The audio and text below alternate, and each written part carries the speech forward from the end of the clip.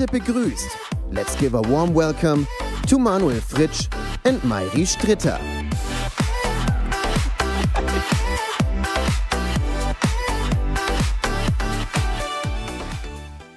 Hallo und herzlich willkommen auf der SPIEL 2025. Endlich ist es wieder soweit. Die SPIEL öffnet jetzt schon seit einiger Zeit ihre Tore. Die Leute strömen hier rein und wir sind jetzt natürlich auch live hier vor Ort in Halle 4. Für euch hier vor Ort und natürlich auch im Stream. Mein Name ist Manuel Fritsch und neben mir die wunderbare Mayri. Schönen guten Morgen. Schönen guten Morgen. Neben mir der wunderbare Manuel Fritsch. Wir führen euch hier jetzt am Anfang durchs Programm. Ihr werdet uns immer wieder hier auch sehen. Ich moderiere hauptsächlich diese Bühne für euch. Wir haben volles Programm. Alle 4 Tage gibt es hier ganz viele Talks, ganz viele Panels, ganz viele Interviews auch. Und du machst auch sehr spannende Sachen hier. Ja, ich bin morgen ist ja der Educators Day, da geht es um ganz viel auch Spielen im pädagogischen Bereich. Und da werde ich einen Vortrag halten über Rollenspiele und warum sie gut für die Welt sind. Und auch für dich persönlich, Manu. Das wird morgen dann um 15:30 Uhr sein und am Samstag nutzen wir hier die Bühne voll und ganz aus, inklusive der Schaukeln. Da spielen wir Pen and Paper, aber wir haben dann Leute in Kostüm, Cosplayer und LARPer, die das dann darstellen, alles, was wir machen. Super. Da freue ich mich schon sehr drauf. Wir haben eine ganz, ganz tolle Bühne. Also wir haben hier drüben den Bereich, wo wir dann eben auch Panel-Diskussionen führen. Hier werden hauptsächlich dann die Vorträge gehalten und die Schaukel. Ich bin sehr gespannt, wer wann wie die Schaukel nutzt. Du hast schon wann immer ich kann. Da setzen wir uns, glaube ich, auch gleich drauf. Aber du hast auch noch andere Sachen. Du machst auch noch die Cosplay-Sache. Ja, genau. Am Sonntag ist dann hier noch eine Cosplay-Parade. Das ist kein Wettbewerb, sondern es ist einfach mal eine Chance für die Leute vor Publikum zu zeigen, woran sie gearbeitet haben.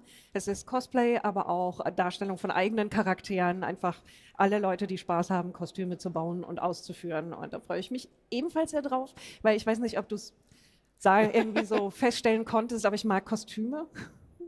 Ist es dein tägliches Outfit? Ja, also, aber am Sonntag werde ich dann ein Kostüm tragen. Sehr schön, sehr schön. Aber genau, dann lass uns doch genau darüber reden, warum du dieses Kostüm trägst. Wenn man hier durch die Hallen läuft oder auch auf die Messe zuläuft, sieht man dich ja in 6 Meter großen Druck. A, wie hat sich das für dich angefühlt? Und B, warum bist du auf diesen Postern? Es fühlt sich sehr surreal an und ich habe beschlossen, weil es war die Wahl, ziehe ich mich im Hotel schon fertig um und fahre ich dann Uber und ich habe gesagt, nein, ich möchte lieber inkognito auf die Messe kommen, weil es ist sehr seltsam sonst. Und der Grund ist, dass ich dieses Jahr die Ehre habe, die Ambassador, die Botschafterin für die SPIEL zu sein, was im Grunde vor allen Dingen bedeutet, ein bisschen Präsenz zu zeigen und auch mit Medien zu reden und das zu verbreiten und zu versuchen, auch mehr Szenen miteinander zu connecten. Mhm. Genau, weil du kommst ja aus vielen verschiedenen Szenen. Du bist jetzt nicht eine rein klassische Brettspielerin, machst das natürlich auch, aber hast schon gerade angedeutet, Rollenspiel, Pen and Paper, auch LARP und solche Geschichten? Genau, also das hier ist tatsächlich ein LARP-Charakter von mir. Das Kostüm habe ich dann für die Messe noch vorbereiten müssen, indem ich den Dreck vom letzten Auftritt des Charakters von einer Burg irgendwo in Österreich rauswaschen musste. Live-Rollenspiel, Trading Card Games, Brettspiele natürlich auch, Warhammer.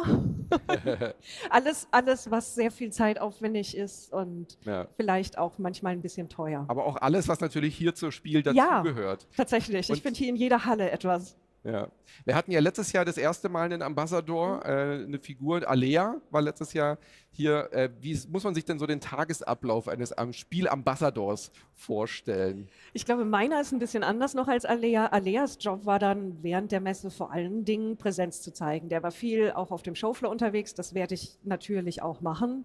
Aber ich bin gleichzeitig auch noch YouTuberin und das heißt, ich werde noch Interviews führen, mit Leuten über Spiele, Neuheiten reden, das streamen und so weiter. Ja. Und hier auf der Bühne eben auch die Slots haben. Aber eben ganz viele Anfragen, das heißt Interviewanfragen, öffentlich-rechtlichen kommen das auch. Ich habe gleich mit dem ZDF, dann habe ich den Deutschlandfunk heute noch und gestern war auch sehr viel für die Neuheitenshow. Ich meine, du warst ja vorher auch keine unbekannte Person. Wenn du so über die Gamescom oder hier über die SPIEL läufst oder auch durch die Innenstadt, wirst du öfter mal angesprochen durch deine Livestream-Präsenz? Also auf den Conventions, ja. Gamescom, auch hier auf der SPIEL, letztes Jahr zum Beispiel auch ziemlich oft. Und im Alltag nicht ganz so oft. Ne? Wenn man dann sich in der Durchschnittsbevölkerung bewegt, müssen einen die Leute erstmal erkennen. Aber ich glaube, das Seltsamste war am Flughafen Frankfurt auf dem Weg zum Security-Check. Jemand so, Moment, dich kenne ich. Sehr schön. Ja, das wird jetzt wahrscheinlich noch mehr werden. Ja, möglicherweise. Also vielleicht nur, wenn ich die Hörner auf habe, weil wenn ich... Wahrscheinlich. Hier, guck mal. Was? Wo ist Plötzlich Mayri hin? inkognito. Wo ist sie? Ja, also wir drücken dir die Daumen auf jeden Fall. Vielen Dank, dass du Danke. unsere Ambassadorin bist. Wir sehen Ja, dich ja gern. jetzt hier auch noch auf der Bühne, also kommt auf jeden Fall her. Wir können es ja noch mal kurz sagen, Rollenspiele sind am Freitag um 15:40 Uhr. Dein PNP, also dein Pen and Paper Live ist am Samstag um 16 Uhr und die Cosplay-Geschichte ist am Sonntag um 11:40 Uhr. Ja. Genau, also kommt einfach hierher in Halle 4 zu unserer Bühne, wenn ihr vor Ort seid und uns angucken wollt oder natürlich im Stream.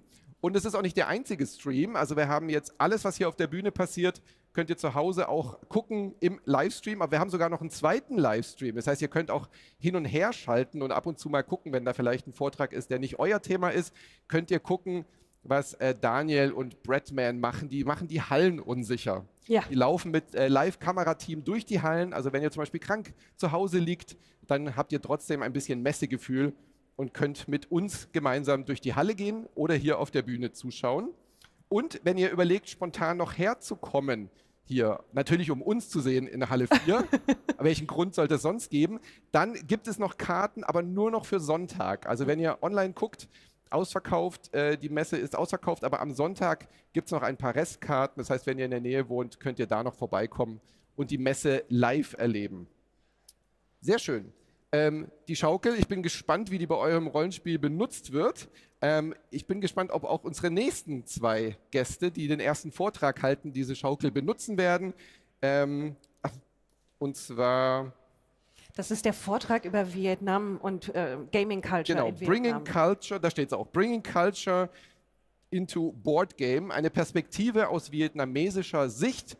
Und die Speaker sind Claire Ton und Iona Hang Nguyen. Viel Spaß damit.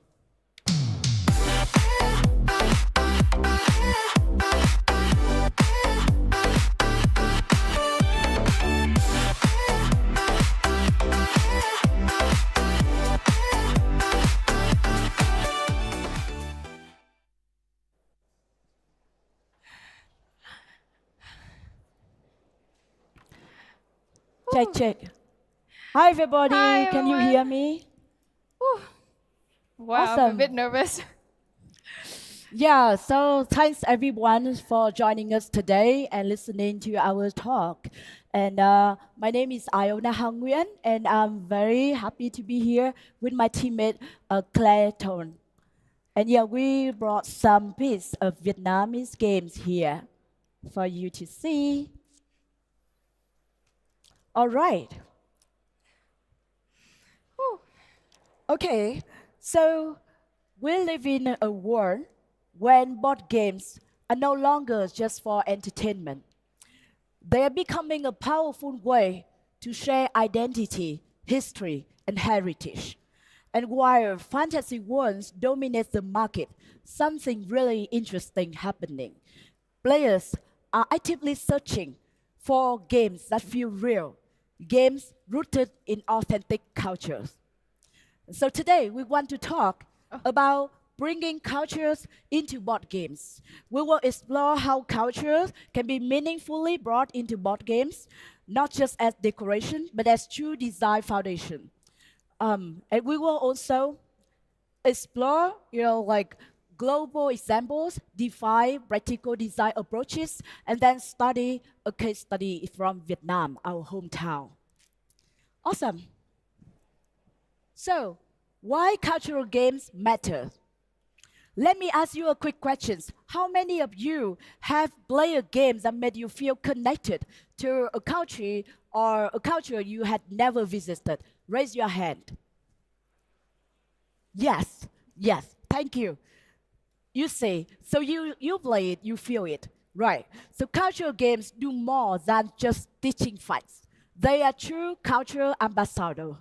They cross borders, they invite curiosity, and allow people to experience a new world or new cultures they had never visited. As designers, publishers, and gamers, we have a unique opportunity to have cultures connect through the simple act of playing. Now, cultural games are gaining momentum. Players are actively searching for authentic themes that make them feel fresh and meaningful. This game stand out in a crowded market, and they create an emotional with the a connection with the players. However, there are also challenges. The risk of stereotypes, shallow representation, a lack of visibility for games outside of Western markets. So the real question is, how do we design cultural games thoughtfully?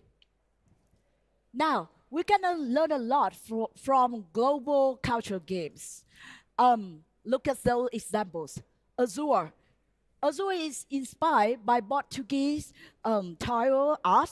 It expresses cultural craftsmanship through button building mechanics. Or Tokaido beautifully captures a traditional Japanese journey, highlights Japanese values of tranquility and appreciation. And Ra by Rainer Knizia. It uses auction mechanics to reflect competition among ancient Egyptian dynasty. So what do we learn from these games? This game don't use culture as just decoration. They use it to shape mood, mechanics, and player experience. They let us feel what it's like to travel through the Tokaido Road in Japan, or to build temples in ancient Egypt, or celebrate art in Portuguese. Right.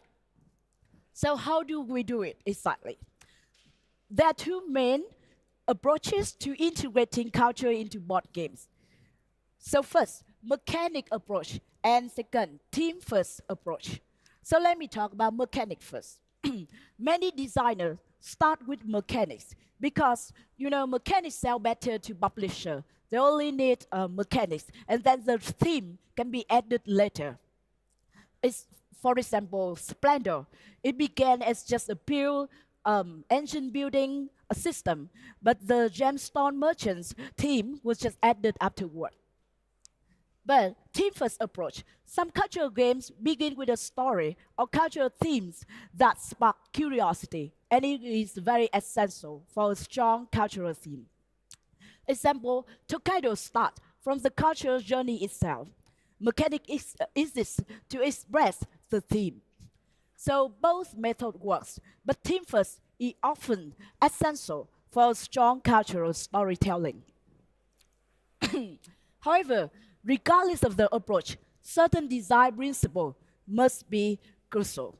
So the design must balance authenticity with accessibility. It must stay true to cultural roots while making the game understandable to everybody, like global.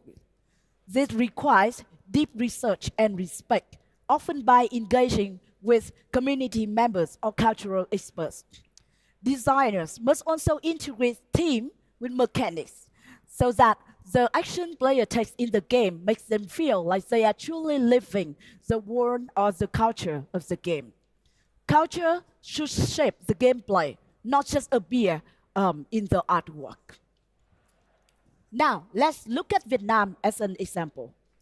Vietnam, so I have a question. So what do you think of Vietnam when the word Vietnam comes to your mind? So most of the time, people just associate Vietnam primarily with the war.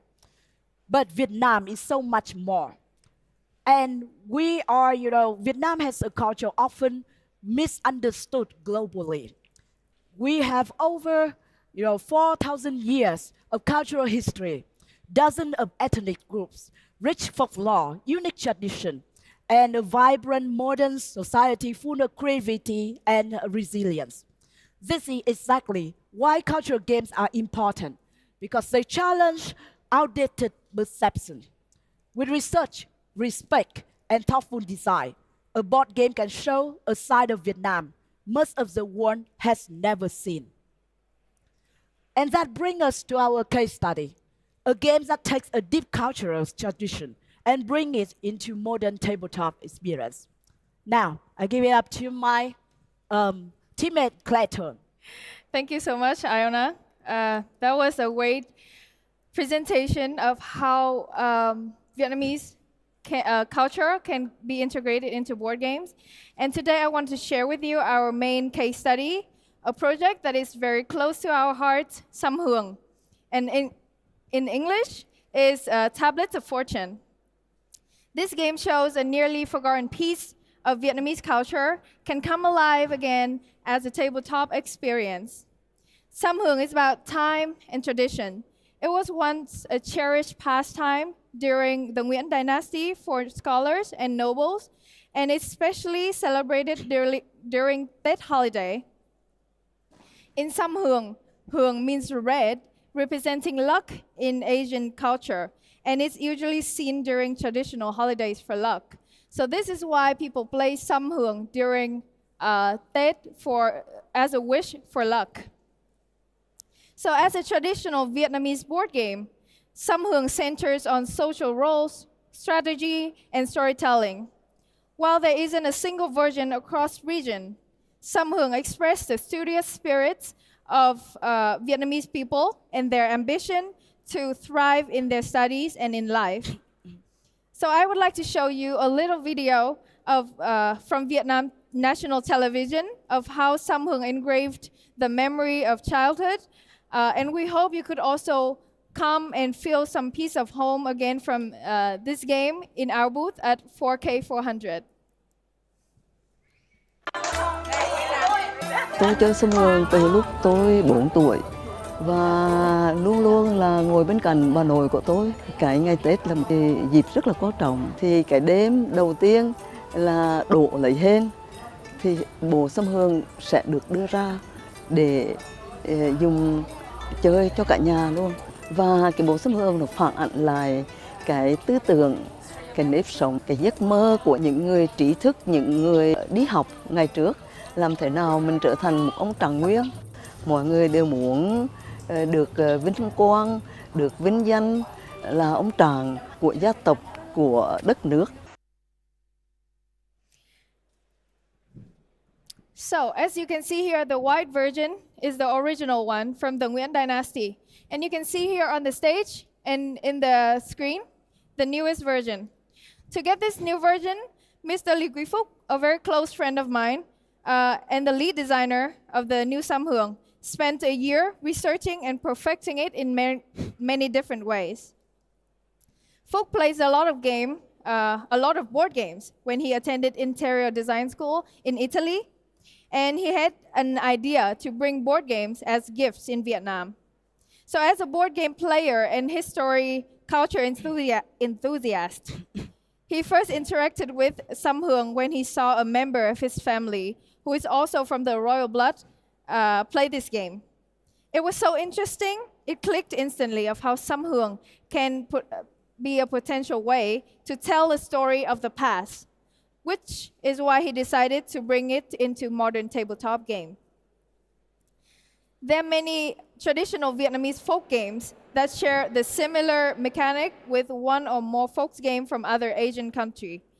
However, after more than 3 years of researching, Phúc team has not found any game that is quite like Xam Huong. And that uniqueness is one of the most remarkable aspects of the game. The original Xam Huong include tablets from different levels of education, as you can see here, the lowest and up to higher. Starting from baccalaureate, and the highest is the top scholar, and the dice. The game Xam Huong is just dice roll. Take the corresponding tablets and win. It's just a plain luck-based game. And the funny thing in the game is that for all the other titles, you can win it through rolling dice. But the highest title could be passed from one person to another. This showcased a very dark side, well, not very, just a dark side of examination in the past. In Vietnam, we have a saying, học tài thi phận, which means in English, is no matter how hard you try or practice, your fate will decide your result. This sounds devastating. Lý Quý Phúc has made a decision to make the game more modern and include a bit of strategy with some added cards. These cards give the sense to the player that they could decide their own fate. Also, a modern look into examination traditions. You can decide your own fate in many ways, as long as you fight for it. There's a careful balance of luck and strategy. Dice introduce variability, but players influence outcomes through where they place their cards. The design is still very accessible and engaging for newcomers. It's a bridge between intuitive play and meaningful cultural engagement. Folk have worked together with Mr. Phan Thanh Nam, a top Vietnamese artist and history researcher. His art is a conclusion of years of research for patterns and shapes from different dynasties in Vietnamese history. For Xam Huong, Phan Thanh Nam chose the pattern not to just be pretty, but it also reflects the story of traditional education and social structure.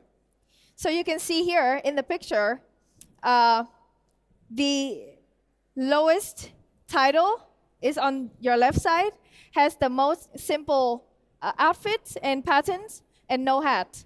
And the higher you go, the more complex the design is, and with the more complex the hat is.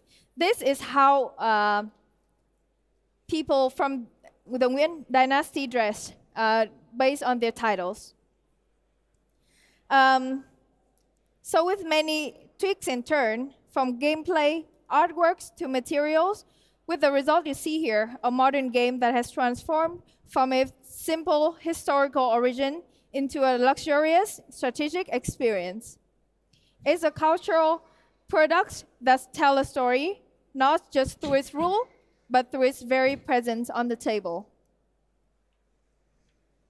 So as you can see here, there are many versions from that 1 year of research. And finally, they come to the conclusion of the newest Xam Huong, as you can see here.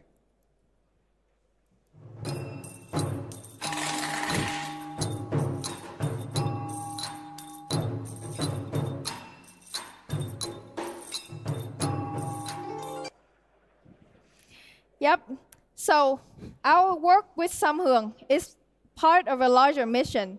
The Road to Essen competition, a Vietnamese board game design competition, has been a phenomenal success in our community. It attracted over 160 submissions, with nearly 140 of them showcasing wonderful cultural stories. And as you can see here, these are the top 5 most excellent games from the competition, and the winning titles goes to July, with the folklore theme of Ghost Month in Vietnam. And the winner is actually down there in the audience. Yes. This is, so you can come and try this game at our booth at 4K400. So after the competition, we're so sure that there are a wealth of creativity just waiting to be discovered. Actually, Randy Flynn, the creator of Cascadia, was one of our honorable judges. He said that the variety of gameplay was quite wonderful, and he can learn a lot about Vietnamese culture and history. This is what we're looking forward to doing, connecting people through cultural games. We truly hope that in the future, every country can host its own Road to Essen event, unearth the cultural gems. So the culture doesn't only include history, folklore, it also includes pop culture.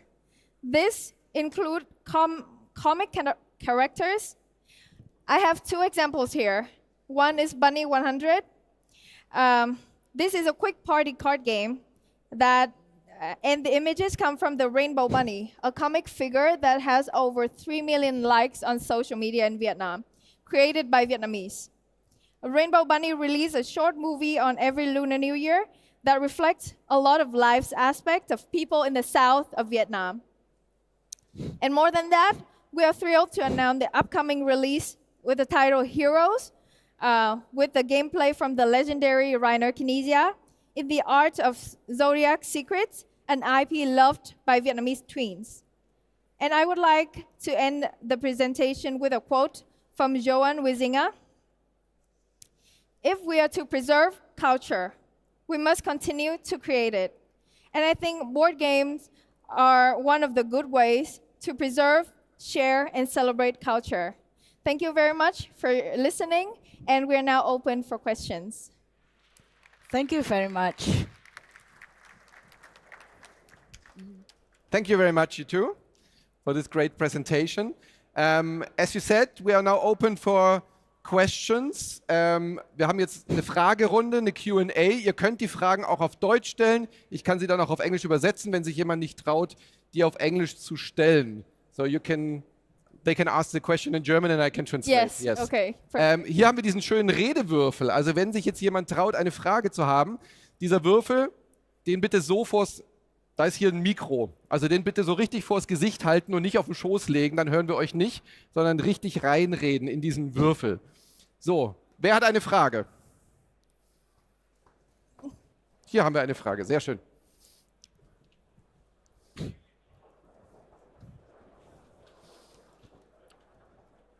Ist an? Der Würfel? Red einfach weiter, dann. Ich hole meine Handkeule.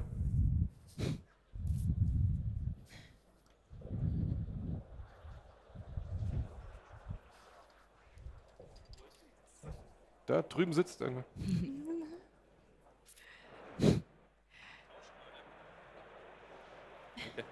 Hi. So I am German. Yes. I'm married to a Vietnamese from Ho Chi Minh City, and we are going to move soon to Ho Chi Minh City. Anyway, my question is, I noticed in Ho Chi Minh City especially, the board game culture is kind of very niche. So I came here to listen to your presentation, and I'm super excited to see that there are so many games that I never heard about, and I will Yes. definitely visit the booth later. Thank you. And I'm wonder, like, how do you think the culture of board gaming or board game development in general, the whole industry, how it can be further developed in Vietnam and to represent Vietnam then stronger in the global market? That's a great question. I can start with this. So we do think that Vietnam already has a lot of cultural materials, and we have young people who are passionate about our culture.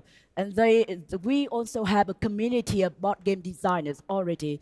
And if you can see from the presentation, we organized a Road to Essen competition to bring the Vietnamese game designer to the world. So we already have a lot of good games about Vietnamese culture.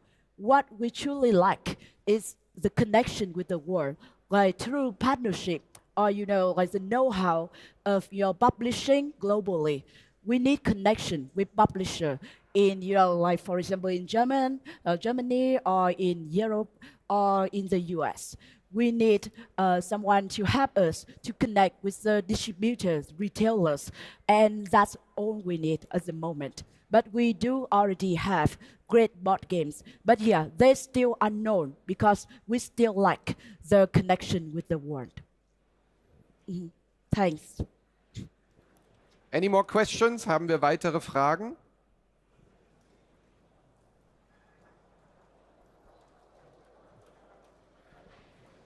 Keine Fragen mehr? Alright. Hier haben wir noch eine. Ja. Sehr schön. Hello, I wanted to ask, what genres of board games are popular in Vietnam and mostly played? Based on what we see in Road to Essen, we can see that a lot of games are, we can see a lot of different genres, but mostly I can tell it's for family games. That includes from 2 to 4 people, and actually most of our winning titles have are for 4 player. But there are also many games that are that have a bit of Euro games and cooperative games, and many other games have a lot of variable modes for people for gamers who play this game. So yeah.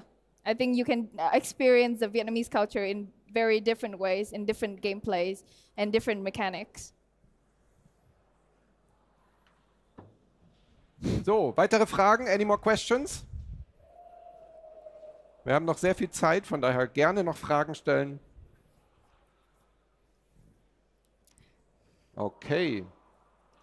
Doesn't seem like, so you answered all questions. Yes. Thank you very much. Thank you so much for your listening. Yes. And for I have a hosting. question. Like, Yeah. what's beside Rainer Knizia? What's the other famous German board games you experience in Vietnam that is played?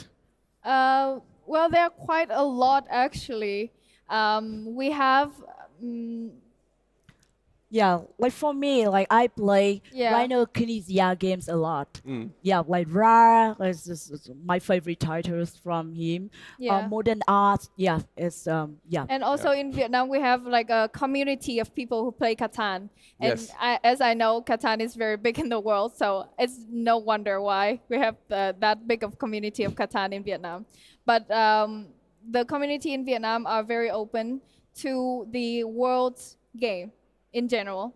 And because our Vietnamese game is, like Aina said, is not very popular around the world, so we have to learn a lot from other publishers, other game creators, to apply it to the Vietnamese board game to grow it. Yes. Thank you very much for being here. Thank you. Yeah. And yeah, so just to end it, so we have a booth right next to this show. So in the whole floor, so 4K400. And this booth is rich in Vietnamese culture. We bring the best of Vietnamese game to the booth show.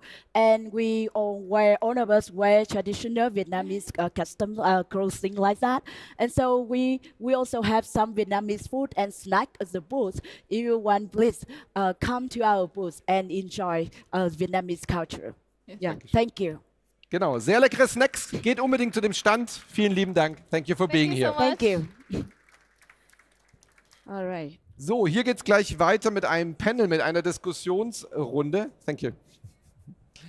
Um 11:10 Uhr geht's jetzt hier weiter mit Erklär's mir, Spiel des Jahres und der Deutsche Spielepreis. Wir haben 2 Sprecher von beiden Preisen hier und wir wollen mal beleuchten, wo liegen die Gemeinsamkeiten, wo liegen die Unterschiede zwischen dem Deutschen Spielepreis und dem Spiel des Jahrespreis. Das hören wir gleich mit Robin de Cleur und Christoph Schlewinski und mir hier um 11:10 Uhr. Bis gleich.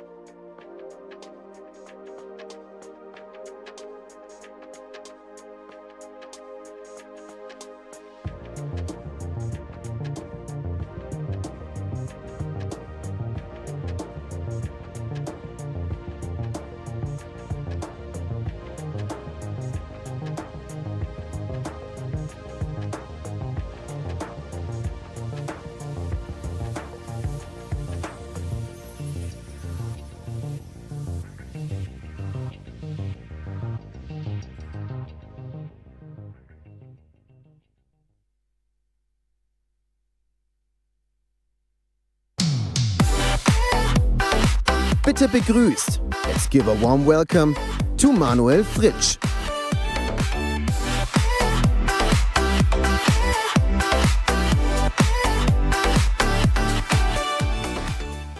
So, willkommen zurück hier im Stream von der Spiel 2025. Ich bin immer noch der Manuel und ich führe jetzt auch durch das nächste Panel. Wir haben nämlich einen wunderbaren Talk, erklär's mir, und wir haben das Spiel des Jahres, den Vereinsspiel des Jahres mit dem großen bekannten Preis und natürlich auch den Deutschen Spielepreis. Und wir wollen uns mal anschauen, was sind die Gemeinsamkeiten, was sind die Unterschiede. Und begrüßt bitte herzlich mit mir auf der Bühne Robin de Kleur und Christoph Schlewinski. Herzlich willkommen.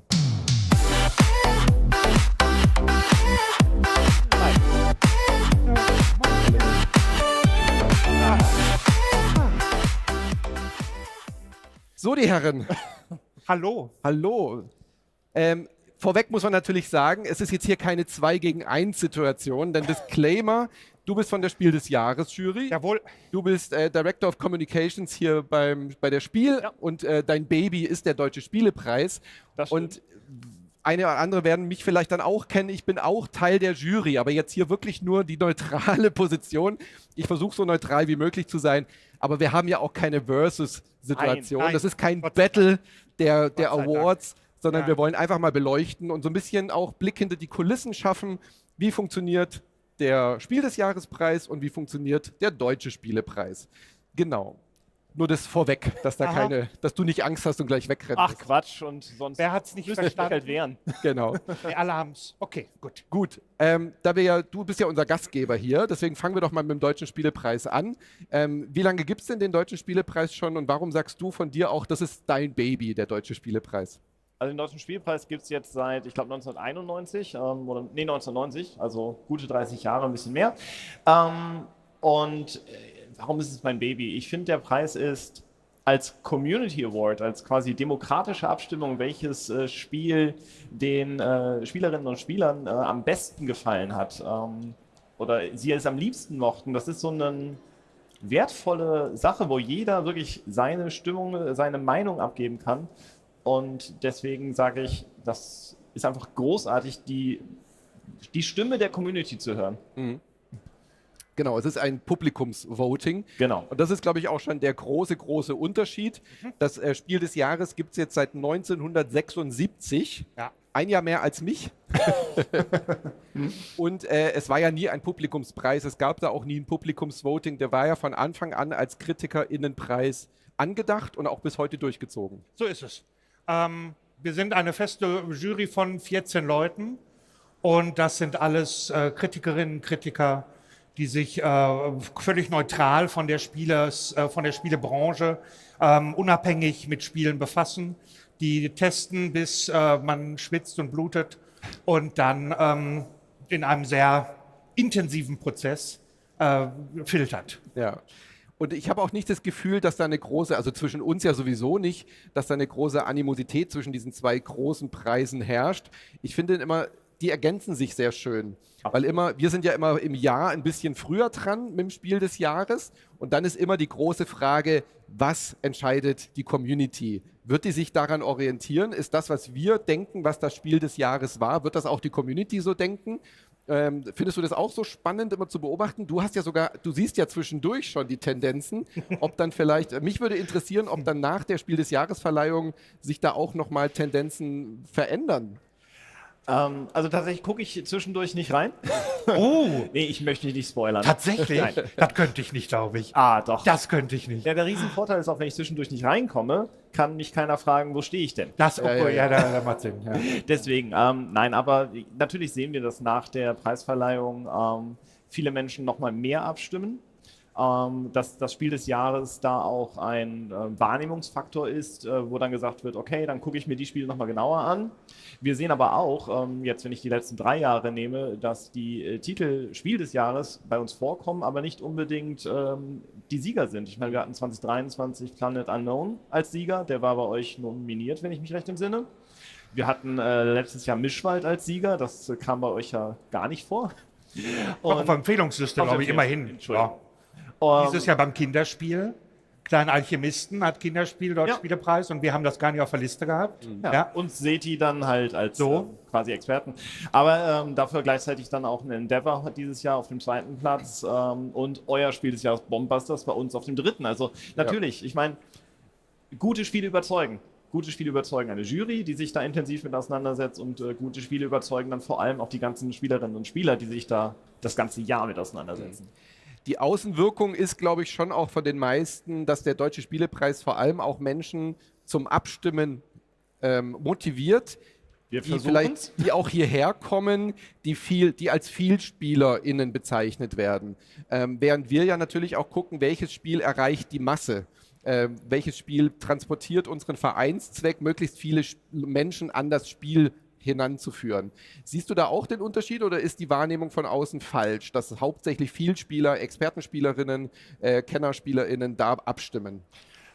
Keine Ahnung, denn wir machen zwar eine personalisierte Abstimmung, weil wir natürlich nicht möchten, dass Menschen mehrfach stimmen, damit da nichts verfälscht wird, aber ich habe ja keine Ahnung, ob jetzt die Person, die da abstimmt, jeden Tag 5 Stunden Brettspiele spielt oder einmal im Monat eine Runde Skat. Ich dachte, du rufst die alle an. Ja, Ja, noch was.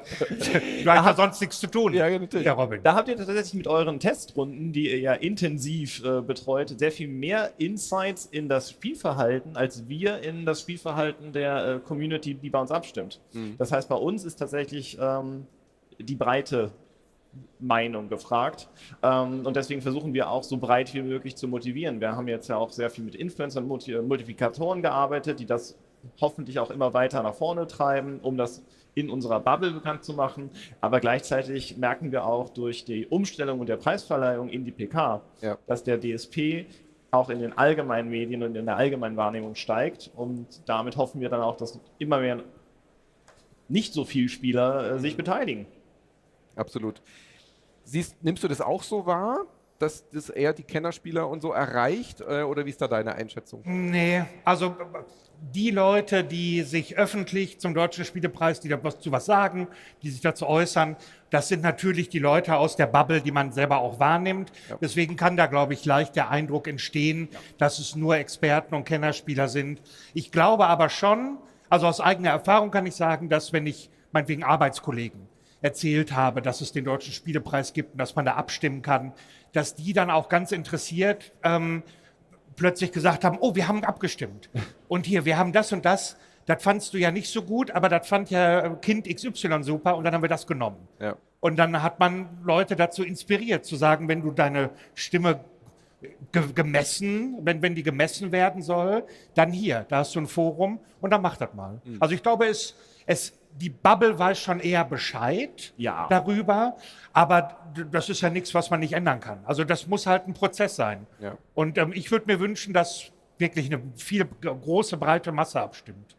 Und es wird ja mehr und mehr. Also je größer und je professioneller, und das wird sie ja auch, seit ihr übernommen habt, dieses Team, wird die Messe ja größer. Wir haben neue Rekordzahlen. Das sind ja aber auch, wenn man sich hier umschaut, das sind ja auch nicht nur die ExpertInnen hier, die durch die Hallen laufen, sondern ja auch ganz viele Menschen, die vielleicht zum ersten Mal Kontakt mit der Spiel haben und dann vielleicht auch beim DSP abstimmen. Ja. Kannst du uns über die Zahlen was sagen, wie viele Menschen da so abstimmen, so größenordnungsmäßig? Wächst es Jahr für Jahr? Also wir haben gerade vom vorletzten Jahr, also von 23 auf 24, ein sehr großes Abstimmungswachstum festgestellt, weil wir da auch zum ersten Mal eine Liste anbieten konnten. Danke nochmal an alle Verlage, die uns da unterstützt haben, um zu identifizieren, welche Titel sind überhaupt in dem Jahrgang wählbar. Dieses Jahr war es auch ein leichtes Wachstum. Wir haben für uns festgesetzt, wir möchten die Zahlen final erst bekannt geben, wenn wir sie 5-stellig haben. Wir sind da auf einem guten Weg. Wir sind im oberen, mittleren, 4-stelligen Bereich. Also da ist schon, Ich muss da sehen, okay. Sobald wir 10.000 Stimmen gesammelt haben, sagen wir Bescheid. Einfach weil es ist schon super viel, aber das ist so eine Kennzahl, wo dann die extreme Relevanz natürlich nach außen strahlt. Ja. Es gab in den vergangenen Jahren ja immer wieder auch mal Kritik oder auch Versuche, vielleicht die Wahl so ein bisschen zu manipulieren. Deswegen ist es ja vielleicht auch ein Grund, die Zahlen nicht ganz bekannt zu geben, weil dann hat man ja vielleicht auch eine größere Einschätzung, wie stark lässt sich das manipulieren. Wie schützt sich der DSP vor, ich sag mal, irgendwelchen Bots Armeen, die da draufgeschmissen werden oder dass einzelne Verlage versuchen, diese Wahl zu manipulieren? Was gibt es da für Mittel und Wege? Weil davor sind wir ja relativ gefeilt. Als Oh ja. Da seid ihr zumindest, wenn die Jury, wovon ich jetzt mal ausgehe, immer nicht korrupt ist. Nein.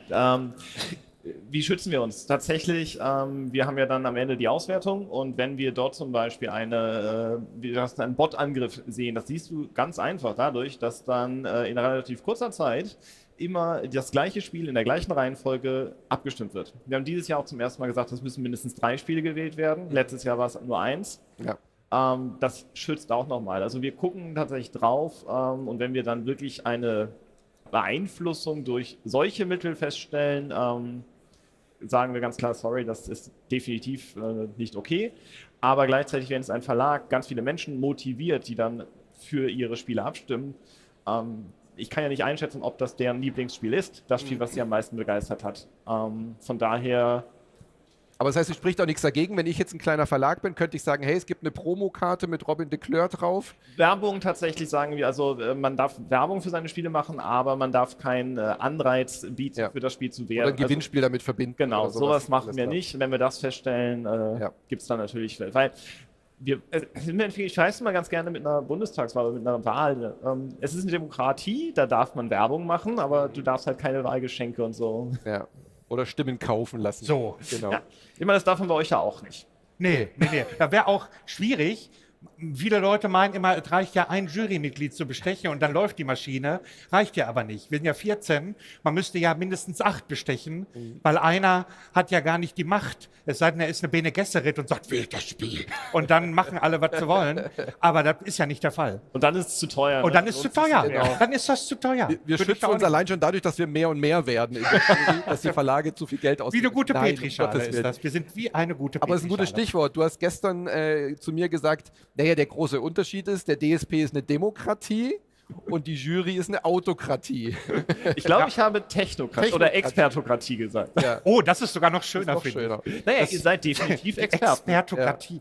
Genau, aber dann lass uns doch da mal eintauchen, wie funktioniert das dann? Weil das ist ja gar nicht mehr so ein großes Geheimnis eigentlich. Es ist ja eigentlich sehr transparent, wie die Jury arbeitet. Die Juryarbeit ist eigentlich das ist wie so ein, ich sag mal, wie so ein Schlachtplan. Man muss das so machen, anders geht das auch gar nicht. Unser Spielejahrgang beginnt Anfang, Mitte April. Alles, was da erscheint, kommt automatisch in den laufenden Spielejahrgang rein. Und dann haben wir nach der Messe, das ist dann meistens so Oktober, November, fangen wir an intern. Wir haben natürlich eine Liste, ist klar, wir haben eine Excel-Datei online. Haha. Und da trägt jeder von uns einmal im Monat eine Top 15, welche Spiele, Spiel des Jahres, Kennerspiel des Jahres man weiter im Rennen haben möchte. Auf was möchte man seinen Fokus setzen? Und da ist dann Monat für Monat wächst diese Liste, dann fallen mal Spiele raus, dann kommen wieder neue rein und dann kristallisiert sich so langsam so ein Fokus auf so bestimmte Spiele. Oder man merkt, das habe ich noch gar nicht, aber 4 von meinen Kolleginnen und Kollegen sagen, das guckt euch mal bitte an. Und dann sage ich, dann mal schnell bestellen und schnell spielen. Und dann kommt der April. Da gibt es dann Ende April eine finale Liste. Alles, was wir bis Ende April in diese Liste dann eintragen, das nehmen wir mit zur Klausurtagung.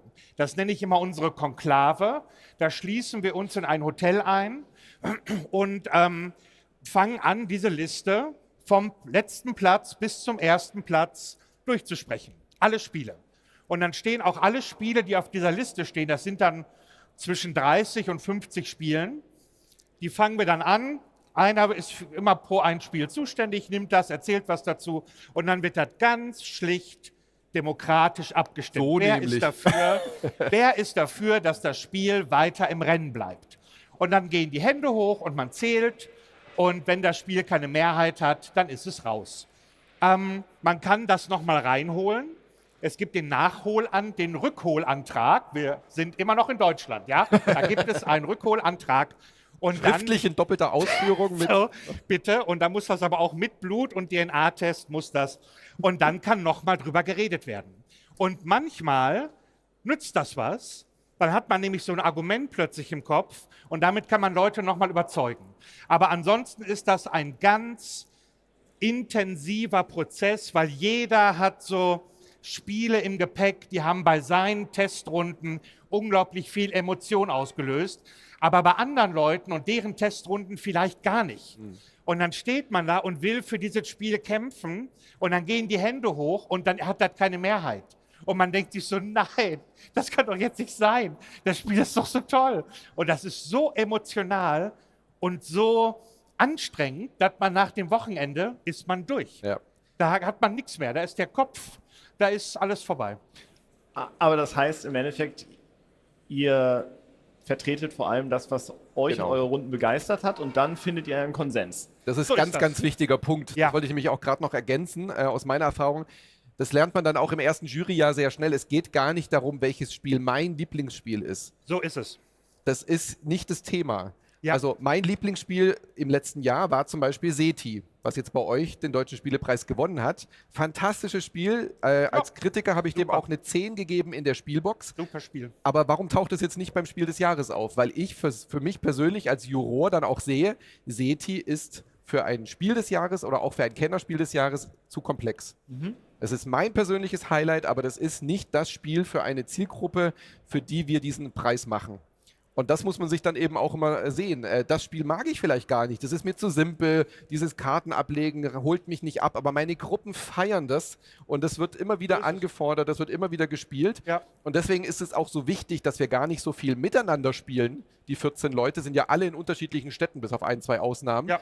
Weil wir alle unsere eigenen Spielegruppen haben. Wir haben Familien, mit denen wir spielen. Wir haben einen offenen Spieletreff, mit denen wir dann Sachen ausprobieren. Meine Nachbarin kommt dann rüber und so. Und wir müssen mit so vielen Menschen spielen und dadurch multipliziert es ja.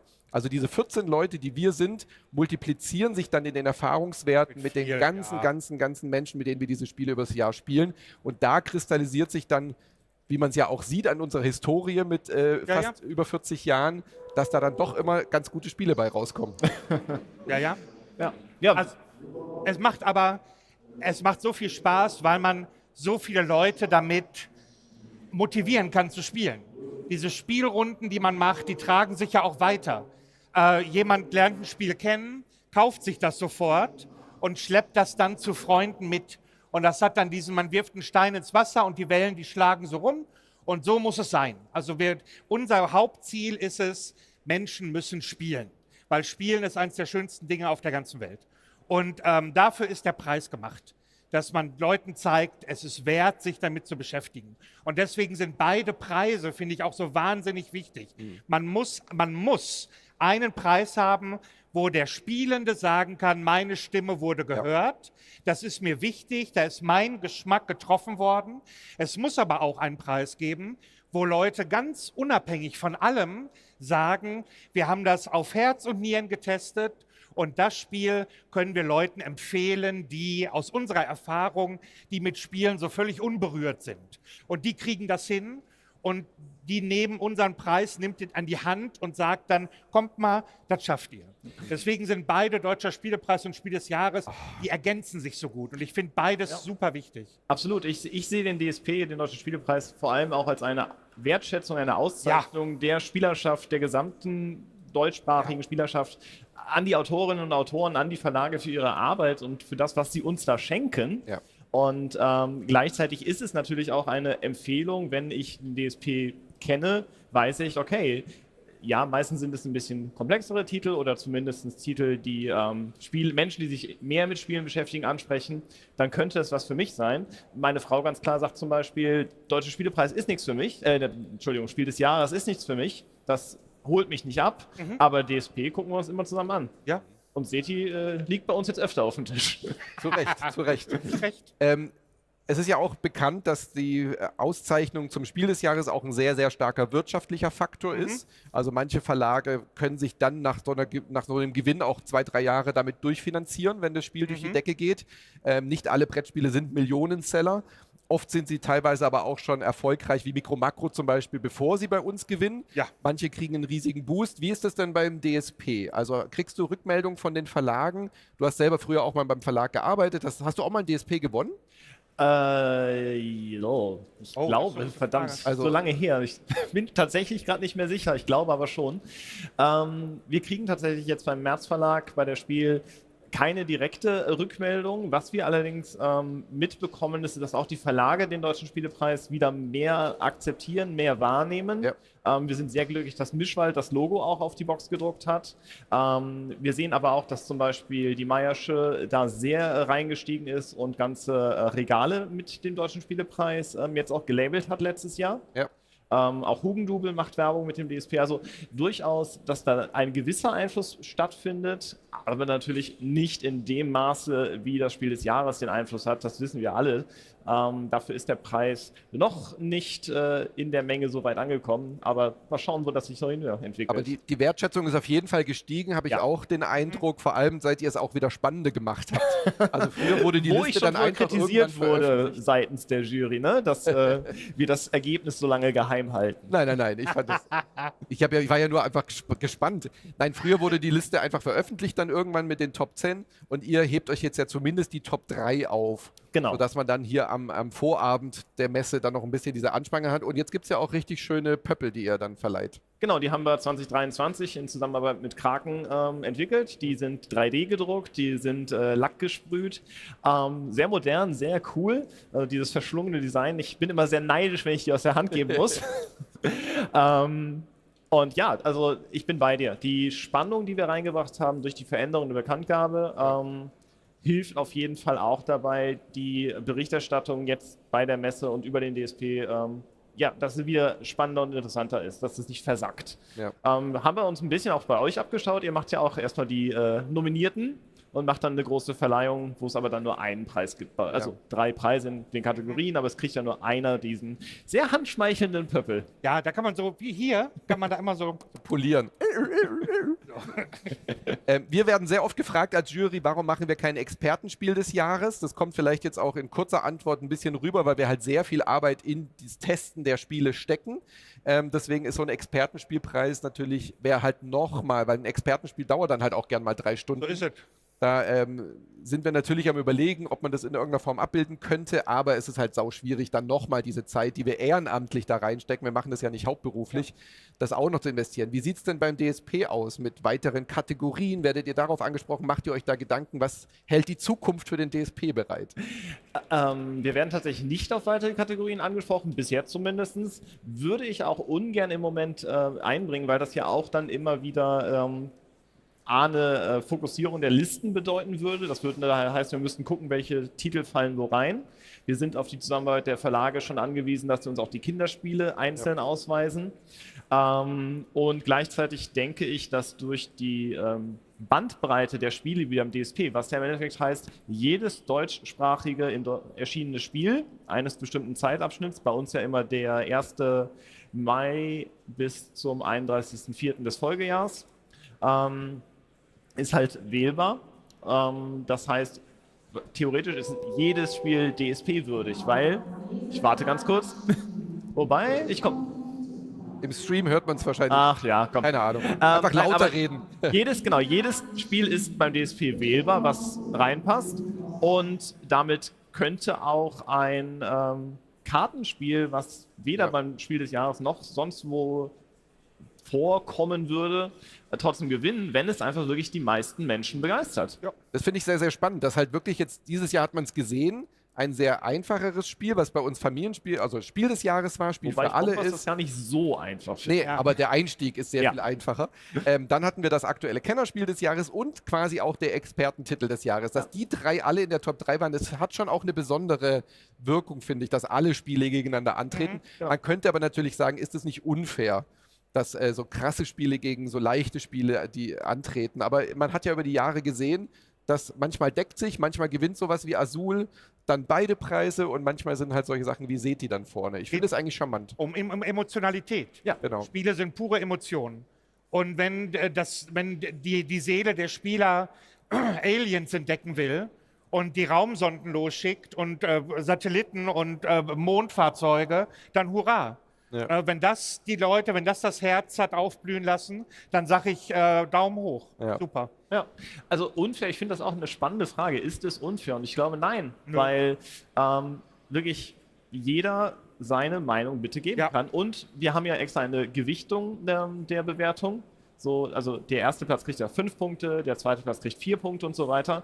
Und dadurch haben wir dann einfach eine schöne Möglichkeit, das auszutarieren, dass halt jeder sagt, das hat mich begeistert, aber das hat mich noch mehr begeistert. Also. Sehr schön. Wir haben jetzt noch 5 Minuten, die wir auch für Fragen aus dem Publikum öffnen, wenn es welche gibt. Können wir da Würfel in die Menge werfen? Das machen wir doch gleich. Was machen Ein wir? spielerisches Element. Ich werfe Mikros in das Publikum. Das ist ein Mikro? Ja, ja. Ach was. Entschuldigung. Und bitte Und direkt es ist in kaputt. dieses schwarze Kästchen direkt reinsprechen. Ja, Aha. okay. Meine Frage wäre, wie kann man so als Spieleentwickler vorgehen? Wen kann man ansprechen, um Spiele zum Besprechen anzubieten, damit so Rezensionen darüber geschrieben werden? Oh, am besten über den Verlag. Also im Grunde, man schreibt die Leute an. Man hat ja Kontaktmöglichkeiten, die Leute über YouTube zu finden. Dann. Warte ganz kurz. Einmal kurz. Okay, man hat ja die Möglichkeit, Leute über YouTube zu kontaktieren, Instagram. Man kann ja überall den Leuten schreiben. Ja, aber welchen Leuten schreibe ich? Also, Ja, den Rezensenten. Wenn ich jetzt sehe, da gibt es Leute, die haben diesen YouTube-Kanal, die besprechen regelmäßig Better Board Games zum Beispiel oder so. Okay. Da gibt es ja bei jedem Kanal, Instagram, YouTube, einen Kontakt, dass man denen eine private Nachricht schreiben kann. alles klar. Und dann sagt man, ich habe hier dieses Spiel, habt ihr mal Bock, euch das anzugucken? Und bei YouTube, wo finde ich das? Unter Rezensionen oder? Ja, einfach Brettspielrezension eingeben. Kartenspiel als oder Suchfaktor. Kartenspielrezension. Und dann aber anschnallen, weil dann gibt es ungefähr gefühlt 3 Millionen. Und da auch ein bisschen Zeit nehmen, weil das dauert, bis man die alle angeschrieben hat. Dankeschön. Sehr gerne. So, haben wir weitere Fragen? Ich würde gerne den Würfel noch werfen. Da, wunderbar. Achtung, kannst du fangen? Aber nie an den Kopf. Sehr schön. Gut, oh. Wird es Ihnen nicht langweilig, wenn Sie jedes Jahr neue Spiele testen? Ha! Nee. Weil jedes Spiel, was man noch nicht kennt, hat die Möglichkeit, ein absolutes neues Lieblingsspiel zu werden. In jeder Spielebox, die ich noch nicht aufgemacht habe, steckt eine ganz neue Welt und ich weiß nicht, was die für mich parat hält. Und es kann sein, dass wenn ich allein das auspöppeln und das alles aufmachen, das ist ja schon wunderbar. Und dann spielt man das und ich bin bei jedem Spiel aufgeregt, weil das könnte ein Spiel sein, in das verliebe ich mich. Und deswegen ist jeder Jahrgang toll. Auch für meine Mitspieler, die natürlich total verwöhnt sind, dass ich immer den heißen neuen Scheiß anschleppe. Aber für mich, das ist das Tollste daran. Hat das Spiel das Potenzial, dass das mein Herz aufgehen lässt. So, eine weitere Frage. Haben wir noch Platz? Dieser Würfel, kommt da gar nicht drüber hinweg. Der ist cool, ne? Seht ihr? Nee, ist will super. niemand mehr Fragen stellen. Alle Fragen beantwortet. Das ist doch toll, oder? Besser können wir das gar nicht machen. Sehr schöne Antwort gerade, also vom Herzen. Oder? Letzte Chance? Wunderbar. Wer kam denn auf die Idee mit dem Würfel? Das ist ja fantastisch. Das ist toll, oder? Ja. Vor allem der ist auch richtig schön soft. Den kann man auch fangen. So Den machen kann wir man auch das mal auf der gegen Kopf Klausurtagung. Und der darf reden, der den Würfel hat. Das Ja. wir Vermitteln gerne. Ich glaube, da hat das Team nichts dagegen. Den klauen wir einfach, wenn die Veranstaltung hier vorbei ist. Vielen lieben Dank, Robin. Vielen lieben Dank, Christoph. Dankeschön. Dann entlasse ich euch jetzt mal wieder in eure stressige Messe. Du hast sicherlich sehr viel zu tun. Wahrscheinlich ist dein E-Mail und dein Anrufversuchkonto jetzt voll gefüllt. Es war schön, mal kein Handy am Mann zu haben. Sehr schön. Also eine erfolgreiche Messe. Hat ja schon gut angefangen. Und dir natürlich auch sehr viel Spaß hier bei den weiteren Terminen, die du hast. Vielen lieben Dank fürs Zugucken. Fürs Herkommen hier in Halle 4. So langsam füllen sich die Halle, die Plätze hier auch. Und hier geht es gleich spannend weiter mit, passendes Thema zu der Frage, die wir gerade hatten. Discovering Career Path in the Tabletop Gaming Industry. Ein englischer Vortrag von Ross Thompson über die verschiedenen Karrierepfade, die man einschlagen kann. Sind wir gespannt. Alles klar. Und danke für euch, dass ihr hier Dank. warst mit uns. Tschüss. Tschüss. Ciao.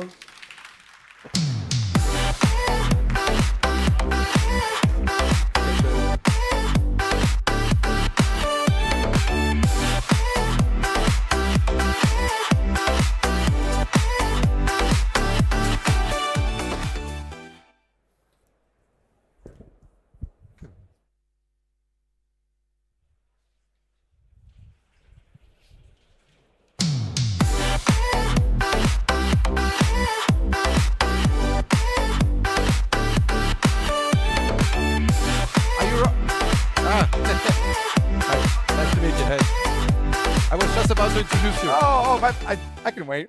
No. He's here. I just introduced you already in German. Oh, So fair have enough. fun with your talk. I will, it'll be good. Great. I'm gonna grab one of these first.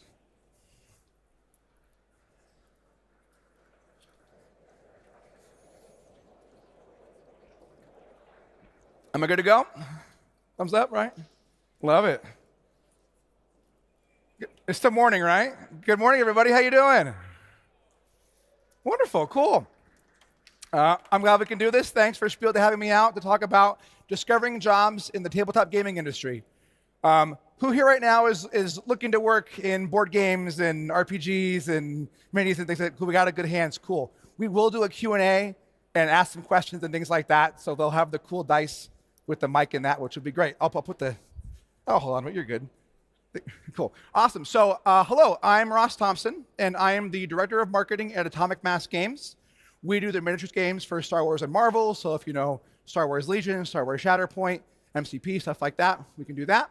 And then also, I co-run the Tabletop Game Jobs group on Facebook with Jessica Fisher, who runs that with Gamosity. It's a 25,000 person gaming group on Facebook where we share the different roles that are out there. We've been doing it for about 7 years now, and so we update it pretty much daily where we share different roles in the gaming industry and stuff like that.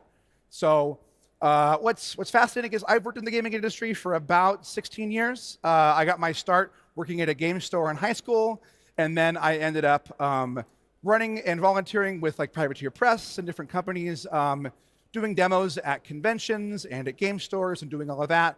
And then eventually what happened was they're like, hey, we're hiring for a retail support specialist. Would you want to do that?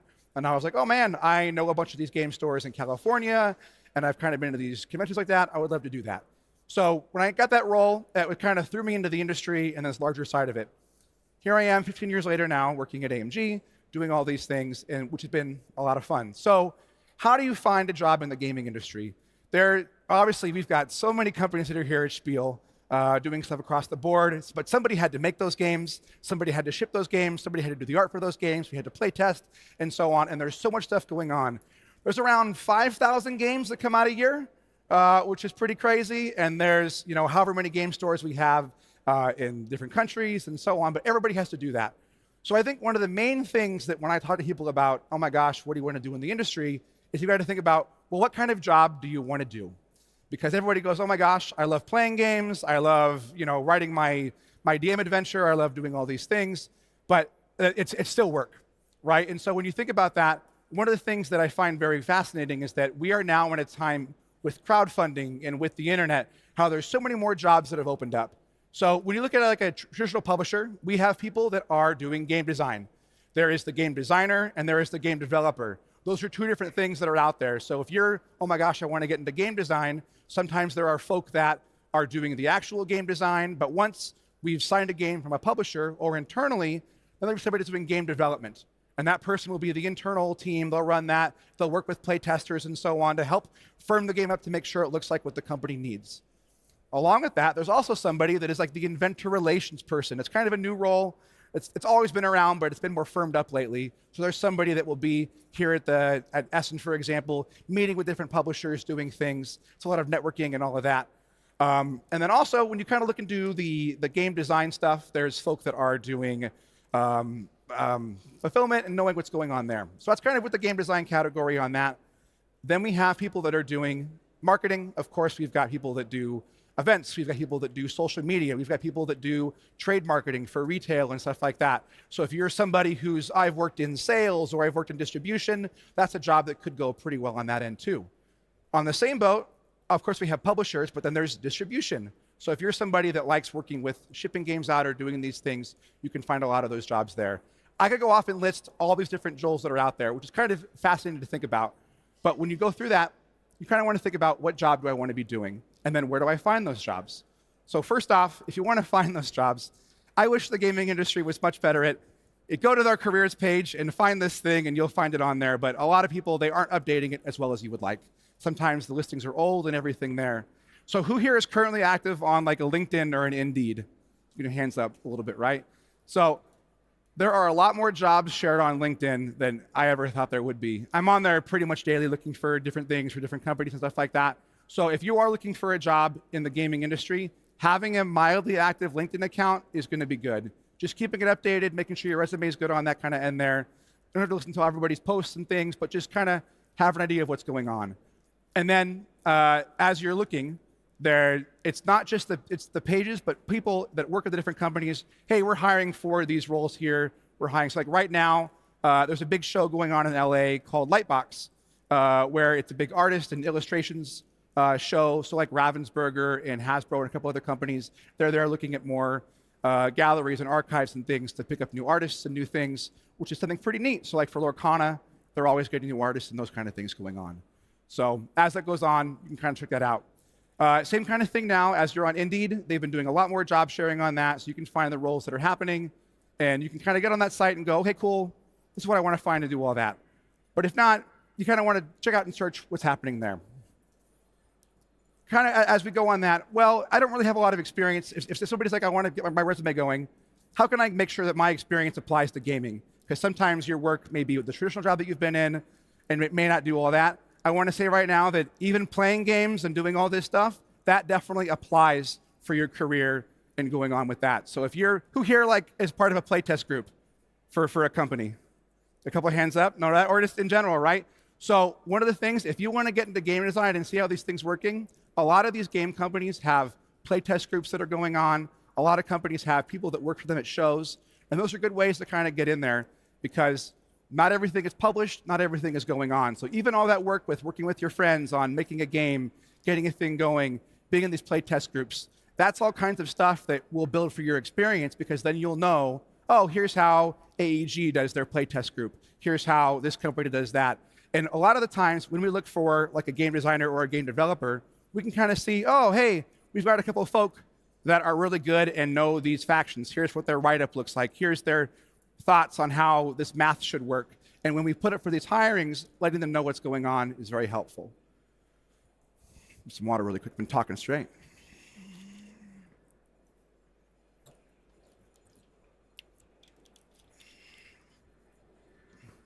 So, we're still on mic, great. So, as we kind of get into it and we're like, okay, I need to know what job I want to do and everything there. It's fascinating to think about, well, if I want to work in games, one of the great ways is to get to know these game companies. And so there are a lot of ways right now that you could just go and work for a company at a show because that'll let you know, hey, here's who it is, who I want to work with. And we all need people that are working the booth, that are helping out with setup and everything there. There's a show every weekend. Obviously, we have SPIEL, which is the biggest one in the world. We have Gen Con in the States. It's very big there, PAX Unplugged and so on. But at the same time, it's kind of difficult to know, hey, when are they hiring for these things? What's going on? Obviously, with the Facebook group, we have a lot of companies that are posting in, hey, we're getting ready for PAX Unplugged, we're getting ready for SPIEL, getting ready for Gen Con, and they'll post up. It's about like $15 to $25 an hour now, average for an hour, and they'll usually cover your hotel, they'll cover a dinner or two, maybe they'll cover your travel, and that's a great way to get in there and meet all the different companies that are going on. But if you don't want to reach out to those companies there, we're having a new thing right now where there are hiring services where they cover general services for different companies. So like Cascade Games and Merchant Guild and Conhord, where they can help. You can reach out to these companies and they'll go, hey, we're covering booths for Catan or we're covering booths for Ravensburger, and you can go work with those guys and they can kind of help you going on. So that's a really good way to kind of meet these companies and know that, oh, if I want to go work at a show, I can go there. That'll be very helpful. And so it's fascinating to kind of go, okay, how do I get these jobs there? That'll be really good. So next up, it's kind of neat when you think about, you know, hey, so as an example, where would you like to go work at? Like what kind of job would you want to do? Okay, so you said game designer, right? So right now, are you working on a game at all? Yes, kind of, right? So one of the cool things is if you want to be in game design, I always be designing, right? And working on those kind of things there. But as you do that, there are really good ways. So as if you wanted to kind of learn how to do that, another great way to meet more game companies is to get a mentorship or to go to Unpub. So who here has heard of Protospiel or Unpub or any of these things? Hands up? No? Awesome, cool. So there's two really good organizations called Protospiel and Unpub, and they will work with Gen Con or SPIEL or different things where you can go with your unpublished games, you can go play games and then get feedback from everybody there. But at the same time, that all builds up for having your game stuff. So then once you have your game, you can go, hey, I want to go meet different companies. So then you can start reaching out to the different publishers that are out there and meet their different companies and know, hey, because even if you're not getting a full 9 to 5, you can still be a person they could reach out to. I think one of the things that we think about when we think about a job is having, it's my 9 to 5, it's my regular job. But in the gaming industry, a lot of this stuff is freelance because there's only, some companies are 2 to 5 people, or 10 to 15, but there aren't many that are over 35 and 75 and so on. So a lot of these jobs are freelance or part-time.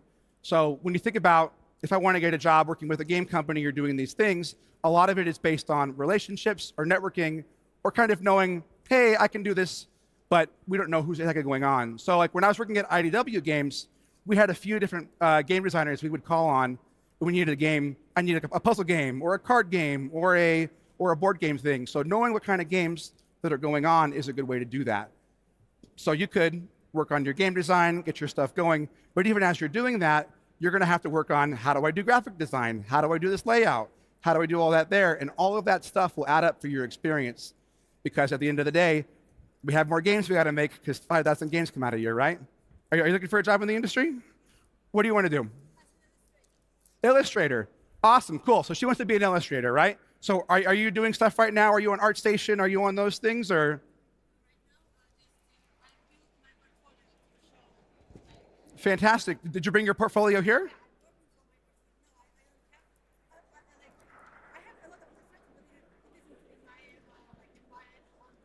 Got it. So you didn't bring your whole thing, but you'd have a little bit, right? So one of the cool things that you could do in the gaming in the industry is definitely go around and you can go and talk to all these different companies that are going on. Obviously, being here at the show is very helpful because you'll build that one-on-one. You can go and talk to these things. But did you just come here cold, or did you reach out to any companies beforehand? Did you ask any companies for a meeting beforehand, or no? Sure, right? Got it. So she was saying that she didn't reach out yet, and you just kind of came here to show up. And that's just fine because being here is already on top of that, right? So now, even if you don't have a portfolio that you can do, making those connections early is fantastic. So if you're really good at cartography, you can do maps, or you like characters, you like backgrounds, or everything, right? Yeah. So knowing what kind of companies you want to reach out to and build that out is important. So I think as you're doing these things there, just kind of being bold and having that, hey, I want to go talk to these companies and do this stuff. And that can either be in person here at the show, or even afterwards you go, hey, these companies are hiring for these things. And then knowing where your in is. A lot of the time, people will hit up customer service and hope it's going to be the right call, but finding the right person. So many companies have an art director, or they have an art sourcer, and that person will help kind of get all that going. So as you kind of know what companies you're going to want to reach out to, finding that art director or those things, or like a Lightbox, if we were in LA right now, we could be like, oh my gosh, you could walk around and be like, hey, I want to do stuff for Lorcana, or I want to do stuff for Wizards of the Coast, and knowing those things there, right? So having those relationships, obviously you want to get those, and we're doing that, going to these shows and doing these things is very helpful. So, but at the same time, you could go work at a booth and do a whole thing, you know, there's folk there and all of that. But in the gaming industry right now, and I think across the board, right, like I know that there's only so many jobs that are out there, right? And so I know as we fill out these applications, we fill out these resumes, do these things, but keeping on that grind is cool because there is a right job for everybody, but maybe not at the right time. And so as you search, knowing what's going on, so like right now, like as today, I think we have like 57 different jobs that are open, right? But even that, we have a lot of floating things. Hey, do you do art? Do you do game design? Here's who you can reach out to and get these things going. So as you're getting that going on all of that, oh, cool. Are we going to do Q&A or what's going on? I love it. Yeah, I'm down. I love games.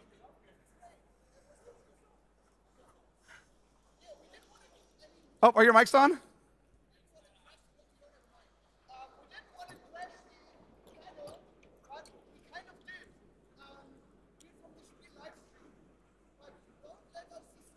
Oh, fair enough. Okay, cool. They're from the Spiel live stream, but we're just going to let them hang out. Love it. Fair enough. So yeah, I think one of the main things, like as you're discovering jobs right now, is there's so many jobs that are out there. There's so many games that are out there in game companies that as you keep on that move, you can kind of look at it and go, okay, how do I get on that? But even then, you don't have to be attached to a company to have a job in the gaming industry. You can do that freelance work. You can do these things and kind of keep that up. I've got many friends who have worked at a game company, but now they're doing freelance work, and they still do all that as long as your bills are getting paid or whatever. So, but I think one of the big things that I've found is like mentorships and networking really kind of helps get that going.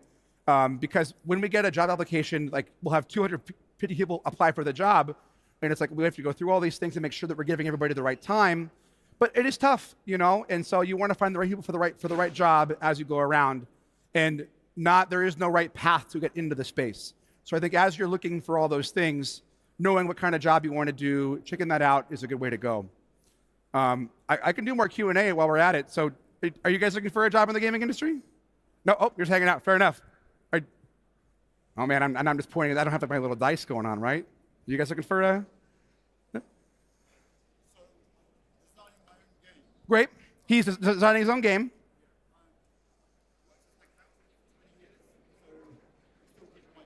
Sure.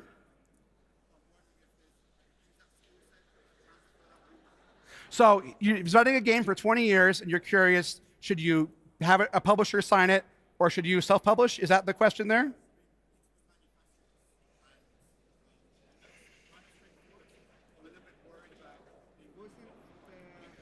So that's a great question, right? So you're worried about, am I going to get ripped off by doing a manufacturing thing and doing all of that? That comes down to having that gut check, right? And I think depending on what your game is, knowing what game company you're going to go work for, doing that pitch and doing everything there are many people that, I've got multiple friends of mine that they have multiple games coming out the year with different publishers and doing these things. Like one of my guys, John, he's known for his horror games, and he's big things there, and he can make that nice like $20 to $35 card game or board game thing. And sometimes those publishers that are the right fit. You're going to talk to them, you're going to pitch to it, it's going to be great. And other ones you're going to talk to, and it's going to be like, well, we're figuring it out, but then 2 years later, the contract still isn't kind of whatever. But the main thing is good people, finding what's going on, having that network and having this regular communication. That's what's important, right? And so I would say keep going on for it, right? Because like there's games that are awesome and everything there, and sometimes want to be a big hit. And then if not, you'll keep going, but not everyone's going to be a grand slam right out the gate, right? But keeping on that is what's going to be important.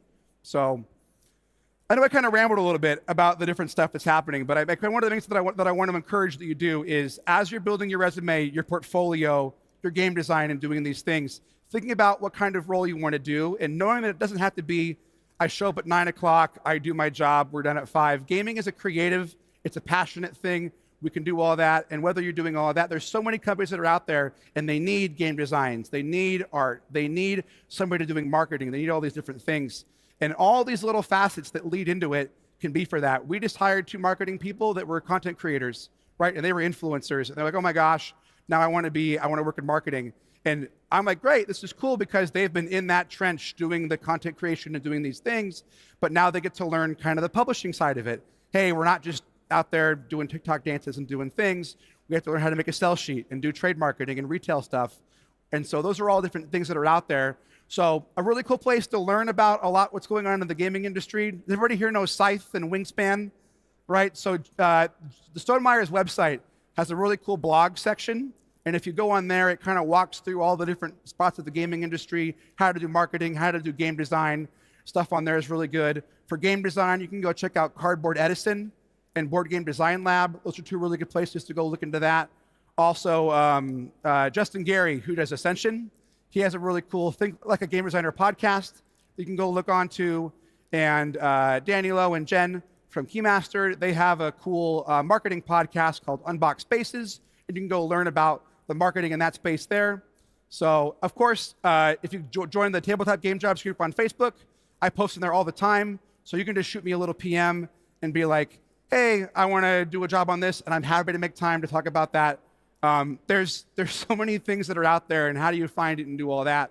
And it's fascinating, right? I know I could get up here and just talk. I could do it for another 4 hours and just kind of do all those things there. So it's just kind of figuring out what role do you want to do. And my main thing I want to drive in is that a lot of the times people are like, Ross, I want to work in the gaming industry. And then I'm going to go, great, what do you want to do? Because there's so many jobs, even from product management or shipping and logistics. I've got friends that were heavy into game design, but now they're handling the fulfillment of making sure that our games from China are getting into warehouses. And I never would have thought that'd be a thing they do, but that's what they're doing now because somebody's got to make sure our games get overseas and get onto shelves and do all this stuff. So there's all these little things that add up to it that are really important. And there's some game companies that are massive, like Hasbro and Ravensburger and Goliath, where they have these big things going on. And there's other companies where it's like 3 folk. I've worked at a few startups where it's like we had a cool Kickstarter that raised a couple $1 million. We got our game going on. We're going to do our grind. And then we're, oh my gosh, we got to get into retail. We got to do these things. And someone's got to have that connection stuff. So as you think about it, you can work for a publisher. You can work for a manufacturer. You can work for a distributor. You can work for a retail store. These are all things that are kind of going on. So as you think about discovering what jobs you want to do, think about what you want to do. What game companies do you like, right? And then kind of doing some discovery on that. Nothing wrong with doing a deep dive on LinkedIn and kind of figuring out what's going on there, who's talking on some stuff. If you want to learn more about industry news, it's always very helpful kind of crossing that veil from consumer to industry. ICV2 is a really good news site. They cover all the regular releases for the gaming industry. Mojo Nation, they're a UK-based one.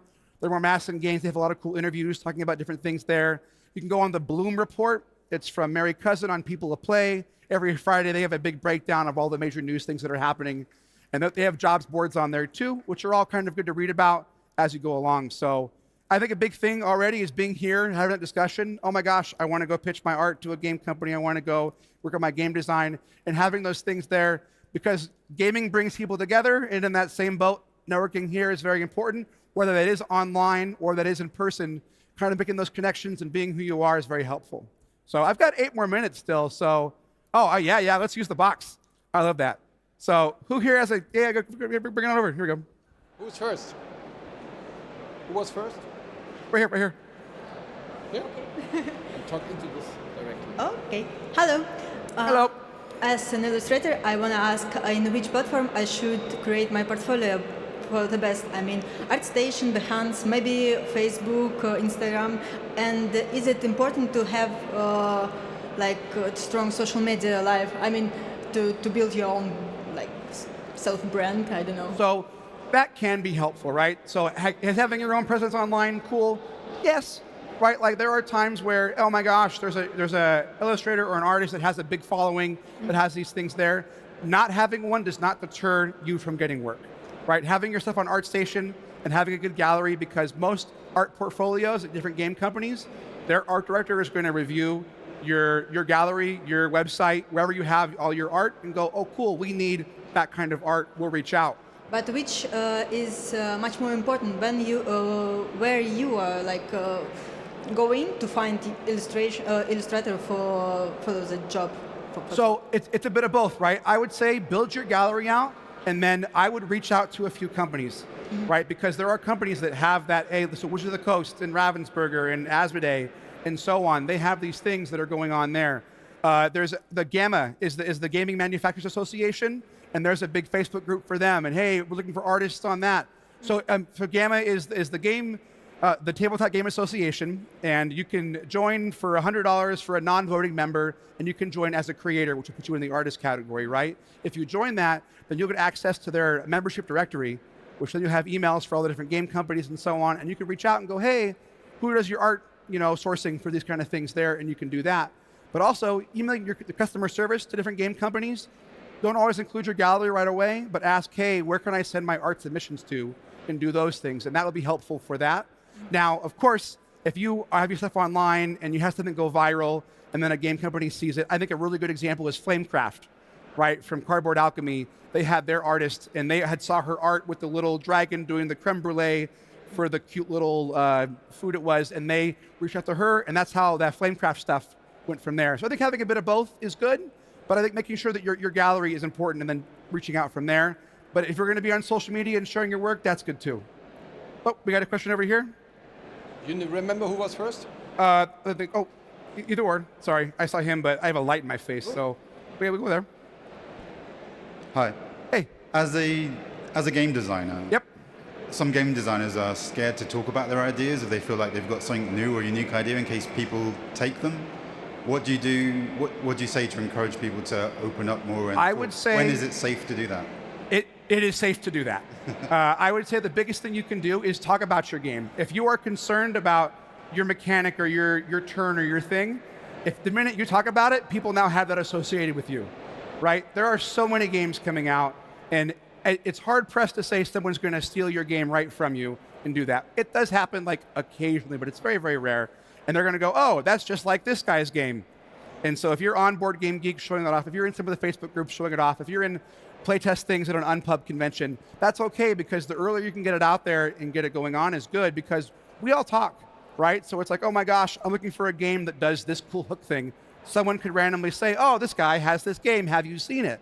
Right? So, I mean, when I was working at a game company and Hughes & Hughes was getting pitched around, when Scott finally came over to us to pitch it at the op, he had gone to like 5 or 6 other game companies at Origins, but they'd all gone, oh my gosh, you got to have the op check it out before we sign it. And that was a big deal. And that was a cool little graph color game thing there. So I think knowing that it's your game, getting out there, hey, this is what I've got going on, it's okay to share it out, because if you don't talk about it, people aren't going to know about it, and then they're not going to see that. So if you want to pitch it and get it going, there's all these big unpub groups, everyone's sharing and playing their games and doing that, because the more feedback you have, the better game it's going to be. Probably a lot of people want to be game designer. Yep. And I know it's hard, because most of the time the CEO or the leaders, they do the game design because they want to do it. But if you're like new to the industry and you want to do game design and you want to work, you want to get money, you want to work 9 to 5, you have any recommendations what to do as a job and how to get into the industry, like not just creating games by yourself, but also like just getting in the industry, you know? Yeah, so first of all, I would say start designing your game, right? And work on that, because you're not going to get hired right away just because you want to be a game designer. So knowing what kind of games that you're going to be working on or that you can do is helpful. So like we do miniatures games. So when we hired our game developers, we hired guys that were in our playtest communities that were doing game stuff. So we already knew they could do the work and the number crunching and everything else there. But if you want to get into it, you know, we need people that can do graphic design. We need people that can do all these different things to help bring that all together. So if you want to get into it, you can do that. I would say look out for a mentorship program. Like Unpub has their mentorship program, or there's different companies there. You can meet somebody that can walk you through it. I would say attend some of these unpublished events that are going on, doing that.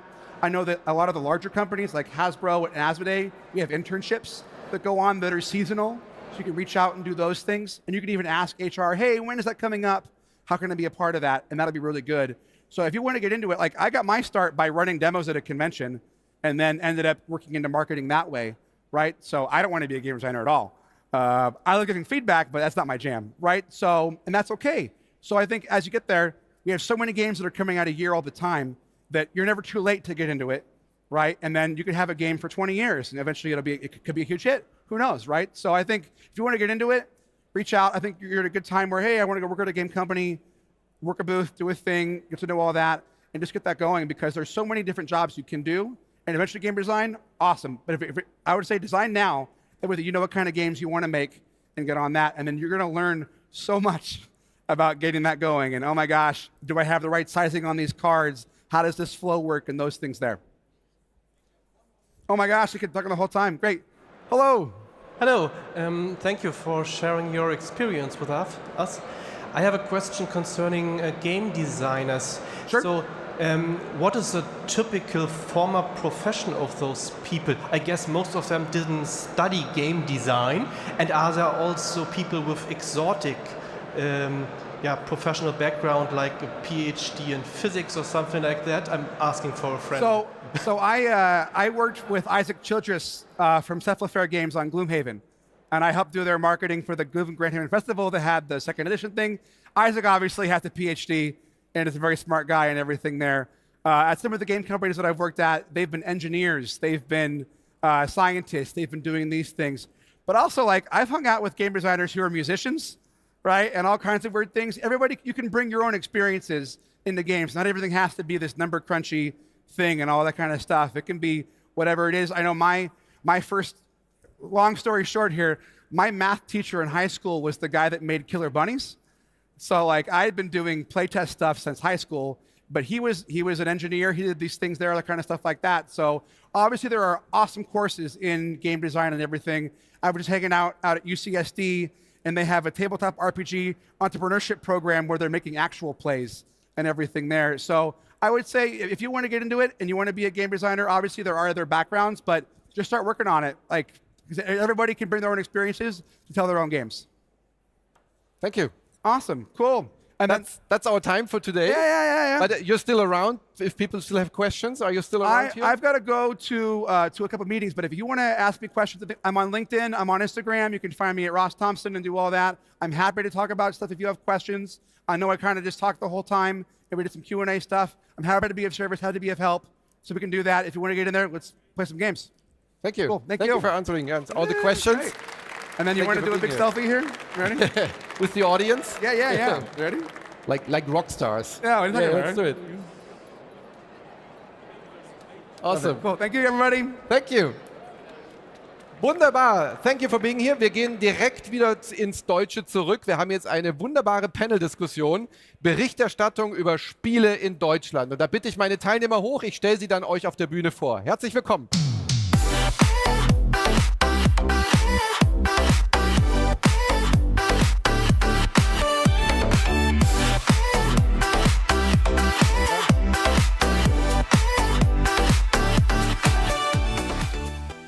So, ich habe gedacht, ich stelle euch einfach ein bisschen ausführlicher vor, bevor ihr dann da unten steht und ich eure ganzen Namen erzähle. Wir reden jetzt hier in diesem Panel über Berichterstattung in Deutschland, über Brettspiele und wie die ganze Branche funktioniert. Neben mir sitzt Andreas Böhmer. Du machst die Teamleitung bei der ARD fürs Partnermanagement, hast also ganz heißen Draht zu TikTok, Instagram und wie die ganzen modernen Dinge heißen. Da reden wir gleich ausführlich drüber. Dann haben wir Johannes Blumberg, den ihr ja. Den ihr vielleicht auch als den Brettspielminister kennt auf Instagram und den sozialen Medien. Du bist selbst ernannter Minister für Brettspielspaß, bist aber Wissenschaftler im Hauptberuf. Du hast auch eine super spannende Studie gemacht zur Motivation bei Boardgame-Creator und Creatorinnen, was sicherlich hier auch gleich Thema wird. Dann Professor Dr. Jürgen Kahler, so viel Zeit muss sein. Du bist Serienbuchautor, Serienpodcaster. Dich findet man eigentlich überall. Du machst das Brettspielradio, du bist beim Beeple-Netzwerk, also schon sehr, sehr lange hier gut vernetzt in der Brettspielszene. Und natürlich neben mir, last but not least, die wunderbare Maren Hoffmann, meine Jurykollegin. Du bist natürlich auch Autorin beim Spiegel, beim renommierten Fachmagazin über Brettspiele. So ist das. Der Spiegel. Und du bist aber auch Kolumnistin bei der Spielbox und hast dieses wunderbare Manifest veröffentlicht hier in dieser Sonderausgabe. Danke, das wird morgen am Spielbox-Stand angeschlagen. Morgen um 17 Uhr. Die Thesen werden angehämmert. Ja. Sehr gut. Ich freue mich sehr auf diese illustre Runde. Und das Thema ist ja sehr, sehr groß. Also Berichterstattung über Spiele in Deutschland. Fangen wir doch mit dem Podcaster an und mit dem Buchautor. Die Szene, wenn man sich das so anguckt in Deutschland, es gibt die Spielbox, das ist das eine große Magazin, die eine Fachzeitschrift, die hauptberuflich über Spiele schreibt, wo jemand wirklich angestellt ist und über Spiele schreibt. Aber selbst in dieser Zeitung sind wahnsinnig viele Autoren und Autorinnen, Freiberufler, die das nebenher machen, hobbymäßig machen. Ich komme ja eigentlich so ein bisschen aus der Videospielwelt. Da sieht die Sache ganz anders aus. Da gibt es mindestens 3, 4 große Magazine mit Redaktionen, so groß wie bei euch beim Spiegel, mit 20, 30 Leuten. Die Human Resource Abteilung bei euch. Übrigens, ja. der Spielebereich bei euch. Ach so, okay. Warum ist da so ein großer Unterschied? Wir haben hier eine riesige Messe mit 55.000 Menschen jeden Tag, 220.000 Leute, die ist jetzt nicht so viel kleiner als die Gamescom. Woran machst du das fest, dass das so ein Unterschied ist bei der Presse, bei der Berichterstattung? Also ich glaube, ein wesentlicher Aspekt ist einfach das Budget, was für Marketing bei den Verlagen übrig ist. Denn letztlich muss man sehen, dass viele Outlets, also sei es jetzt Audio, Print oder Video, muss ja auch irgendwie Einnahmen generieren. Das können Werbeeinnahmen sein, das können Gebühren sein, die man nimmt, oder das können Beiträge sein in Form von Crowdfunding oder Ähnlichem. Aber das sind im Prinzip die 3 Beine, die du ja wirtschaftswissenschaftlich dann hast, wenn du so einen Kanal ans Laufen bringen möchtest. Und dafür müsste ein Budget dafür sein. Und das ist eine ganz, ganz große Hürde, weil viele Budgets halt auch in Richtung Social Media reingehen. Und da sehen wir natürlich ganz klar, dass das Hobbyisten sind, Enthusiasten, Evangelisten sind so schöne Begriffe, die ich da schon mal gehört habe, die dann genau auch dort aktiv werden. Aber es ist halt an der Stelle in meinen Augen zu wenig Professionalität in der Branche, weil zu wenig Budget da ist, sodass wir professionell auch davon leben könnten. Mhm. Es gibt ja Geldquellen, die öffentlich-rechtlich sind, die eigentlich auch einen Kulturauftrag haben. Nicht nur eigentlich, die sehr starken Kulturauftrag haben. In der Videospielwelt gab es gerade das große Thema, dass das ZDF, also ist jetzt nicht du, aber eben auch öffentlich-rechtliche Gelder, zum Beispiel das Format Game 2 nicht mehr verlängert haben. Das war mit das letzte Magazin, was in den öffentlich-rechtlichen über Videospiele gesprochen hat. Du bist jetzt bei der ARD, ja, bei der Sendeanstalt und dort auch für die ganzen neuen Medien zuständig. Welchen Stellenwert haben denn Spiele generell und Brettspiele bei Content für junge Menschen, wo du ja so ein bisschen verortet bist? Also ich glaube, erstmal der Stellenwert ist sehr hoch, auch gerade Computerspiele hast du schon angesprochen, aber auch Brettspiele ist in dem Bereich eigentlich was sehr stark in den Zielgruppen drin ist, wo wir natürlich immer schauen, was für ein Ökosystem im medialen Bereich gibt es da auch schon. Und dementsprechend, ja, Game 2, stimmt, ist jetzt aber nicht weitergeführt worden, ist sicherlich auch einfach der Finanzsituation geschuldet, weil auch bei uns, klar, ist ein Sparzwang da. Und das Umschichten ist nicht so einfach in einem strukturellen System, was halt über Jahrzehnte so aufgebaut wurde. Und deshalb gucken wir schon, wo können wir Nischenbereiche oder kleinere Bereiche mit abdecken und wo ist es aber auch so, dass wir eher den verbindenden Moment schaffen. Also nicht, dass wir jetzt Brettspiel- oder Computerspielbewertungen selber machen, sondern eher das Thema in Teile der Gesellschaft tragen, die vielleicht sonst weniger Kontakt damit haben. Das ist, glaube ich, eher der verbindende Moment, der in unseren Aufgabenbereich fällt, was nicht heißt, dass wir natürlich auch, keine Ahnung, es gibt eine mehrteilige Doku-Serie über Brettspiele oder es gab ja auch den 90-Minüter vom Bayerischen Rundfunk dazu. Also solche Sachen machen wir auch. Es ist halt immer eine Frage, wo geben wir unser Geld aus und wie priorisiert man das? Aber da ist, glaube ich, in den letzten Jahren ja auch ein deutlicher Shift einfach auch zu merken hinsichtlich Mediathek etc. Du bist ja freiberufliche Autorin, Maren. Früher hatte ich das Gefühl, also lang vor unserer Zeit, gab es in den Zeitungen, auch in Tageszeitungen, sehr viel mehr Berichterstattung über Spiele. Videospiele haben das auch schwer gehabt. Das ist beim Spiegel dann oft immer so in der Netzwelt gelandet. Brettspiele sind immer ein bisschen im Feuilleton gelandet. Wie beobachtest du das? Du bist ja auch schon eine Weile dabei. Haben Spiele immer noch ein schlechtes Image, dass sie nicht in der allgemeinen Berichterstattung in den klassischen Medien so tagsüber stattfinden? Ich würde erstmal dieser These widersprechen. Ich glaube, das ist gar nicht so. Also beim Spiegel ist das nicht so. Ich schreibe ja über Brettspiele für Leute, die noch gar nicht wissen, dass sie sich für Brettspiele interessieren. Die brauchen auch kein Fachmagazin. Also meine Mission ist es, das Brettspiel ja auch in die Mitte der Gesellschaft zu bringen und Leuten klarzumachen, hier ist eine Beschäftigung, die ist toll, die lohnt sich für euch. Und das Großartige an diesem Hobby ist ja, man muss es gar nicht als Hobby haben, um tolle Erlebnisse zu haben. Man kann es auch als Event haben. Das haben wir zuletzt bei dem Phänomen Hitster gesehen, dass auf einmal Leute an den Spieltisch kommen, die spielen auch nur Hitster und die machen das als Event, die machen das einmal bei einer Party und dann spielen die wieder monatelang gar nicht. Und da muss auch unsere Berichterstattung hingehen, dass wir diese Leute abholen und dass wir denen zeigen, wie groß und wie bunt die Welt ist und was sie alles zu bieten hat. Und da hat es gar keinen Sinn, wenn man da Barrieren aufstellt. Also der Spiegel hat in dem Sinne ja kein Feuilleton. Wir haben eine Kulturabteilung, die Berichterstattung über Spiele findet sich mal hier, mal dort, oft auch in der Netzwelt. Das ist historisch gewachsen. Ich fühle mich da aber super wohl, weil unter uns gesehen, dem Leser ist es egal. Der Leser guckt online. Und dann kommen 60% über Google oder über andere Suchmaschinen oder fragen Perplexity, wer kann mir denn was Tolles erzählen über Brettspiele? Und dann muss unser Content einfach so gut sein und so glänzen, dass die Leute den sehen. Und den kriegen die auch zu sehen. Ich schreibe seit den 90er Jahren über Brettspiele. Und damals war man eher im Ratgeberbereich angesiedelt. Auch da habe ich mich mit wohl gefühlt. Weil wir wollen ja das Leben von Leuten besser machen und wir sind ja alle der Überzeugung, die wir sitzen, dass Brettspiele das Leben besser machen. So. Und egal, wo das dann stattfindet, ich hüpfe auf jede Bühne, die sich mir bietet. Ob das jetzt die Netzwelt ist, ob das der Ratgeberteil ist oder ob das die Kommentarredaktion ist, unsere Meinungsredaktion, die anruft und sagt, was hat es denn mit Dorfromantik auf sich? Und ich sage, hold my beer. Und dann steht der Beitrag auch am nächsten Tag auf der Seite.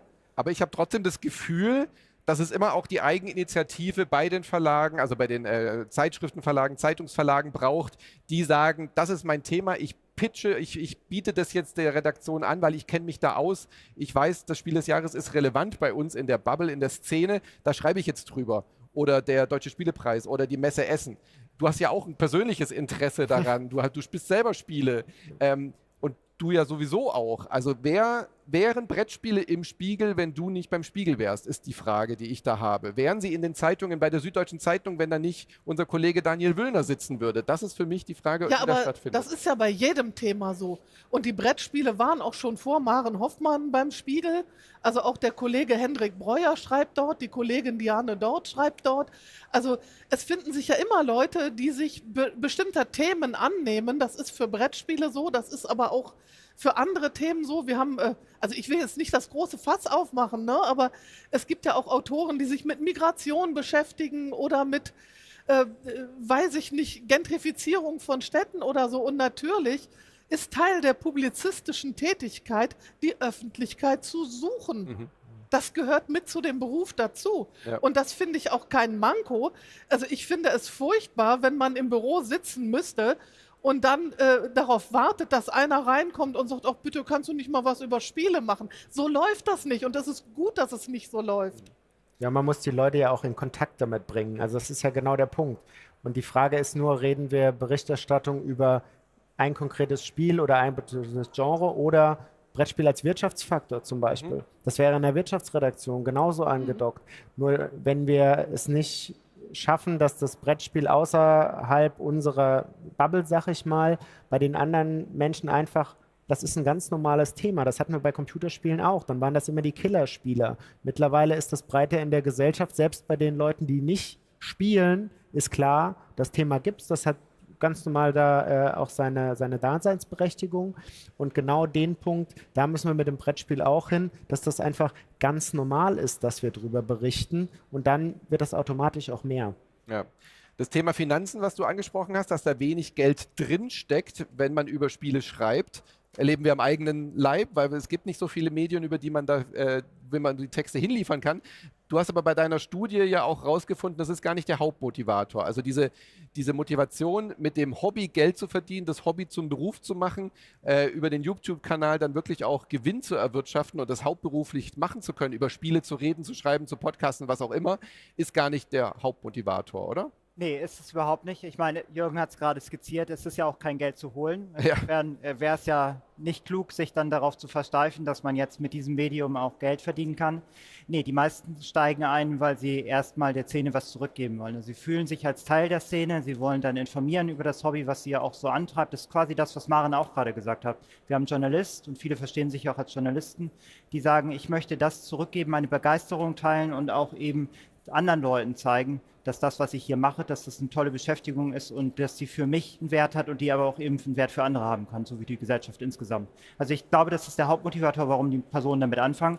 Und dann gibt es natürlich ein, zwei, die damit Geld verdienen, aber die große Masse verdient kein Geld. Es ist wirklich überhaupt nicht zu holen. Der Brettspieljournalismus lebt im Wesentlichen vom Laienjournalismus und das sehen wir auch bei den Zeitschriften. Also auch bei den Zeitschriften sind ja Personen, die das schreiben, die das nicht irgendwann mal als Journalisten gelernt haben, außer Maren. Maren ist eine rühmliche Ausnahme. Die meisten anderen sind irgendwann Hobbyisten gewesen und haben sich dann immer mehr autodidaktisch beigebracht, so wie wir das ja auch machen, um dann in die Zeitschriften reinzukommen. Wobei man ja sagen muss, dass der Beruf des Journalisten Ist der nicht geschützt, einzige ist, der nicht geschützt ist. Es steht im Grundgesetz, jeder, und das heißt jeder und jede, darf ihre Meinung in Wortschrift und Bild frei äußern, feel free. Jeder kann da rausgehen, ihr könnt alle da rausgehen und sagen, ich bin jetzt Journalist, zack, bumm, holt ein Papier raus, schreibt was auf. Seid ihr Journalisten? Ist doch fein. Ja, das ist richtig. Ich habe allerdings in der Studie dann auch abgefragt, welche Vorbildung die Personen haben und habe dann auch herausgefunden, dass eben über 90% keine journalistische Vorbildung haben. Also ich habe dann interessante Antworten bekommen. Manche haben gesagt, ich habe schon sehr, sehr lange darüber geschrieben und fühle mich deswegen jetzt als Journalist, aber das habe ich zum Beispiel nicht als journalistische Vorbildung gezählt, wie ein Volontariat.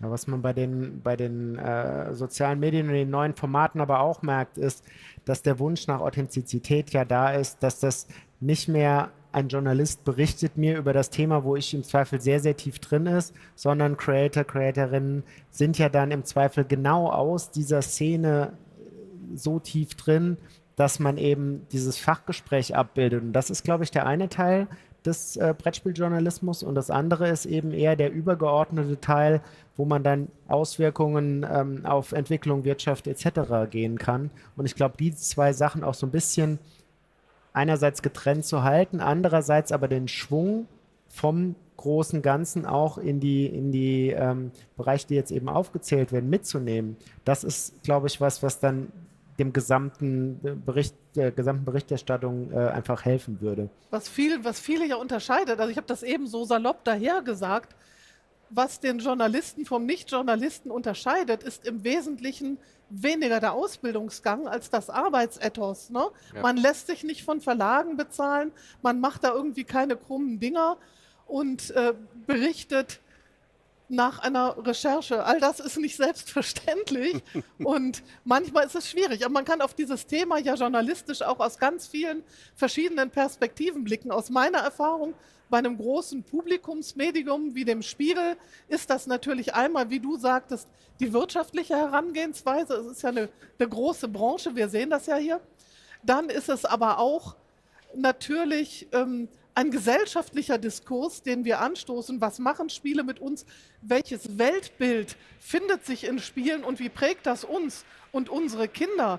Also wenn man sieht, also wie Spiele in den 70ern noch gegendert wurden, die kleine Hausfrau und hier und da, das ist ja spannend, da findet sich ja vieles wieder. Und dann dieses, ja, zwischen Ratgeber und auch wirklich vom Spieltisch zu berichten und die Frage zu beantworten, ist das vielleicht was für dich? Ist das eine tolle Art, den Abend zu verbringen? Ist das eine Art, deiner Familie, deinen Freunden auf andere Weise näher zu kommen? Und auch nicht unwichtig ist ein Aspekt der Berichterstattung, der ist ein bisschen mehr am Rand, aber der ist auch natürlich sehr was machen diese Bekloppten da? Ne?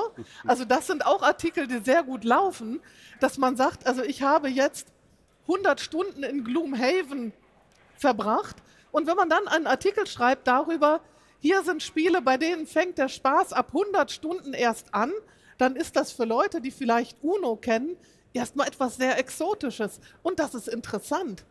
So, und dann kann man da ist dieser Blick von außen interessant, weil man durch ein Schlüsselloch guckt auf eine Welt, die einem sonst verborgen bleibt.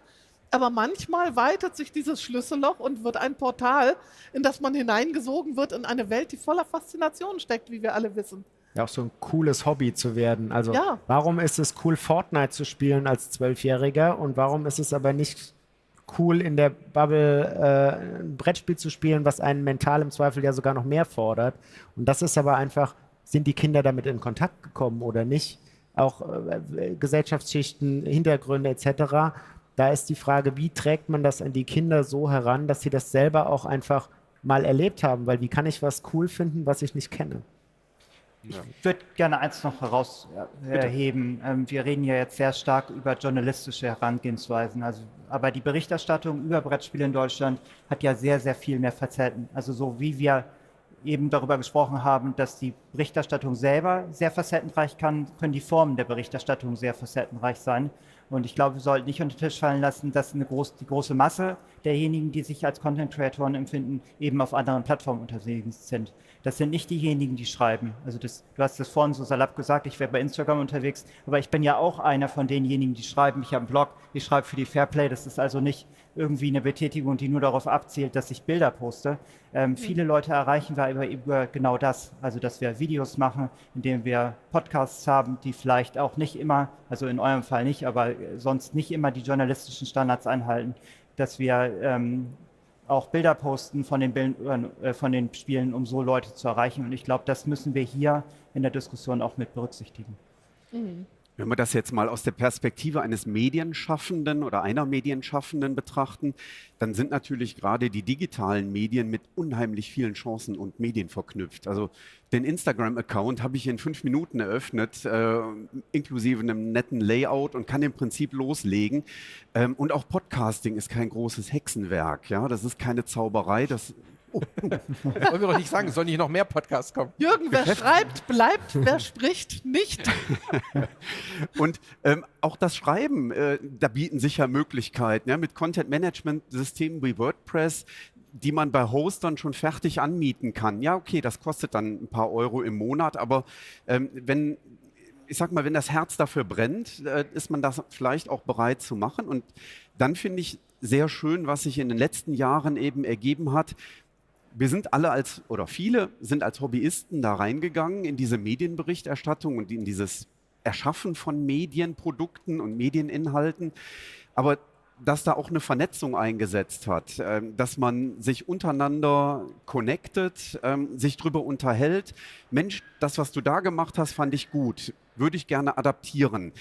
Oder da hast du was gemacht, das war nicht so gut. Wenn du das nochmal vorhast zu tun, dann denk doch mal drüber nach, das so und so zu machen. Das ist ja was sich auch in dieser Blase der Medienschaffenden ergeben hat. Also sei es jetzt das Beeple-Netzwerk, was sich ja explizit als Blogger-Netzwerk formuliert, oder auch die Angebote vom Spiel des Jahres e.V.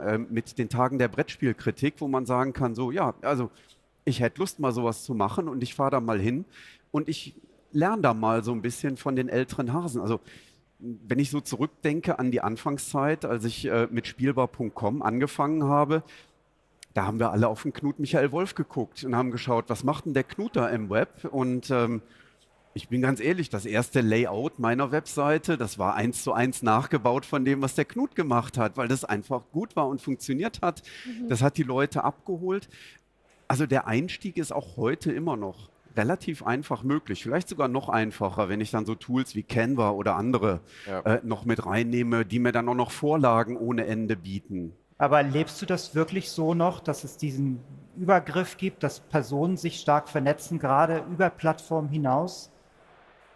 Weil ich empfinde das nicht so. Ich finde, dass es ganz viele kleine Bubbles gibt. Es gibt eine Instagram-Bubble, es gibt eine YouTube-Bubble, es gibt diejenigen, die schreiben als Bubble, aber es gibt kaum Berührungspunkte zwischen diesen einen Bubbles. Und ja, da hast du recht. Was ich auch wirklich eine Schwachstelle finde bei uns im Brettspieljournalismus, dass wenig aufeinander Bezug genommen wird. Also ich würde das ja immer als Form der Recherche beschreiben, dass ich auch anderen Brettspiel-Content konsumiere. Also ich mache mir das selber als Aufgabe, auch eine Medienschau zu schreiben jeden Monat, weil ich finde, dass ich viel lesen muss, viel konsumieren muss, um auch adäquat über das Brettspiel schreiben zu können. Und das ist was ich finde, was sehr wenig stattfindet. Die Herausforderung da an der Stelle ist, glaube ich, schlicht und ergreifend das Zeitbudget. Wenn ich bei allen Kanälen, Audio, Video, Instagram, bei YouTube und im Schriftbild, wenn ich überall gleich investiert sein möchte und überall gleichmäßig wissen will und mitkriegen will, was da passiert, dann kostet das einfach unfassbar viel Zeit. Also ich für mich zum Beispiel blende YouTube weitestgehend aus, einfach weil ich das nur linear konsumieren kann und ich dafür einfach keine Zeit habe im Alltag. Es ist ja auch eine sehr interne Sicht, wie vernetzt die Szene untereinander ist. Ja. Für die Leute, die hier durchlaufen, ist es, glaube ich, relativ, ob wir uns jetzt kennen oder nicht, wenn da nicht gemeinsame Projekte entstehen, kriegen die das vielleicht unter Umständen gar nicht mit. Ja. Für mich stellt sich die Frage, sind Brettspiele überhaupt in dieser aktuellen Welt, in der wir uns Social-Media-mäßig befinden, mit 7 Sekunden Aufmerksamkeitsspanne auf TikTok, das sind Videospiele, das sind irgendwie andere Formen von Content, glaube ich, einfach vielleicht vom Medium her, Frage an euch, viel besser geeignet, weil arg viel mehr als eine Schachtel in die Kamera halten, gibt es vielleicht gar nicht her. Also wenn ich da jetzt nicht besonders schönes haptisches Material habe, ist das überhaupt den modernen Medien, kann man damit überhaupt gerecht werden mit so einem Brettspiel, wo man erstmal eine Dreiviertelstunde eine Anleitung lesen muss? Das ist vielleicht auch so eine Frage, die ihr euch stellt bei Twitch und Co. Also was wir uns auf jeden Fall angucken, ist momentan, wie suchen die Leute? Also weil auch da, der Medienkonsum ist in einem kompletten Umbruchsszenario aktuell. Wir hatten eben schon Perplexity, Gemini, OpenAI. Das senkt sowohl die Produktionshürden, weil ich kann dann Videos generieren. Das wird einfach eine Unmenge an Content-Masse erzeugen. Der Umkehrschluss ist aber auch, dass die Leute wirklich dann vertrauensvolle Absender haben wollen. Weil es ist so ein bisschen, wie wenn ich heute was kaufe, dann lese ich halt, erstmal gucke ich, wie viele Sterne hat das Ding und dann gucke ich mir noch 2, 3, 5, je nachdem, wie wichtig ist es, auch mehr Bewertungen an, weil ich will wissen, ob das Hotel direkt neben der Baustelle ist oder nicht, wenn ich es buche. Und diese Aspekte sind, glaube ich, gerade auch beim Brettspielen, weil wenn man mal überlegt, wie viele Brettspiele hatten wir vor 10, 15 Jahren, heute den Überblick zu haben, und auch eine objektive Bewertung, lohnt sich das Invest, weil das Spiel kostet nicht mehr 15 Euro, das kostet halt 60, 70, 80 Euro. Und ich kann nicht sagen, weil ich nehme jetzt einfach mal 10 Stück hier auf der Messe einfach mit, weil da ist man ganz schnell arm. Und diese Art der Trusted Source, also zu wem gehe ich, um mir das abzuholen, das findet auch auf TikTok, das findet auch auf Instagram statt, klar in anderer Form, aber wenn ich Leute habe, die nur auf TikTok suchen. Wenn ich da nicht bin und nicht gefunden werde, dann existiere ich in der Suche dort einfach nicht. Dementsprechend, das muss einem bewusst sein und da sind wir auch gerade an der Analyse und gucken uns eben deshalb ganz genau an, mit was müssen wir auf welcher Plattform da sein und da gehören die Brettspiele natürlich auch dazu. Und da sind natürlich auch Publikumsmedien gefragt. Also ich sehe mich schon auch als Spielesommelier, also als jemand, der kuratiert. Wir haben ja hier gehört bei der Eröffnungspressekonferenz, es gibt weit mehr als 1000 Neuerscheinungen hier auf der Messe. Da findet man sich ja nicht durch. Und das ist auch so ein bisschen unsere dienende Aufgabe, Orientierung zu geben. Und dazu reicht es nicht, sich auf irgendeinem YouTube-Channel breitbeinig vor die Kamera zu setzen und zu sagen, jo Leute, das ist scheiße oder das ist toll, weil es mir gefallen hat. Das ist mir zu naiv und diesen Content muss man auch nicht konsumieren, der bringt einen gar nicht weiter. Aber was einen weiterbringt, ist, sich mit den Spielen selbst auseinanderzusetzen, mit ihren Inhalten auseinanderzusetzen, mit dem Überbau auseinanderzusetzen, den diese Spiele an Weltsicht generieren, mit den Gefühlen, die sie in uns hervorrufen. Und dann zu gucken, wo holen wir die Leute ab. Und natürlich, der Spiegel ist ein großes Medium, Leute finden uns, ne? Und Leute lesen da auch Brettspieltexte, die eigentlich dahin gekommen sind, um zu gucken, was ist gerade in Berlin politisch los. Und dann bleiben sie hängen an einem Titel wie 3 Brettspiele, die deine Beziehung zerstören und 5, die sie wieder retten, weil sie denken, das hat mit mir zu tun. Ja. Und die Ansprache ist was ganz Wichtiges.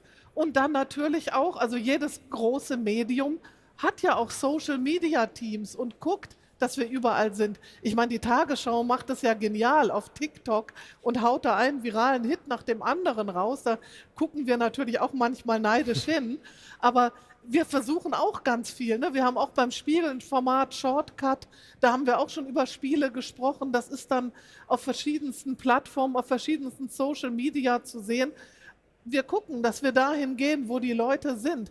Was nicht gut tut, ist, dass diese Blase oft so ein Wir hat, das sich definiert durch eine Abgrenzung nach außen. Also wir sind die Top-Checker, Bunny, Spiele-Nerds und ihr Uno, nee, ihr habt ja keine Ahnung, wirklich nicht. Ne? Das ist eine Attitüde, die macht keine Lust, sich dieser Blase anzuschließen, die wirkt arrogant und unsympathisch. Und solche Formate hasse ich. Wenn mir einer erzählt, ja, ich spiele gerne Brettspiele, gerade letzte Woche mit der Familie Monopoly gespielt, dann stellen sich bei den Nerds alle Nackenhaare auf und ich denke, ja, schön. Und vielleicht willst du mal zum Spieleabend kommen und wir spielen was anderes, was auch dieses Risiko und ein bisschen Glück und so hat und dann kannst du ja mal sehen, ob es auch noch andere Dinge gibt, die dir gefallen.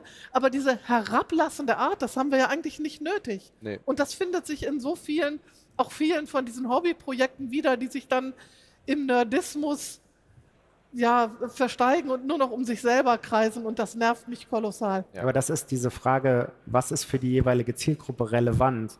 Also das ist auch Journalismus, was in eine Nachricht? Was ist eine Nachricht für einen 15-Jährigen relevant, für einen 60-Jährigen? Wie müssen Nachrichten aufgemacht sein? Und klar, wir führen die Diskussion auch, ist das dann noch Journalismus, wenn das in der Form aufbereitet ist oder nicht?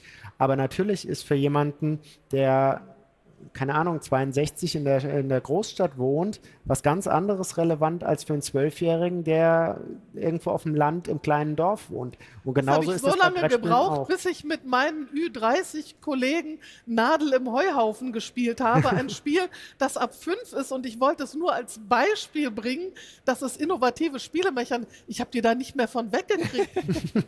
So, also es ist auch immer auch eine Frage der Ansprache. Ja. Und man soll, nur weil Leute, guck mal, ich bin 57, die meisten Leute haben eine Vorstellung davon, wie 57-jährige Frauen zu sein haben.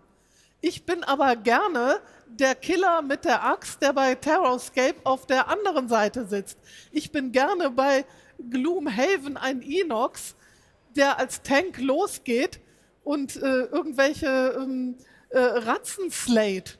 Das passt vielleicht nicht zu dem Bild, was man sich als Persona von einer Person in diesem Alter macht. Da muss man ganz vorsichtig sein und nicht alles über einen Kamm scheren. Und das Beste ist, man hat als Berichterstatter über Spiele eine gewisse Demut und fragt sich zunächst mal, was interessiert denn die Leute, für die ich das mache? Was ist deren Lebenswelt? Und da geht es nicht um die Spiele, sondern da geht es darum, die stellen sich Fragen wie, oh, meine Ehe könnte ein bisschen Pep vertragen. Also wie, wir reden zu wenig miteinander. Da ist natürlich, immer ist die Lösung ein Brettspiel. Aber ne, also man muss gucken, wie man die Leute dahin bringt und dass man sie genau da abholt in ihrer Lebenswelt. Und wie gesagt, diese Demut, dass man sich erstmal dafür interessiert, wer sind meine Adressaten, wie kann ich die kriegen, was ist ihre Lebenswelt?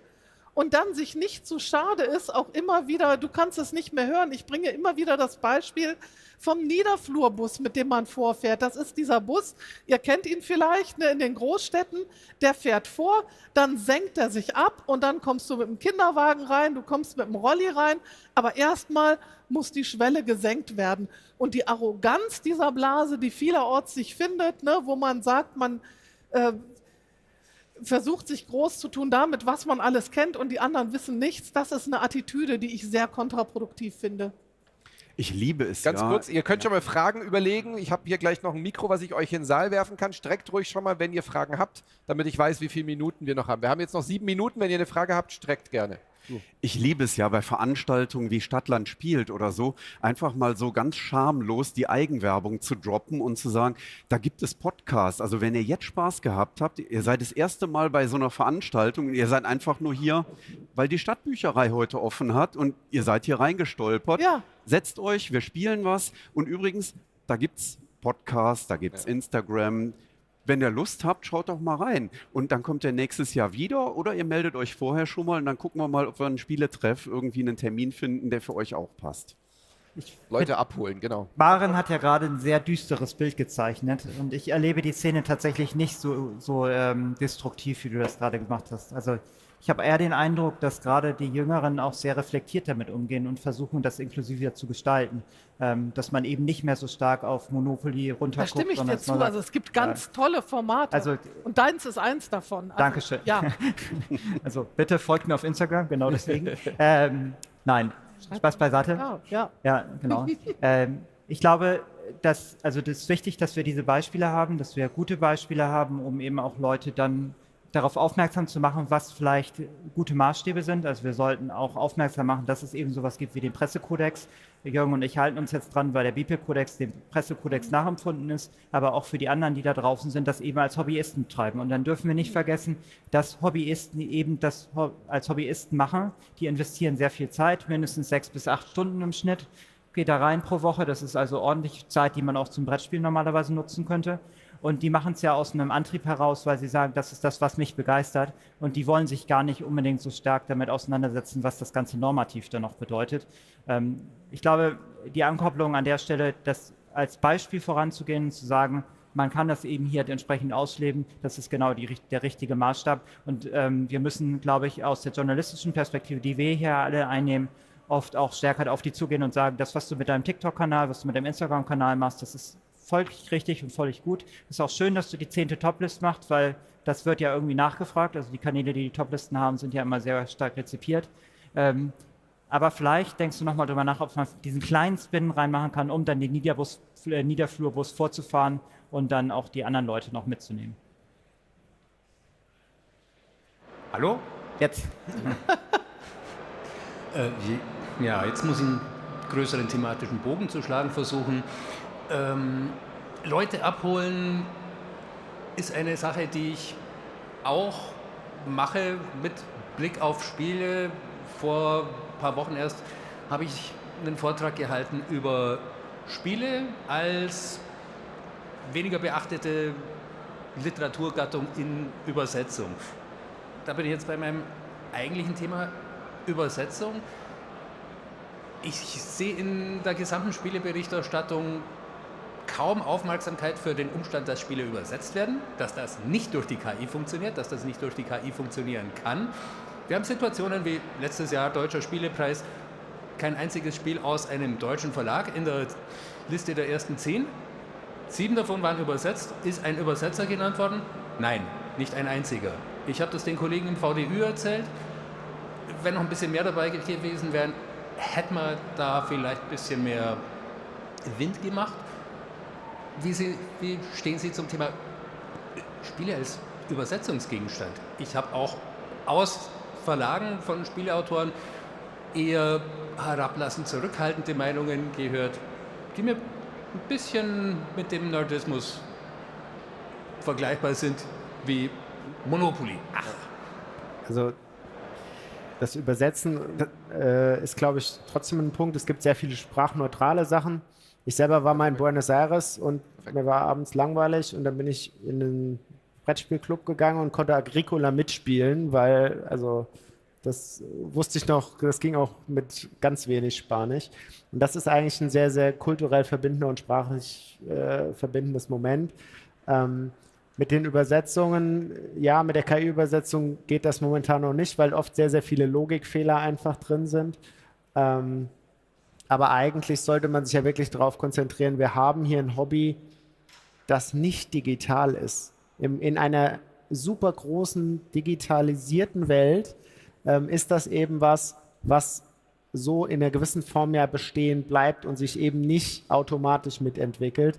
Und da ist die Frage, weil die Menschen, umso mehr digital ihr Leben wird, ja auch, ich sag mal, die Flucht in bestehendere Sachen haben, also so genau dieses Digital Detox etc., dass das auf jeden Fall ein verbindendes Moment ist. So als Medienschaffender selber ist es tatsächlich eine Herausforderung zu sagen, wo mache ich jetzt den Cut? Wenn ich so zurückdenke, ganz früher haben wir im Podcast oder auf Instagram den Spielenamen genannt. Irgendwann kam dann der Verlag dazu mit dem Gedanken, so Service am Leser, am Zuhörer, an der Leserin, an der Zuhörerin, dann findest du das schneller im Regal. Irgendwann kamen dann die Autorin und der Autor dazu, weil wir gesagt haben, ja Mensch, das ist ja eigentlich auch ein ganz prägendes Element des Spiels.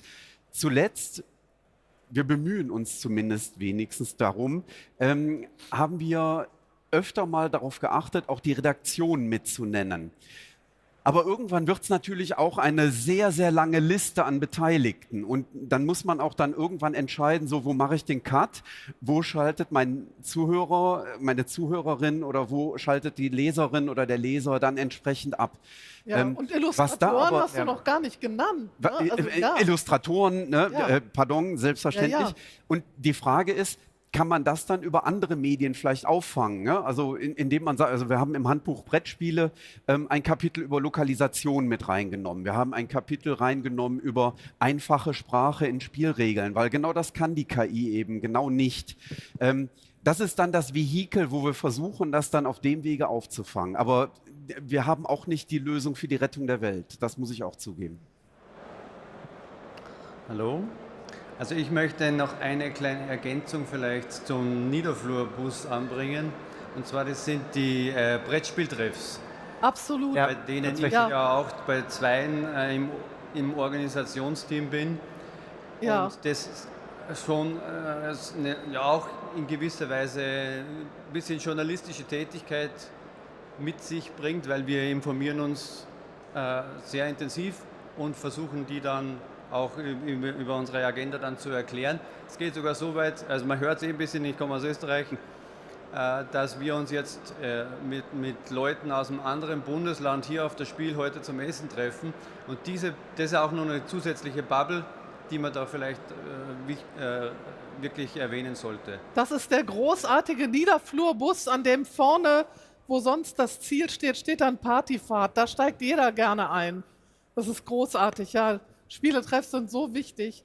Der hilft einem auch selber. Also mich erdet das Ja. immer total. Wir haben öffentlichen Spieletreff und der wird im Amtsblatt tatsächlich beworben. Das heißt, da kommen dann auch Senioren vorbei, die gesagt haben, ja, ich spiele schon ganz gerne mal Skat. Das ist nicht nur Senioren, aber es ist auch die. Und ich würde jetzt gerne mal so ein Brettspiel mitspielen. Was haben Sie denn hier? Haben Sie zufällig Monopoly da? Und muss man sagen, ja, Monopoly haben wir jetzt gerade nicht da, aber wir haben vielleicht den Titel, der vollkommen ausreichend ist, um Sie hier abzuholen. Sowas wie Flip 7 oder so. Also wir spielen im Unternehmen immer und da habe ich immer einen Tisch mit Spielen für Nichtspieler. Das wissen die Kollegen schon. Also da kann man wirklich ohne jede Vorkenntnis hin und weiß einfach, es wird ein lustiger Abend. Ne? Also, Sehr schön. Ja.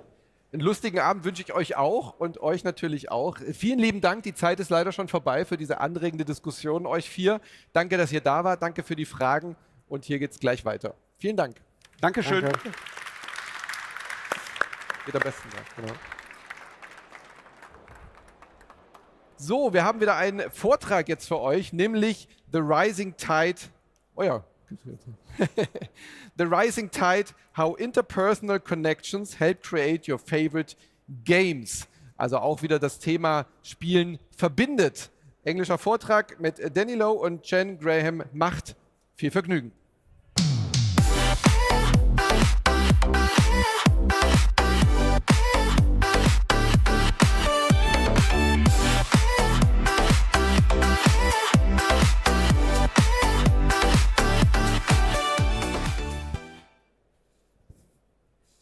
Hello, everyone.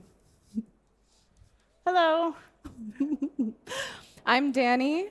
And I'm Jen, and we're the co-hosts of Unbox, a board game industry discussion podcast where we interview a bunch of people about what it's like to work in the board game space. I got my start in board games over 10 years ago. I was a retail store owner first. I did that for a little while, and then I went on to content creation. I consulted for marketing for a bunch of publishers, and now I work for Keymaster Games. I've done that for about 7 years, and I'm back at owning a retail store again. I've done all of this through connections that I've had with people, finding people who are excellent and passionate about things and partnering with them to make awesome, fun stuff to bring to the table. I got started in the industry 11 years ago, part-time customer service for a little publisher you may recognize as Yellow. I was there for 4 years. I settled in marketing, and I've worked for some of the biggest, best companies in the US and France. I'm right now at Luma Imports in Hull 2 with Compile, if you know this one. And I also translate rule books from French into English. Danny and I met through this industry, connecting, as we all do, over games. I was a content creator, Danny in publishing. A few years later, COVID hit, and we weren't seeing each other in person anymore. So we came up with the idea, both as marketers at the time, to try tools. We were looking for tools and ways to connect with people, things that we were desperately missing because we were isolated and at home. So during one of our digital coffee talks, we decided to experiment with Twitter Spaces. We by ourselves couldn't have a live stream, but together we felt slightly less awkward, just like we do now on stage. We're better with 2 of us. So we tried this live stream, this conversation hub, and to our surprise, 150 people tuned in. What that showed us was that people were very hungry for knowledge about our industry and also hungry for connecting with other people.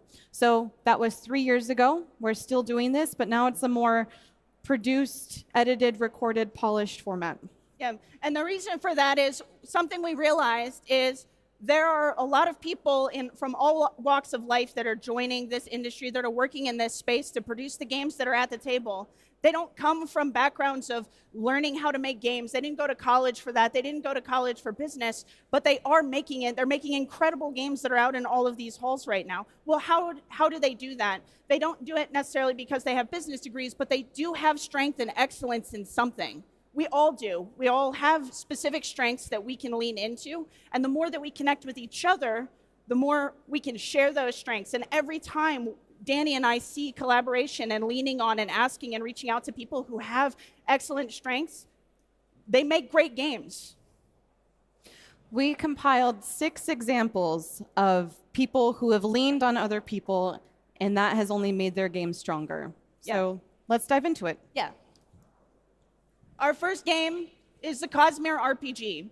We got to talk to Johnny O'Neill, the CEO and founder of Brotherwise Games, because they went from being an indie publisher, an indie grassroots publisher, making a fun game called Boss Monster, to having a massive IP RPG game. How did they do that? Well, Johnny admitted to us that he is a huge fan of Brandon Sanderson, the author of the Cosmere universe. Johnny had the opportunity to work with several licenses. He made his career in the toy business, so working with Hasbro, Mattel, all of these big names. He could have made a Barbie RPG, which I kind of want. I would do a Barbie RPG. But he chose... Wait, am I Ken? I want to be Ken. Okay, fine. You be Ken. We can swap. Okay. But he chose to partner closely with Brandon Sanderson because of his authentic passion. And because of this, Brandon recognized and respected that. So they worked so closely together to make a product that they are both proud of and that fans love as well. The Cosmere RPG has broken the record for the most funded game campaign on Kickstarter. Yeah, but you can't just do this. So Johnny wasn't making RPGs. He didn't know how to make RPGs at the time. So it took a true act of courage and humility to say, I don't know how to do this well, but I know I'm passionate and have an incredible opportunity in front of me. And he sought out people who are excellent. Since then, they've grown their team to create a huge group of people working together to make probably one of the most highly anticipated RPGs, I think we can agree, in a long time. It took him knowing that he wasn't good at something and going and finding people who were great on it, because that was what was going to make the best game for you. So, moving on from RPGs, let's talk about something cute. Ravensburger in the past few years has released games such as Oh My Pigeons, Gloomies, and Chronicles of Light. These are all cute, cozy, adorable games. Thank you. I'm the clicker. Not you. And you must have heard the word cozy so many times in the past year. This is the latest trend. We're not too far away from zombies. We still love cats. But cozy as a genre is the current buzzword. So we invited Lisa Penrose, who is global head of new games in Ravensburger, North America. We asked her, after a conversation about cozy games with women and toys, we asked her, how do these trends become industry standards? Well, you've got Ravensburger, who's a massive company, who's making a huge investment in an idea called cozy. And why is that? Well, interpersonal connection comes from all different places. In this case, it comes from the audience. It comes from people saying, what do I want to sit around the table and spend my time on? It's a reaction to what we have going on in our world and what we want to share with other people. How are we going to spend time connecting with that? Lisa bringing to the table this idea that cozy isn't just about kittens, even though kittens make up a big part of it. It's not just about mushrooms. It's not just about, in our case, hiking the national parks. It's about the time we're spending with people at the table. There are a lot of things that can constitute cozy, and cozy isn't just a cooperative game. Cozy can be competitive, but listening to people has created an opportunity to open up space away from just war games or classical games, all of which are valid and that people want to spend time around the table with. But hearing that people want to spend time around the table with other things has created an opportunity in this space for a huge new genre of games that probably has huge staying power. Yeah, it's not that people suddenly realized they wanted cozy games. It's that people started listening to those requests. Mm-hmm. I've wanted games about birds and cats and couches and whatever. That's what I want to do at home. So I want a bread opportunity for a bread making game. If anybody's got an idea for a bread making game, all the rage. We're ready for it.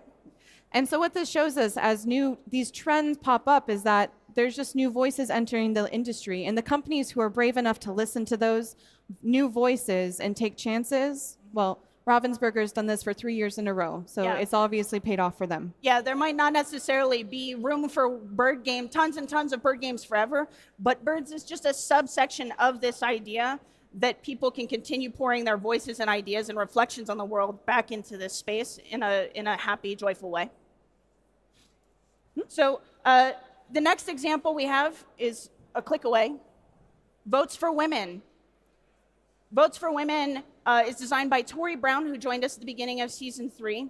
And this is a big one because this game could be equally contentious as well as much as it's beloved in our space. Tori Brown took a huge risk putting a game that is about teaching people about the suffrage movement in the United States into a board game form, making the board game really a tool for learning about something really important. So we asked Tori, how did you make a game with a message? How are you able to make a game that is imparting so much learning as much as it's creating joy at the table? For Tori, this concept of play creates safe spaces at the table. Play is fun.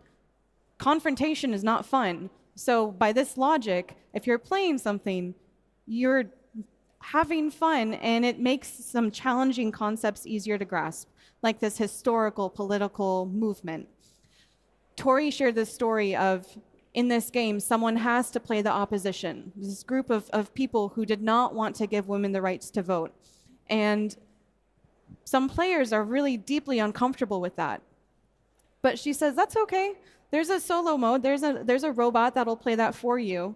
However, I challenge you to play this anyway. I challenge you to face the history, the facts, all of the blurbs, all of the gameplay. It's faced by history, by truth. And at the table in this play, this area of safety, you can digest this, you can experience this in a better way than just reading a book. Yeah.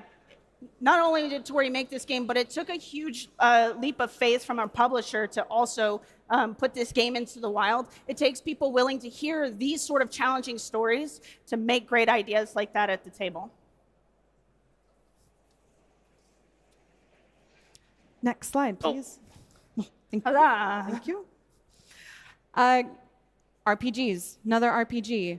If any of you are fans of Critical Role, you're probably aware of the Daggerheart RPG that just released. We invited Matt Paquette, the graphic designer of this book, onto the show to talk about the impact graphic design has on products. You may not realize how deeply entwined the design, the look of a product has on the gameplay, on your experience with it. And so we asked him to dive into that. Yeah, collaboration comes in a lot of forms in publishing.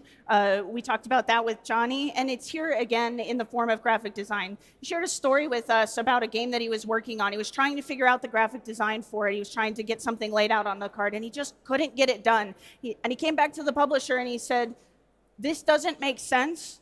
I can't graphically explain how to make this part of the game function. So instead of putting that pressure point on the graphic designer, it took a graphic designer standing up and saying, we actually need you to go back and rework this part of the game to make it clearer. Something about this is not exactly clear. Those kinds of voices speaking into work that you're doing, especially when it's something that you're so close to and passionate about, is really important, because these are graphic design is ultimately what somebody's going to get out of your game. So having a great person connected with your team or when you're making a game is so valuable to being able to actually connect with your audience. And it goes back to Johnny's, our original slides point as well, of rely on people who know better than you. If the publisher had said, no, I insist, this is the way it must be, they would be sorely surprised when the game was published, got bad reviews, because the player was confused about the gameplay, the iconography. And you don't want to say, I told you so. No. I think it all the time, but I don't ever want to say it. And so by relying and trusting on people you're partnering with, it's a cycle of positive feedback. Yeah. And remembering that your game is just as visually important, a product is just as visually important as it is the theme that it's connecting with. If Votes for Women was, for example, an ugly game, we would connect with it far less. Thank goodness for great graphic design to help make that an easy transition to the table. Now we're going to shift gears a little bit outside of people inside of publishing and talk about Danielle Standring. Now, what's the game example? Well, it's literally anything that Danielle has excitedly partnered to share on her streaming services. Danielle is a social media influencer and is an awesome person to partner with. She's worked with tons and tons of publishers to bring games in front of you on social media and make them accessible, teach people what they're about, and help them decide if it's a game that should belong in their collection. But how does she do that so successfully? What makes that so popular and such a resounding choice for so many publishers to want to partner with?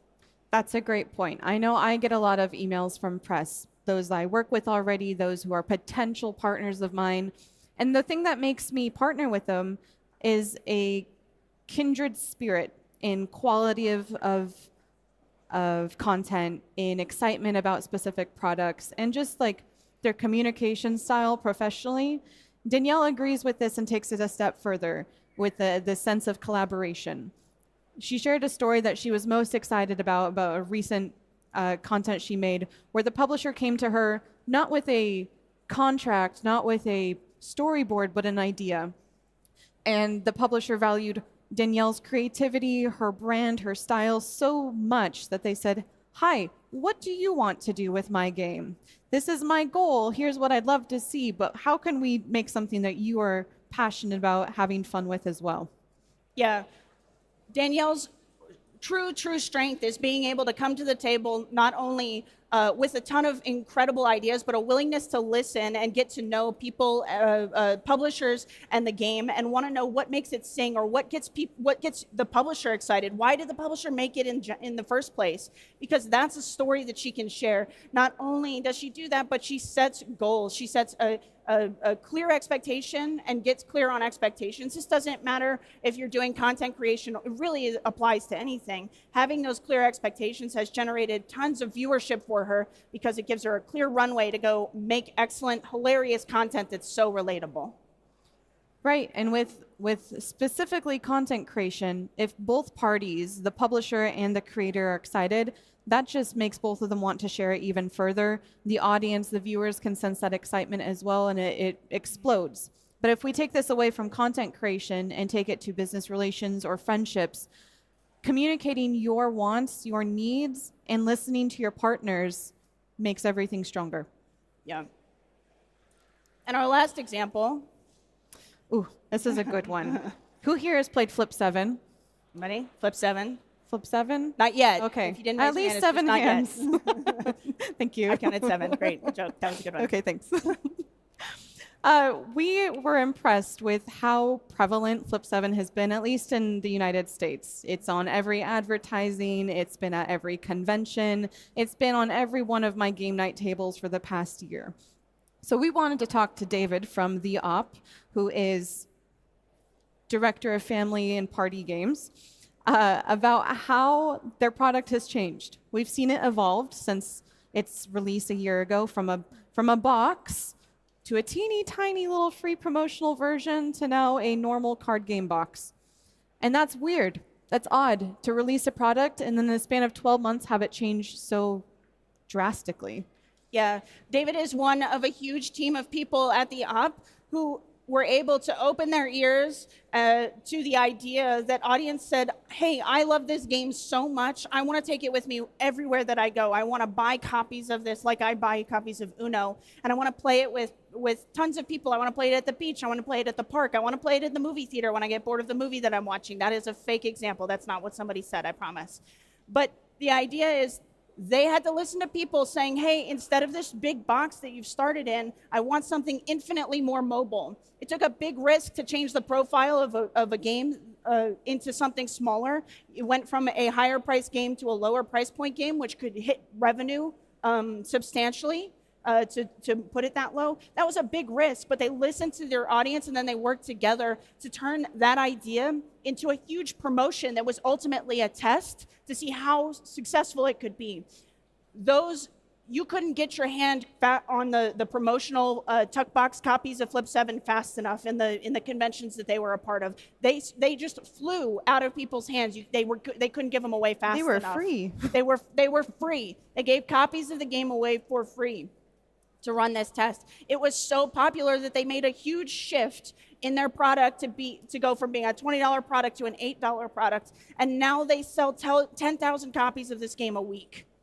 I think I did 1,000 of that last week. Yeah, I think both of Christmas is coming up. Yeah, that it's a perfect stocking stuffer. It's over in, I don't know what hall are they. It's that way for everybody who didn't raise their hand. Hall 6, I think. I don't know. That way. Yeah. Yeah. That's it. So, your turn. Next steps. It's your turn. Oh, okay. I see. Yeah, click. So these were just 6 examples that really highlight how people helping people is a good thing. And it's specifically a good thing for games, which we're all here for. Yeah. There are so many people to connect with. People are the reason that I am in this business, that I am doing the work that I'm doing, that people are the reason that Danny and I get to connect over a podcast and share stories with people, share learnings and growth. Opportunities to continue learning are very rare in life, but this space is full of it. Whether you're a consumer or an industry professional or an aspiring industry professional, there is no greater gift that this industry can offer than the opportunities and the unique experiences from everybody to go to teach one another unique things about it. It takes a village to make games, and it takes a village to play them, and we're really grateful to have the opportunity to be here working. So you have a weekend full of opportunity to walk around and meet people. Don't hesitate to find somebody new and introduce yourself, or find somebody that you're longtime friends with and reconnect around the table with a board game, because you never know where that's going to lead you. Think of it as a mini game for this weekend. That's right. That's our challenge to you. If you'd like to hear more conversations like the ones that we shared here, you can find our podcast at this QR code. We're at unboxedboardgamepodcast.podbean.com. Thank you so much for joining us. We're open for questions if anyone has specific Q&As for us. Thank you. What is that? That's the microphone for the questions. Oh, great. So if anybody has questions, just catch it and speak into the microphone. You're going to throw it? Yeah, you can throw it. Wow. Modern technology. Throw it to her. Oh, it's soft. Don't be afraid. And if you're afraid to ask in English, you can ask the question in German as well, and I can translate it. So no problem at all. He promises to translate it accurately. Do we have any questions in the audience?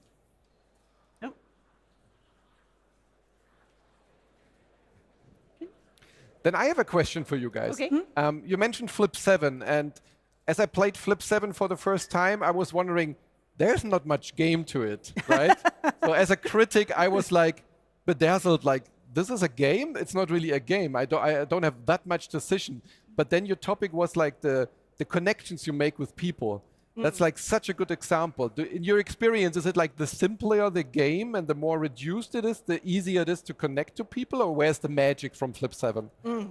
I don't think simplicity equals connections. We talked about Votes for Women, which is a very complex war game that incites big emotions with the players. Sometimes bad, sometimes good, but it sparks this conversation. Just like in Flip 7, when you freeze me, I have a very big emotion, and we'll talk about it later. But I think it's being at the table. Yeah, because you're always freezing me, but you're never giving me a second chance. You know what I'm saying? I keep those. Yeah, Sorry. But let me ask you a question back. Did you keep playing? Yeah, of course. You got sucked in, Yes. so something was happening there, right? I still have the illusion that I can get better at this game. See, there we go. No, but you mentioned the emotion. Emotion is like a very important part for me as a game. For a game, if I choose to play games, I like to feel the emotions with the other players on the board. Yeah. But I also enjoy like heavy Euro games where I sit 3 hours and think for myself. It's the complete opposite. Yes. So where's the magic in that? Why is both games so accessible to me? Ooh, that's a great question. I asked myself the same question, where you have this huge variety of things. You know, I like to think that sometimes deeper games give me a bigger appreciation for some of the smaller amounts of times. Like sometimes I want something that's expansive, that's going to leave me thinking and wanting more, wanting me to feel like I can grow and learn. have a game feel like it's teaching me to a certain extent, and also challenging me in a great way to see what my learnings are. But that makes me also that much more appreciative of some of those shorter games like Flip 7, that ability to connect with people around the table. As long as they're not in the lead, I'm going to root for somebody to get 7 cards until they get in the lead. And then that's it. Then I'm freezing them, you know? Yeah. But last night at dinner, we were talking about something similar in that it depends on the group you're with. If Jen wants to play Flip 7 and I want to play Caverna always, and we're looking for different experiences, that can create a bad moment for both of us. So it's also really important to communicate with the people at your table and align on what you want. Yeah, so Danielle's words of wisdom of getting clarity before you start playing a game is valuable, not just in content creation, but just with your friends too at the table. Yeah. Do we have questions now in the meantime? Anyone? Oh, they're over there. It's a little bit far, but I can... You don't want to catch it? Okay. They're like, do not throw that. And speak directly into the... Hello, hello. Yes. Goodness. Okay. Hi. I was curious about how board game publishers try to build community with their audience. You talked a lot about how board game publishers will build community kind of within the publishing sphere. But I'm curious how they do that with their consumers and how that impacts their development of the game. Cool. Great. So your question, just to make sure we have it correctly, is you're wondering how board game publishers work with audience and actually build those connections with audiences to help influence future development, how you're actually growing that fan base. Okay, great. There's a few different ways, right? Creating a community of play testers who is experiencing the game while it's not final and giving feedback. And you can start doing that at conventions like this or on social media. You can also just talk to them directly through social media. Yeah. Also, giving audiences, publishers that give audiences the space to speak into things, and that can be on social media, that could be through a newsletter, that could be here in person at conventions, is a great way to get that voice out. So I think a smart marketer in a publishing team is looking for ways to get audiences to speak up. That's how community gets built. I think when you see that engagement starts to happen, publishers will start building Discord communities and inviting people there, giving focused topics. Publishers giving community things to speak into is what creates this sense of community, a sense of belonging and ownership over ideas. Those publishers are the publishers I see being the most successful. The ownership part is really important. So, but you also have to make it easy for them to join with a clear call to action. Hi, join this Discord server where you have the opportunity to do this and be a part of this end result. So make it very clear what their role is, how it impacts, and then how they belong. Yeah. All right. Last chance. I mean, you want to catch it, right? Just think of a question because it's so much fun to catch this thing. All right. I think there are no more unanswered questions. Then I say thank you very much, you two. Thank you. Thank you for being here. Thank you. Thank you. And have a great show. Thank you. So. Schön, dass ihr immer noch alle da seid. Wie gesagt, geht es hier jetzt direkt weiter. Auch wieder, ich habe es wieder ins Deutsch gewechselt. Wir kommen nämlich jetzt zu unserem nächsten Vortrag auf Deutsch. Spielen mit Auftrag heißt dieser nächste Vortrag. Game Design für Kulturinstitutionen.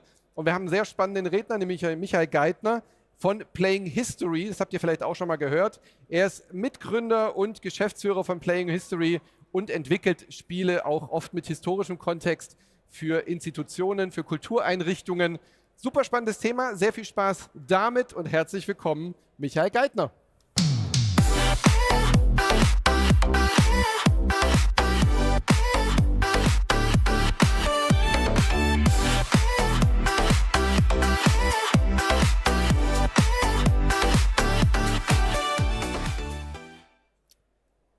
Ich suche noch nach der Fernbedienung für die Präsentation. Hallo, hi. Vielen Dank für die Einladung. Bevor ich richtig loslegen kann, brauche ich, wie gesagt, noch die Fernbedienung, um die Slides zu wechseln. Dieses Ding hier. Okay. wirkt wie der Button, um hier, ja, okay. Hi, ich bin Michael, ich bin Mitbegründer und Geschäftsführer von Playing History und ich erzähle ein bisschen was über unsere Arbeit, denn wir arbeiten ganz viel oder fast hauptsächlich mit Kulturinstitutionen zusammen und über die Challenges, die damit entstehen und welche Lösungen wir dabei beim Game Design haben. Und wie jede gute Geschichte beginnt auch diese an einem verregneten, sonntaglichen Spielnachmittag, wo ich mit meinem guten Freund Martin saß. Wir haben gespielt. Martin, der mittlerweile der Mitbegründer von Playing History, mein Geschäftspartner ist.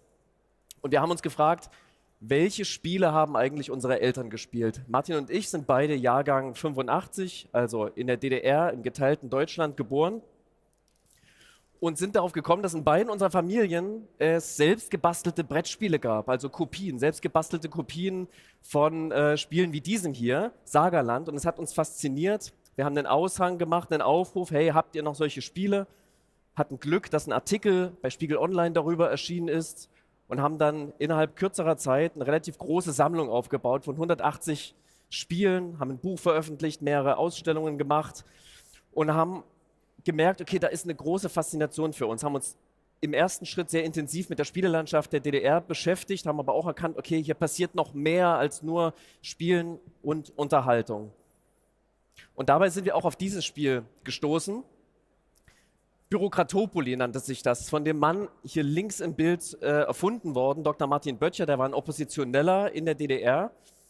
Und der hat ein Spiel gemacht, was dann in den Stasi-Akten, die ihr hier sehen könnt, als Spiel, sogenanntes Gesellschaftsspiel mit negativ feindlichem Charakter beschrieben wurde. Also er hat ein Spiel gemacht, ich erkläre kurz das Prinzip, so eine Mischung aus Risiko und Malefiz. Ihr müsst euch auf der Machtpyramide nach oben arbeiten, beginnend beim einfachen Arbeiter, durch Wahlen, aber auch durch Lug und Betrug, rauf bis zum Posten des SED-Generalsekretärs.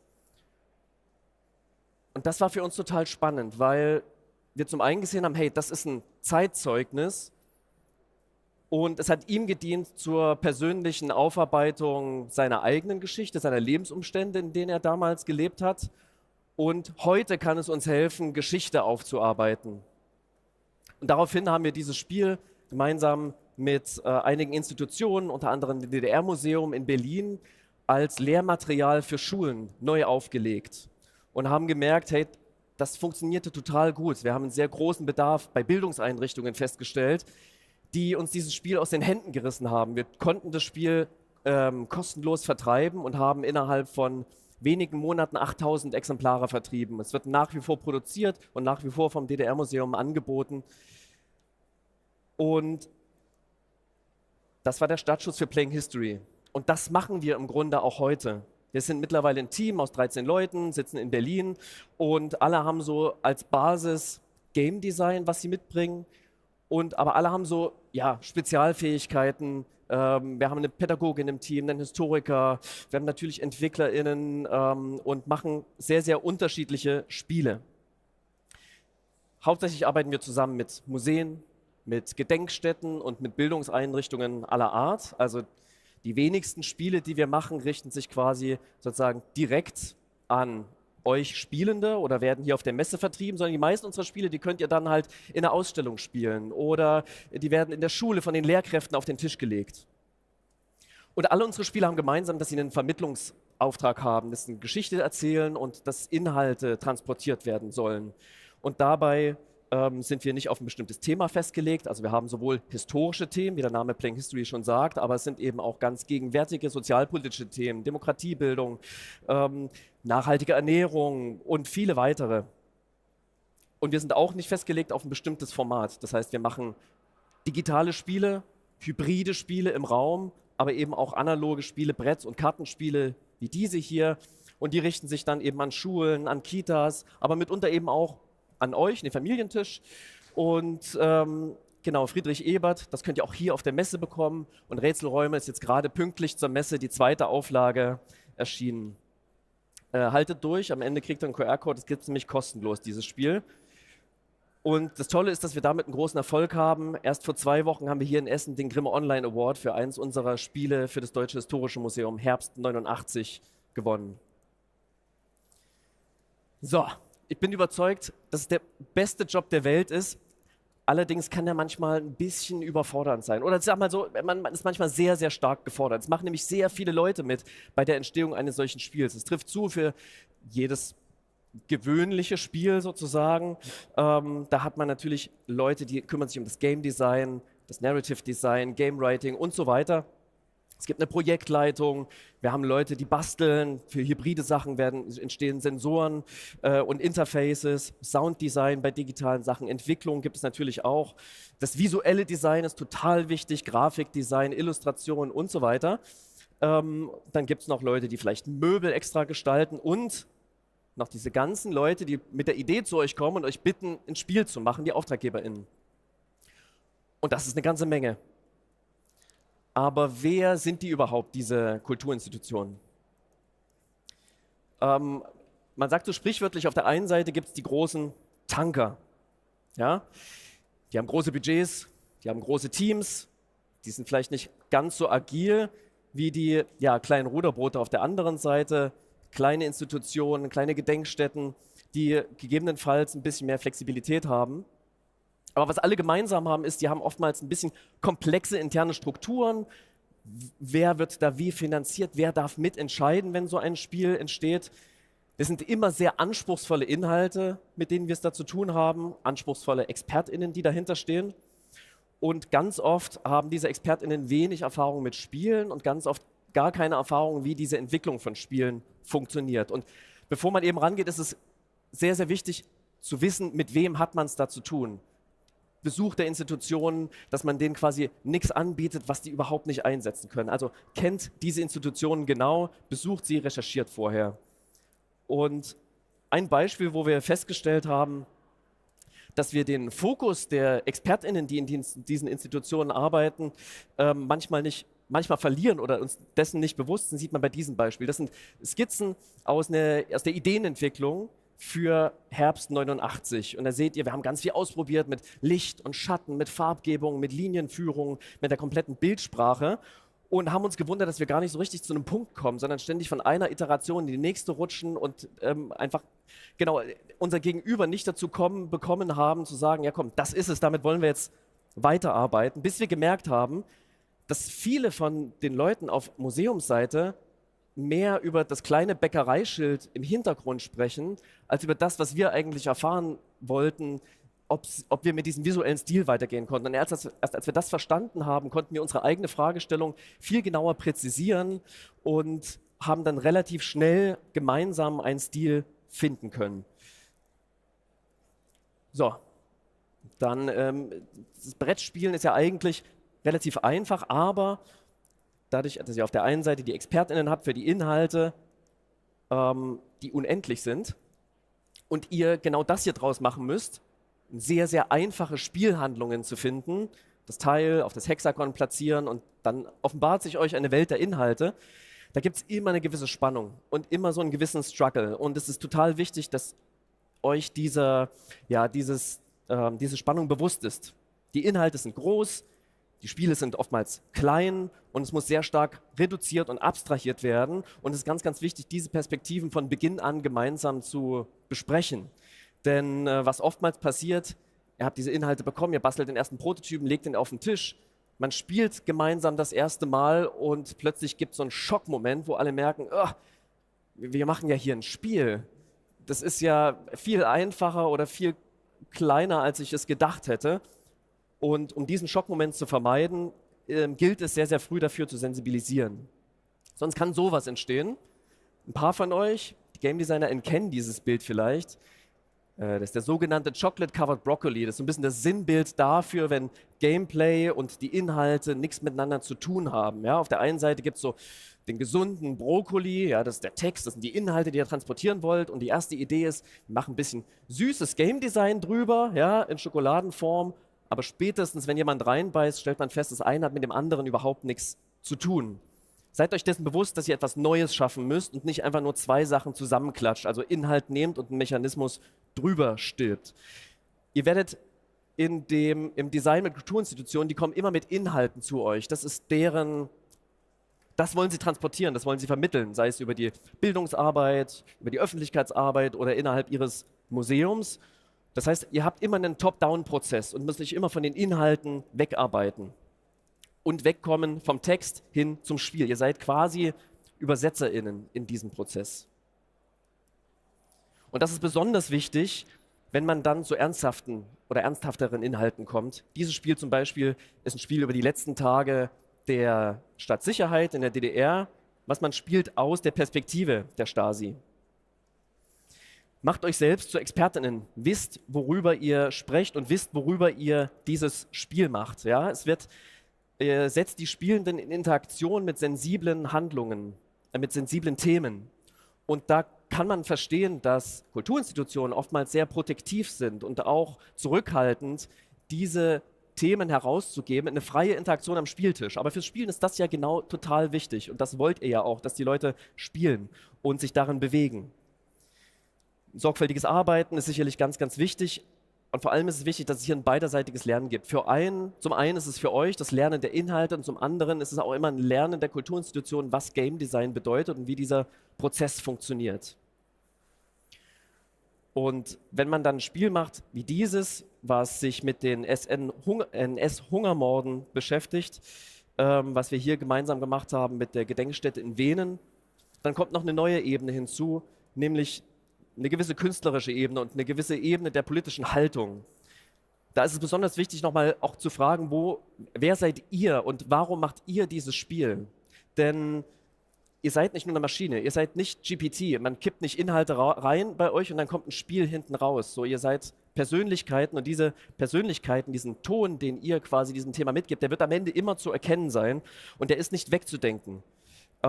Deswegen geht achtsam mit den Themen um, in den sensiblen Umgang und seid euch dessen bewusst, dass eure Haltung zu diesem Thema auch immer im Spiel erkennbar sein wird. Ihr seid ein Teil des Spiels und beantwortet für euch selbst die Frage, warum macht ihr dieses Spiel und nicht irgendjemand anderes? Warum macht es nicht eine KI? Was ist der Anteil, den ihr da reingebt und warum kann euch niemand dieses Spiel wegnehmen und irgendjemand anderer machen? Und genauso an die Kulturinstitutionen, wer soll euer Spiel machen? Wer passt zu diesem Thema? Wer hat die richtige Perspektive darauf? Und dann habt ihr erstmal eine gute Grundlage, um wirklich gemeinsam was Einzigartiges zu erschaffen und denkt gegenseitig voneinander viel weniger als KundInnen, als vielmehr als PartnerInnen, die gemeinsam diesen Prozess gehen. So, und dieser Prozess, da findet sicherlich jeder auch eine andere Lösung dafür und das ist unserer, den wir uns ja so ausgedacht haben und der für uns gut funktioniert. Und der beginnt immer damit, dass wir eine sehr klare Grundlagenanalyse machen und ganz viele Fragen stellen. Und für uns die 3 wichtigsten Fragen, die wir zu Beginn eines solchen Spieleprojektes stellen, ist zum einen die Frage, wer spielt hier überhaupt? An wen richtet sich das Spiel und wem soll das Spaß machen? Und was wollt ihr überhaupt erzählen? Was soll beim Gegenüber ankommen und was sollen die mitnehmen daraus? Und wo wird überhaupt gespielt? Ist es eine Installation in einem Museum, wo ich vorbeigehe und ein paar Sekunden habe, um die Spielenden in die Interaktion zu bringen? Ist es was ich zu denen nach Hause auf den Familientisch gebe und sie haben 90 Minuten Zeit, um sich Regeln anzuschauen und dann in Ruhe zu spielen und haben eine feste Gruppe? Das sind grundlegend unterschiedliche Verhältnisse und daran knüpfen sich sehr, sehr viele weitere Fragen an. Stellt alle Fragen und setzt euch mit allen EntscheiderInnen an einen Tisch. Unser Prozess wurde stark inspiriert von diesen beiden Leuten, kennt ihr mit Sicherheit. Auf der einen Seite Richard Garfield, hat auch glaube ich, Neuheiten hier auf der Messe und auf der anderen Seite Mark Rosewater, der Chefdesigner von Magic the Gathering.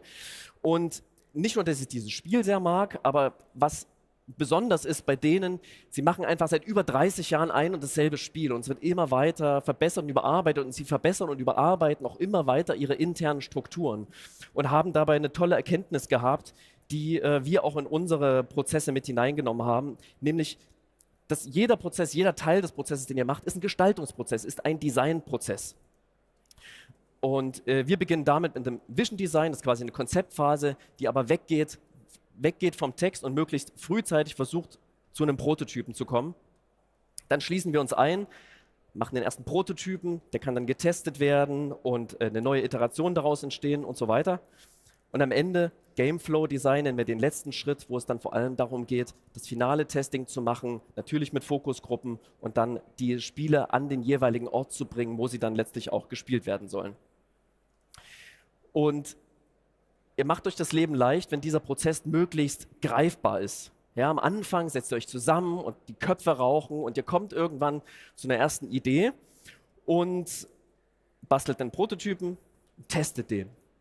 Und daraus entsteht ein neuer Prototyp und ihr testet den. Und diese Idee des immer wieder neuen Iterierens und des Anfassenslassens und des Testens, diese iterative Arbeiten, das ist oftmals, kennen Kulturinstitutionen manchmal nicht, weil sie solche Projekte immer in größeren Blöcken angehen. Und wir versuchen diesen Hands-on-Ansatz in alle Phasen des Projekts mitzuziehen. Und das empfiehlt sich total, ja, zwischendrin muss auch wieder nachgedacht werden, Workshops zu machen, Präsentationen, interne Tests, Vor-Ort-Besuche. Und letztlich kommt ihr zu einem Spiel, was nicht plötzlich da ist, sondern wo alle in diesem Prozess sich gut mitgenommen fühlen. So, dann habt ihr ein fantastisches Spiel, egal ob in einer Box oder auf einem Stick oder irgendwo im Web.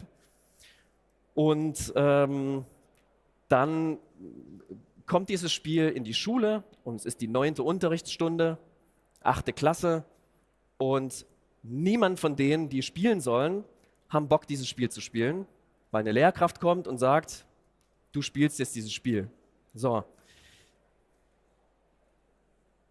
Es ist euch geholfen dabei, wenn ihr wisst, ihr müsst Spiele machen, die eine absolut niedrige Einstiegshürde haben, denn ihr erreicht sehr viele Leute, die nie spielen, die einfach nicht SpielerInnen sind, die es entweder nicht gewohnt sind oder zu Hause vielleicht gar keine Spiele kennen, egal ob das Spiel nun im Museum steht oder irgendwo anders. Das Museum stellt diese Spiele in die Ausstellung und plötzlich sollen Leute damit spielen, die es gar nicht gewohnt sind. Macht einfache Spiele und macht Spiele mit einer sehr, sehr niedrigen Einstiegshürde. Und an der Stelle möchte ich auf einen Vortrag verweisen, der heute hier später stattfindet. Um 15:50 Uhr spricht Anja Wrede über genau das Game Design von einfachen Spielen und was daran so kompliziert sein kann. Heißt, einfach ist nicht einfach oder einfach ist nicht leicht. Hört euch das auf jeden Fall an. Sie geht dann nochmal ein bisschen tiefer darauf ein. Auf der einen Seite habt ihr Leute, die nicht spielen wollen, auf der anderen Seite erreicht ihr mit euren Spielen gegebenenfalls Leute, die gar nicht spielen können, weil sie zum Beispiel einen bestimmten Inklusionsbedarf haben, was für Institutionen, Kulturinstitutionen nochmal was ganz, ganz anderes ist als Game DesignerInnen, die ihre Spiele machen und hier auf der Messe präsentieren. Inklusion sollte von Anfang an mitgedacht werden. Das ist kein Bonus, kein Feature, keine Spielvariante, die am Ende draufkommt. Ihr tut euch einen großen Gefallen, wenn ihr das bereits von Anfang an mitdenkt, eure Spielenden kennt und auch wirklich die Gruppen, die am Ende spielen können, sollen, auch spielen lasst. Da braucht sicherlich noch ganz viel Expertise und die baut sich aber zunehmend auf. Auch wir versuchen da kontinuierlich einfach unseren Erfahrungshorizont zu erweitern und testen mit körperlich eingeschränkten Menschen und ja, vielen, vielen anderen auch. Also ihr macht ein Spiel, das ist easy to learn, es hat eine niedrige Einstiegshürde, hard to master, erreicht genau das Komplexitätslevel, was für eure Spielenden wichtig ist. Aber tut euch einen Gefallen und macht Spiele, die haltbar sind. Diese Spiele, die von Leuten gespielt werden, die vielleicht gar keinen Bock haben, diese Spiele zu spielen, die werden auch dementsprechend behandelt. Und für Kulturinstitutionen ist es nicht einfach, ein Spiel zu ersetzen. Das ist bei einem kleinen Kartenspiel manchmal einfacher, aber wenn ihr eine teure Museumsinstallation macht, dann muss die repariert werden und da sind nochmal ganz andere Aufwände damit verbunden. Genau, denkt daran, macht Spiele, die unkaputtbar sind und sie werden einfach länger gespielt werden. Unterm Strich werdet ihr Spiele machen, die wertvoll sind. Und mir macht es besonders viel Spaß, weil die Arbeit mit Kulturinstitutionen, auch wenn es ein Struggle sein kann und viel Kommunikationsprozesse und sicherlich an manchen Stellen auch nicht leicht ist und mit Spannungen verbunden ist, macht ihr Spiele mit Relevanz, also die Teil der Diskussion sind, Teil des gesellschaftlichen Lebens und Lernens. Ihr werdet sehr viele Leute damit erreichen. Manchmal mehr Leute als ihr vorher denkt, weil ja, wie viele Leute besuchen ein großes Museum oder eine Gedenkstätte so. Das sind zahlreiche Menschen. Für euch bedeutet es auch und für mich insbesondere auch ein stetiges Lernen, immer wieder neues Einarbeiten in unterschiedliche Themen. Wir machen jetzt gerade ein Spiel zusammen mit dem Archäologischen Park in Xanten und gefühlt habe ich jetzt ein Semester Archäologie genommen. Es macht einfach große, große Laune. Ihr macht Spiele mit Impact. Es ist ein großes multidisziplinäres Arbeiten und kriegt immer wieder knifflige und kreative Aufgaben dabei gestellt. Ihr werdet Spiele machen zu Themen, zu denen es einfach noch gar keine Spiele gibt und könnt damit auch ein bisschen zeigen, wozu Spiele imstande sind, welche Inhalte sie transportieren können. Ihr bringt Spiele an Orte, an denen bisher noch nicht gespielt wurde, sei es die Schule, da nimmt es zwar zunehmend zu, aber an Häusern, an Gedenkstätten und so weiter, das ist immer noch etwas mitunter Seltenes. Und das Tolle ist, dass ihr Spiele machen könnt, die nicht nur unterhalten müssen, sondern die entstehen dürfen, weil sie wichtig sind. So, und zum Ende noch ein kleiner Werbeblock. Wer Interesse hat, sich das Spiel Friedrich Ebert, der Weg zur Demokratie anzuschauen, gleich davon an der Ecke bei Ostia Spiele. Und wer Lust hat, Rätselräume zu bekommen, kann mich direkt ansprechen. Das Spiel ist jetzt, wie gesagt, in der 2. Auflage kostenlos über Kiga Games erhältlich. Das ist ein Spiel zur Toleranz, ein Escape-Spiel, was speziell für den Einsatz in Schulen entwickelt wurde. Vielen Dank.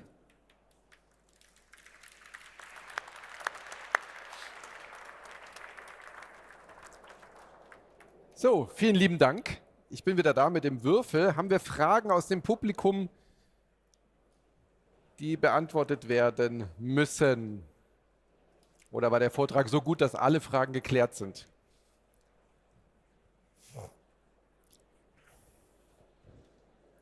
Genau, jetzt sieht man, man sieht immer gar nichts hier oben. So, ich werfe, Achtung. Das war nix. Hallo, hallo.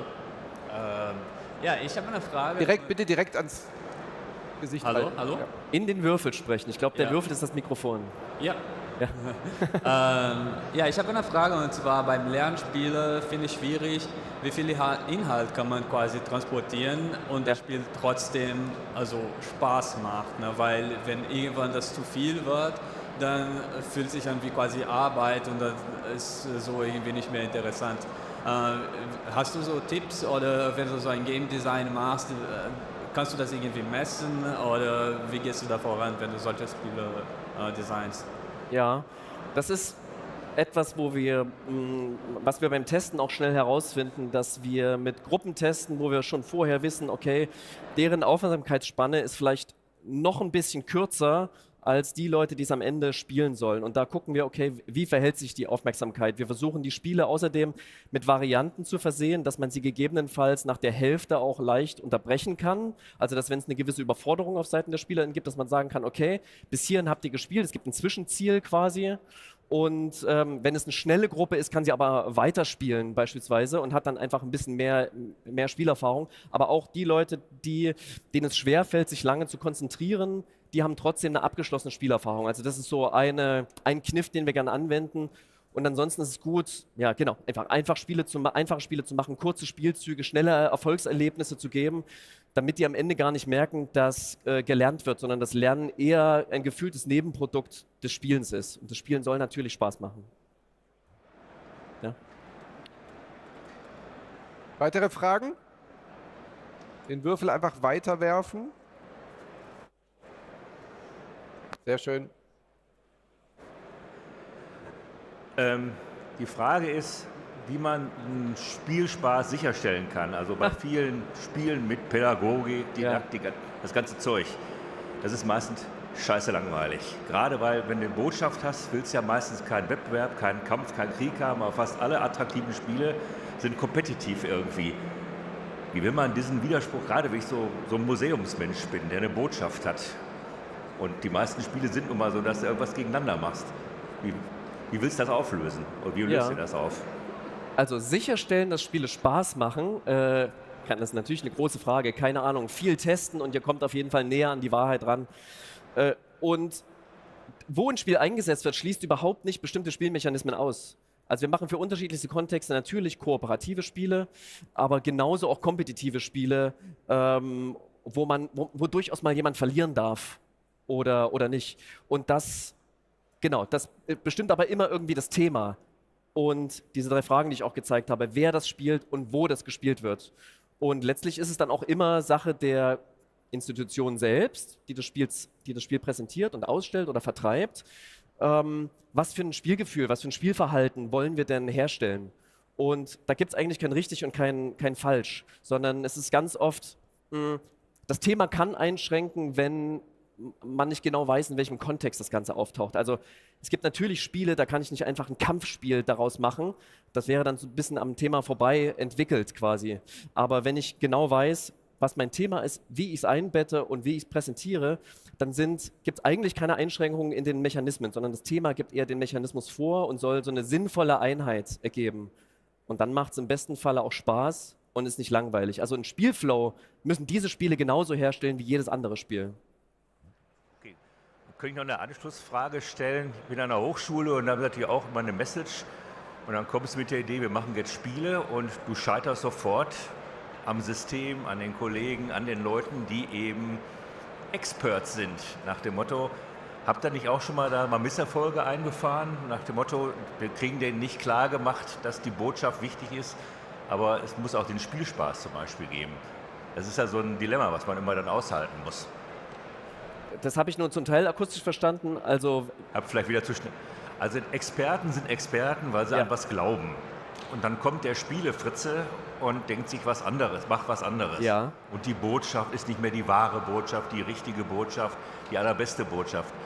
Kann man nicht an sowas dann scheitern, dass man dann nicht hinkriegt, denen zu sagen, Leute, wir müssen ein bisschen die Botschaft zurückdrängen, ein bisschen mehr Spielspaß drin haben. Genau, das ist auf jeden Fall ein Punkt im Prozess, wo man richtig stecken bleiben kann, wo beide aufeinander warten, wo man sagt, lasst doch mal vielleicht das, was ihr transportieren wollt, noch mal ein bisschen bearbeiten und die anderen erwarten, dass man vielleicht das Spiel ein bisschen bearbeitet, damit es sich besser vermittelt.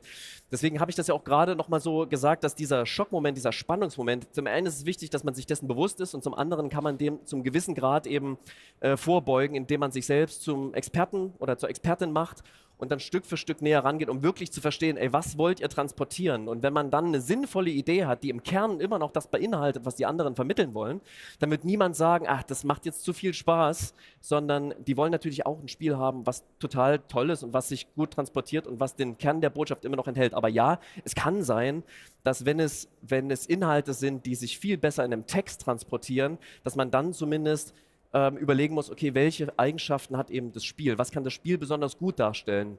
Und ein Gefühl dafür vermitteln, was die Vorteile dieses Mediums sind. Denn ich glaube, Nachteile hat das Medium nicht. Es ist nur anders als ein Buch, als ein Film. So, Zeit für eine Frage haben wir noch? Nee? Alle happy? Dann habe ich noch eine Frage. Ja. Wenn ihr eigene Spiele macht und die nicht eine Auftragsarbeit sind für Institutionen, macht ihr ja auch. Ja. Wie aus dem riesigen Fundus unserer Historie, wo fängt man an, überhaupt zu sagen, das könnte jetzt ein Thema sein?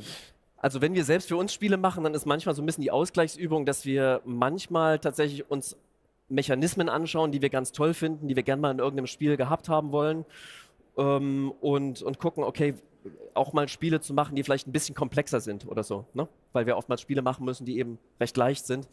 Und ja, manchmal ist man ganz persönlich fasziniert von einem bestimmten Thema, von einer Geschichte, die man nacherzählen möchte. Ich habe neulich ein Buch gelesen, wo ich dachte, ja, das bietet sich einfach ganz fantastisch an, daraus ein Spiel zu machen. Und dann bringt man das mit und man spricht drüber, aber es gibt eine ganz andere Form des Drucks sozusagen und eine ganz andere Form der Bewertung, weil man eben andere budgetäre Grenzen hat, aber auch eben andere inhaltliche Grenzen oder beziehungsweise keine inhaltlichen Grenzen. Verlangt aber auch noch mal ein bisschen mehr, dass man eine eigene erzählerische Haltung entwickelt zu dem, was man da beschreibt. Ja, und da, wo die Haltung am stärksten ist, was uns am schlüssigsten erscheint, dem gehen wir danach. Ja.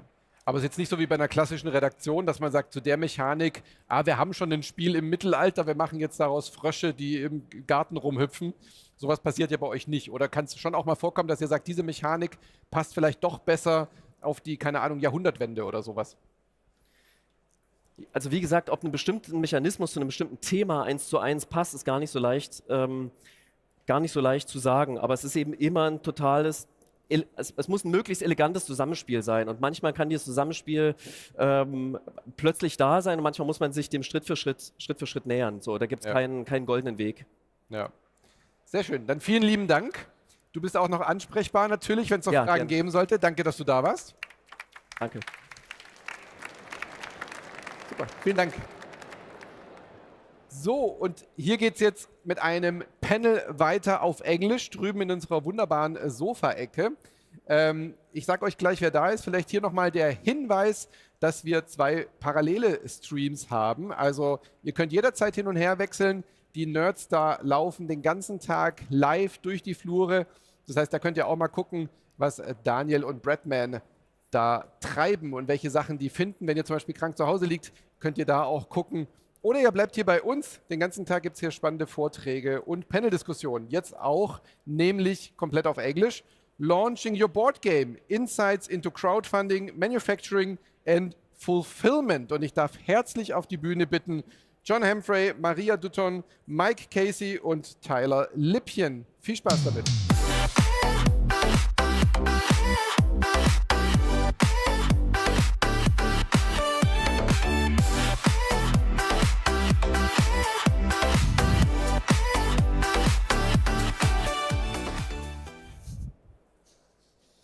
Oh, and this water's already here. Brilliant. Oh, thank you for the introduction. I have never had intro music before, so this is fantastic. Welcome, everyone. Thanks for having us all here at Essen. This is our first talk at Essen, and we're all really excited to be here. This presentation is Launching Your Board Game, Insights into Crowdfunding, Manufacturing, and Fulfillment. So this is going to be a talk, mostly questions and answers, Q&As, about anything to do with board games, crowdfunding, getting your games from marketing, through the crowdfunding platforms, manufacturing, shipping, fulfillment, all the way through. So our panel of speakers here today. First, we have Maria Dutton from Launchboom. You're the Games and Product Launch Director. Yeah. And then John Humphrey from Spiral Galaxy, a Fulfillment Manager. Myself, Tyler, from Panda Game Manufacturing. I'm a Senior Project Manager and Pre-Press Specialist. And then we have a special guest, Mike Casey, also from Panda Game Manufacturing. He's our Director of Technology, but he's also the co-founder of Grey Ridge Games and designer of Weirdwood Manor. So he is going to have an insight from the publisher side through the entire crowdfunding process from start to finish. So we're going to briefly introduce ourselves and talk more about our respective companies, and then we're going to open the floor for questions and answers. So please have some questions on deck for us. We'll start with Maria. Yeah, so at Launchboom, we've been doing crowdfunding for about 12 years now. And what we specialize in is helping tabletop creators go from start to finish on their crowdfunding campaign, specifically with the marketing strategy. So what that typically compromises of is building out your marketing strategy, so getting a page set up, an email newsletter, an ad strategy, and then making sure that with that, you're building up an audience leading into your campaign so that you are bringing the crowd. You have enough momentum within your campaign to get fully funded within the first 48 hours of your launch, sometimes hours, sometimes even for some of our clients, minutes. And that way, you are able to sustain that growth and then move into manufacturing after the campaign. But we have a lot of fun working with the different creators. We do board games, TTRPGs, TCGs, but really just what we focus on is guiding you throughout that process and working alongside you so you have a team that you can lean on if you're unfamiliar with what digital marketing actually looks like in practice. Awesome. Awesome. Thank you. Thank you. And myself, I'm from Panda Game Manufacturing. We are the world's best board game manufacturer. I'm a senior project manager, so I do initial consultations with clients. I do quoting. I walk you through the production process. I manage your project. I even check your print files as well. So I do the entire, hold your hand from the first contact through quoting consultations all the way through to helping with fulfillment. And with me from Panda is Mike, and I'll have you introduce yourself as well and your background. Thanks, Tyler. Yeah, my name is Mike Casey. As Tyler mentioned, I'm the Director of Technology at Panda, but I'm here primarily today to talk about the publisher experience in terms of bringing your board game to market. I co-founded a small publishing company called Grey Ridge Games, and I designed our first board game, Weirdwood Manor. And as part of that journey, I had to learn all the ins and outs about how to basically get a game to market. How to build an audience before it actually came to Kickstarter, how to design and run a Kickstarter campaign, and how to then line up fulfillment and manufacturing after that. So if anyone out in the crowd aspires to be a publisher or designer and you're new to this, I'm the person to talk to. Thanks. Awesome. Thank you. And the last up, we have John. Hi, yeah, I'm John Humphrey. I'm here with Spiral Galaxy Games. We are a UK-based fulfillment and distribution company. We are sort of the last portion of the chain that you get to in this complicated process. And we essentially help you get your game out of China once it's done the manufacturing and get it to the UK, and then from the UK into the hands of your backers, your customers, whether it be in the UK, whether they're also into the EU or rest of the world.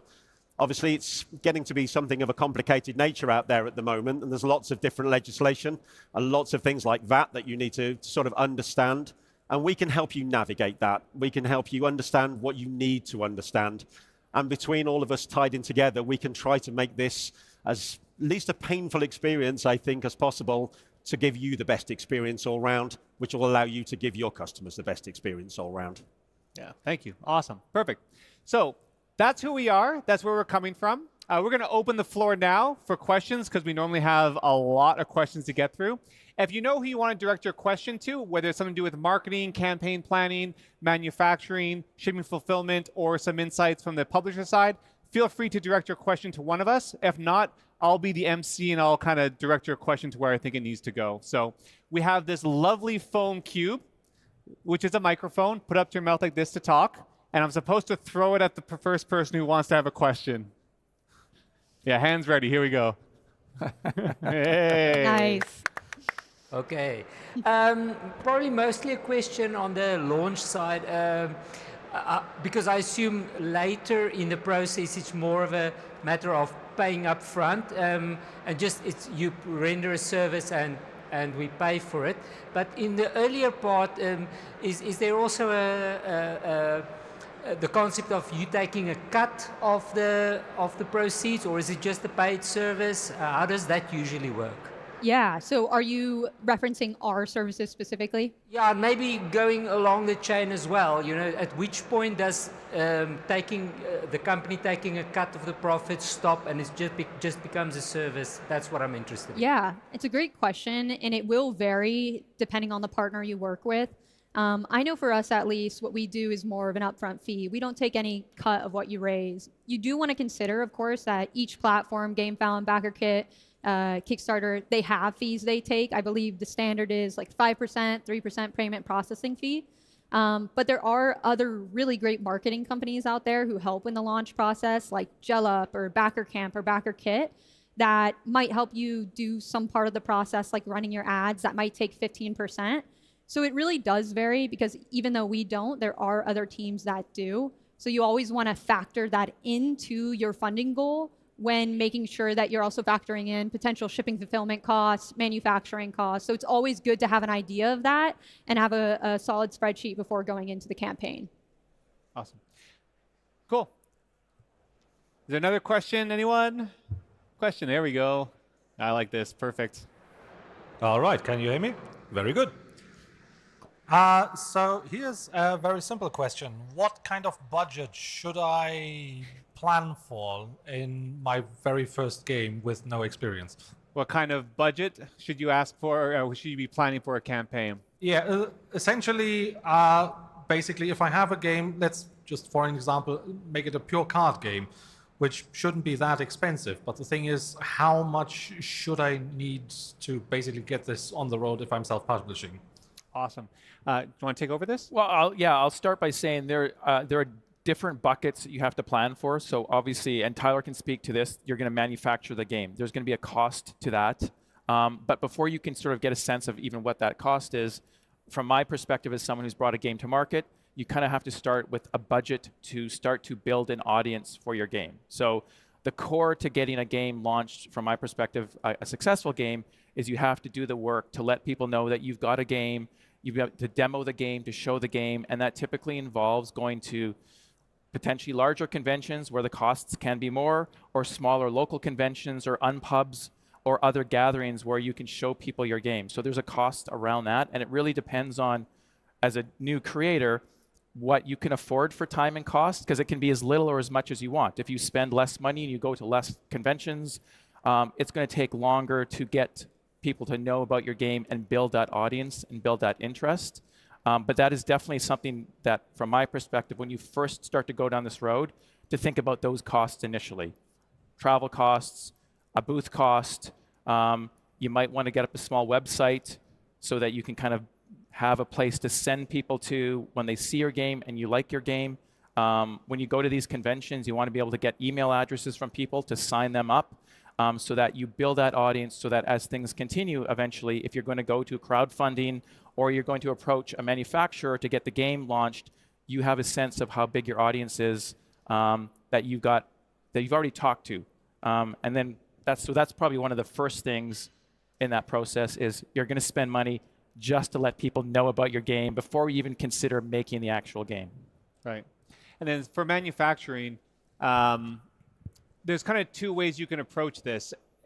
If your game is already fully designed, maybe you've prototyped it and you don't want to change anything about it, then you're probably going to have a manufacturing cost for that game that's not going to have a lot of wiggle room, right? What I do recommend, though, is if you are going to be approaching this as a newcomer, look for games on the market right now that are similar to yours in both components, in complexity, in content. Like if it's a long campaign game, a lot of writing, a lot of artwork.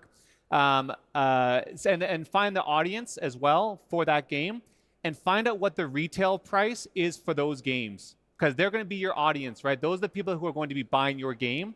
So find out what a similar game is worth on the market and work backwards from there. Because from there, you're going to have to find out what your margins are going to be. You have to find out what your manufacturing costs can be, your landing costs, so all your shipping costs. Factor in any kind of marketing you might need into that as well. If Kickstarter takes a cut of every single game, right? If you have designer royalties, art royalties, that's all going to have to come in to build your budget from there, right? So like how much of a margin can you have? If your game costs $5 to manufacture, right, per unit, is a 5 times margin, $25 retail, is that going to be enough to cover all of those expenses as well, right? And that's where you, again, when you find that retail price, find out what your manufacturing cost is, and then you may have to make some adjustments. You may have to pull some content, you may have to make some sacrifices on components, or you might find out that you've got plenty of budget, right? Like people are paying 30 euros for this card game and your card game costs $1 to manufacture, then you're in really good shape, right? So see what's on the market already. We have, walk around the spiel, you'll find plenty of games like yours, and then that will give you a good idea of where to go from there. I do want to have John, though, talk about shipping and fulfillment costs and even taxes, because that's something that can really bite you later on in the process. Do I have a talk about that? Yeah, absolutely. One of the things that a lot of people don't necessarily realize is you're entering into a global market here. And obviously, there's a lot of things that you need to pay attention to very early on. For instance, within the UK and the EU, it's now a legal requirement for you to actually charge VAT on all of the products that you sell. And it needs to be charged at the point of sale. This is where the depending on whether you're on GameFound or whether you're on Kickstarter, it needs to be charged there, which means you need to have been set up for this ahead of time. So it's, just into factoring sort of timelines as well, which is a question that often comes up, which is how soon should I contact you? When should I be reaching out? And the answer is there's no such thing as too early. The more information that you've got on hand, the more sort of power you've got to make sure that you're ahead of this. It's relatively simple in the grand scheme of terms. I would not be particularly scared about VAT and about taxes. There are lots of people out here who can advise you, make sure that you're on the right path and make sure that you are covered.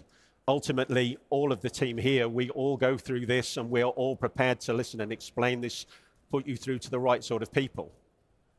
But once you've set this up, your actual numbers that you need to provide to most fulfillment companies like Spiral Galaxy, you don't have to think, well, I'm going to need thousands before they'll even look at me. We all start somewhere. Most of us who do board gaming start very low down. This is a hobby. This is a passion project for a lot of us. So don't be concerned that maybe I'm going to be going to a fulfillment company with only maybe 10 or even 20 games. I think the smallest fulfillment I've ever done was 2. We all start somewhere. Even the likes of Jamie over at Stonemaier Games start small and then grows. So don't be afraid to sort of put your feet in the water. Just make sure that you're asking the right questions, talking to us and budgeting it correctly from the start. And genuinely, you can't go too far wrong. But it's that asking questions all of the way that you need to do. Yeah, and I'll just add that we're up here talking to you all, giving you some answering some questions and some advice. When you start that process, reach out to companies, Spiral, Panda, Launchboom, other suppliers. They'll happily talk to you. You can ask those questions. They're there to give you answers. They're there to help. I mean, it is obviously a big board game community that we're within, and the companies that work in that space tend to really care about people who are trying to create new projects, create new games, and get them to market. So ask questions, contact people early is always great advice. Hello? Mike? Thank you very much anyway. Thank you. Awesome. Next question. We've got one down here next to you. Next to you first. There we go. Hi. Okay, Hi. it's working now.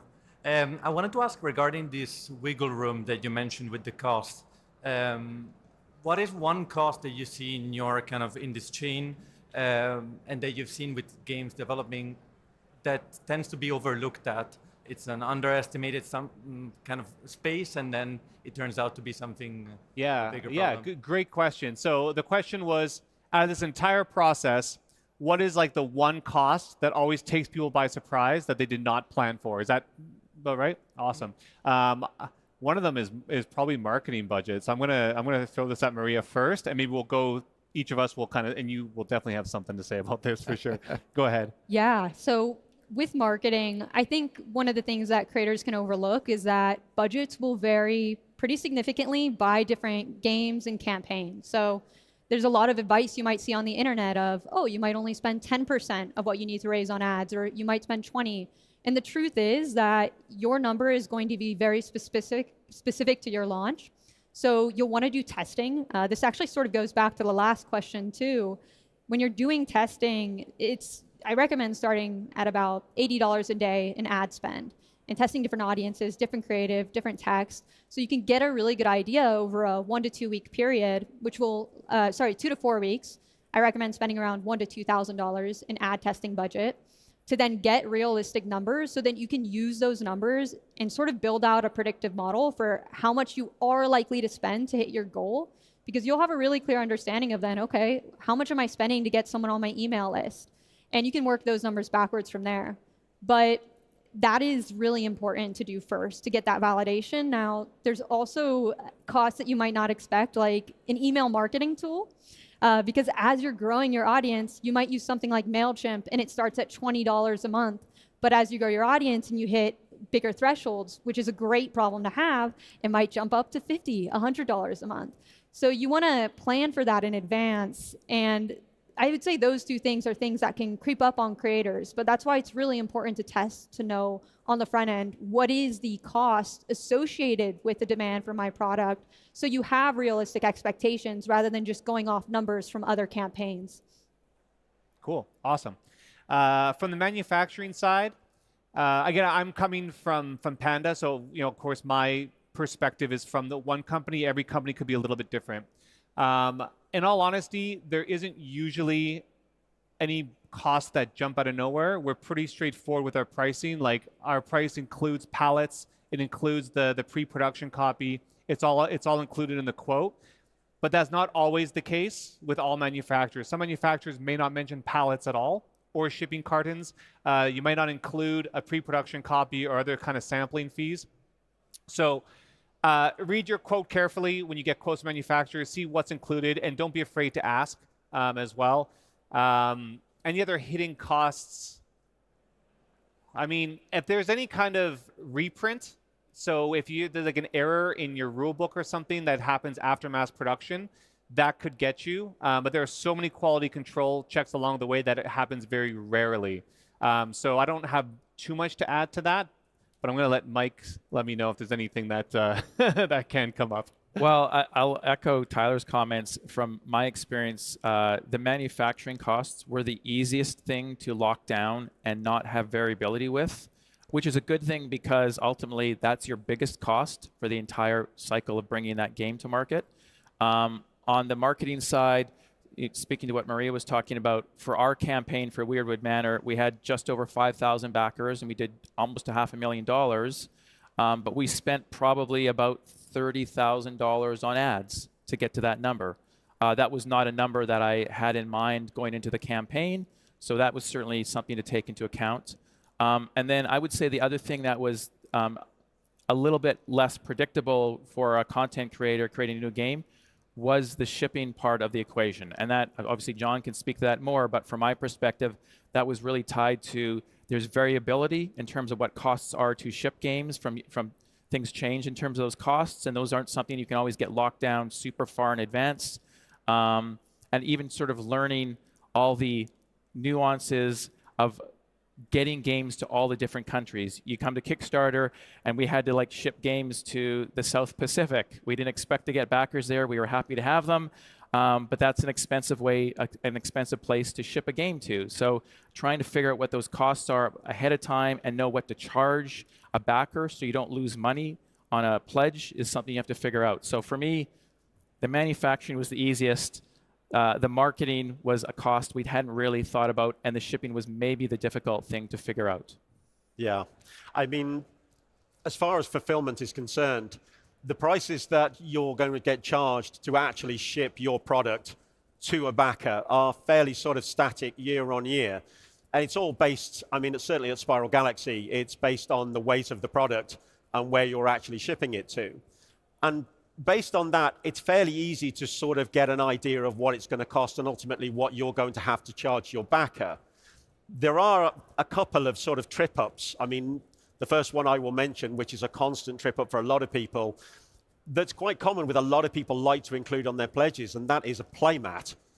A lot of people will have a sort of fairly regular-sized board game, and then they'll have their luxury mat, which can come in at quite some enormous sizes sometimes. And what you don't realize is we can't necessarily always put those together in the same box. And if we're not putting them in the same box and we have to ship them separately, that could suddenly come close to doubling the price that it costs you to ship out. Now, if you're already aware of that at the time, ahead of time, and you are charging your backers for that, then it's not a problem. But if you go into this not understanding that situation, it can catch you a little bit by surprise. So that is a fairly sort of static cost that you can always pretty much be certain of what it's going to be. The one area that becomes difficult and where we've seen a lot of issues in the past is in your freight shipping. It only takes a sort of a small global effect, and you can find that freight shipping is going very, very out of where you had predicted. So it's always useful on these to make sure that you always stay in touch with your fulfillment company to find out what that's actually going to cost. Now, for somebody like Spiral Galaxy, while we can offer you that freight out of China or out of the US or wherever you get your manufacturing done, you are free to use any sort of freight company that you want to use. You're not sort of just tied down. But we're always there to give you an idea of what it's going to cost. And ultimately, though, there is always going to be a little bit of guesswork. And unfortunately, it can catch you out somewhat. So try to bear that in mind, that when your landed cost hits, you might have to have some wiggle room to make sure that you don't find yourself sort of in the hole for more than you had expected. As a rule of thumb, as you get costs in from suppliers, take those costs and just add a healthy percentage to them as a bit of a padding, so that you know, in a hopefully worst case scenario, you still can manage those costs. Absolutely. Yeah. Yeah, excellent. Yeah, it's a good question, and kind of brings up a follow-up question for myself to ask all of you. Knowing these unknown costs, these surprise costs is one thing, but mitigating them is another, right? So what are some things that you could do as a creator to prevent any of these unknown costs from coming up? And I'm going to start with one, which is kind of shipping related. What I see in a lot of new Kickstarter campaigns, crowdfunding campaigns, is I see a lot of SKUs. SKUs as in barcodes, as in separate products. So you may have like the retail version and the deluxe version and the exclusive add-on and the early bird card and the art prints and the first player token and the this and the that and the that and the that.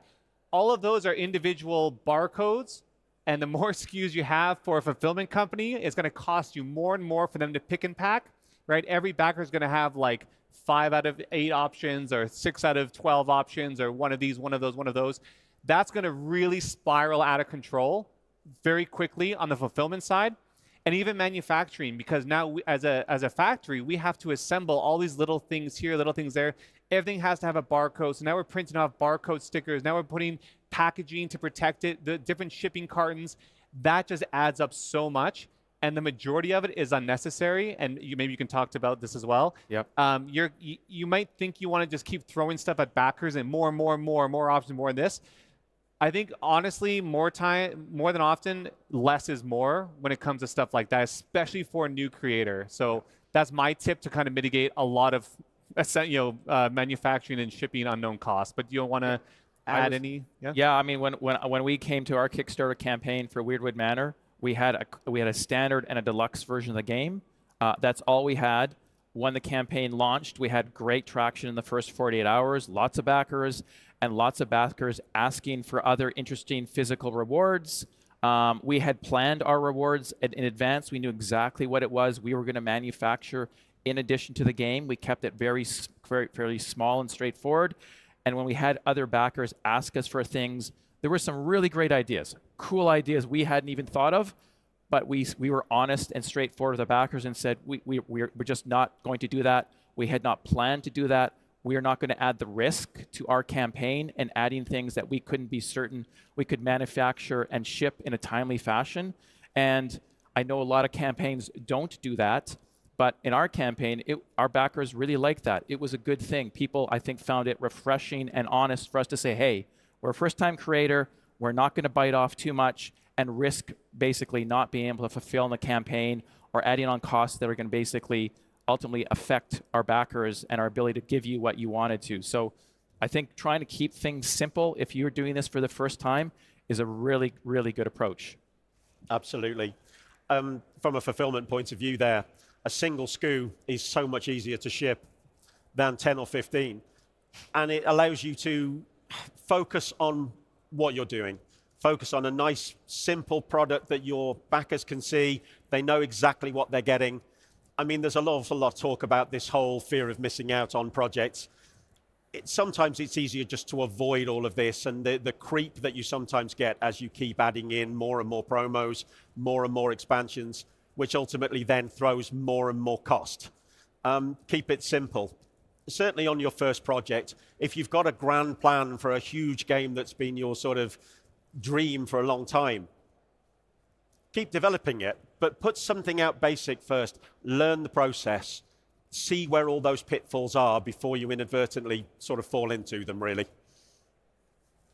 Cool. Is that okay? Do you want to add anything more to that? Yeah, I was thinking on the marketing side, and I really think it comes down to prioritizing return because, I mean, ad strategy, and you know this, Mike, is going to be what drives the majority of your pledges. There's other strategies though, right? You can diversify your marketing strategy. You could do more organic marketing, social media. You could attend conventions. You could get reviewers. But I would prioritize what is working and what you can measure a return from. And that's going to be the best way to keep your costs lower. I see a lot of creators want to engage with a lot of influencer reviewers, which is great. I think that is incredible from a credibility standpoint, and you will have some traffic flow in. But I've seen the mistake of engaging too many potentially in some campaigns where maybe you're paying 5, 10 influencers and really maybe all you need is 2 to 3. And the reason why I mention that is because you can't really measure the return from that, especially not with crowdfunding, but you can measure a direct return on ads. So prioritize what you know you're getting a strong return on first and foremost. And from a marketing standpoint, I really say that is one of the most important things. Don't get carried away with spending too much in different areas if you can't understand what you're getting back from that. Yeah, that's great advice. Yeah, thank you. Awesome. That was a long-winded answer, but hopefully we covered a few different parts there. Thank you. Next question, did you have one, sir? Yeah, so what would be the minimal amount of copies I should calculate with? Because I saw on the Panda page, it's from 2,000 upwards, so... Yeah, so the MOQ, a minimum order quantity, I get this question a lot. Different manufacturers will have different MOQs. That's the minimum order you can order for us to manufacture. For a mass production facility, it will normally be relatively high because they use mass production machines, Heidelberg printing presses, offset printing. It costs just as much to set up and print one game as it does to print 100,000, right? It's all about the setup cost. So mass production manufacturers will normally be, the lowest is normally 500 for some manufacturers, maybe 1,000. Most manufacturers are 1,500 or 2,000, right? Panda, for a simple game, can be 1,500 units. For a more complicated game, especially with custom plastics, 2,000. It's not that we can't do lower. It's that it's so astronomically expensive that it's just not really worth doing less than that for mass production. But there are print-on-demand printers who can do lower than that or can do any quantity. Like, for example, GameCrafter, there's certain services where they only print when people order. Like, you order the game on their shop, and they will just print one copy to ship to you. Other manufacturers, use digital printing. They can do like 50 copies, 100 copies, a lot easier than that. But yeah, MOQ normally around 15 to 2,000 units for most mass production manufacturers. Some will go as low as 500. Does that help? So if you split up your game in a super collector collection and a normal one, so that is two different games then, right? Yes, that's a very good question. I get this one an awful lot. I'm glad you brought it up because I was probably going to bring it up if you didn't. So I'm not paying him. He's not planted in the audience.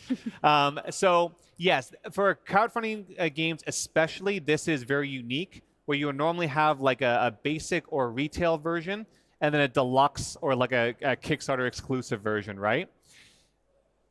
And it's not necessarily two separate games because the majority of the components are common between the two versions. So as an example, you may have like the box, the game board, the rule book, and the cards are identical for both. But for the retail version, you use punchboard tokens, cardboard tokens, and for the deluxe, you use like custom silk screened wood, right? So in that case, we kind of, from a manufacturing side, we actually have three products that we're producing. We're producing the common components that are the common between both, and then the retail exclusive components, and then deluxe exclusive components. So as long as the MOQ of the common components, like the entire run, is around 1,500, 2,000 units, it is possible in some cases. Again, it all depends on the game and the components. I'm not saying every game can do this, but usually it's doable, right? You might have let's say 2,500 common components, and you'll have 1,500 deluxe and 1,000 retail, for example, right? And yes, the retail is below the MOQ, but usually we can make something work because the entire print run is a lot larger. And the same thing goes for language version. If you're doing multiple languages in a single print run, what we'll normally do is we will do a plate change. We'll swap out the printing plates. So you can have as low as 500 units on a different language because as long as all the components are the same, we'll run all the English cards, right? And then we'll swap out the printing plates for German, run the German cards, and swap out the plates again. So your pricing's based off of like that bulk, like of all the languages together, and we're just doing one-off costs for the plate change. It's like a one-off fee, anywhere from $100 to $200, depending on the number of colors in the component, double-sided or not. But that's how we'll do that as well. And that's how you really can start to lower your costs when it comes to manufacturing. If you can do the retail and the deluxe and do other language versions at the same time, that makes things cheaper for you, and it obviously helps you make more money. Yeah, and you're going to see that a lot right now. That's a big trend the last 2 years, I think, in crowdfunding. Normally, you'll run like an English or the main version, maybe German or English. You'll run that first, do the crowdfunding campaign, run that language. And then if you're going to get localizers, so Spanish, Portugal, different regions, different languages, you would, at Essen, for example, right, you would have a meeting with those publishers, show them the English version of your game. They love it. They will sign up for a print run through you or on their own. That could be complicated. But that is how it normally happens. But recently, with the global market, with services and consultants like MLB Vanguard, for example, where they will bring localizers on board in advance, it's quite often that your first printing will be a combined print run with you in other languages. And so that changes the complexity of the project quite a lot. But it does allow smaller publishers to get in on a Kickstarter a lot earlier due to those connections that are being made much earlier on in the process. That's a trend I've seen the last couple of years. Anything else to add? Okay. One more follow-up for the shipping. Does it make any difference when you have a lot of copies or less? Or is it the same price all the time? Generally speaking, when you're shipping out of China, for instance, there will be a minimum rate. So for us, it's generally speaking 2 cubic meters or approximately 1 pallet. Anything less than that, then you're basically going to be paying the same amount. But we tend to find that for most print runs that are coming out, we'll sort of start out at around about 1 to 2 pallets anyway. And then it just goes up from there fairly linear based on that. So ultimately, not really. Awesome. Thank you. Thank you. Nice. Good throw. Good catch. Hello. Hi. So my question is, how do you get to the order of magnitude idea which you plan towards? So assessing demand ahead of time, assuming you've play tested, you think you have a good game, you have a large addressable market of some kind. How do you understand if you're making 500 copies of a game or if you're making 500,000 copies of a game? I'm so glad you're here, Mike. Take this one. So the answer to that depends on how you're going to get the game to market. If you're going to bring the game to market via crowdfunding platform, the answer to that question is relatively easy. You're going to launch your campaign and you're going to see how many games people want to actually buy from you. There are obviously other complications about going to crowdfunding, but one of the nice things is that you're essentially using that as almost a pre-order system. You run the campaign, you know how many games you have to manufacture for your backers, and in our case, we manufactured some additional games because we knew it was going to be going to retail in certain places. You can have those conversations with companies who will basically act as an intermediary to get it into stores. They can give you some advice about how many copies they think they would want to order from you or have on hand to sell to retailers. So if you go to crowdfunding, that's one of the biggest benefits. It reduces your risk as a creator so that you're manufacturing only to what you know you're going to sell. If you're not going to crowdfunding, then, and I haven't been down that road directly, it's a lot more difficult because you are basically then you have a game where you have to you're going to take a lot more risk. If you've gotten some attention, you've built up an audience, and you've got maybe a bit of a buzz at a convention or two, there'll be distributors out there who might still have a conversation with you and say, hey, we think we might be able to sell these many games to our bricks and mortar stores that we deal with. But one thing to be really aware of is when you talk to these distributors, almost all of them are not paying for those games up front. So the risk still sits with you. They're saying, yeah, we'd love to take 500 of your games, but there's no guarantee that they'll sell 500 games to all these stores. So you're taking on risk. And I would say, from my perspective, if you're a first-time creator, it is absolutely worth going through a crowdfunding platform to reduce that risk and reduce that uncertainty. Even if you're going to keep that first campaign being like a really small one, there's nothing wrong. There's so many creators who now make a lot of big games and sell tons of them, who did a first campaign that maybe funded with like $30,000 and they sold like, several hundred copies of the game maybe or something like that. It's fine starting small and not taking on the risk, in my opinion, so that you can learn how that goes, you can get a game out there, build a little buzz, and then go on to your next game. In my particular case, a combination of luck, maybe designing a decent game and a bunch of other things let us do a really good campaign to begin with, but we were also prepared to go to Kickstarter, and maybe we were only going to fund $50,000 worth of games, and that would have been fine too. So Kickstarter, you'll know those numbers. If it's not Kickstarter, there's a bit of guesswork and a bit of crossing the fingers and hoping. Makes total sense to do demand sensing that way. Can I ask, every Kickstarter I've seen has a goal number. How do you arrive at a goal number in that way? Because yeah, it's a great question. So from my perspective, the goal number is you can look at how many games that you need to manufacture at a minimum. So for example, if you're going to work for a particular manufacturer, before you come to Kickstarter, you've already gone through the process of figuring out how much it's going to cost to manufacture your games for a certain number of games. And if there's a minimum run of games, then you might set it based on that. So if you work with Panda and you've got a small, simple game and you know you're going to do 1,500 copies and it's going to cost you, I don't know, a certain amount of money for that, then you'll basically figure out that cost, the cost that you need to make in addition to that, hopefully, to cover other costs, and you'll set that based on that number. There is a little bit of a psychological aspect to that number, though. Sometimes in figuring those calculations, the number might feel too low. And if you launch a campaign and you ask too little money, that can sometimes trip up certain backers, and they may have some doubts about whether or not this is worth investing in. Conversely, if you set that number too high, the same thing happens. So it's a little bit of sort of magic about filling that out. And it also dovetails with how much buzz you're getting about your game. We got pretty good buzz before the Kickstarter. We got some good reaction. We'd built a list, an email list by going to conventions. We had 5,000 people on an email list who we had already been sending newsletters to. We knew that we had enough people interested in the game that we could bump that initial funding goal up a little higher than what we really needed. And we thought that would be okay. Very cool. Thank you. You're welcome.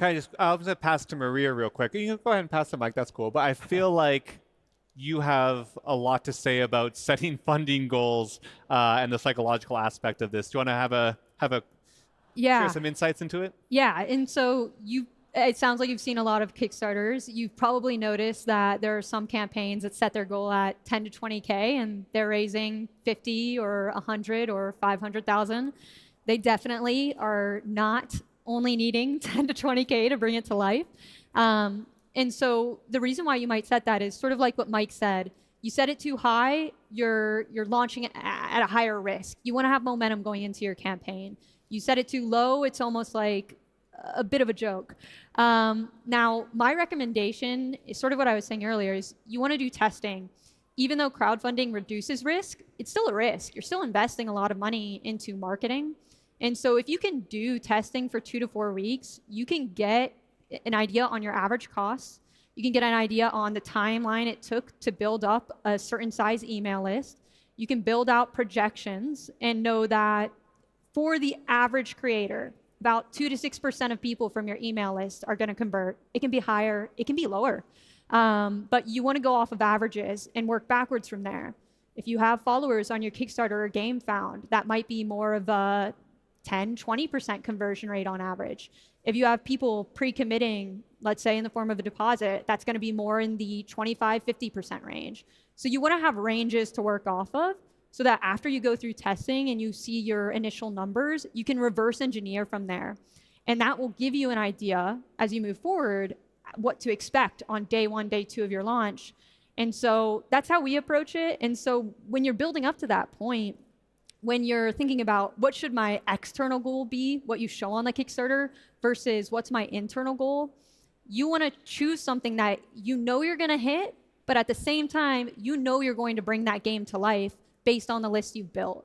So you don't just want to set it low to hit that goal. You should be doing that responsibly, knowing that you have a large enough audience to actually bring it to life and manufacture, and that you'll have the funds to do that. And I'll just add to that, when it comes to creating an audience for your game before you come to crowdfunding, you really have to appreciate that it can take a long time. You need to start early. Before we went to Kickstarter, we started building our list a year and a half before we went to Kickstarter. Attending conventions, unpubs, small local gaming groups and whatnot. So you need to give yourself enough time to build that audience, because the easiest way to reduce risk and the most cost effective is to build an audience before you commit to spending potentially large amounts of money on manufacturing, a larger marketing campaign, all those kinds of things. So it still costs money to go to conventions, but relatively speaking, it can be a lot cheaper than some of the other costs. And I'll add to that, if you're planning to go to crowdfunding, I would highly recommend that you get your pre-launch page up as early as possible. The one thing that we made, from my perspective, was a mistake, is we thought we would wait until we had more information about the game, that we'd finalized artwork, that we had a video. We shouldn't have waited that long. We should have put our pre-launch page up as early as we could and let it sit there, because when you start to talk to people, you gather email addresses from them, and you want them to take an action. You want them to go to the pre-launch page and click on the notify button. And the earlier you can start that, the better as well, because that helps, obviously, when you kick off the campaign. In that first 24 to 48 hours of that campaign, you want lots of backers, you want lots of traffic, you want other backers to see that number go up, because what Maria was talking about, if you set that number too high and people see that, oh, it doesn't look like you're going to get to it, lots of backers are on the fence to be like, I'm not putting any money down, or maybe I'm only going to I'll just do $1 pledge if you've got that option. So you want that audience so that in that first day or two, people see those numbers start to shoot up. It helps other backers decide to back your game. And it also, for most of the crowdfunding platforms, will capture their intention internally. Yeah. So they're obviously monitoring the campaigns and how they're performing. In our case, because we had really good traction the first day or two, we were featured on the main games section for Kickstarter, and then we got featured on the homepage of Kickstarter, which is obviously lots of games that does not happen. And that was a product of the fact that we had really good traction in the first day or two. Cool. Yeah. Cool. Awesome. Go ahead. Sorry. I have seen a lot of checklists in the internet about preparing for the Kickstarter campaign, but I think it's so individual. And I want to go to with Launchboom. I'm in contact with Jesse Tyson, Amazing. actually, and now I can tell you I have a nearly finished game. I have social media, plenty of followers, not that much, of course. And I also have a promo video, actually in the post-production. What is the next step? What is my homework? Yeah, that's a great question. I guess I would ask you, do you have a landing page or a pre-launch page set up yet? Okay, that's your next step. Like Mike was saying, you need that as soon as possible. I get asked a lot, like, what is too early? There is no too early, there is too late. So want to make sure that you have at least an absolute minimum of 2.5 months before launching of marketing and having that page set up. But I say do it as soon as possible. That would be your next step. We sort of think about crowdfunding in 3 phases. So phase 1 is building out your marketing materials. That requires a landing page. Before landing page sort of comes the messaging and positioning strategy. So who's your audience? How do you want to speak to that audience? You want to think of that before creating the page. If you work with us, that's something we can help you with. But that page is really important because no matter what, you want to have someone somewhere you can point people to. And a secondary step of that is making sure that you have an email sort of automated sequence built out so that if people are joining an email list, they have a welcome email coming to them. So first, the page build out. Second step for you would be then getting that email sequence set up and tracking. Tracking is really important. You want to know stuff like your conversion rates. There are benchmarks within this industry you want to hit. So when you have tracking built into that page, you can understand, is it working well? Is it not? Are there things I need to change? And I'll just add, in terms of those next steps, you've obviously spent months, maybe years, working on a game, refining it. You've put all this effort in.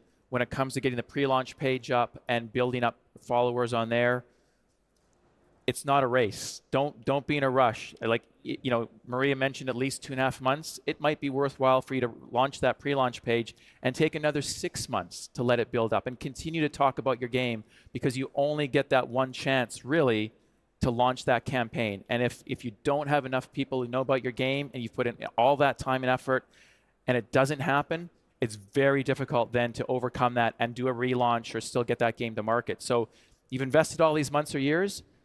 Don't hesitate to allow yourself more months to allow that follower count to build. Cool. Cool, thank you. We're coming up on the 15-minute mark before we end, so we have time for 1 or 2 more relatively quicker questions. Yeah. Hey, you doing? This is for Tyler and Mike. So I'm curious on the manufacturing side, specifically around innovation. Are there things that you're seeing in the future or you're doing now in kind of small batch ways that you think, when you think about the future of game manufacturing, that you feel like will be possible, that you're really excited to see in the future? Does that make sense? Yeah, good, fun question. So the question was, what kind of new technologies or features or evolutions are we seeing in the industry from the manufacturing side?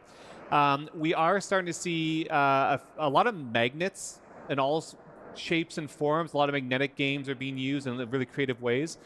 We've seen a lot more electronics and app assisted, obviously. Augmented reality, I think, is going to become more and more prevalent. Things like even just like RFID chips, QR codes, anything that integrates the physical components into more digital style, I think is going to come a long way. We are also seeing a lot of, this is not manufacturing, we've seen a lot of IPs coming to board games, or the other way around. I guess Catan and Netflix has a thing coming. That's pretty cool. But a lot of big video games, or the video game gets launched and within 6 months they've announced a board game. It's crazy how the culture is becoming more popular in general. So do you have any other trends you're seeing? I mean, for me, the thing that this is more of a personal passion answer. I love seeing games where people take traditional materials and try to manufacture them, do things with them that we don't typically think about. I mean, I'll speak. Weirdwood had like a game where the board rotates and rings rotate. I've seen other round boards that with some interesting rotating mechanisms, and it's just still cardboard and things.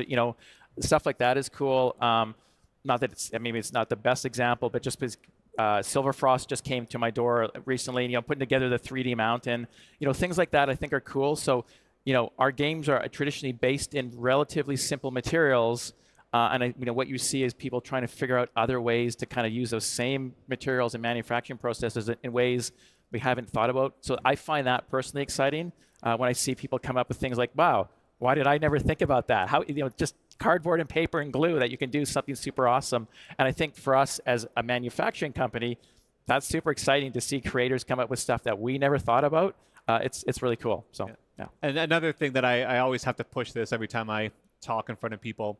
We are seeing a bigger trend with of creators and designers, and I know all of the Panda project managers are really adamant about this, is an emphasis on the user experience and the user interface. So like proper storage solutions for your games, right? Like ease of use, components that make sense for the gameplay and the theme, not just throwing stuff in the box because it looks pretty.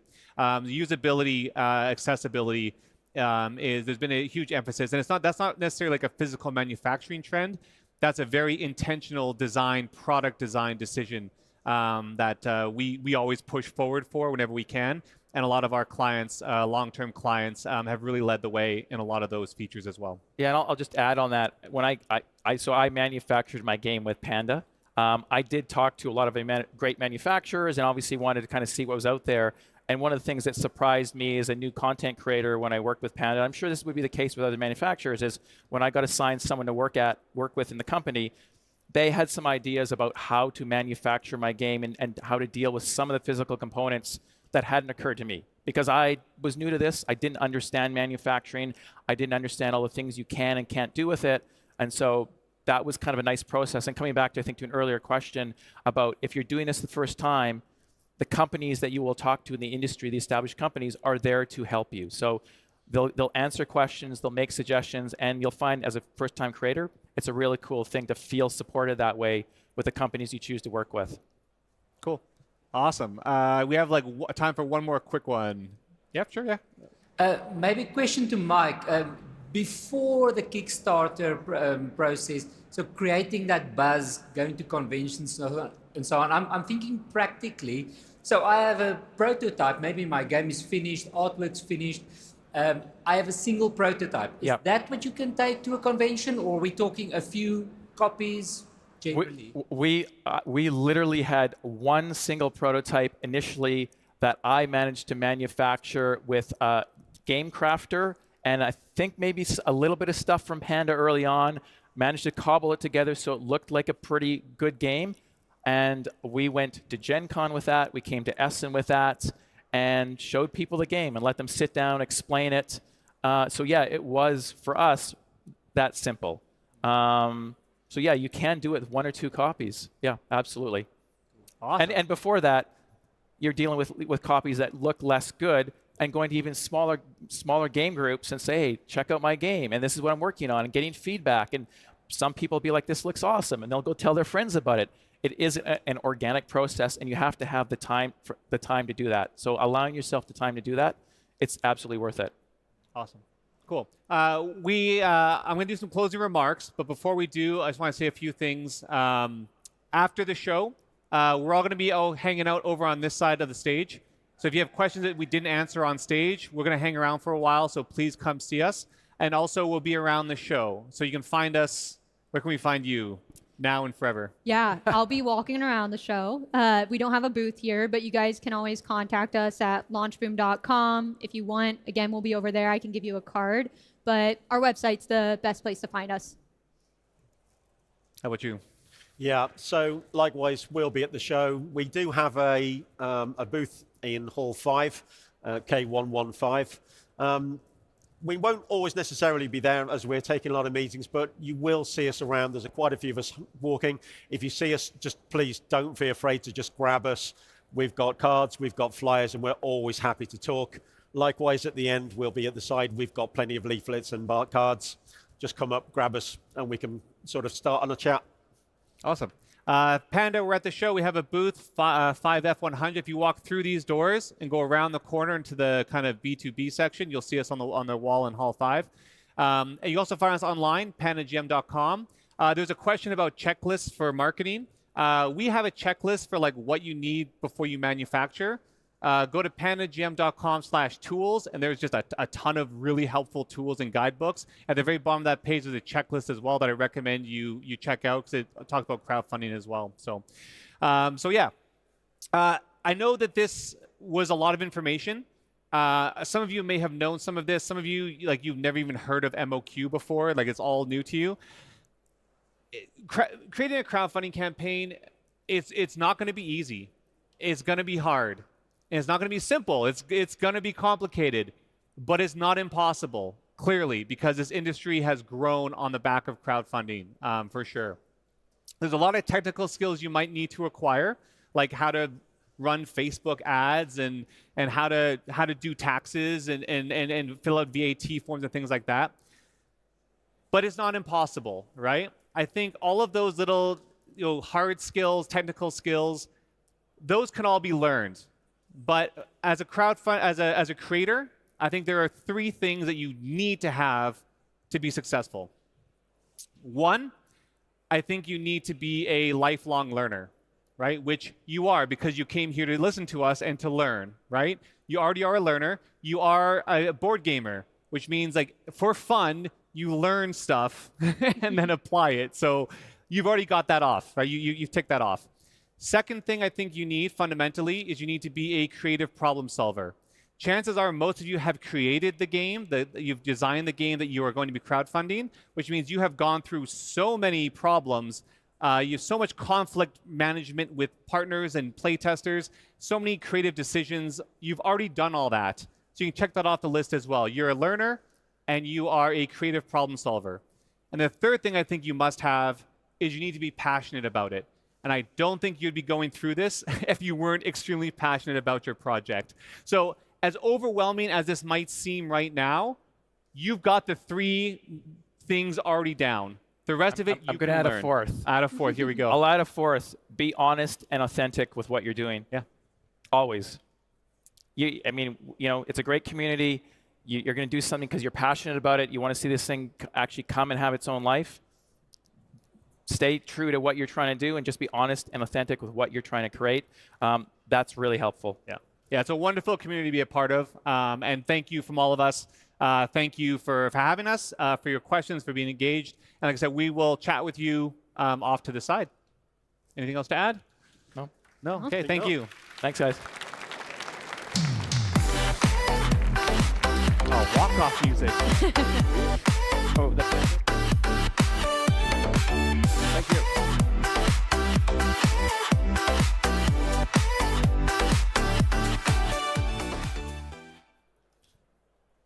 So, Halbzeit. Wir haben noch ein paar spannende Stunden vor uns. Auch hier nochmal der Hinweis, wir sind in Halle 4. Das heißt, wenn ihr noch vorhabt, auf die Messe zu gehen, es gibt noch Karten für den Sonntag. Die anderen Tage sind ausverkauft, aber wenn ihr zu Hause zuschaut und überlegt, hey, das ist super spannend, ich will vielleicht doch noch hierher kommen, am Sonntag habt ihr noch die Chance, geht online auf die Webseite und schaut, ob ihr noch eine Karte bekommt. Dann sehen wir uns hier in Halle 4 auf dieser wundervollen Bühne. Und hier geht es jetzt auch spannend weiter mit einem deutschen Vortrag, nämlich anfassbar zur Haptik des analogen Spiels. Wir kennen das alle, dieses Gefühl, neue Folie abzureißen von einem nagelneuen Spiel und dann das erste Mal diesen Karton aufzumachen und diese frischen Spielelemente anzufassen. Ich glaube, ihr wisst alles, was mit Haptik gemeint ist, aber ins Detail, ins Thema geht jetzt Andreas Haller vom Fachverlag BA Media, der sogar für ein Magazin schreibt, was Haptika heißt. Also wenn das nicht Expertentum ist, dann weiß ich auch nicht. Viel Spaß damit und herzlich willkommen, Andreas.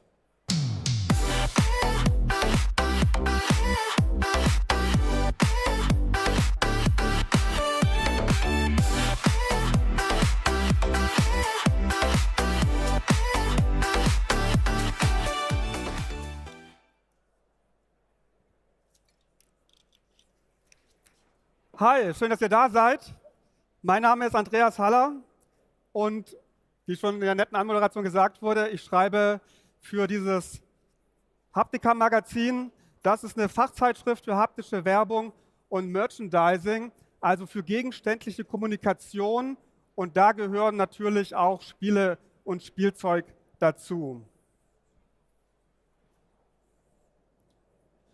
Aber heute möchte ich nicht über Spiele als Werbeartikel sprechen, sondern eben auf diese haptische Erfahrung eingehen, die das analoge Spielen bietet. Und da steigen wir auch direkt mal mit dem Würfel ein. Also der Würfel ist eine der ältesten Spielkomponenten und ich habe auch ein paar mitgebracht. Also vielleicht, ich werfe mal zu, hier, fang mal. So, hier. Also hier, ein Würfel. Da, Achtung, noch einen hier, zack. Ah, ja, auch noch. So. Also, noch jemand Würfel? Wer braucht Würfel? Kann man immer brauchen, ja, okay. Das sind Kamelle, ich komme ja aus Köln. Jetzt nehmt euch mal den Würfel in die Hand. Also der jetzt keinen Würfel hat, ich nehme mal an, ihr hattet alle schon mal einen in der Hand. Also man spürt sozusagen das Material, das Gewicht, die Kanten, die Vertiefung der Augen, wenn man ihn würfeln lässt, wie er über die Hand rollt. Also Würfel sind eben nicht nur eine Komponente, die Spannung ins Spiel reinbringt durch den Zufall, sondern es ist eben auch ein haptisches Erlebnis. Aber das gilt natürlich nicht nur für die Würfel, sondern für alle möglichen Komponenten, mit denen die wir im Spiel haben. Aber der Würfel ist natürlich schon so das Element, das eben diese haptische Erfahrung sehr gut symbolisiert. Da hat ein Kollege auch für einen Artikel deswegen genau dieses Bild gewählt. Also mein Grafikkollege hat das dann so gestaltet, weil er gedacht hat, der Würfel, das verkörpert eben genau das. Es gilt aber genauso auch für die Spielkarten. Die haben wir auf der Hand, wir mischen sie, wir ziehen. Und man kennt das ja in der Brettspiel-Community, diese Diskussion Sleeve oder No Sleeve. Also da zeigt sich ja auch, wie leidenschaftlich über diese Haptik der Karten diskutiert wird. Es gilt aber auch für Plättchen, Marker, Minis, Meeples, alle möglichen Arten von Spielfiguren. Wir bewegen sie mit den Händen, wir hantieren mit dem Material. Das ist ein zentraler Aspekt von Brettspielen, aber auch zum Beispiel von Puzzeln. Nun könnte man sagen, ja, das ist ja nicht das Entscheidende bei den Spielen. Es kommt ja auf das Regelwerk an, auf die Mechanik und man könnte die Spiele auch theoretisch im Kopf spielen oder auch praktisch, wie das dann so ein Schachgenie wie hier bei The Queen's Gambit das auch machen kann, dass man sich auch die Notationen einfach hin und her wirft und eigentlich gar nicht die Spielfiguren braucht.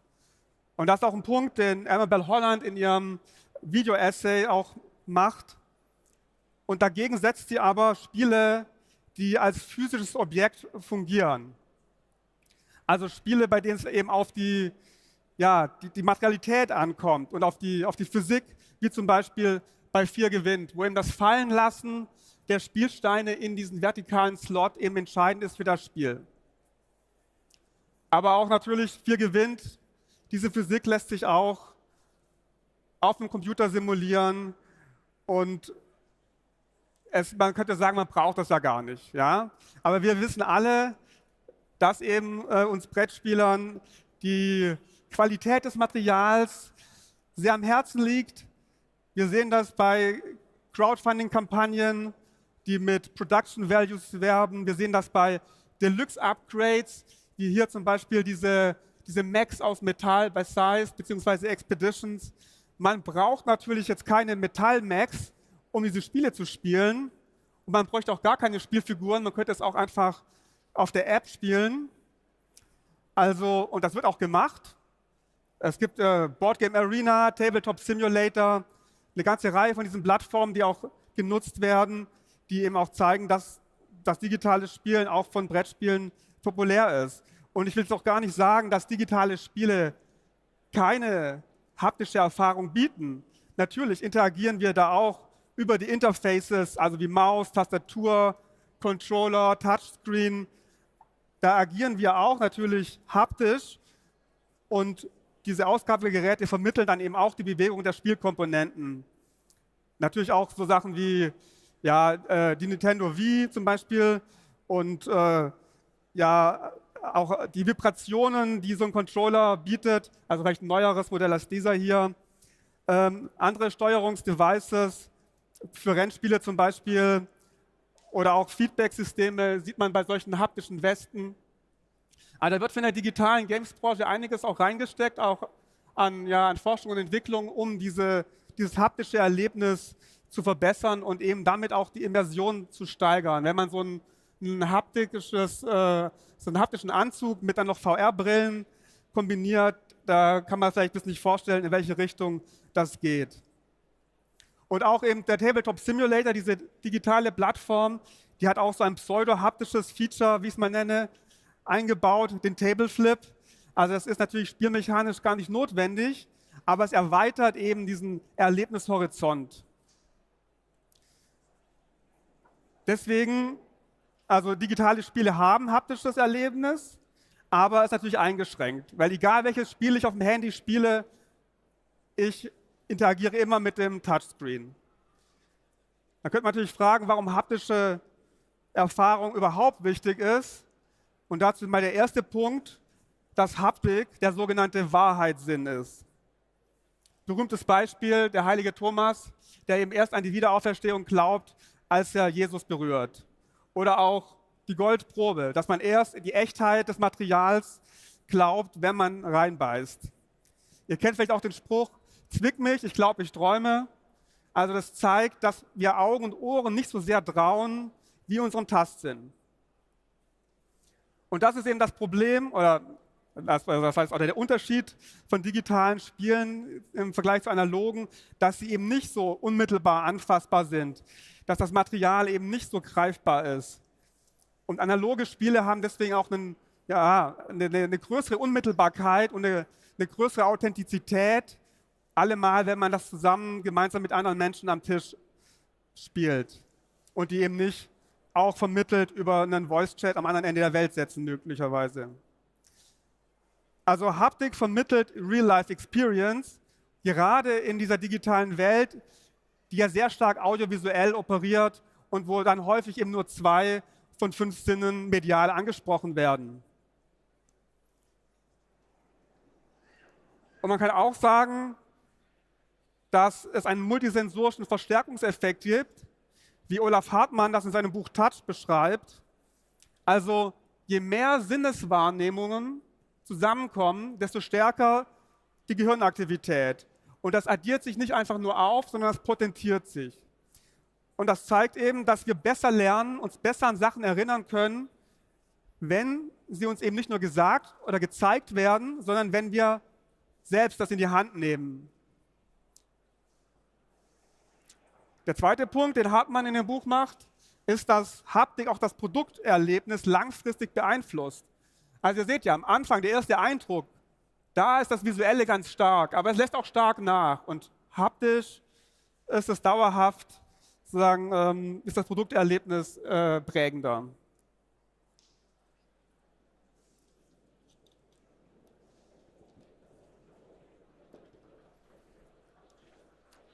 Der britische Autor Marcus de Sotoy hat ein wunderbares Buch geschrieben, das ich auch nur empfehlen kann, Around the World in 80 Games. Und da sagt er, dass die besten Spiele die kognitive Herausforderung mit einem sinnlichen Genuss verbinden. Und das findet man auch in der Spiele-Forschungsliteratur an anderer Stelle. Ich habe da einen wunderbaren Aufsatz von Peter Potres, Beyond Pawns and Meeples. Da sagt er was Ähnliches, dass die Wahrnehmung der Spielfiguren durch die Spielenden eben nicht nur rein funktional und symbolisch wichtig ist, sondern eben auch auf diesem sensorischen, sinnlichen Level genauso. Also Wahrnehmung und Mechanik lassen sich nicht trennen. Und im Spielmaterial kommt beides zusammen. Also was sind denn jetzt die Funktionen des Spielmaterials? Auf einer symbolischen Ebene kann man sagen, man bewegt die Komponenten und damit kommuniziert man Spielentscheidungen. Ich kommuniziere damit auch, inwiefern ich die Regeln verstanden habe oder die Regeln interpretieren kann in diesem spielmechanischen System. Die Relation der Komponenten zueinander wiederum kommuniziert den Spielstand und bietet mir dann sozusagen einen Überblick über die Möglichkeiten, wie ich handeln kann, meinen nächsten Zug machen kann. Und das sind genau diese Fälle, in denen die Komponenten tatsächlich austauschbar sind. Das könnte man jetzt auch digital einfach sozusagen so simulieren. Es sind im Prinzip austauschbare Funktionen, die quasi das Regelwerk repräsentieren. Und dann gibt es eben noch diese anderen Spiele, von denen auch Amabel Holland gesprochen hat in diesem YouTube-Video, das ich erwähnt habe, wo eben die Materialität als Teil der Mechanik entscheidend ist. Und dazu gehören Geschicklichkeitsspiele, aber auch Sportspiele. Also Billard ohne Queue und Kugel macht keinen Sinn. Eine Fußballsimulation, also zum Beispiel von EA Sports, oder es gibt ja mittlerweile auch Boardgames über Fußball. Das sind eben Spiele über Fußball und keine Fußballspiele. Für ein Fußballspiel braucht man eben einen Ball. Und ja, ein weiteres Beispiel ist Jenga, eines der berühmtesten Geschicklichkeitsspiele. Und natürlich geht es auch da um die Position der Steine zueinander, aber es geht auch darum, wie glatt sind sie, wie schwer sind sie, wie exakt gesägt sind sie. Also die physischen Komponenten sind quasi eine Voraussetzung für das Spiel. Aber selbst bei diesen Spielen, und das sind die meisten Brettspiele, bei denen eben das Material eine rein symbolische Bedeutung hat, selbst da spielt die Wahrnehmung eine Rolle. Nehmen wir dieses Beispiel von Everdell. Also diese Früchte sind aus Gummi, schön weich, sie haben dadurch diesen Eindruck von Fruchtigkeit, dass sie schön saftig sind. Man hätte auch einfach Papptokens nehmen können, aber diese Passung trägt eben auch zu Immersionen bei. Und das gilt auch für die anderen Ressourcen. Das Holz ist aus Holz, das Harz ist aus Kunstharz, die Kiesel aus Steingut und so weiter. Und diese Passung von Wahrnehmung und Funktion, die ist natürlich auch wichtig, wenn man zum Beispiel eine schwere Münze hat, dann wirkt die auch wertvoller als eine leichte Münze. Obwohl es natürlich willkürlich ist, welchen Wert man diesen Münzen dann spielmechanisch zuschreibt. Also es geht um Ästhetik. Und das kommt aus dem Altgriechischen, heißt einfach nur Wahrnehmung, Empfindung. Und bildende Kunst funktioniert optisch, Musik funktioniert akustisch. Und wenn wir Brettspiele als Kunst verstehen, dann müssen wir eben auch diese Haptik berücksichtigen. Und das zeigt eben auch, diese Deluxifizierung und diese Upgrades zeigen eben auch dieses ästhetische Bedürfnis.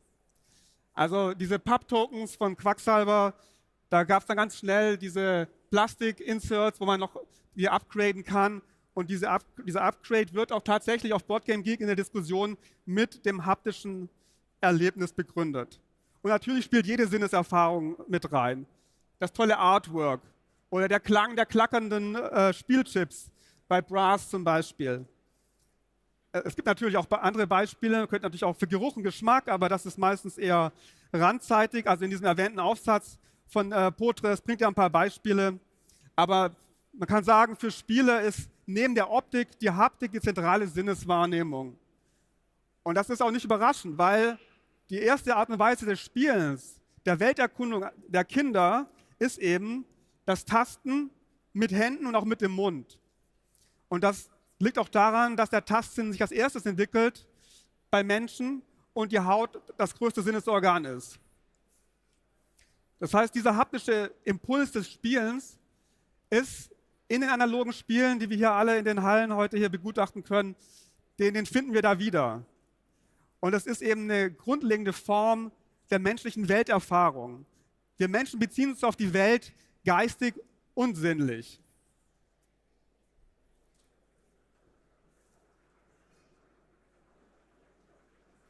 Also dieses haptische Erleben, hallo, Mieps, auch schönes Maskottchen. Das ist auch, sagen wir, dieses Maskottchen und diese ganze Merch, den wir da haben, das ist natürlich auch eine sehr schöne haptische Erfahrung. Also es geht nicht nur um die Spielmaterialien und die Spielkomponenten, sondern eben auch alles drumherum. Es gibt ja auch Leute, die bauen Mosaike aus dem Spielmaterial.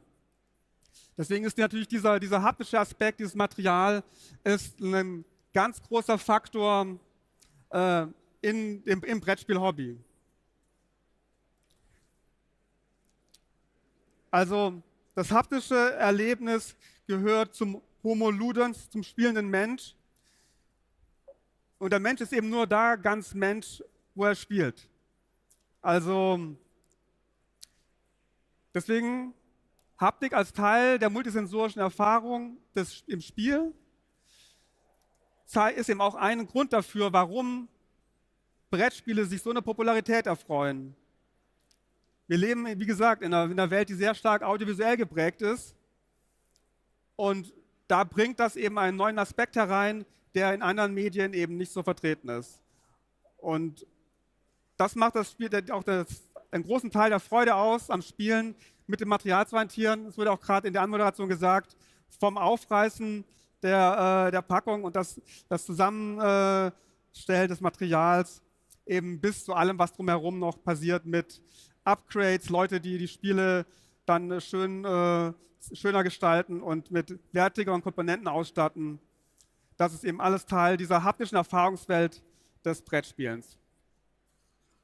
Ja, und damit wäre ich auch schon am Ende. Wenn es jetzt noch Anmerkungen, Kommentare gibt, Fragen zur Haptik oder auch zum Unterschied von Haptik und Taktil, das wird ja manchmal auch ein bisschen vermischt. Also in dieser einen Diskussion auf Boardgame Geek zum Beispiel, da wurde dann gesagt, also diese hier,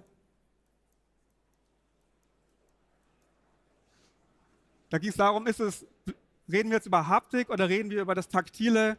Da ganz kurz noch dazu, dass das Taktile ist eben die passive Wahrnehmung und das Haptische ist eben sozusagen das Aktive, also eben auch das Bewegen des Materials. Und da wir das bei Brettspielen meistens eben auch machen, dass wir das Material bewegen, denke ich, sollten wir hier auch von Haptik sprechen. Das noch so als Anmerkung dazu, aber ansonsten wäre ich jetzt durch. Aber wenn es jetzt natürlich noch Fragen gibt oder Anmerkungen, wie gesagt, dann beantworte ich die gerne. Da gab es dieses Mikro, genau. Gibt es noch Fragen aus dem Publikum zum Thema Haptik, Anfassen? Das ist auch eine sehr schöne Haptik hier übrigens, finde ich. Da will man sofort mega reinsprechen. Also traut euch. Was habt ihr für Fragen? Hier, da sehe ich eine brennende Frage im Publikum.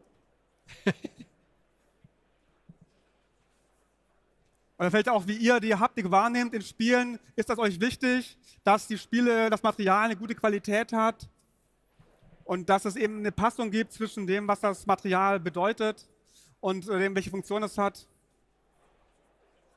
Geiles Teil. Hallo, danke für den Vortrag. Da ich als Erzieher arbeite,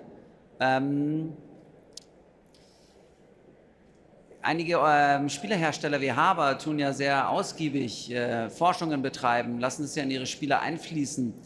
Sehen Sie den Bereich schon, wird daran Ihrer Meinung schon ordentlich geforscht und gearbeitet oder stehen wir da am Anfang?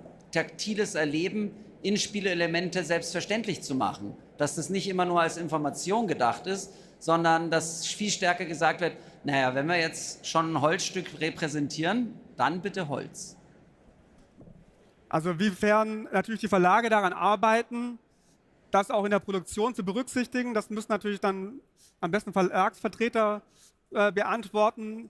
Ich hatte mir auch eine ähnliche Frage gestellt, eben auch in Bezug auf diesen Text von Olaf Hartmann, wo er eben beschreibt, dass eben die Wahrnehmung eines Produkts erstmal sagen visuell funktioniert, aber langfristig gesehen diese haptische Qualität viel wichtiger ist.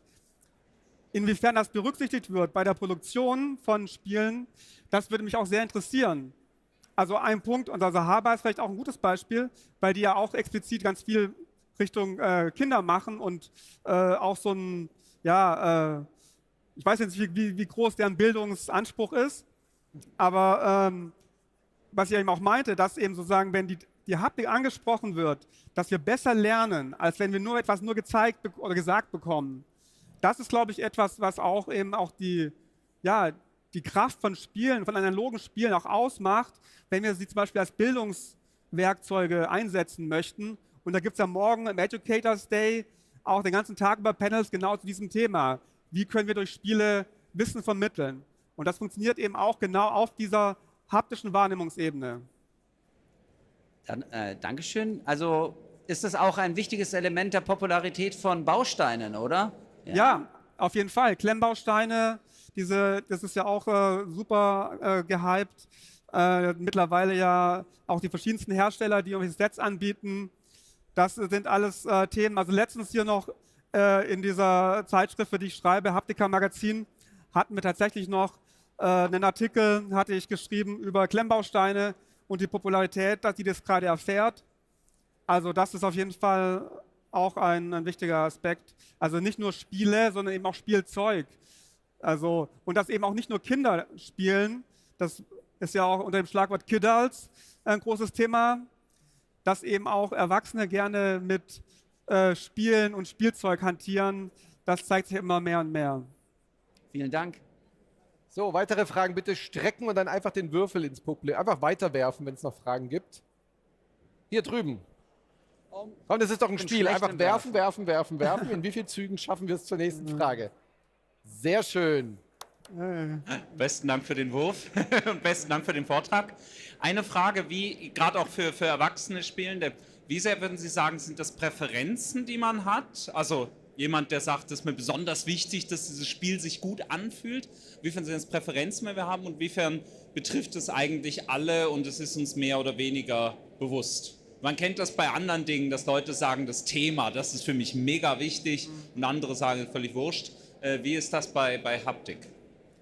Also ich denke auch mal, dass es natürlich individuell verschieden ist. Manchen ist es wichtiger als anderen. Also auch hier sieht man ja auch, manche sagen, mir reicht das, wenn das Spiel einfach nur die Papp-Tokens hat. Andere wollen alle Deluxe-Upgrades, die es gibt. Die wollen eben von den Metal Max über die Metallmünzen und alles zusammen haben, weil es einfach so ein besseres Gefühl ist, besseres Spielgefühl, besseres Spielerlebnis auch bietet. Also da denke ich mal, ist das auf jeden Fall auch ja, unterschiedlich. Aber ich denke schon, dass es generell natürlich allen, die spielen, also für alle, die spielen, die analoge Spiele spielen, wichtig ist und man es dann erst dann merkt, wenn man es eben nicht mehr hat. Also wenn man jetzt eben sagt, jetzt spiel mal Schach im Kopf, dann wird man auch merken, okay, es ist nicht nur natürlich die geistigere Herausforderung, man will ja auch irgendwie die Figuren bewegen. Und ich habe letztens auch noch einen Podcast gehört und da ging es um die digitale Haptik, also bei Computerspielen und Konsolenspielen. Und da war ein Podcast-Teilnehmer, wurde eingeladen vom Haptic Games Lab und der hat gemeint, das fand ich sehr interessant, dass die versuchen, diese Haptik so zu integrieren in das Spiel oder in Spiele, dass man das eigentlich gar nicht merkt, weil es auf so einer unbewussten Ebene stattfindet. Aber wenn man dann diese Aspekte rausnimmt, dann merken die Leute das, was fehlt. Also es ist eben oft etwas, der Tastsinn ist oft etwas, was gar nicht so bewusst wahrgenommen wird. Also viel weniger bewusst als der Sehsinn oder das Hören. Das findet viel bewusster statt. Vielleicht weil der Tastsinn aber auch so eine grundlegende Sinneswahrnehmung ist, die wir eben schon als kleine Kinder oder schon ungeboren haben wir auch schon haptische Wahrnehmung. Und deswegen fällt uns das oft gar nicht auf. Meistens fällt uns dann nur dann auf, wenn es unangenehm wird, wenn wir uns verletzen oder so. Oder wenn Leute uns zu nahe kommen oder so, dann merkt man so, okay, man braucht Abstand vielleicht. Also da gibt es natürlich auch schon dann da wo es die Irritationen gibt, da wird es bewusst. Aber sonst geht man sehr oft, unbewusst, einfach mit den Sachen um und achtet gar nicht darauf so sehr, wie sich Sachen anfühlen. So, gibt es noch weitere Fragen?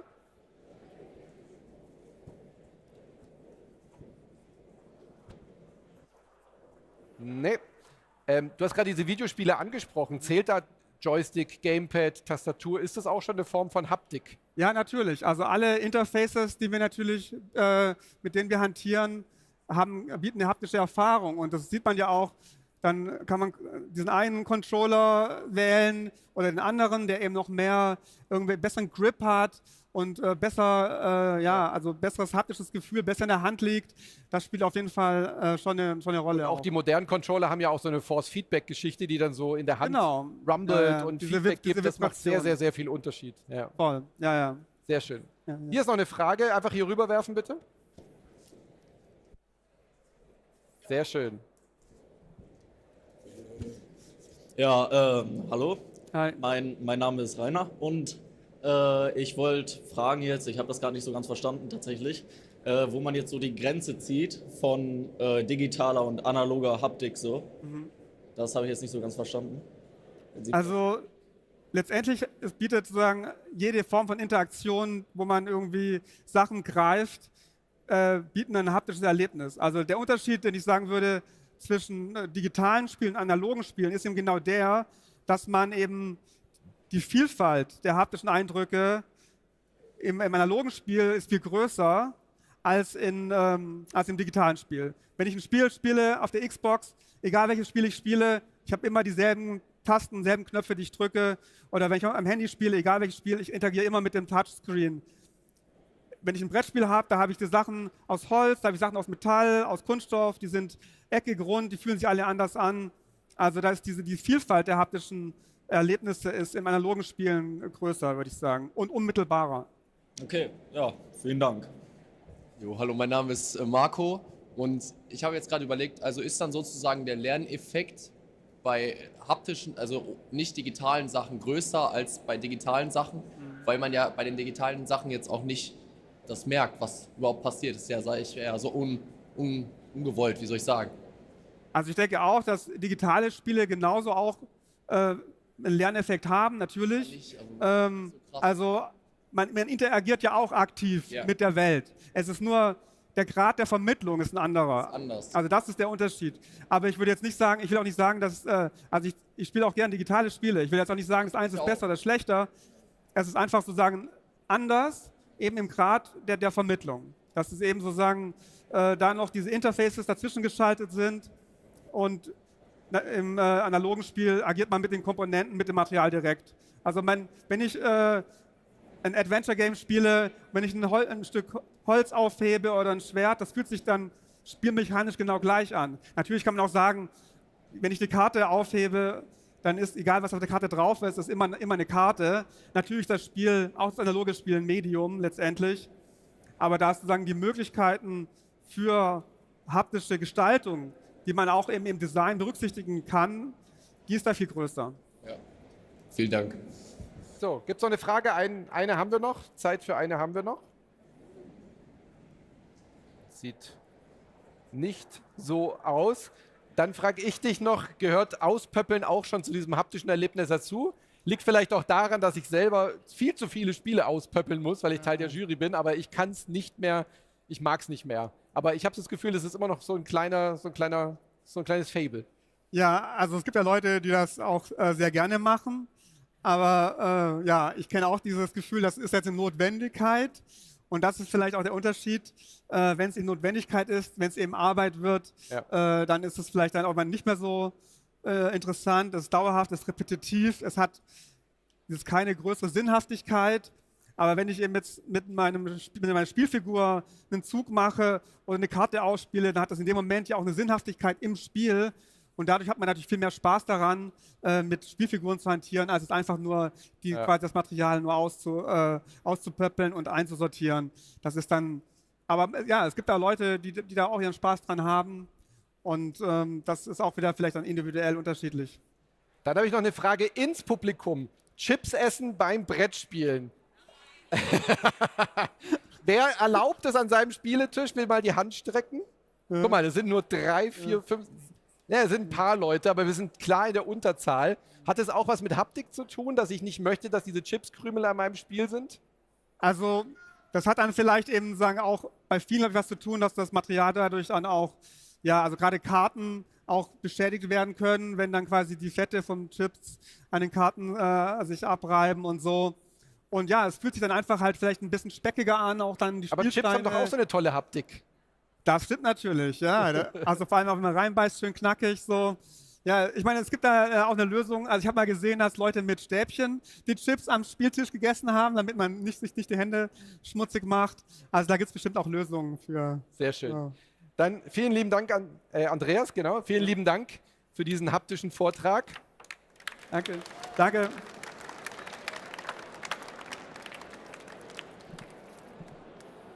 So, hast du jemand getroffen mit den Würfeln? Köpfe getroffen? Nee, ich glaube nicht. Oder habe ich jemanden? Will noch jemand Würfel? Ja, ich hab noch. Ja, sehr schön. Gut, du stehst für Fragen natürlich auch weiterhin zur Verfügung. Ja. Und wir machen weiter hier mit dem nächsten Vortrag. Sehr, sehr, sehr spannendes Thema, nämlich Brettspielverfilmungen. Ist das nächste große Ding? Wir haben gestern die Meldung gekriegt, als dieser Vortrag schon stand und als das Programm schon feststand, kam tatsächlich gestern die Meldung, dass Karten auf Netflix eine riesengroße Serie werden soll. Kinofilme sind geplant zu Karten. Also brandheiser könnte dieses Thema nicht sein. Und wir haben einen absoluten Experten dafür da, nämlich den Filmproduzenten Benjamin Munz, der auch schon Filme auf Netflix und Co. gemacht hat. Brick kennt ihr vielleicht, aber ihr kennt ihn wahrscheinlich auch als Trading Card Experten bei Hunter und Friends. Herzlich willkommen bei uns, Benjamin Munz.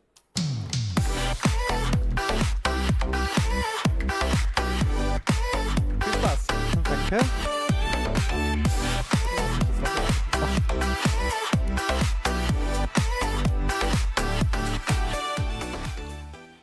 Hallo alle miteinander. Herzlich willkommen auf der SPIEL. Ich glaube, das letzte Mal, wo ich hier war, war vor 20 Jahren und da gab es wesentlich weniger Hallen und ich habe echt lange gebraucht, hierher zu finden. Damals gab es noch so eine LARP-Halle. Ich weiß nicht, ob es die immer noch gibt oder nicht. Die sind immer so marodierend durch die Hallen gezogen.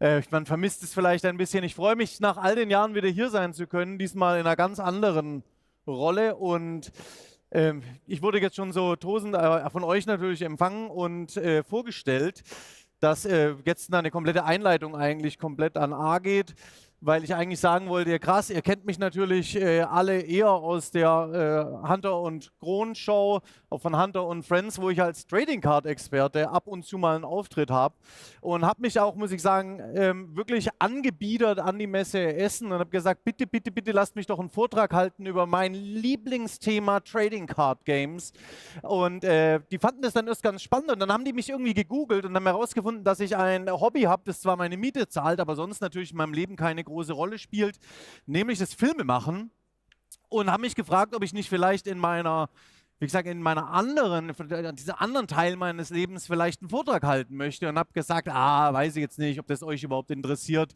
Filme machen. Ja, ich habe jetzt neben Blood Red Sky und Brick 2 der 3 erfolgreichsten deutschen Netflix-Filme aller Zeiten produziert, aber man will das ja jetzt auch nicht wirklich groß vor sich herführen. Wie gesagt, da ist meine Liebe zu Magic, Pokémon und Lorcana doch ein bisschen größer, verständlicherweise. Trotzdem habe ich mich jetzt quasi herabgelassen und habe gesagt, okay, dann reden wir über das Thema, wir reden über Brettspielverfilmungen heute. Jeder von euch kennt sie, jeder von euch hat viele davon schon gesehen. Ich dachte mir auch, super, ich habe nur 20 Minuten von der Messe, um über das Thema zu reden. Es gibt nur 4 Verfilmungen, da sind wir schnell fertig, ist klasse, cool, können wir nachher noch vielleicht mehr über Trading Cards reden.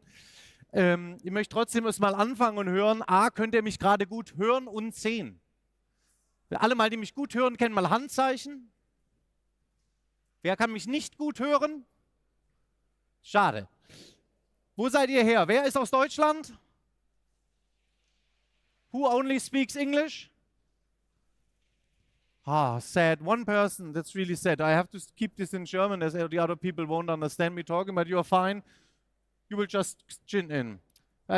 Ich habe schon sehr viel über mich selber geredet und auch über die Hunter und Kron Show, also genug mit der Werbung. Angegeben habe ich auch schon X-Factor, das Unfassbare. Neue Folgen, die ich produziert habe, ab dem 1.11. auf RTL 2, der Heimat seit 25 Jahren für X-Factor. Wer kennt X-Factor, das Unfassbare? Mit Jonathan Frakes, ja, ist eine Handvoll, es könnten ein paar mehr werden, auf jeden Fall. Wie gesagt, 1.11., 20.15 Uhr geht es wieder los. Ich heiße Benjamin Munz, für alle, die es jetzt noch nicht mitbekommen haben. Jetzt wisst ihr es. Ich hole weit aus und werde versuchen, diese 20 Minuten nicht komplett zu sprengen. Denn es soll eben gehen um Brettspielverfilmungen und über Verfilmungen im Allgemeinen und das alles in unter 20 Minuten. Wir schauen mal, ob wir es schaffen. Im Anschluss machen wir noch ein kurzes Q&A, da könnt ihr mir dann auch alle Fragen stellen, warum Matthias Schweighöfer zum Schluss nicht so richtig aus seiner Haut kommt und vor allem diese Wohnung verlassen hat. Man darf ja nach 3 Monaten spoilern und Brick ist jetzt auch schon 3 Monate her, deswegen diese kurze Einleitung. Also ich bin da für alle auch kritischen Fragen. Frage zuerst mal an euch, was für Verfilmungen gibt es überhaupt? Ihr dürft reinreden, reinrufen, rein alles. Einfach mal wild raus, was für Verfilmungen habt ihr schon so gesehen? Zum Beispiel, was? Theaterfilme? Die Werwölfe, ja, aber jetzt gehen wir schon richtig tief rein. Verfilmungen im Allgemeinen, zum Beispiel Comic-Verfilmungen gibt's. Es gibt auch Buchverfilmungen, Comic-Verfilmungen. Es gibt Computerspielverfilmungen. Habt ihr vielleicht auch schon die ein oder andere gesehen? Ich habe gehört, es soll jetzt sogar ein paar geben, die ganz gut geworden sind. Gibt es sonst noch irgendwelche Verfilmungen? Ja, es geht um Brettspielverfilmungen, wir wollen noch mehr. Und Jon? Rollenspielverfilmungen, okay, was gibt's noch? Zum Beispiel sehr interessant sind die Feiertagsverfilmungen. Gibt es jetzt auch schon einige, also ne, alles so von Halloween zu Bad Santa. Also es gibt zu jedem großen Fest, das ist Thanksgiving in der Zwischenzeit, also es gibt zu jedem Fest mehrere große Filme, die man dazu gucken kann. Achterbahnverfilmungen, wer kennt sie nicht? Es gibt in der Zwischenzeit mehr Achterbahnverfilmungen als Brettspielverfilmungen, was ich auch irgendwie seltsam finde, in so einer Welt zu leben, aber mein Gott, es gibt ja jetzt auch eine Boba Fett-Serie, also warum nicht? Verrückte Dinge wie Markenverfilmungen, was könnte ich damit meinen? Eine Idee? Zum Beispiel, bitte? Marvel, ja, könnte man sagen, ist in der Zwischenzeit eine Marke. Barbie zum Beispiel ist eine Marke. Lego, ja, ist eine Marke. Markenverfilmungen. Rollenspielverfilmungen, wir haben schon davon gehört, gibt es in der Zwischenzeit auch mehr. In der Zwischenzeit gibt es sogar Partyspielverfilmungen. Wir erinnern uns, ne, ich wollte gerade sagen, wer hat die Kirschen gegessen, das wurde aber noch nicht verfilmt. Flaschen drehen, Wahrheit oder Pflicht und Co. gibt es in der Zwischenzeit und in der Zwischenzeit auch einige Brettspielverfilmungen. Ich habe mir mal richtig viel Mühe gemacht und habe ChatGPT so eine Liste anlegen lassen. Deswegen, wie immer, Fehler sind garantiert und auf jeden Fall zu finden. Ne? Es geht um die Geschichte der Verfilmungen im Allgemeinen. Und ich habe mal recherchiert, die erste Verfilmung, die es überhaupt je gab, war eine Buchverfilmung von Onkel Toms Hütte. Habe ich nie gesehen. Danach dann schon die ersten großen, auch genrigen Verfilmungen, was natürlich mir viel lieber ist, wie Dr. Jekyll, Mr. Hyde, auch Dracula.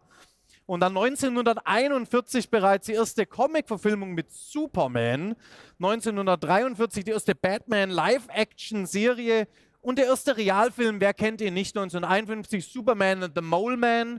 Deswegen natürlich jetzt diese leichte Andeutung von James Gunn im neuen Superman auf diesen alten Klassiker. 78 dann der große Richard Donner Superman-Film, den wahrscheinlich die meisten gesehen haben. Und dann spannend, nach 82 Swamp Thing, kam schon 1985, die meisten hier, doch, wenn ich so ins Publikum gucke, die meisten können sich an die Zeit noch erinnern, gab es bereits die erste Brettspielverfilmung, nämlich Cluedo, erzähle ich nachher noch mehr dazu. 1986 bereits die erste Computerspielverfilmung, Super Mario ist eine Serie aus Japan, die da gemacht wurde, die ich selber auch nicht kenne. Dann die ersten Batmans, wer kennt sie nicht.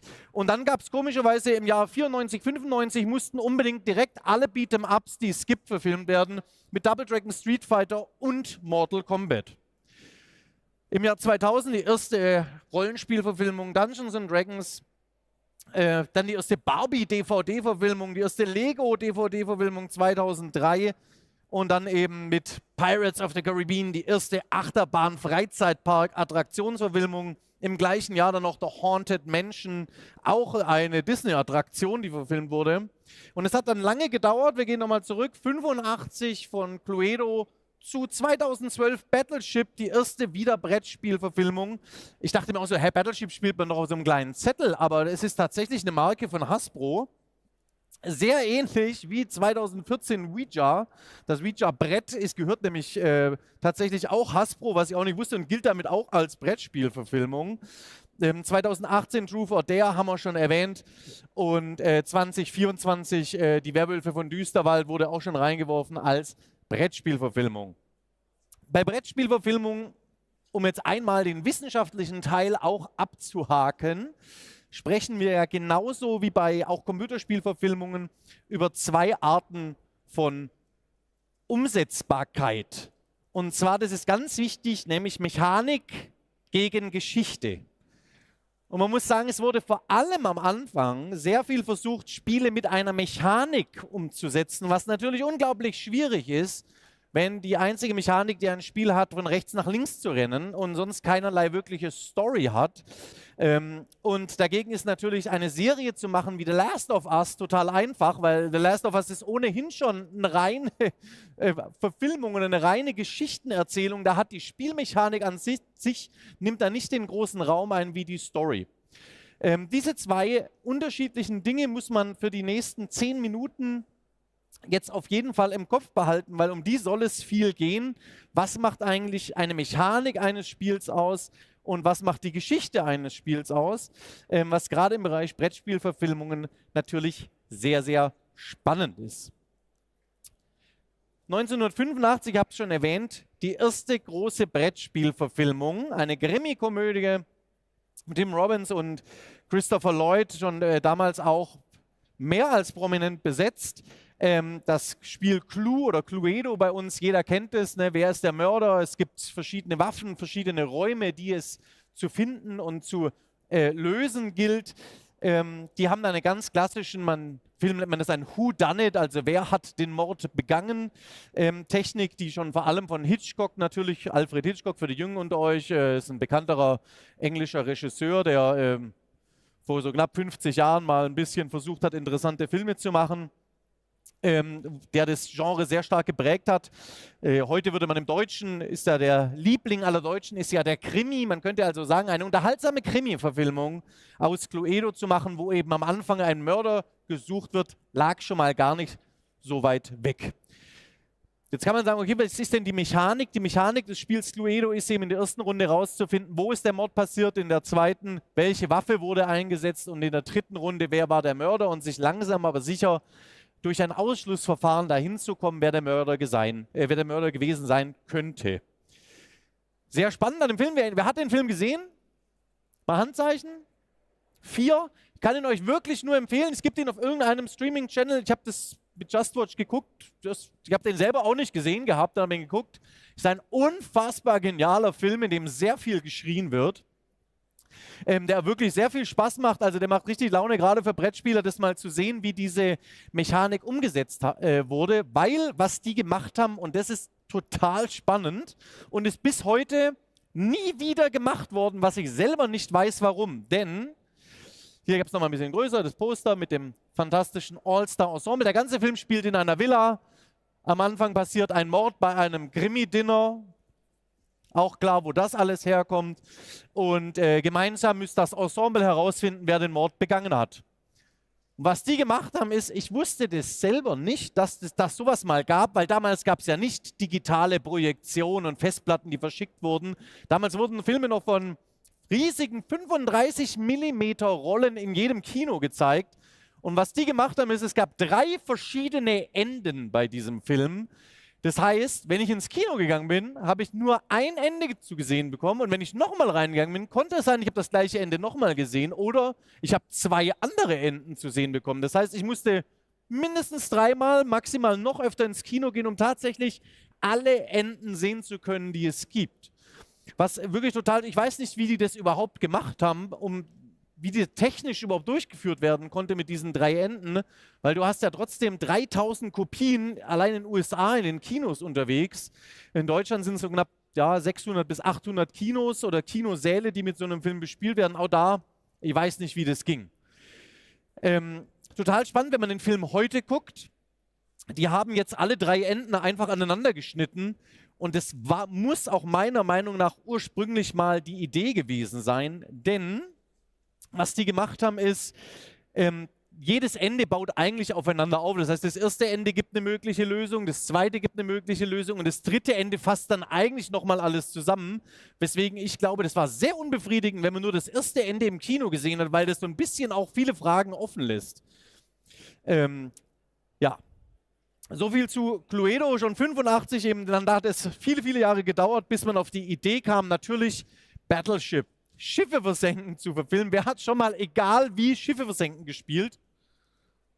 Und das sind jetzt doch einige. Wer hat den Film gesehen? Es sind ein paar weniger, aber doch auch ein paar. Spannend ist, es war also ein großer Blockbuster mit Tyler Kitsch, quasi die Idee war, hey, Transformers kam raus, Transformers auch wieder eine Markenverfilmung. Für den Fall, wer Transformers nicht kennt, es gibt riesige, sich verwandelnde Autos, die sich gegenseitig auf die Schnauze hauen. Und jetzt ist das Problem, bei Battleship geht es ja vor allem darum, wie ihr alle wisst, bei Schiffe versenken, es gibt 2 Parteien, jeder hat seine Unterseeboote, die man nicht sehen kann und schießt blind auf den anderen. Total klar, dass es in dem Film darum geht, dass Aliens die Erde invasieren und verzweifelt versuchen, diese zu übernehmen und in Raumschiffen, die irgendwie nur unter Wasser fliegen können, versuchen, die Erde einzunehmen. Ich habe die Story nie ganz richtig verstanden, ne? Aber ich muss trotzdem sagen, es ist ein unglaublich cooler, fantastischer Blockbuster aus dieser Zeit. Ich weiß, es gibt auch Leute, die finden den echt nicht so geil.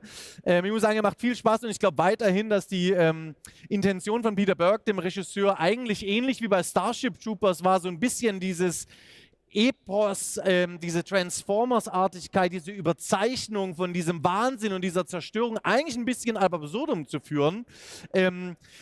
Ähnlich wie bei Starship Troopers hat das Publikum das nicht so richtig verstanden und er wurde damals knallhart an der Kinokasse abgeschmettert. Ich habe hier noch 2 interessante Fotos dabei. Also wie gesagt, bei Battleship, man denkt übrigens mit Liam Neeson auch fantastisch besetzt.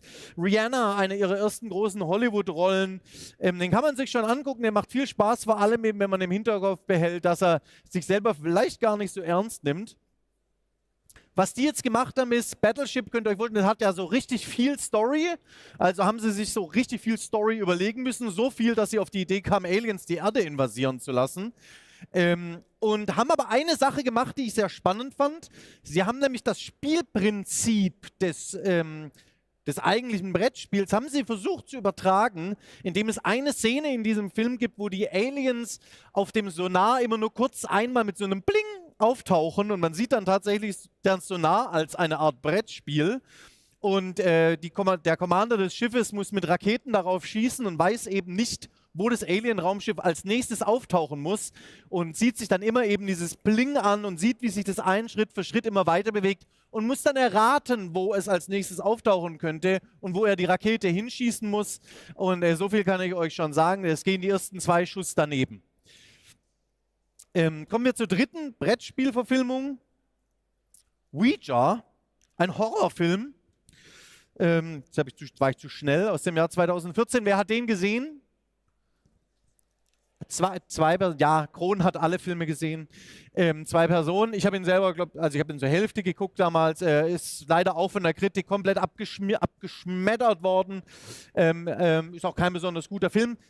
Die meisten kennen das aber, weil das Ouija-Brett kam, glaube ich, in so ziemlich jedem zweiten Horrorfilm, in einem von meinen auch, schon mal vor. Und eben hier, wie gesagt, der große Gag an diesem Spiel, dass es eben sich tatsächlich um ein Hexenbrett handelt, das man ganz normal im Laden, im Spielwarenladen kaufen kann. Es freut jeden, der natürlich wahnsinnig gerne will, dass seine Kinder in Seancen irgendwelche Dämonen oder Geister beschwören. Wer will das nicht? Sehr spannend hier natürlich, dass es, glaube ich, gar kein richtiges Regelwerk gibt, sondern es ist die Idee von diesem Brett Seancen zu machen. Dieses Brett wurde auch erfunden von einem Brettspielmacher in den USA, der danach die Lizenz dafür tatsächlich verkauft hat und gar nicht viel davon hatte, wie es so oft so ist mit diesen großen Schöpfern. Und dann hat Hasbro die Lizenz gekauft und damit natürlich, wie sollte es nicht anders sein, Millionen gescheffelt. Wer hat dieses Brettspiel, dieses richtige Ouija-Brettspiel schon mal gespielt und eine Seance abgehalten? Jetzt so 2 Leute, die gar nicht im Raum sitzen. Ich! Gut, machen wir weiter. Jetzt sieht man, wie schön ich mich verschrieben habe. Die letzte große Brettspielverfilmung war es letztes Jahr. Wer hat die gesehen? Werwölfe von Düsterwald. Also ich rede nicht von der ARD Show gleich so 3 Hände wieder runter, sondern von dem tollen Actionfilm mit Jean Reno. Wer hat den gesehen auf Netflix? Doch ein paar. Ein paar haben ihn gesehen. Die Werwölfe von Düsterwald, wer hat das Spiel gespielt? Ja, 3, 4. Social Deduction Spiele gibt es ja jetzt viele. Egal ob Unfathomable oder Blood on the Clock Tower, da gibt es jetzt in der Zwischenzeit jede mögliche Art. Früher hätte man dazu Mord in Palermo, haben wir das immer genannt, oder Mord im Dunkeln. Und jetzt eben Werwölfe von Düsterwald, die erste große Verfilmung. französischer Film mit Jean Reno. Und hier jetzt natürlich ist die große Frage, naja gut, wie haben sie denn das gelöst mit dieser Mechanik? Weil das Spiel hat ja an sich auch keine richtige Geschichte. Es fühlt sich so ein bisschen so an, als würde das irgendwo vielleicht im 17., 18. Jahrhundert spielen. Man ist in einem kleinen Dorf, das man vielleicht aus irgendwie Sleepy Hollow kennt. Und es kommt da auch es kommt nächtlich zu Morden und irgendjemand in diesem Dorf gehört zu Werwölfen, Vampiren, Dämonen, zu irgendeiner Unterart Kultisten, die jetzt eben nachts Leute töten und tagsüber muss die Dorfgemeinschaft entscheiden, wen sie an den Pranger stellt und erhängt, um so rauszufinden, wer der jeweilige Mörder ist. Die Macher des Films haben sich gedacht, cool, wir gehen noch einen Schritt weiter zurück und haben es tatsächlich geschafft, mal wieder einen Film zu machen, wo es darum geht, dass eine Familie von heute, natürlich so, wie ihr es auch machen würdet, wenn ihr Werwölfe von Düsterwald spielt, hineingesogen wird in das Spiel, eine Zeitreise macht und nun tatsächlich nach den Regeln des Spiels in einem französischen Mittelalter nun diese Aufgabe hat, eben den nächtlichen Mörder zu finden und herauszufinden, wer der Werwolf ist. Hierbei endete eigentlich mein Vortrag und dann schrie auf der Brettspielcon in Berlin plötzlich jemand was mit Exploding Kittens. Und ich war so, was? Exploding Kittens wurde verfilmt? Und ich ja Mann, von Netflix. Und dann hat es bei mir so, krass, stimmt. Exploding Kittens wurde verfilmt, 2024 von Netflix. Wer hat das gesehen? 2, 3, komisch, das hat kaum jemand gesehen, obwohl das eine große Animationsserie war von Netflix. Ich habe mir die jetzt in Vorbereitung auf diesen Talk nochmal angeschaut und das ist wirklich strange, weil Exploding Kittens, wer hat das Spiel gespielt? Es gibt es hier noch zum Kaufen, sind doch einige. Also es geht darum, man hat ein Kartenspiel und man wirft sich so lange quasi die Karten zu, bis jemand eine explodierende Katze zieht, dann hat man verloren. In der Serie geht es darum, dass Gott auf die Erde muss, weil er die Menschen zu lange hat irgendwie links liegen lassen und den Bezug zur Menschheit verloren hat und deswegen in Gestalt einer Katze eine Familie, die dysfunktional ist natürlich, wieder zusammenbringen muss. Da war ich auch so, hey, wo sind jetzt die explodierenden Katzen? Ja, am Ende von der Serie kommt dann noch eine böse Katze als der Teufel noch dazu. Ich sage, aber wo sind die explodierenden Katzen? Und komischerweise gibt es die nicht. Und es hat auch sonst die Story hat auch sonst relativ wenig mit dem Kartenspiel zu tun, weswegen ich mich auch gefragt habe, warum ist das so? Und wahrscheinlich ist das auch mit einer der Gründe, warum es relativ wenige gesehen haben, weil es überhaupt nicht gut ankam und man leider so ein bisschen zwar den Stil des Kartenspiels übernommen hat, aber halt überhaupt nicht weder die Story noch die Mechanik des Spiels. Was kommt jetzt in Zukunft auf uns zu? Ihr habt schon mitgekriegt, gestern die große Nachricht, das amerikanische Netflix. Ich habe natürlich sofort eine E-Mail geschrieben, als ich die News gelesen habe. Siedler von Karten, Netflix verfilmt das. Ich habe sofort so eine E-Mail. Leute, das muss ich machen. Dann kam nur zurück, ja, das haben wir uns schon gedacht, aber Benny, das machen die Amerikaner. Und ich war so, ja, okay, schade.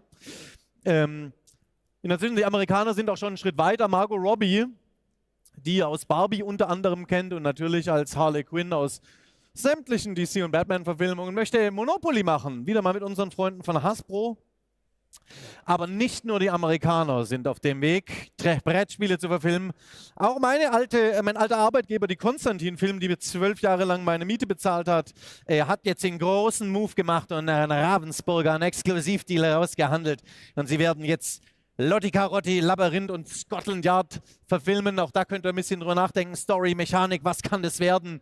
Wird es gut oder nicht? Denn die große Frage ist es jetzt eine gute Idee, dass die Konstantin Lotti Carotti verfilmt? Bei Lotti Carotti weiß ich es nicht, aber ich kann euch eine Antwort geben, weil das ist nicht das erste Mal, dass sich jemand darüber Gedanken gemacht hat. Zu Zeiten, als es noch Hörspiele gab, gab es bereits eine große, sehr breite Reihe an das verrückte Labyrinth-Hörspiele. Wer hat die mal gehört? Wer kennt die? Niemand. So erschreckend. Was hattet ihr denn für eine Kindheit? Dann nur Brettspiele gespielt. Scotland Yard auch, viele Bücher und damals natürlich auch ein großer Brettspielklassiker, Mitternachtsparty sogar, das kennt heute niemand mehr, das Brettspiel kennt mehr jemand. Gab es auch schon mehrere Folgen von Hörspielreihen, deswegen ja, anscheinend gibt es da eine Story und die Mechanik kann man ja bei einem Hörspiel auch nicht wirklich umsetzen, deswegen spannend, dass es tatsächlich stattgefunden hat, also hier gab es schon Berührungspunkte und das bringt mich jetzt zu meiner letzten Frage. Welche Brettspiele sollten denn jetzt noch verfilmt werden? Wer würde noch gern sein Lieblingsbrettspiel? Ruft's mir rein, ich verfilme alles. Sagt's mir einfach. Was? Das habe ich nicht gehört. Komm, ich gebe euch den Würfel und könnt da rumrennen. Wer hat gerufen? Handzeichen? Du? Ich glaube, da kann man irgendwie reinreden. Schach. Schach wurde ja eigentlich gerade mit, das ist, dafür bist du noch zu klein, aber mit, wie heißt das? The Queen's Gambit? Ja? Wurde ja eigentlich gerade schon verfilmt. Wer hat noch Brettspiele, die er reinrufen will, die verfilmt werden müssen unbedingt? Niemand. Niemand will Brettspiele verfilmen. Was? Hero Quest? Sehr gute Idee. Das wäre doch eigentlich mal, da fangen wir mal an. Finde ich mal gar nicht schlecht. Wer hat noch Ideen? Deshalb, ich gebe jetzt wieder diesen Würfel rum. Gib den mal nach hinten. Jeder, der noch Ideen hat, darf einfach was reinbrüllen. Wer hatte die? Hier? Du kannst ihn dann einfach weitergeben. Ja, von Stegmaier Games, Size. Ah ja. Ich sehe immer die Schwierigkeit, man muss ja immer Sachen verfilmen, die dann so extrem erfolgreich waren, wie eben Monopoly, Spiele, die dann jeder kennt. Ich würde ja wahnsinnig gern Unsinkbar oder Unfathomable, wer das noch kennt, würde ich ja wahnsinnig, abgrundtief heißt es im Deutschen, das würde ich ja wahnsinnig gern verfilmen. Ich dachte immer, als ich den Trailer zu 1899 gesehen habe, dass das in die Richtung geht. Die Serie ging aber in eine ganz andere Richtung. Damit komme ich eigentlich zum Ende. Ich würde sagen, wer noch Fragen hat, ich bin da, ich bin ready to answer all the questions über jede Art von Brettspielverfilmung. Wer noch mit mir 20 Minuten drüber reden will, warum ich glaube, dass Star Wars Unlimited auch noch ein cooles Trading Card Game ist, bin ich auch da. Ansonsten. So, ihr dürft natürlich auch noch weitere Fragen stellen, nicht nur die Spiele, die ihr gerne verfilmt sehen möchtet, sondern auch weitere Fragen. Habt ihr noch Fragen? Ich bin da, ich beiße auch nicht. 3 Minuten haben wir. Traut euch, traut euch, traut euch. Hier, Kron hat doch bestimmt eine Frage. Ich will einfach nur den Ding zu dir werfen. Alles. Er steht nicht mal auf und fängt. Ich würde noch Looping Louis verfilmen. Das ist eine sehr gute Idee. Looping Louis haben wir noch. Mit oder ohne Alkoholkonsum ist dann die Frage. Da gibt es zwei Fassungen, eine jugendfreie und eine Erwachsenenversion. Finde ich auch eine ziemlich gute Ja, Herr Idee. Karalic. Wer freut sich ganz besonders auf das verrückte Labyrinth-Verfilmung? 3. Ja, große Fans. Gut. 4. Wer freut sich auf die Scotland Yard-Verfilmung? Ihr guckt einfach alles, ne? Ist egal, was man da verfilmt. Hauptsache, es kommt irgendwas. Sehr gut. Wer freut sich dann auf die Lotti Carotti-Verfilmung? Der Lotti Carotti-Fanclub? Lotti Carotti. Sehr gut. So, hat sonst noch jemand? Jetzt ist die letzte Chance für eine Frage. Noch bin ich da. Ich bin aber den ganzen Tag noch da. Hast du noch Fragen? Ich habe jede Menge Fragen. Bist vollkommen verwirrt. Aber ich will natürlich dem Publikum den Vortritt lassen. Werft einfach den Würfel, wenn ihr noch eine Frage habt, meldet euch, dann werft euch den Würfel zu. Weil wir es gerade hatten, was denkst du denn? Lässt sich Katan gut verfilmen? Katan ist ja ein sehr schönes Thema, ist eine ganz schwierige Frage, weil die Story von Katan ist ja auch schwierig, weil das ja vor allem von einer Mechanik lebt und das ist ja die, hey, ich tausche 2 Weizen gegen Schaf. Und da bin ich gespannt, oder 4 Lehm. Und daher da bin ich super gespannt, wie das überhaupt passieren soll. Zu Katan gibt es ja aber in der Zwischenzeit auch schon Romane und Hörspiele und 15 verschiedene Arten von Spielen, die dieses Spieluniversum ja aufgebaut haben.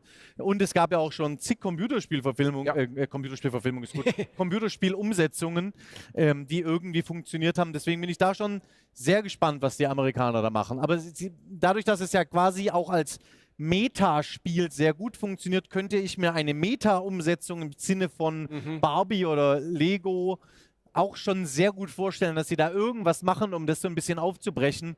Weil wenn du einen Film hast darüber, dass irgendwelche Siedler irgendwo hinkommen und Land bestellen, ist jetzt auch irgendwie nicht sonderlich spannend. Aber wer weiß, vielleicht kann es auch super spannend sein. Also wie du schon gesagt hast, Videospielverfilmungen sind ja meist auch nur eine Umsetzung des sowieso schon cineastischen Teils eines Videospiels, wie bei The Last of Us und nicht des mechanischen. Also ich kenne keine Videospielverfilmung, die dann irgendwie auch die Mechanik aufgreift. Das ist, glaube ich, auch so ein bisschen das Problem. Doom. Immerhin einmal die mit Dwayne Rock Johnson, wo zum Schluss tatsächlich in die Ego-Perspektive gewechselt wurde, was so spannend ist, weil es später ja Filme gab, die komplett in der Ego-Perspektive stattgefunden haben und die sich damals noch nicht so richtig getraut haben am Ende von dem Film. Genau. Aber diese Metaebene, das denke ich, könnte vielleicht auch eine Lösung sein. Anaconda wird doch gerade auch wieder neu verfilmt, wo 2 Jack Black und jemand anders filmen, wie sie einen Film machen. Also wie Sie selber Ja, den Film mit produzieren? Anaconda jetzt, Anaconda 2. Das heißt, ist ja sowas auch ein könnte ich mir eigenes auch Genre. Oder ja, natürlich gibt es auch den Minecraft-Film auch Ja, noch als genau. einen Metafilm. Also da geht gerade viel und ich könnte mir schon gut vorstellen, dass es hier noch einige spannende Themen gibt, die es zu finden gibt. Gerade wenn man über Story Worlds und so nachdenkt, ist es natürlich sehr spannend, hier sich das anzuschauen. Worker Placement, the movie. Sehr schön. Hier ist noch eine Frage, glaube ich. Unsere andere Baustelle, der letzte D&D-Film, also Pen-and-Paper-Verfilmung, ich hoffe, da stimmen mir alle zu, war ziemlich gelungen. Wie wäre es denn mit dieses deutsche Rollenspiel, das Schwarze Auge? Sehr, sehr, sehr gute Idee. Ja, da bin ich jetzt natürlich, ist das schwierig. Du kannst aber gerne zu Ulysses an den Stand gehen und die Jungs von Ulysses fragen, was ist eigentlich mit dem Schwarzen Auge-Film? Das würde mich nämlich auch mal wirklich interessieren, weil vielleicht hat jemand, den ihr gerade vor euch habt, mal gefragt, was mit den Rechten eigentlich so ist und ob man das nicht vielleicht mal verfilmen könnte. Und ich sag mal so, die Rechte waren nicht mehr erwerbbar, weil sie wohl jemand anderes vielleicht schon hat. Daher, und ihr habt den Film noch nicht gesehen. Daher, also ist auf jeden Fall immer eine spannende Frage, da mal nachzuhaken bei denen und zu fragen, sag mal, wo bleibt denn jetzt eigentlich der Schwarze Auge-Film? Aber ja, es ist natürlich schon ein Thema, das, sagen wir mal, auch die größeren Filmproduzenten schon mal auf dem Tisch hatten. So ist es nicht.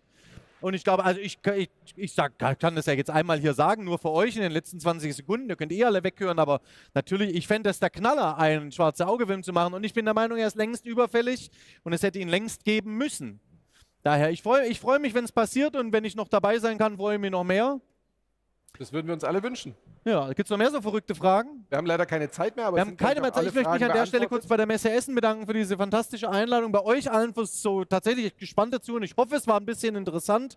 Ansonsten nehme ich Kritik jederzeit gerne auf. Ansonsten könnt ihr mich auf Google bewerten und ich bin noch kurz da, um mir eure Fragen und Antworten anzuhören, wenn ihr noch kurz quatschen wollt. Freue ich mich auf jeden Fall. Sicherlich auch zu dem einen oder anderen Trading Card Game. Sehr schön.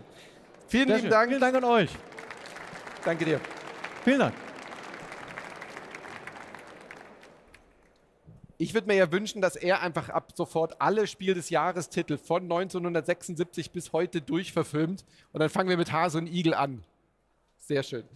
So, wir kommen zum nächsten Vortrag. Einfach ist nicht leicht mit Anja Wrede. Sie ist Pädagogin und macht vor allem Spiele ohne Strom. Was das genau bedeutet und warum einfach nicht einfach ist, das hört ihr jetzt. Viel Spaß. Herzlich willkommen.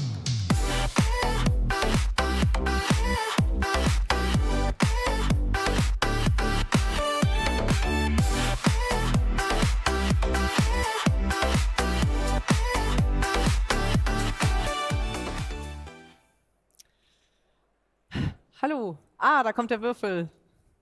Sehr schön. Mein Name ist Anja Wrede. Ja, ihr seht schon, manchmal ist es auch nicht einfach, so einen stringenten Titel von einem Talk zu machen. Ich hatte es abgeschickt und dachte ich, ja, es sollte doch heißen, einfach ist nicht leicht. Na, jetzt heißt es, einfach ist nicht einfach ist nicht leicht. Ganz kurz zu mir. Mein Name ist Anja Wrede, ich habe einen pädagogischen Hintergrund und bin aber in die Kreativbranche gerutscht und da auch mal wieder in eine Nische und es ist ein bisschen schwer zu verstehen, wenn man hier ist. Wir sind ja alle eine Nische und in dieser Nische gibt es noch ganz viele unterschiedliche Nischen.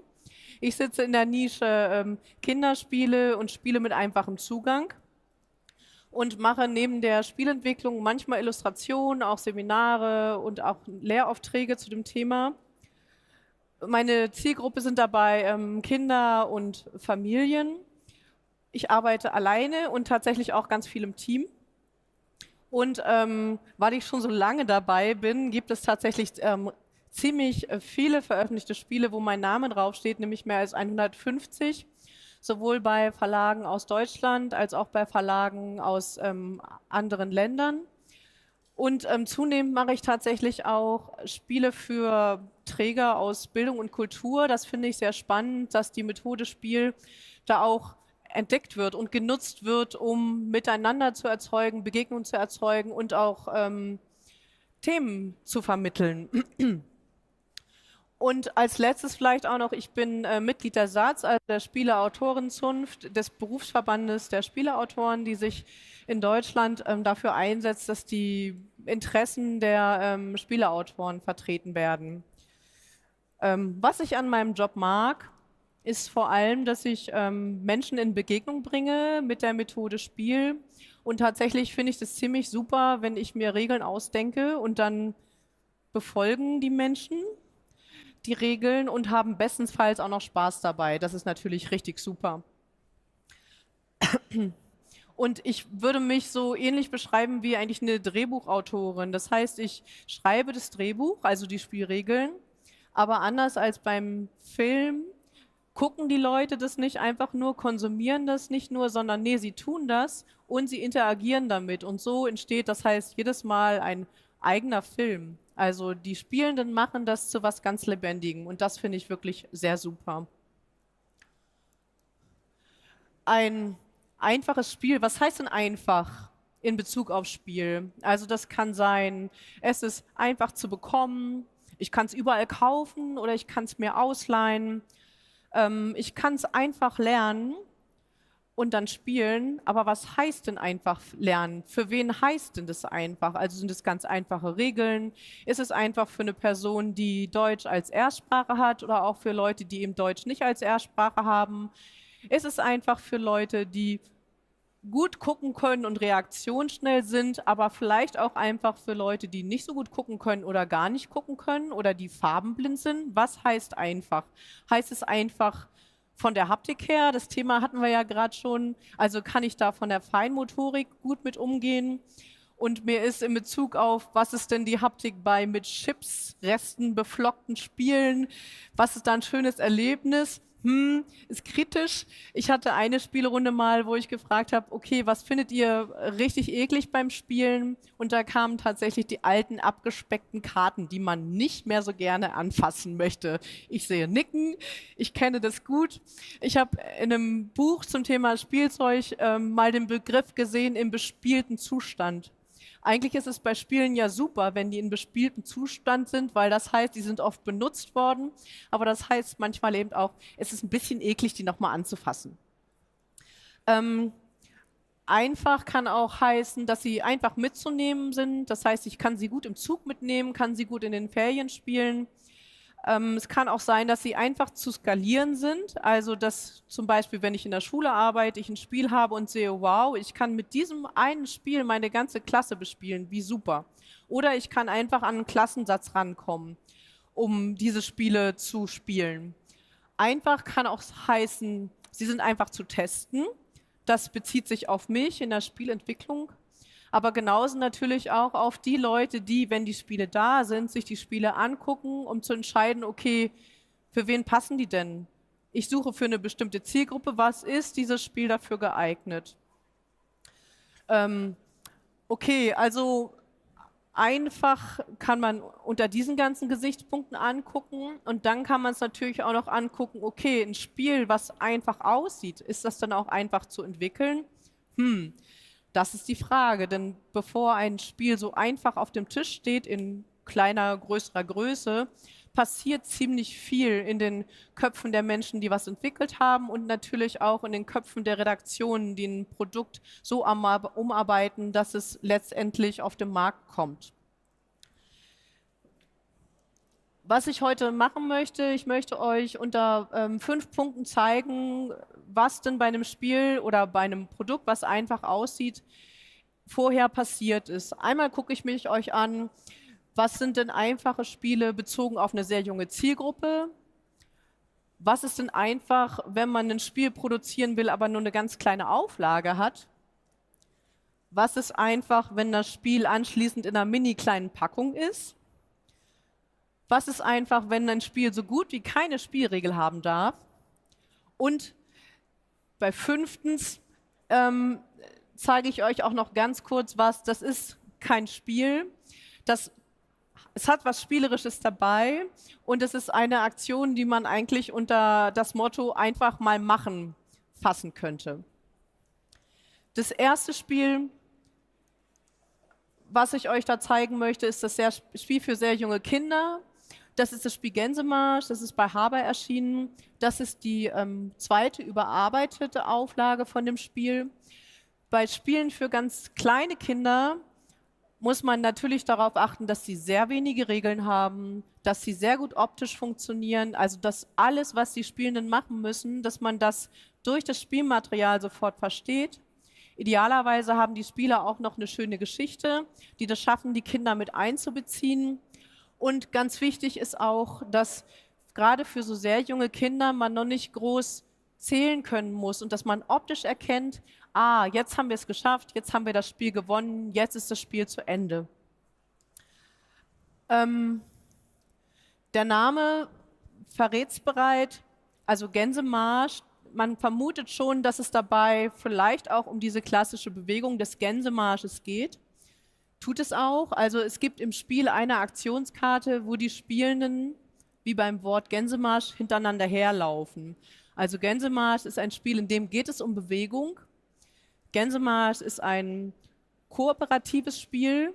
Ziel ist es, diese Aktionen, die da zu sehen sind, mindestens einmal gemacht zu haben, bevor der Fuchs, das ist diese kleine blaue Spielfigur, bevor der einmal außen rumgelaufen ist. Das heißt, es ist optisch zu erkennen, der Fuchs ist rumgelaufen, oh, schaffen wir das noch. Die Kinder wissen, dass der Fuchs kein Freund ist, wenn man eine Gans ist. Und das ist auch das, was dafür sorgt, dass die Kinder sofort so in die Geschichte reingezogen werden und die Spannung spüren und das natürlich versuchen wollen, alles zu schaffen, bevor der Fuchs da ist. Und dazu tatsächlich ist mir es in der Kita immer wieder passiert, dass die Kinder ziemlich laut geworden sind beim Spielen und meistens auch immer mehr geworden sind beim Spielen, weil sie mitgekriegt haben, was machen die denn da? Ich will auch mitmachen. Und das ist tatsächlich ein Spiel, wo man gut mit einsteigen kann, wo sogar auch die Kinder mit einsteigen können, die noch jünger sind. Besonders in Erinnerung ist mir ein Erlebnis gewesen, wir haben das meistens auf dem Flur oder auch im Turnraum gespielt und dann saß ein Kind neben mir und jedes Mal, wenn eine Karte aufgedeckt, kurz bevor die aufgedeckt worden ist, sagte das Kind, vielleicht ist es der Fuchs, vielleicht ist es der Fuchs. Und bei dem Spiel ist es so, wenn der Fuchs aufgedeckt wird, dann dürfen die Kinder rufen, Fuchsalarm und einmal am Tisch rennen. Und die Kinder rufen das in der Regel sehr laut. Es wird sehr viel dabei rumgeschrien. Das heißt, das sorgt dafür, dass die Kinder diese Spannung gleich im Spiel umsetzen können. Und es kommt natürlich den Kindern auch entgegen, dass sie sich bewegen dürfen beim Spiel. Also bei den ganz Kleinen, die lernen ja gerade erst Regeln zu folgen und die haben noch einen großen Bewegungsdrang. Das kann man in dem Spiel gut ausleben. Eine zweite nette Geschichte, die mir bei dem Spiel auch noch passiert ist, also ich habe es oft so, dass Menschen, die in therapeutischen, pädagogischen Bereichen arbeiten, dass die auf solche Spiele zurückgreifen. Und bei dem Spiel hat mir einmal eine Logopädin gesagt, ihre Tochter würde das so gerne spielen. Und die würde immer rufen, Futzalarm, Futzalarm. Und das ist natürlich, und sie sagt, ich bring's nicht übers Herz, sie zu korrigieren, weil Futzalarm so ein schönes Wort ist, dass das einfach so bleiben muss.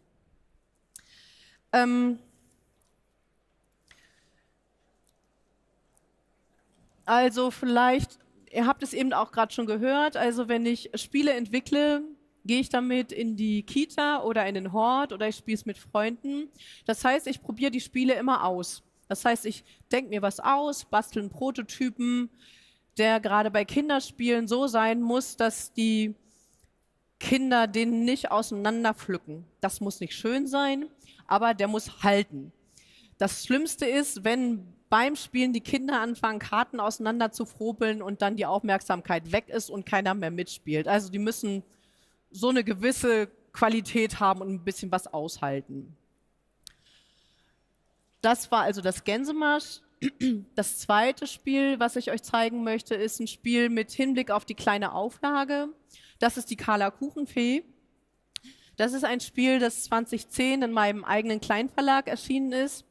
Und wir hatten damals die Anforderung, okay, wir schaffen erstmal nur 1000 Stück zu produzieren. Wir machen eine rein deutschsprachige Auflage. Und das heißt dann, wir müssen bei den Kosten sehr, sehr gucken, wie wir damit umgehen können. Denn umso kleiner die Stückzahl der produzierten Spiele, umso höher sind die Stückkosten für die einzelnen Sachen. Bei dem Spiel war es so, dass ich am Anfang große Ideen hatte. Ich hatte gedacht, okay, man muss Geräusche erzeugen und ich wollte zuerst eine Kastagnette haben. Also Kastagnette, wo man so machen muss. Ich hatte eine super Kastagnette gebastelt und mich da so rein vertieft, dass es auch noch ein Rabe sein soll mit Augen drauf und so. Ich mache das manchmal so, dass ich erst groß denke und wenn es dann an die Umsetzung oder an die Kosten geht, dann, dass ich dann denke, okay, ich muss kleiner denken. Bei Carla muss ich dann sehr schnell kleiner denken, weil wir es eben selber gemacht haben. Und zum einen war der Punkt mit dem Preis, dass so eine Kastagnette einfach richtig teuer ist, in der Sonderform nochmal teurer, dass wir dann überlegt haben, okay, wir brauchen was Geräusche erzeugt, was aber günstiger ist. Und wir sind dann auf so einen Holzlöffel gekommen. Der funktioniert super, um damit Klopfsignale zu geben.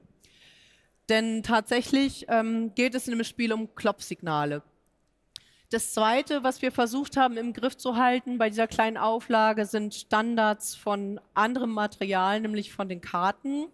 Also wenn man kleine Auflagen macht oder grundsätzlich, wenn man Spiele produziert, guckt man, dass das Material Standards entspricht. Das heißt, wir haben dann geguckt, okay, wer kann Karten produzieren in so einer kleinen Auflage, was kosten die, wo ist die Qualität gut, wo ist der Preis gut und welche Anzahl von Karten müssen denn da drinne sein, damit das passt. Also diese klassischen 24, 32, 36 Kartenanzahl, es gibt auch noch mehr. Also das sind dann die Punkte, an die man sich da halten kann. Unser Wunsch war ja, wir produzieren nur auf Deutsch. Das ist bei diesem Spiel natürlich sehr naheliegend, weil es sprachgebunden ist, denn die Signale der Dinge, um die es geht, die sind sprachgebunden. Das Signal für das Ei ist einmal klopfen, das Signal für die Möhre ist zweimal klopfen, dann kommt die Haselnuss und die Schokolade.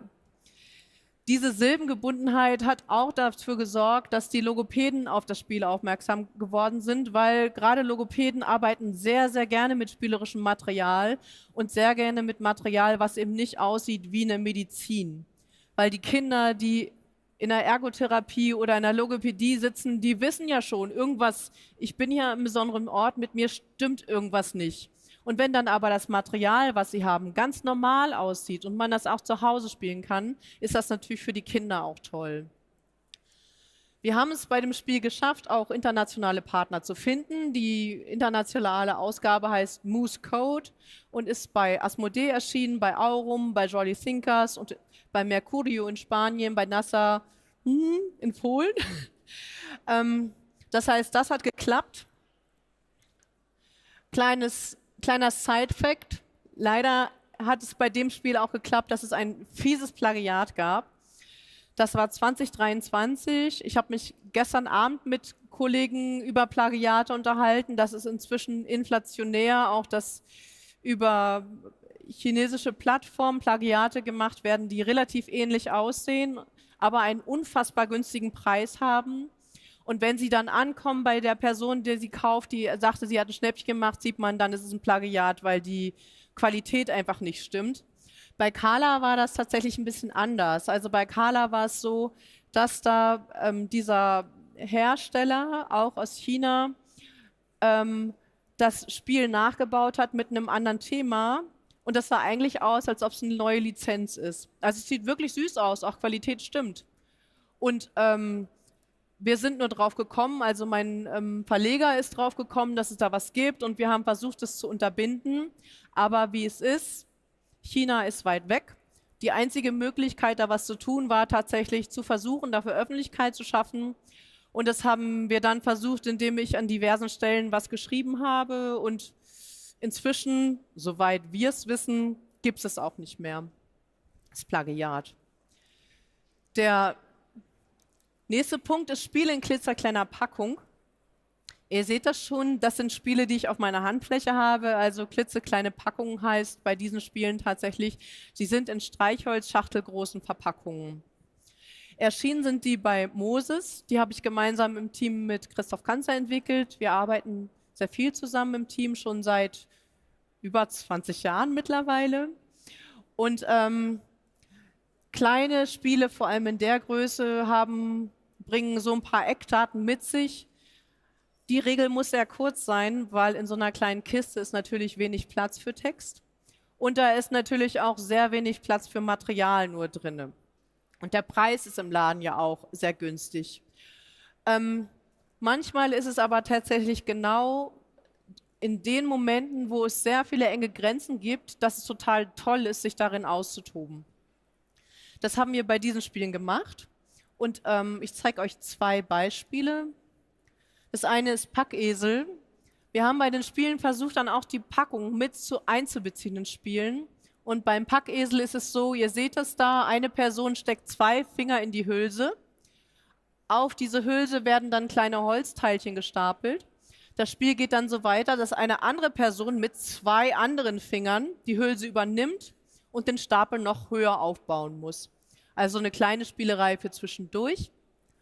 Beim anderen Spiel oben und Tschüss haben wir die Hülse und den kleinen Schuber genutzt, um das als Spielfeld zu machen. Und das Spiel geht so, dass sich das Spiel immer mehr verkürzt. Die Spielfiguren sind so kleine Holzklötzchen und wer es schafft, möglichst viele Holzklötzchen hinten bei der 3 zu landen, gewinnt das Spiel.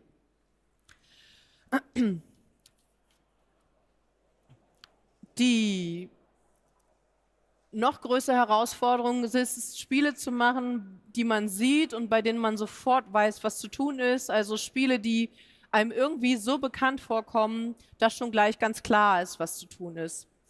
Die Reihe Braindrops haben Christoph und ich für HCM entwickelt. Und da ist es tatsächlich so, dass in einer Dose liegen farbige Kugeln auf farbigen Feldern. Wenn man die Kiste im Laden sieht, dann sieht man schon, die Kugeln liegen nicht auf den richtigen Feldern und ein Feld ist auch noch frei. Das heißt, man weiß schon so ungefähr, alles klar, es geht darum, die Kugeln auf die richtigen Felder zu bringen. Da war es so tatsächlich, dass der Auslöser dafür war, dass ich mit dem Verleger gesprochen hatte. Die hatten Dosen im Programm. Ihr kennt das sicher, es gibt ja viele Spiele, in diesen Dosen drin sind. Oft haben die dann runde Karten oder es ist irgendwas anderes drin versteckt. Und hier war tatsächlich die erste Geschichte, da weiß ich auch noch, ich bin über die Nürnberger Messe gegangen nach dem Gespräch, vor dem nächsten Termin mit Kollege Christoph und habe gesagt, Christoph, wie wäre es denn, wenn wir was machen, dass man die Dose nicht nur als Aufbewahrung nutzt, sondern auch wieder als Spielmittel und dass man die Aufgaben, die man hat, nicht nutzt durch klassisch eine Karte umdrehen, sondern dass man das Spielmaterial in der Dose drin hat, die Dose schließt, die Dose schüttelt und dadurch schon gleich die Aufgabe erzeugt hat. Das war der Anfang für das Spiel. Und wir haben dann ziemlich viel rumgepuzzelt. Wir haben auch geguckt, nehmen wir Kugeln oder was anderes. Es muss ja was irgendwie Rundes sein. Und mein Liebling aus der Entwicklung ist tatsächlich, ich habe mit Linsen rumprobiert und weil die sehr schwer zu kaufen waren, habe ich gedacht, ja, dann nehme ich halt Smarties. Ich weiß seitdem, nur mit den richtigen Smarties kann man sowas probieren, weil die sind richtig gleichmäßig und haben schöne Farben. Die ganzen Billigplagiate haben unschöne Farben und sind voll unregelmäßig. Und im Test gab es dann eine super Rückmeldung von einem Mädchen. Ich war da mit im Hort und die Kinder probierten es aus und dann sagte ein Mädchen, oh, darf ich die essen? Und ich so, naja. Und dann, bevor ich weiteres sagen konnte, hat das Mädchen gesagt, wie viele Kinder haben das denn schon gespielt? Ich möchte die doch nicht mehr essen.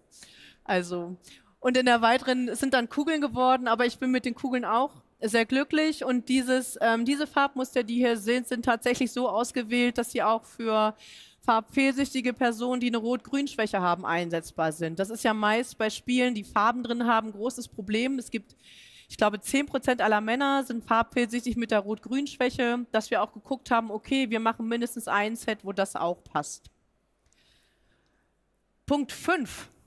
Das ist kein Spiel, aber ein wunderbares Projekt. Unter der Überschrift "Einfach mal machen" haben sich 3 Illustratoren, nämlich die Wiebe Ablang, Merle Gohl und die dritte muss ich jetzt fix nochmal gucken, die vergesse ich immer, Sabine Kranz, gedacht, wir möchten gerne ein Projekt machen, mit dem wir über unsere Arbeit und den Verkauf eines Produktes die Arbeit von Ärzte ohne Grenzen unterstützen. Die Idee war dann, dass die Zeichnerin und Schreiberin gefragt haben, zeichnet uns ein Spiel, ein Tier. Dieses Tier muss irgendwie einen grünen Zweig in der Schnute haben und Flügel haben. Und die sammeln wir in einem Buch. Sie konnten dafür den DTV-Verlag gewinnen, das zu veröffentlichen. Und ich habe dann gedacht, okay, ich möchte gerne mitmachen, aber das, was ich dabei habe, soll irgendwas mit dem Thema Spiel zu tun haben. Und weil ich auch so ein Tiernerd bin, ist mir dann der Wombat eingefallen, weil die Tiernerds unter euch wissen das. Der Wombat ist das einzige Tier, das Würfel kackt. Also passt es perfekt. Die Buchstaben darauf, die Pi schreiben, sind wie die Scrabble-Würfel. Also wurde das mein Wombat. Besonders schöne Nebengeschichte, die ich dazu hinterher gehört habe. Es gibt zu dem Projekt Ausstellungen und die Ausstellungsmacherinnen haben gesagt, der Wombat, der muss immer ein bisschen tiefer hängen, weil die Kinder gucken sich das so gerne an, wie der Würfel kackt. Und besonders schön ist an dem Projekt, das ist letzte Woche auf der Buchmesse, ist ein Scheck überreicht worden an Ärzte ohne Grenzen. Es waren 17.000 €, die durch dieses Projekt zustande gekommen sind. Das großartig, das Buch ist immer noch im Verkauf, also herzliche Kaufaufforderung. Das war's von meiner Seite. Vielen Dank.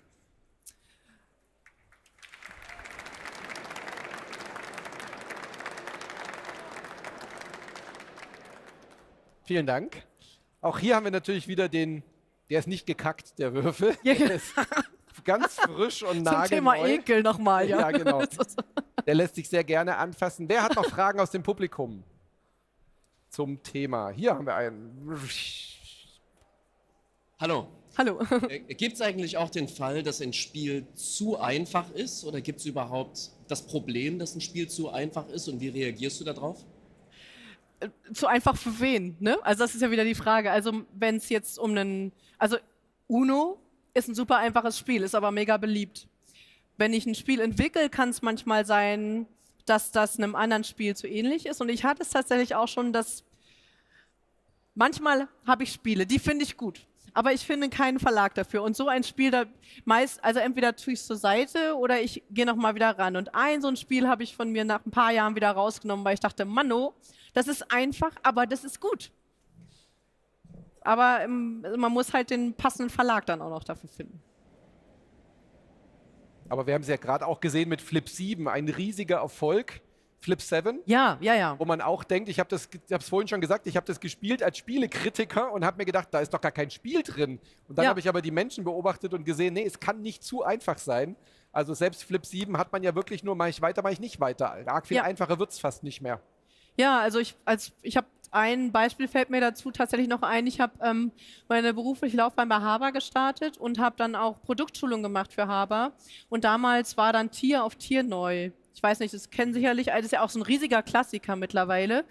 Und als ich das damals auf dem Tisch hatte, dachte ich, ja, okay, Tiere stapeln. Aber das ist halt das Problem mit dem Blindsein, wenn man schon so viel kennt. Also in dem Moment, wo ich andere Leute damit habe umgehen sehen, dachte ich, ja, das ist cool. Das ist ein cooles Stapelspiel mit einem kleinen Twist drin. Und das ist große Kunst, sowas zu entwickeln. Weitere Fragen? Sehe ich da was? Nee.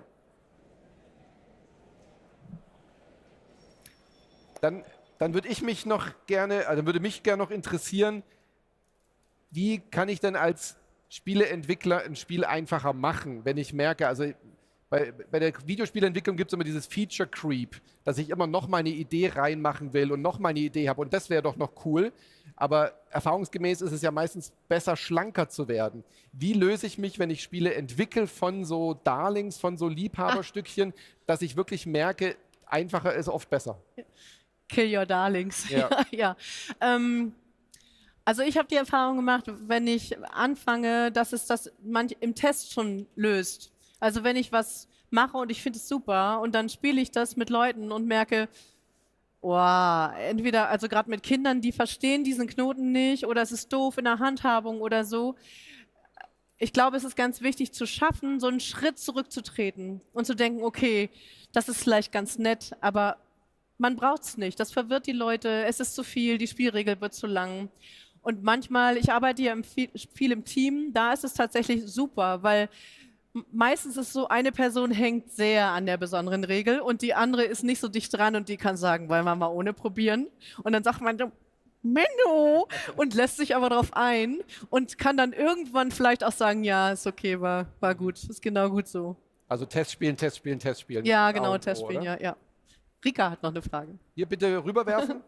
Wie tragen? Tragen ist verboten, es muss geworfen werden. Ja, danke. Test, Test. Okay. Einfache Spiele zu komplexen Themen, hast du da auch Erfahrung mit? Kommt drauf an, was du mit komplexe Themen meinst. Also wenn zum Beispiel komplexe Thema im Bezug auf politische Bildung oder meinst du im... Schon eher was, wo also nicht ein sehr ernster Hintergrund oder ein sehr schwieriger Hintergrund ist, sondern wo das Thema an sich so vielleicht so vielfältig oder so doll vernetzt ist, dass du Herausforderungen hast, es runterzubrechen. Also meinst Klimawandel zum Beispiel? Der Klimawandel in einem Spiel für Kinder. Also, nee, tatsächlich noch nicht so. Also ich habe so ein bisschen Erfahrung damit, wenn es schon Themen gibt und ich gucke, wie kriegt man denn dieses Thema in eine spielerische Interaktion. Aber das finde ich tatsächlich auch große Kunst. Ein komplexes Thema so runterzubrechen, dass möglichst viel abgebildet wird, es trotzdem Spaß macht und interaktiv ist. Das finde ich immer das ganz Wichtige. Ja. Aber man kann komplexe Themen ja manchmal auch einfach verpacken. Also ein Klimawandel kann ja zum Beispiel auch symbolisiert werden durch ein schmelzendes Eis in der Hand bei einem Kinderspiel. Hinter dir ist noch eine Frage. Gibst du es gerade weiter? Hallo? Ja. Ich würde das mit dem Thema gern vertiefen. Wie ist das bei den Spielen? Ist da erst das Thema da und dann wird das Spiel dazu gemacht? Oder gibt es erst den Rahmen, die Rahmenbedingungen und dann wird sich da ein Thema zu überlegt? Oder wie funktioniert es? Ich glaube, es gibt alles.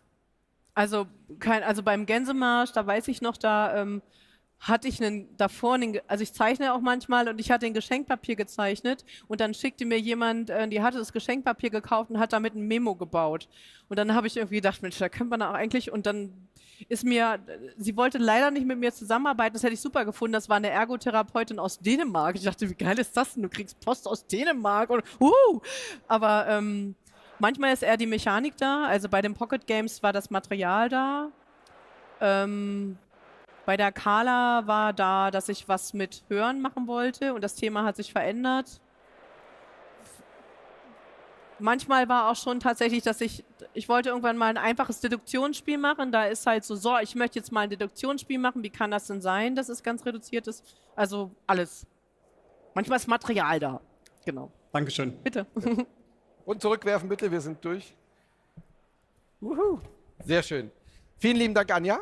Bitte sehr gerne. Sehr und viel Spaß gemacht. Ich möchte mir noch was wünschen. Yes. Darf ich einmal Natürlich. Darf ich einmal schaukeln? Schaukeln, ja bitte. Ich wollte gerade sagen, niemand nutzt diese Ja, Schaukel. jetzt will ich. So, zur Verabschiedung wird einmal geschaukelt. Lieben, vielen Dank, dass du da warst.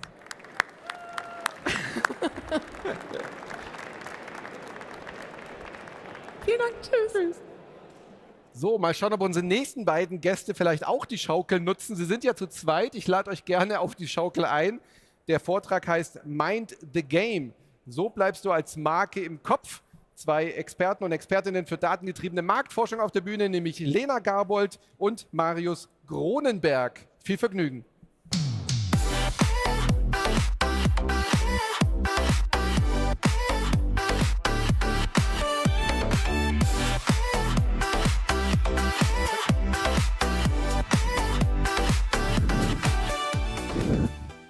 Hallihallo. Schönen guten Tag zusammen. Hallihallo, schön in eure Gesichter heute blicken zu können. Wir haben heute ein bisschen ein unsexy Thema mitgebracht, aber wir haben es mit einem sehr tollen Thema kombiniert, nämlich mit Gesellschaftsspiele. Deswegen sind wir ja heute hier alle auch da. Wir kommen aus der Marktforschung und wir haben eine Studie mitgebracht. Wir versuchen es so einfach wie möglich zu halten und euch nicht zu viel mit Daten zu langweilen, sondern eher mit den Erkenntnissen, die wir hier rausgezogen haben. Wir stellen uns einmal kurz vor. Mein Name ist Lena Garbold. Ich bin Customer Success Managerin bei Apinio, komme auch eigentlich aus dem Experience Marketing und habe auch viele Jahre lang in einer Gaming-Agentur gearbeitet. Das heißt, das Thema Spiele, das begleitet mich natürlich, wie aber euch alle wahrscheinlich auch schon ein Leben lang. Ich habe heute noch jemanden mitgebracht, wer vielleicht im Programm aufgepasst hat. Eigentlich stand der Luca da. Ich habe einen Ersatz mitgebracht, den lieben Marius. Hallo zusammen, genau, ich bin Marius, ich bin Teil des Client Relations Teams für Agencies und Entertainment bei Apinio. Ich komme ursprünglich aus dem Performance Marketing, das heißt mit Zahlen, Daten und Fakten war ich auch vor meiner Beschäftigung bei Apinio ganz gut vertraut. Genau, und ich glaube, Lena, wir können da mal reinstarten, oder? Ja, ich glaube auch. Sehr gut. Ja, ihr werdet es nicht glauben, trotz meiner Affinität zu Spielen ist es das erste Mal heute für mich auf der SPIEL Essen und das wird bestimmt nicht das letzte Mal gewesen sein und freue mich mega, dass ich heute hier über das Thema Spiele sprechen darf. Wie gesagt, das begleitet mich schon ein Leben lang. Und wenn ich an Gesellschaftsspiele denke, dann denke ich vor allem als allererstes an den ersten KKL. Was ist der erste KKL? Das ist der erste Kniffelclub Leipzig, den ich gegründet habe mit meinen Freundinnen. Das ist zu Corona-Zeiten entstanden aus Langeweile und heute ist das ganz etabliert bei uns im Freundeskreis. Und wenn ich daran denke, dann denke ich vor allem an die ganz vielen unterschiedlichen Situationen, in denen wir kniffeln. Das heißt, wir treffen uns in Bars und wir kniffeln. Wir sitzen am See und wir kniffeln. Wir treffen uns zum Essen und immer wieder wird das Kniffel ausgepackt. Ich sitze mit meiner Familie zu Hause, auch wir kniffeln. Es sind alles ganz unterschiedliche Situationen und haben auch ganz unterschiedliche Anlässe. Das kann sein, dass es mal in einem Party-Kontext ist, um neue Leute kennenzulernen, als Icebreaker, aber auch vielleicht einfach nur aus Spaß oder vielleicht auch auf Reisen, um die Zeit sich so ein bisschen zu vertreiben, Langeweile zu unterdrücken. Und genau. Und diese unterschiedlichen Situationen, um die dreht es sich heute. Es sind die sogenannten Category Entry Points. Und wir haben uns gefragt, warum in manchen oder bestimmten Situationen Spiele gespielt werden und vor allem, welche Spiele gespielt werden. Danke, Lena. Genau. Was sind diese komischen Category Entry Points und warum sind die eigentlich so wichtig? Grundsätzlich, Category Entry Points sind im Prinzip Kaufimpulse, die wir alle jeden Tag nachgehen. Kontextbezogene Kaufimpulse. Weil an jedem Kauf, an dem ihr beteiligt seid, für jedes Spiel, das ihr heute Abend noch kaufen wollt oder vielleicht schon gekauft habt, sind Category Entry Points im Spiel. Wortspiel. CEPs sind, wir kürzen das mal ab an der Stelle, Category Entry Points nennen wir ab jetzt CEPs, geht ein bisschen schneller. Sie sind die Anlässe, warum wir in eine Kategorie eintreten, in dem Fall in eine Kategorie der Gesellschaftsspiele. Ich brauche ein gutes Spiel für den Urlaub. An welche Marke denkt ihr? Vielleicht Uno, kann man ganz gut einpacken. Vielleicht auch irgendwie Magic, Yu-Gi-Oh! Karten. Es muss vielleicht ein bisschen klein und handlich sein, sollte vielleicht jetzt nicht unbedingt Siedler von Karten sein. Genau das ist ein sogenannter Category Entry Point. Ihr habt einen Kaufimpuls, weil ihr morgen in den Italienurlaub fahrt und euch fällt ein, oh mein Gott, ich brauche dringend noch ein Spiel, sonst wird mir vielleicht am Gardasee ein bisschen langweilig. Das ist dann der sogenannte Category Entry Point. Was ihr danach im Kopf habt, ist total spannend und das schauen wir uns später dann en Detail noch an. Mal ganz grundsätzlich, warum sind diese Category Entry Points so relevant? Wenn wir doch auch einfach sagen können, naja, wir alle kennen irgendwie Uno, wir alle kennen Siedler von Karten, das reicht doch irgendwie. Man empfiehlt das irgendwie dann weiter seinem Freund und dann kauft man das Spiel einfach. Aber so einfach ist es nicht. Weil auch wenn beispielsweise Uno oder Siedler von Karten eine große Bekanntschaft bei spielenden Personen hat, heißt das nicht automatisch, dass alle, die das Spiel kennen, das Spiel kaufen. Ich habe in meinem Leben leider noch nie Kniffel gespielt, tut mir leid, das sagen zu müssen. Was? Shame on me. So. Wir entscheiden uns jeden Tag für oder gegen den Kauf von Marken. Da kommen wir gar nicht drum herum. Jeden Tag. Und was wir wissen, was eigentlich alle wissen, ist, dass Marketing ist hier die absolute Macht. Wenn ihr euch etwas kaufen wollt, dann habt ihr in der Regel, das ist eigentlich nicht ausschließbar, dann habt ihr euch zuvor irgendwie eine Information zukommen lassen oder diese Information aufgenommen, warum dieses Produkt, in dem Fall dieses Spiel, für euch relevant ist. Man muss auch dazu sagen, Unternehmen investieren wirklich wahnsinnig viel Geld da rein, dass ihr auf Facebook, LinkedIn, Instagram, TikTok, Google, in der Zeitung, im Radio, egal wo, Wind davon bekommt, welches Spiel gerade angesagt ist. Denn jede Werbung, die wir sehen, zeigt uns ganz klar, warum wir uns für diese Marke entscheiden sollen. Kurzum, Marken kommunizieren und somit auch die Hersteller von Spielen auf den sogenannten Category Entry Points. Und aus dem Grund haben wir zu den verschiedensten Anlässen, auf die kommen wir gleich noch zu sprechen, verschiedene Marken bzw. Brettspiele im Kopf. So, ganz grundsätzlich. Nicht jeder CEP ist für jedes Spiel gleich relevant. Zum Beispiel, ich suche ein Spiel für einen Spieleabend.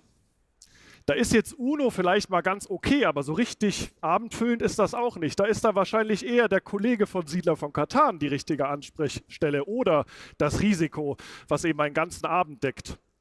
Andersrum, ich suche ein Spiel, um zwischendurch zu spielen. Ja, da kann ja Uno eigentlich perfekt passen. Das hat man schnell ausgepackt, die Regeln sind relativ einfach und schnell erklärt, los geht's. Oder Kniffel. Oder Kniffel, richtig. Und was ganz wichtig ist, wir kommen ja aus der Marktforschung und natürlich gibt es Hypes immer und immer wieder über die verschiedensten Spiele, Erweiterungen, neue Spiele, Spiele des Jahres, Kennerspiele des Jahres. Trotzdem wollen ja die Unternehmen, die dahinter stehen, zuvor wissen, was eigentlich das wirkliche Potenzial ist und ob der Hype dann auch wirklich gerecht ist. So, alle von euch kennen Uno, muss ich nicht nachfragen. Weil dann auch unsere Studie hat ergeben, mehr oder weniger alle Leute kennen Uno. Und da kommen wir jetzt zu noch einem weiteren Terminus, der allerdings jetzt nicht so relevant ist, allerdings auch nicht so irrelevant. Nicht so relevant meine ich damit, ihr müsst euch das nicht zwingend merken, aber der sogenannte Mental Market Share. Der sogenannte Mental Market Share ist die Summe aller Category Entry Points, in der eine Marke beziehungsweise das Spiel, das Gesellschaftsspiel, das Kartenspiel, das Brettspiel in eurem Kopf vorhanden ist und dementsprechend auch am stärksten vorhanden ist. Stichwort, ich suche ein Spiel, mit dem ich mal in den Urlaub schnell fahren kann. Je größer der Mental Market Share eines Spiels, umso größer ist dementsprechend auch die mentale Verfügbarkeit in den Köpfen der KonsumentInnen. Das heißt, wenn ein Spiel besonders gut kommuniziert, für was es gemacht ist, für was es alles da sein kann, in welchen Momenten ihr Spaß mit diesem Spiel habt, dann steigt damit natürlich auch der Mental Market Share des Spiels und natürlich ergibt sich daraus auch ein großer Vorteil. So. Wie gehen wir das bei Apinio an? Mal ganz grundsätzlich, wir haben eine App entwickelt. Diese App ist auch schon ein bisschen älter. Die könnt ihr, wenn ihr Lust habt, euch einfach mal in Ruhe anschauen. Könnt ihr über den iOS Store oder den Google Play Store downloaden. Dann seid ihr, wenn ihr das möchtet, auch Teil unseres Panels. Das heißt, ihr könnt an Marktforschungen selber teilnehmen, wenn ihr das möchtet. Was ganz wichtig ist, wir befragen mit unserer App, mit unserer Apinio-App, nur Personen, die wirklich relevant sind für das Spiel.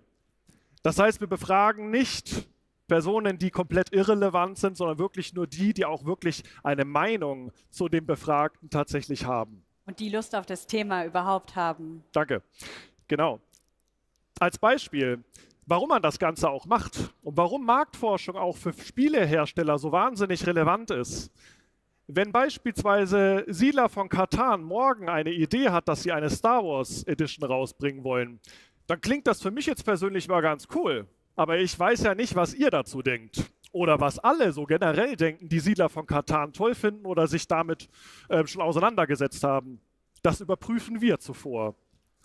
Weil es macht natürlich viel mehr Sinn, zuvor sich bewusst zu sein, worin ein Spielehersteller sein Budget investiert, beispielsweise für eine neue Edition, die dann mit einer Star Wars-Lizenz ausgestattet ist, diese dann eben nochmal zu überprüfen. Und damit natürlich massiv Geld spart, weil sie schon zuvor eine klare Indikation haben, was sie dann später auf dem Markt erwartet. Das heißt, Insights sind wirklich kein Nice-to-have oder ist irgendwie ganz cool und wir entscheiden mal aus dem Bauch heraus. Ja, das kann man machen, aber man kann auch damit wirklich oft auf die Nase fallen und genau aus dem Grund gibt es uns. Was haben wir genau erforscht? Genau, Marken wachsen nur, wenn sie mental und physisch verfügbar sind. Das ist schon mal ganz grundsätzlich wichtig. Einmal die mentale Verfügbarkeit, die habe ich gerade erklärt. Das heißt, eine Marke, ein Spiel muss viel kommunizieren, wofür dieses Spiel gemacht ist und warum dieses Spiel in diesem Moment auch wirklich toll ist. Das andere ist natürlich die physische Verfügbarkeit. Wenn ihr das Spiel kaufen wollt, aber das gibt es in Deutschland nicht oder ihr kriegt das wirklich in keinem Laden, dann kann die Marke das Spiel mit noch so viel Category Entry Points kommunizieren. Wenn ihr es nicht kriegt, ist doof. Kurzum, wir haben im Prinzip Daten entwickelt, darauf kommt dann gleich meine Kollegin Lena dazu zu sprechen, die ganz klar zeigen, wo die Marke in den Köpfen der Konsumentinnen verhaftet ist.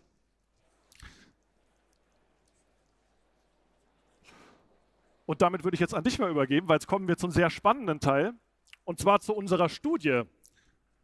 Lena, magst du uns ein bisschen was dazu erzählen? Ja, klar.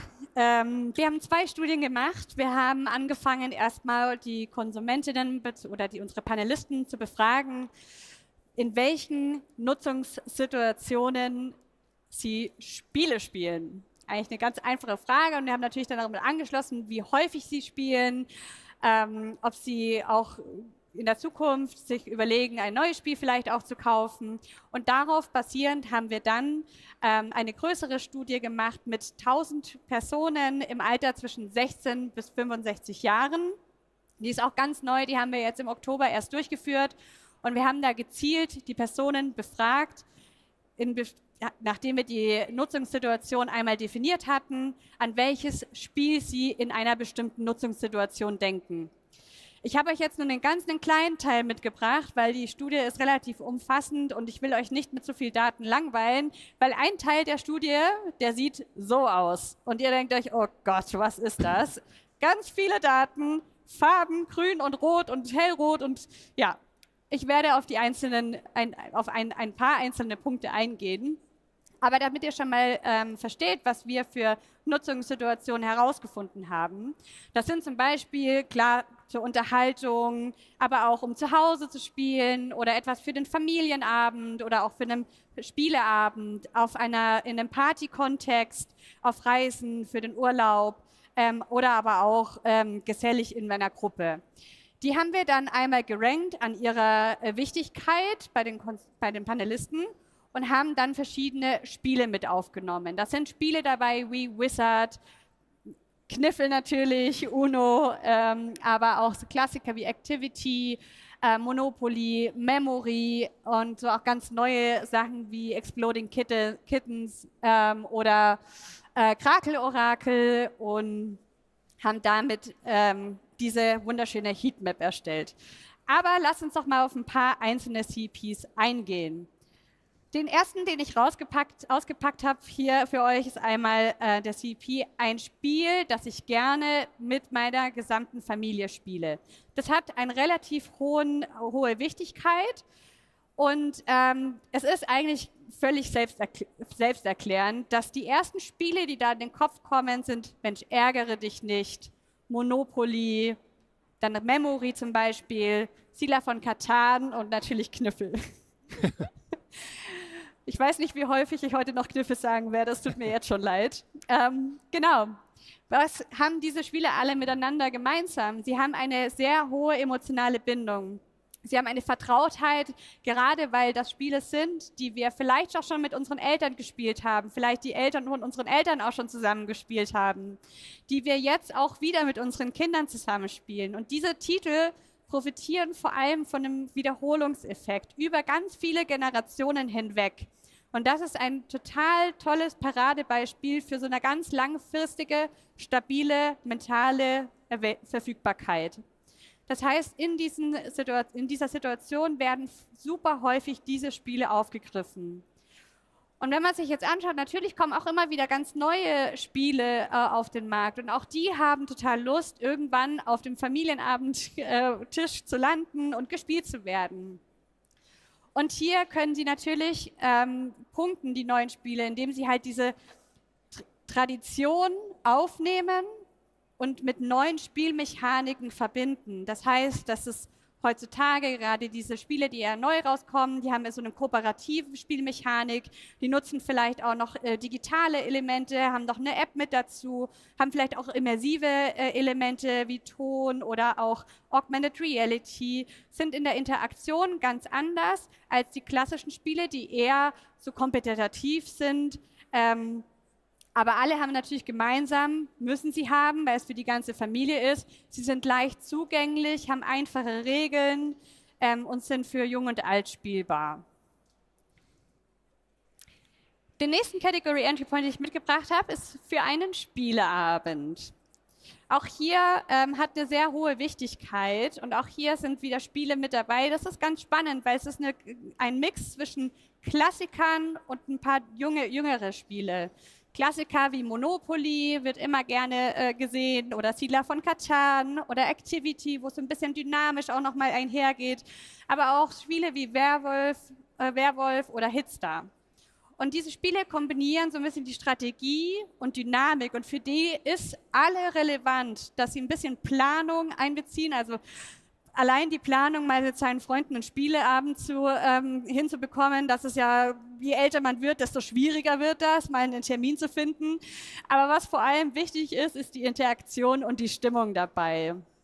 Und hier haben wir auch ganz klar gesehen, dass bei den verschiedenen Generationen es einen Unterschied gibt. Und die Älteren greifen natürlich immer auf die Klassiker zurück. Es gibt natürlich auch Einzelfälle. Das so funktioniert ja auch Marktforschung. Wir können repräsentativ die Daten interpretieren, aber es gibt natürlich auch immer ein paar Ausreißer, die auch die Jüngere zum Beispiel auch die Klassiker zurückgreifen. Genau, und Jüngere sind vor allem interessiert an diesen sogenannten Party-Mechaniken, die alle so ein bisschen interaktiver sind, die nochmal eine neue Dynamik mit dabei haben, die vielleicht auch kooperativer sind, die auch digitaler ein bisschen präsenter sind, die vielleicht auch einen Social-Media-Bezug haben, die humorvoll sind.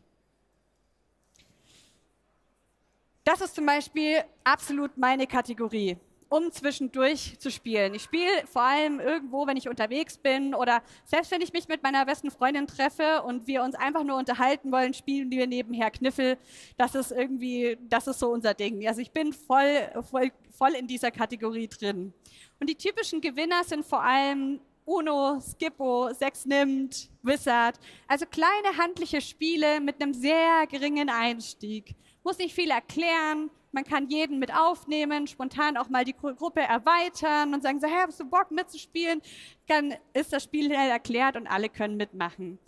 Und auch wenn hier dieser Importance Score gar nicht so hoch ist wie bei den anderen zwei, die ich jetzt gerade gesagt hatte, ist die spontane Spiellaune dann doch eine sehr zentrale mentale Eintrittssituation in die Kategorie Spiele.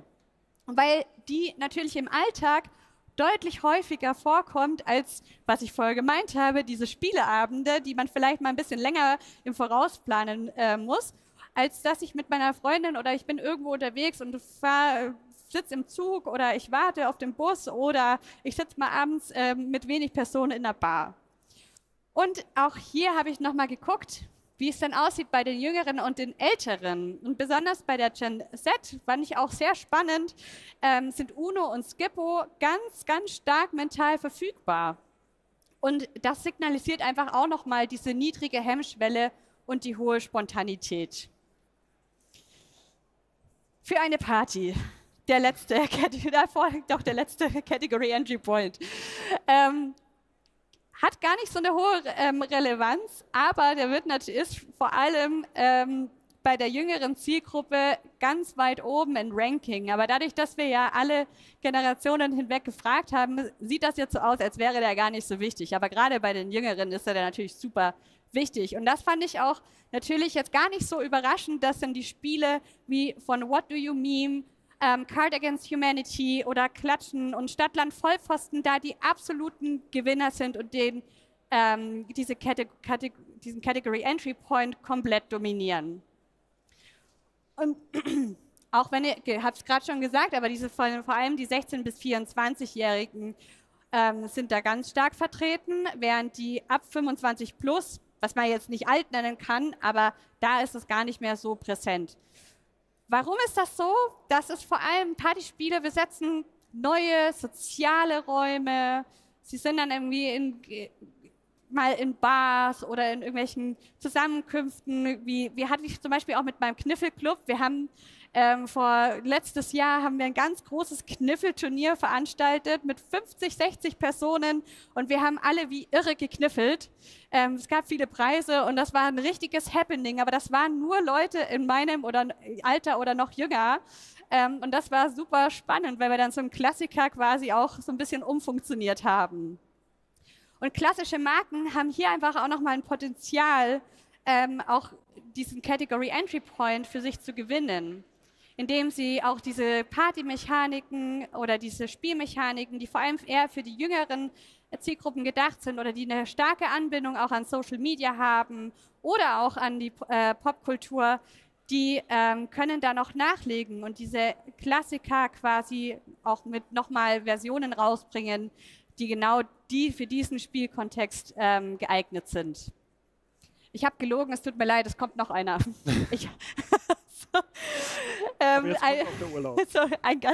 Ein letzter Category Entry Point für den Urlaub, das hat Marius gerade auch schon mal kurz erwähnt.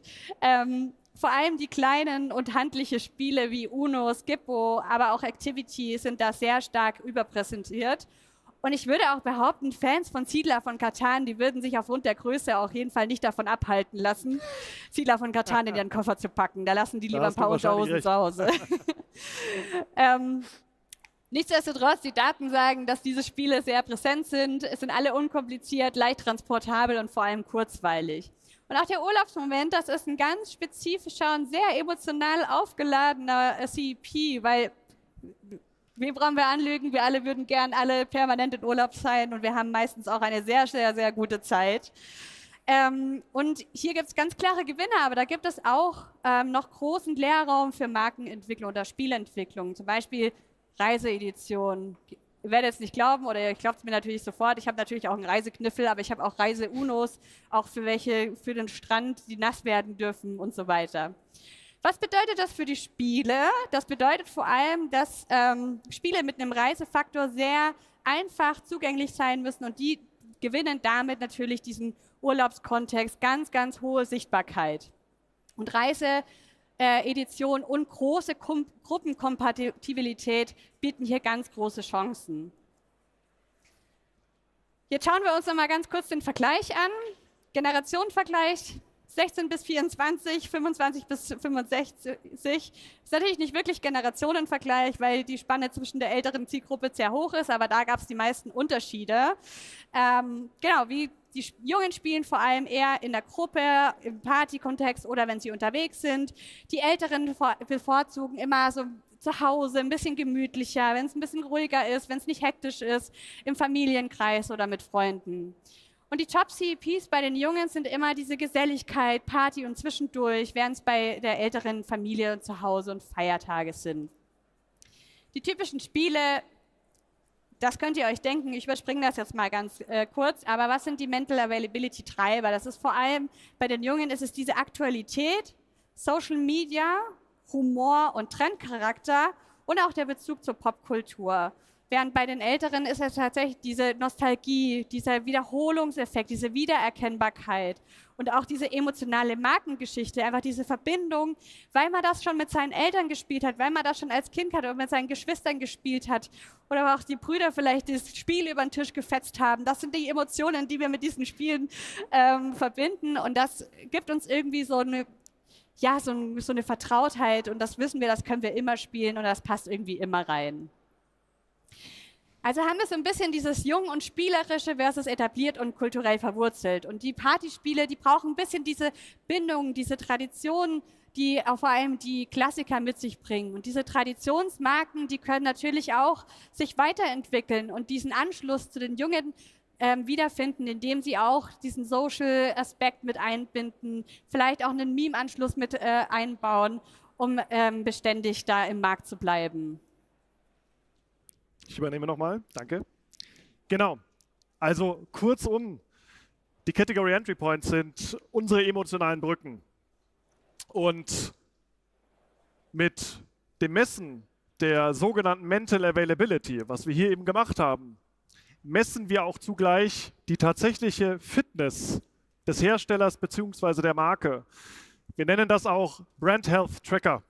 Das heißt, wiederholend, immer und immer wieder über das Jahr wird gemessen, wie sich die eben gezeigten Category Entry Points verschoben haben.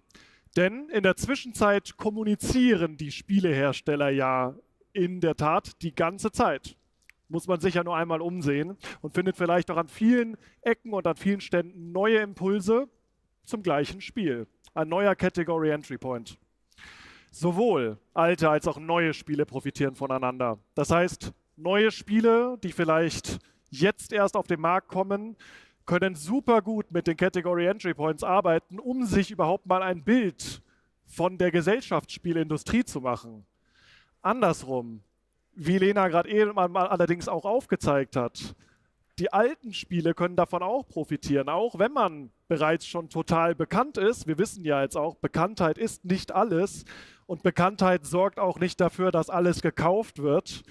Aber die richtige Kommunikation, damit ihr alle was Gutes im Kopf habt, wenn ihr das nächste Mal in den Urlaub fahren wollt und ein Spiel kaufen möchtet, das können diese Marken dementsprechend bewerkstelligen. Ich glaube, wir sind jetzt auch hier am Ende angekommen. Es war fast eine Punktlandung. Nochmal ganz kurz, ein kleiner Tipp, wenn ihr mal auch an einer solchen Umfrage, wie wir sie gerade gezeigt haben, teilnehmen möchtet, dann könnt ihr einfach mal unsere App euch runterladen. Ich kann euch auf jeden Fall versprechen, das macht super viel Spaß. Ihr könnt auch auf der App direkt tatsächlich auch kleine Umfragen selber erstellen. Wir haben eine ziemlich große und farbenfrohe Community. Also wenn ihr mal Lust habt, ladet euch gerne Apinio runter und dann vielen Dank. Und wenn ihr Lust habt, in die Daten ein bisschen tiefer einzutauchen, dann könnt ihr jetzt gerne einen von diesen QR-Codes abscannen und uns einfach schreiben. Dann schicken wir euch die Studie zu. Super spannend, was da für Ergebnisse rausgekommen sind. Dann könnt ihr auch ein bisschen genauer gucken, was wir da eigentlich fabriziert haben. Ich hoffe, es hat euch Spaß gemacht und ich wünsche euch jetzt noch ganz eine schöne Zeit auf der Spiel und ja, bis zum nächsten Mal. Vielen Dank euch. Danke euch. Wenn es noch ganz dringende Fragen gibt, ihr seid ja an der Seite von der Bühne auch noch erreichbar. Genau. Super. Vielen Dank, dass ihr da wart. Vielen Dank. So, we're switching back to English now, because we have a guest of honor tonight. Steve Hobbs is the Washington Secretary of State, and the Secretary of State is talking about the importance of supporting the tabletop game industry and international relations. Welcome to stage, Steve Hobbs.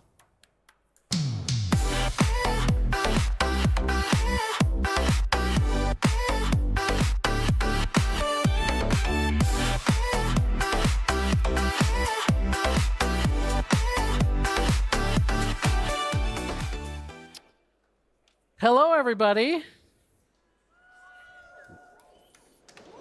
So, first of all, I want to thank SPIEL for inviting me here to speak here today. And also I want to thank all of you because you actually came here during a tabletop game convention to listen to a politician. That's crazy. I don't understand why you're doing that. But I want to thank you for that. Yes, I am Washington State. That's the other Washington, not Washington, D.C. They're crazy over there, okay? It's Washington State. And I am the elected Secretary of State. Now, before I go on and give my talk, I just want to know in this audience, if you could raise your hand, if you either grew up in Eastern Europe or your parents came from Eastern Europe. Can I get just so I know? So we got a few people here during the Cold War. And just so you know, before I go on, I am a real nerd, okay? I am. I played D&D. I still play D&D. I played Avalon Hill games. I was around when they said D&D was part of Satan. No, I'm not, okay? It's not true. But why I bring up the element of Cold War, why I talk about it here today with all of you, is to remind all of you what it was that made Eastern Europe free from Soviet domination. A lot of people have theories, it was the might of the Western democracies and their military, NATO versus the Warsaw Pact, et cetera, but really, it was because of soft power. And what am I talking about when I talk about soft power? I'm talking about blue jeans, I'm talking about movies, I'm talking about music, culture, books. If you talk to anyone who grew up in Poland or East Germany during the Cold War, they will tell you that they're not supposed to listen to Radio Free Europe. It's these ideas that generated a movement so that in the 90s, after the wall came down, these countries toppled and brought about democracy. It was because of ideas. It wasn't because of a big conflict between NATO and the Warsaw Pact. It was because people were mobilized by the element of soft power. Well, guess what? Gaming is the new soft power. Gaming is huge. And I'm not just talking about the digital side, but the analog side as well. And I can tell you, and you should all know this, you all know this, is that the digital and analog side, if you talk to a game developer, the people bounce around from one side to the other. And the great thing about gaming, especially tabletop gaming, is it involves art, right? There's artists, there's writers, there's creative thinking that happens in all this. And so I firmly believe that tabletop gaming and gaming in general is part of the element of soft power that we, Americans, Germans, Poles, we should cherish and embrace. And I know that governments are starting to understand this. It took a while. It's taking a while. I've talked to my own colleagues, elected officials, and when you talk about gaming, they don't quite get it, but they're getting around there. When I went on a trade mission to Japan, unfortunately the Japanese didn't quite understand it, but there's a lot of Japanese that play games. Here in Germany, I talked to your foreign ministry, and you have people that go to the United States to represent, to help process passports and stuff. And when I talk to them about, I'm doing this trip, I'm doing a trade mission, they're thinking, oh, aerospace, agriculture. I said, no, games. It's like, games? That's great. Why? Well, because that's what you play. That's what the people around the world play. And so I challenge all of you to really engage with your elected officials and let them know how important the industry is, because it's a multi-billion-dollar industry. I shouldn't be the only politician here at SPIEL. I shouldn't be. That's right. There should be more. I want to tell you a little bit about what I'm doing before I get to the trade mission stuff, what I'm doing myself. So in the state of Washington, the Secretary of State is responsible for libraries, right? So we have our own state library. I have libraries in our state prisons. We coordinate with libraries across the state of Washington rural communities. And because Washington State has so many tabletop games, we have collected these games and set up game libraries across the state so that kids have a safe place to go to.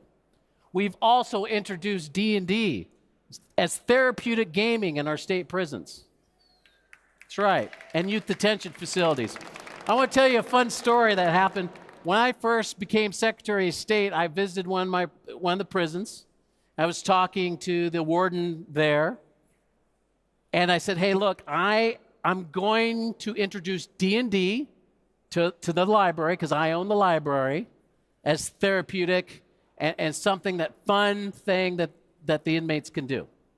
And the warden told me, Mr. Secretary, we don't allow D&D in here. You may not know, it's about a game of control and minions. It's bad. We banned it. It's true. They banned it for like since the 80s.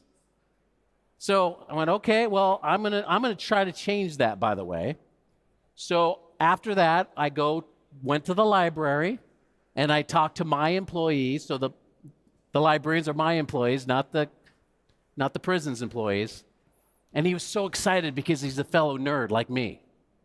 And he goes, hey, Mr. Secretary, I got to show you something. He shows me the bookshelf with all these D&D books. They're banned. That guy could have been, he committed a gross felony, by the way, just by doing that. He could have been fired.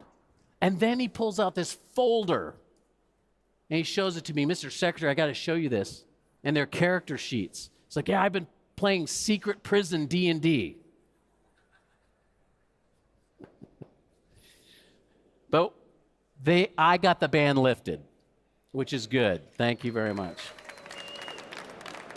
And we actually traveled to Walla Walla Prison.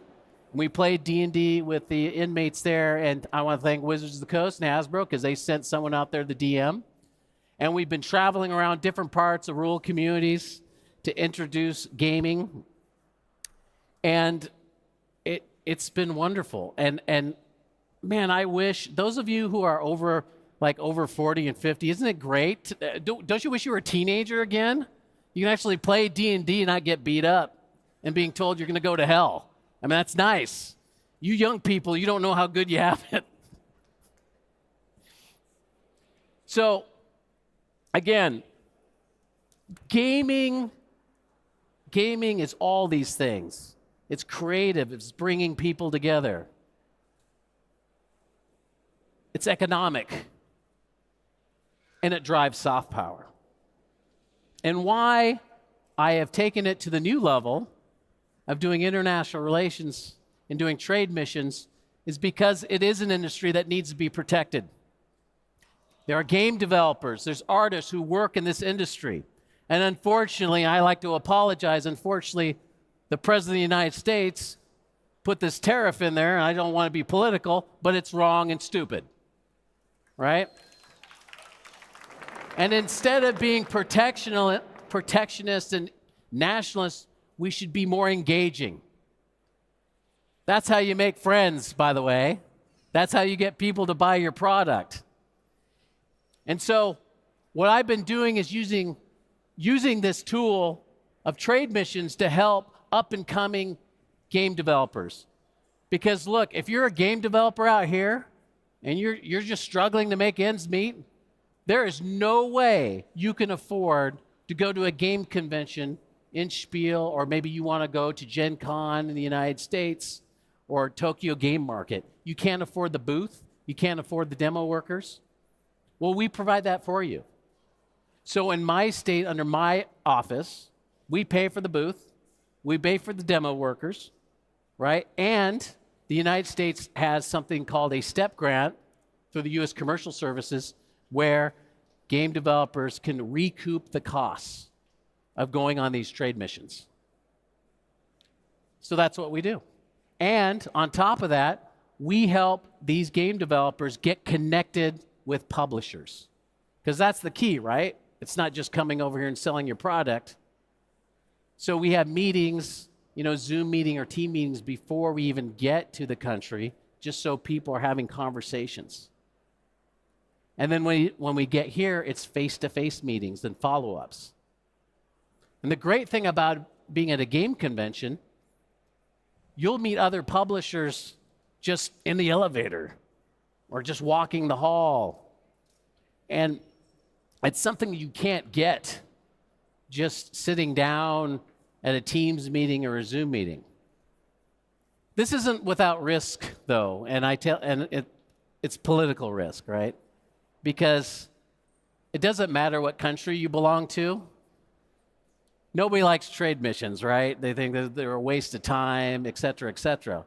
I know you, because you're tabletop game nerds, you don't believe that. I hope not.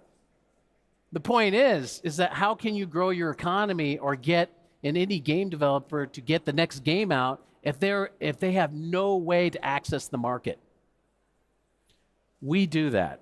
in my state. I also see as you walk this floor, other countries are doing this. Not that many, but there's a few. Thailand, Korea, and I applaud that. Because we've done so much with all the other industries. I'm in the state of Washington, so aerospace gets a lot of love, right? Boeing gets a lot of love, our apples or cherries. But really, they haven't even talked about games until just recently. The other thing that we've been doing is trying to inform our legislators and policymakers. As I told you, they don't understand the industry. I remember 5 years ago when I was talking to legislators, hey, do you know about Magic the Gathering?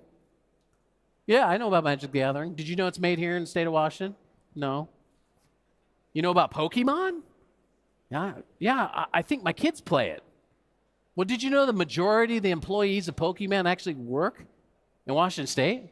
Oh, no, I didn't know that. Right? And that's just in Washington State. Oh, by the way, if there's anyone from the United Kingdom here, the honest, I'm going to give you a funny story. I was talking to someone in your foreign ministry. I was talking about, I want to do the UK Games Expo. I want to bring people there. Yeah, and I want to visit. I want to visit the creators of Warhammer and 40K. Games Workshop. And they're like, "What's Games Workshop?" Right? So if you're British, you need to work on your government. They should know what that is. So it's been very successful. We went to Japan, and everyone there got connected with a publisher or got some B2B connections. And then we did some follow-up. That's what our office does. And by doing more of this, I also believe we're educating other countries as well, your governments. We've went so far, we've made a lot of progress just with the German government, just talking to the Germans, and with the Japanese government as we did our Japanese trade mission. So, obviously I'm a politician and I would like to talk forever, but I'm willing, I gave plenty of time for any questions that you might have of me on trade missions or how we do gaming in the state of Washington, policy-wise.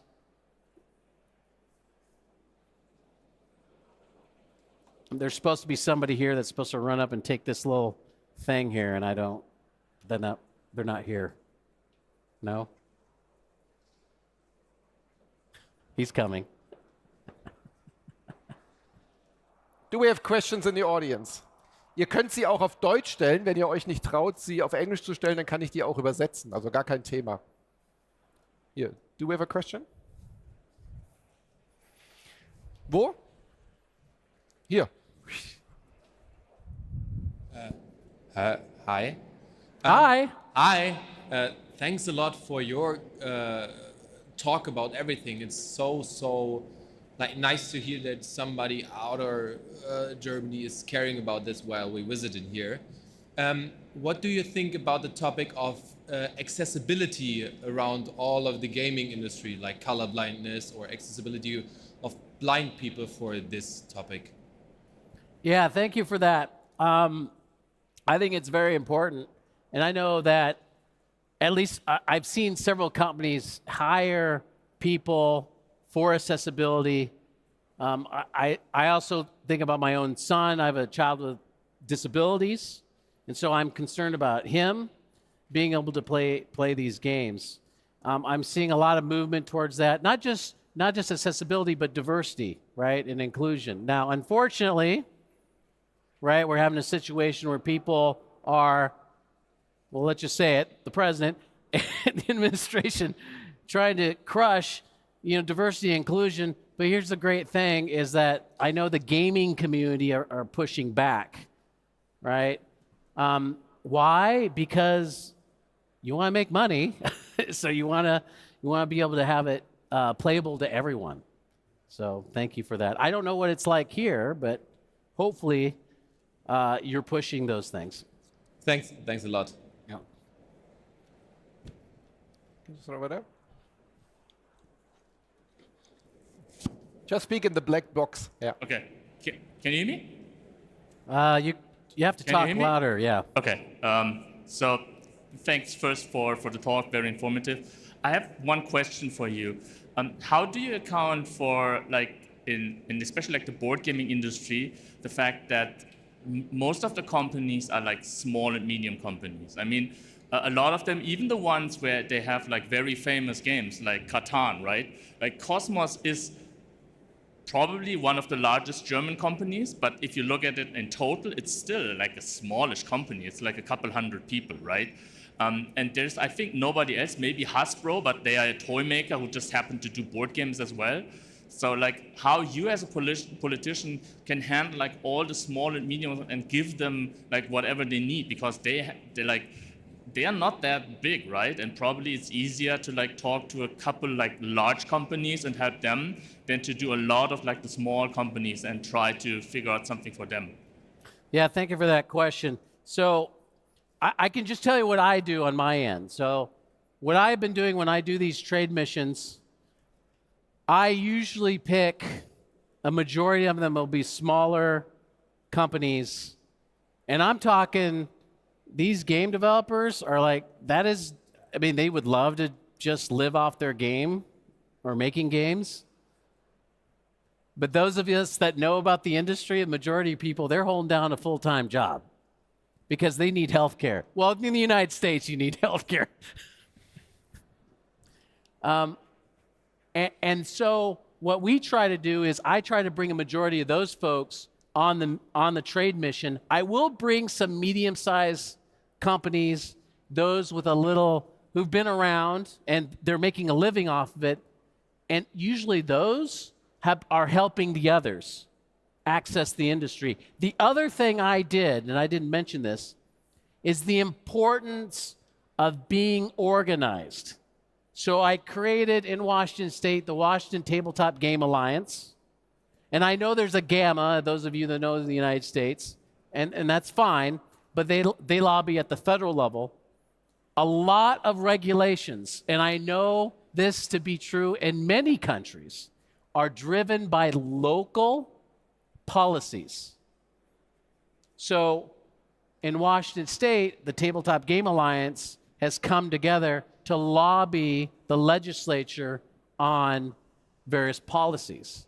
So I'm a Democrat, and there were a couple of legislators who wanted to do a good thing. They wanted to protect independent contractors because they are being abused on the construction side. So they were trying to pass a bill to ban all independent contractors and say they had to work for a company. Well, if you're an artist or a writer, that's bad. You don't want that. The gaming company doesn't want that. But legislators didn't know that.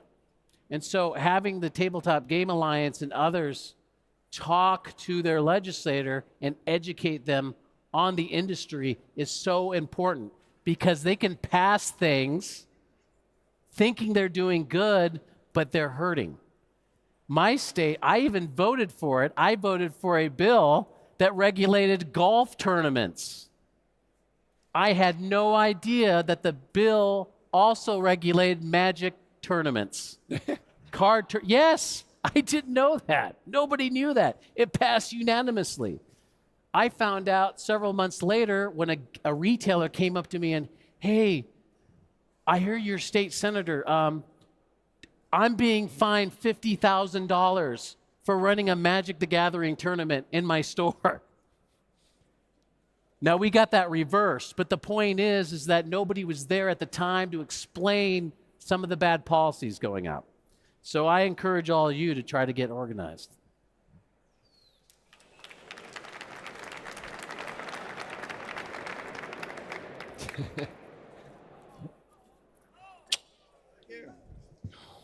You talked a lot so far about soft power and how soft power can have influence on a global scale, and soft power that you can bring through games. And I'm just wondering, what is your ideal vision of the future on a global scale of what you hope to see achieved through soft power movements through games? Yeah, thank you for that. And you know, I talked a little bit about this aspect of soft power and how it can change minds and influence people.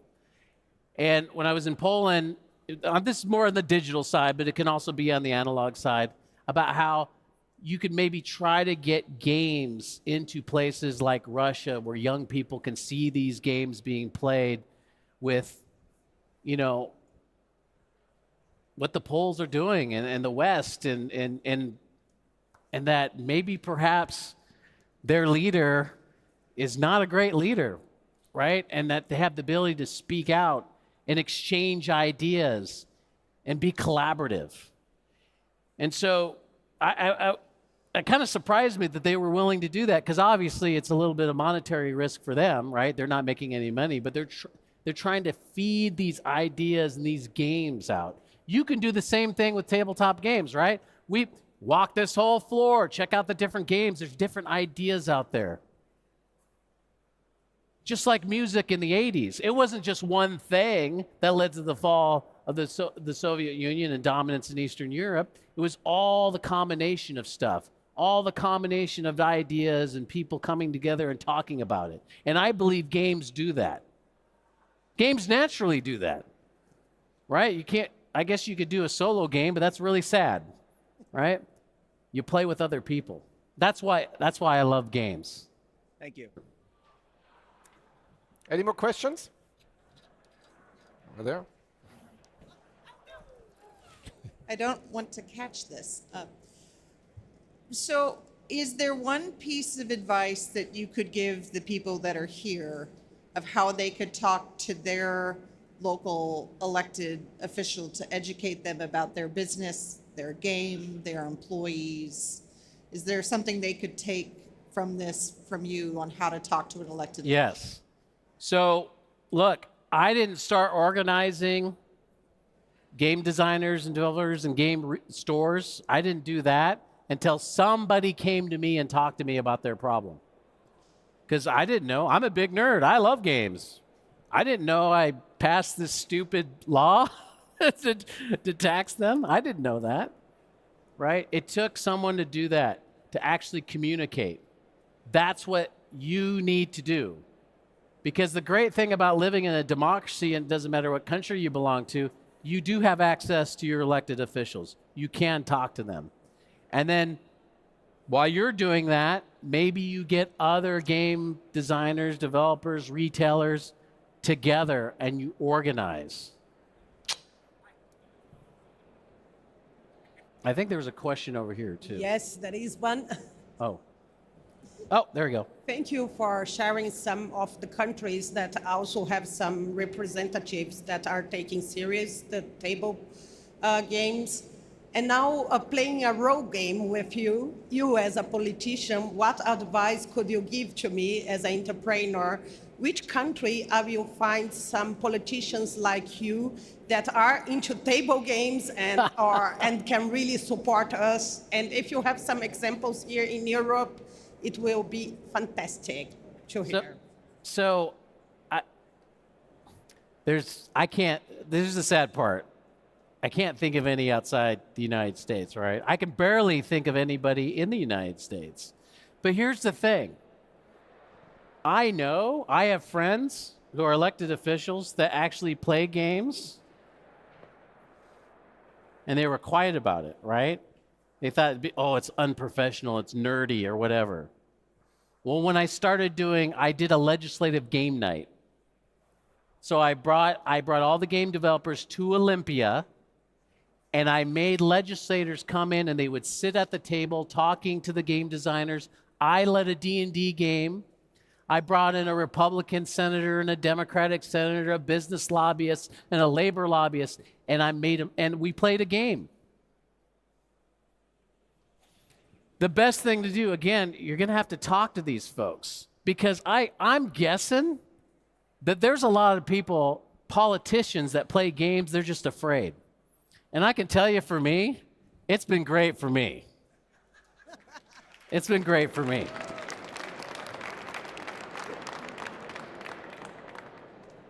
So we have time for maybe one more question, if there is any.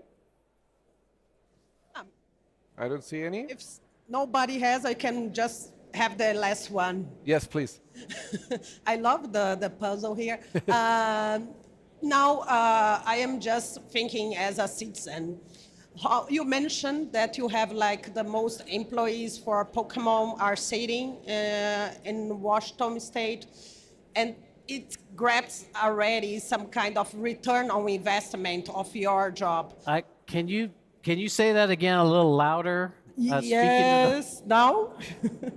So you mentioned that you have some games that are developed in Washington, and also you mentioned that most of the Pokemon employees in the world are sitting there. These are clear indicatives of like the return of your work. Can you measure what it brings to the society in terms of taxes or other financial impacts your job or your role currently? Right, so you want the financial impact, right? The data. Yes. Yeah, so we're just starting to do that now. And so we kind of measure, it was in the billions of dollars for Washington State. If you take the totality of gaming, and which I think you should do, right? Digital and analog. And I think for the analog side of it, it ended up being $1 billion. But the problem is there's not a lot of studies that are going into this and why we need to do more. Because it shouldn't be just about sales. Because we got to look at the other aspects of gaming, like people who make dice boxes and accessories, and people who put the art out and go to these conventions and sell their art. So we need to do a better job. Not just my country and my state, but other countries as well. Because, look, gaming, rolling dice, it can change the world. So thank you very much. Thank you very much. Thank you for being here. Thank you. And be sure to check out the booth with all the Washington games. Yeah, Hall 5. Yes. Thank you. Yes, of course. Yeah. Go there. A lot of good games there. Thank you for being here. Thank you.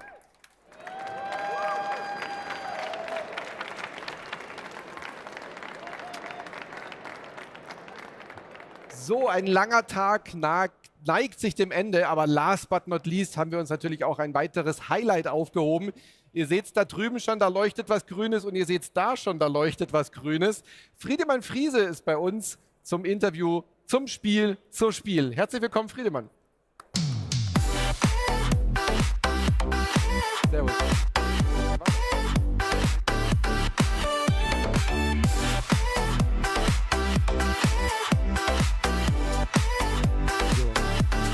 Setz dich, wo auch immer du möchtest. Ja. Genau. Vielen Dank. Guck mal, der Würfel ist auch schon grün. Ja, Haben wir super. extra 1A. angepasst. Sehr schön. So, möchtest du auf die Schaukel oder das Sofa okay für dich? Nee, ist super. Super. Schön bequem hier. Dich muss man fast gar nicht mehr vorstellen. Du bist Spieleentwickler schon seit wie vielen Jahren? 33. 33 Jahre. Natürlich auch dein klares Erkennungszeichen. Alle Spiele sind grün, du bist grün. Ja. Deine Spiele fangen mit F an. So natürlich jetzt auch das Spiel zur Spiel. Wir haben es hier vor uns, fair enough. Und wer hier in der Halle bei uns in Halle 4 ist, merkt vielleicht auch schon immer so ein bisschen, da hinten ist ein bisschen trubelig, weil da die ganzen Leute natürlich sich dieses Spiel abholen wollen. Darüber wollen wir jetzt natürlich auch reden. Ja. Fair enough heißt das Spiel, natürlich ein englisches Wortspiel, was man vielleicht deutschem Publikum auch erklären muss. Ja, man kann das, also fair heißt ja sowohl Messe als auch gerecht. Aber fair enough ist natürlich auch eine Phrase. Ne? Ja. So, ja, fair enough, also gerade so gut. Fair enough. So, Die fair Jugend, enough, ja. die Jugend kennt es auf jeden Fall. Ja, es ist halt, ja, so ein Quote, ne? Es ist ein Spiel zu Spiel, wir haben schon gesagt, es ist eine limitierte Ausgabe. Was jetzt ein bisschen besonders ist, bevor wir gleich ins Inhaltliche gehen, es ist nicht bei 2F-Spiele, bei deinem eigenen Verlag erschienen. A, warum? Und B, wie kommt's? Also soweit ich das weiß, ist halt Skellig, hat ja auch das letzte Messespiel betreut. Und es war ja nun, es begab sich so, dass ich... Damals? Nee, es war schon, fragen mich immer viele Leute, ob ich auch Spiele von anderen Autoren verlege in meinem Verlag, weil ich einen Verlag habe und ich immer sage, nein, ich bin eigentlich ein Autor, der einen Ort hat, wo er seine Spiele verlegt. Und dieser Autor, Friedemann Friese, hat einen Output, der größer ist, als er selber verlegen kann. Ja. Und dann hatte ich den Kontakt zu Skellig mit dem Five Families, was Skellig jetzt auch auf der Messe hat. Und dann hat mich der Uwe von Skellig halt gefragt, sag mal, wir machen ja diese Reihe, wie sähe es damit aus? Hättest du da was? Und dann habe ich gesagt, ja, ich gucke mir das mal an ja, und kann mir dazu was denken. Und dann habe ich halt mir dazu was gedacht und dann habe ich es dem Uwe vorgestellt, Uwe fand es gut, dann ist der Uwe damit zur Messe, die Messe fand es gut und dann hatten wir, Ja. Aber was heißt, wächst der Verlag nicht mit der Menge an Spielen, die man macht? Weil du gerade gesagt hast, der Verlag hätte noch mehr Spieleideen von dir gar nicht stemmen können. Also das würde mich interessieren, wie du da denkst oder wie du da vorgehst bei deiner Firma. Ich will ja Spiele erfinden und ich will viel Zeit haben, um kreativ zu sein. Und ich will keinen Verlag haben, der irgendwann so groß ist, dass ich das nicht mehr machen kann. Ja. Das heißt, wenn ich jetzt wachsen würde in einem gewissen Maße, dann hätte ich Angestellte und hätte viele Dinge mehr zu tun, die mich davon abhalten würden, kreativ zu sein. Und dann da ist halt die Entscheidung zu sagen, nein, ich fühle mich als Spieleautor und nicht als Verleger. Ja. Das Verlegen macht Spaß, aber ist eben auch eine gewisse Notwendigkeit. Wenn man die Spiele genau so machen möchte, wie man sie sich eben denkt, dann muss man schon einen eigenen Verlag haben, weil jede andere Autorentätigkeit ist natürlich immer Abstimmen mit dem Verlag völlig normal, völlig logisch. Jeder Verlag hat eine andere Ausrichtung, möchte dann auch natürlich Mitspracherecht haben und Einfluss nehmen auf das Produkt. Und das ist auch gut so und auch richtig so. Und teilweise, ich habe im ersten Jahr 92 mit Wucherer hier auf der Messe angefangen und das hat dann Abacus irgendwann übernommen und die immer so, ja, wir ändern das und das. Ich so, ja, fein, ich habe es ja schon so gemacht, wie ich es wollte. Ihr macht so, wie ihr es wollt. Und deswegen, ich kann die Spiele halt so machen, wie ich sie möchte. Und ja, und mit Skellig war halt super. Also Five Families haben sie dann ja auch so genommen, wie es war und da wurde auch nicht viel geändert. Da bin ich sehr zufrieden mit und mit Fair Enough. Ja. Das war ja auch so, ich meine, das ist natürlich auch so, dass über die Jahre natürlich eine gewisse Professionalität da ist. Das heißt, wenn ich dann was vorstelle, ja, dann wissen die Leute auch, dass das durchgetestet ist und nicht jetzt, ja, also keine Lücken hat und sie darauf vertrauen können, dass ich das schon, ja, zu Ende gedacht habe. Ja.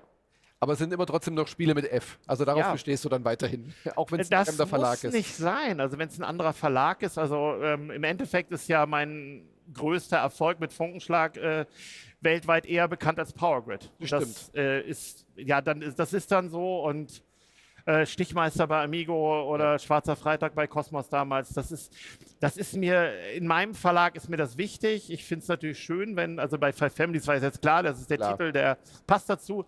Jetzt für so ein Messespiel, war ich sehr froh, dass dann auch ein F-Titel gefunden wurde. Ja. Der kommt gar nicht von mir, der ist halt dann über die Entstehung dessen, dass es ein Messespiel ist und ich hatte da auch mit der Grafik jetzt, mit dem Grafiker gar nicht Kontakt. Das wurde dann halt im Verlag entsprechend betreut. Bin sehr froh, ist schön geworden und es scheint ja auch gut anzukommen. Sehr schön. Der Wiedererkennungseffekt ist natürlich auch da mit dem F. Aber dann erzähl uns mal, fair enough, was macht man und was tut man da in diesem Spiel, das mit der Messe zu tun hat? Ja, also man tut das, was ich heute den ganzen Tag gemacht habe, jagen.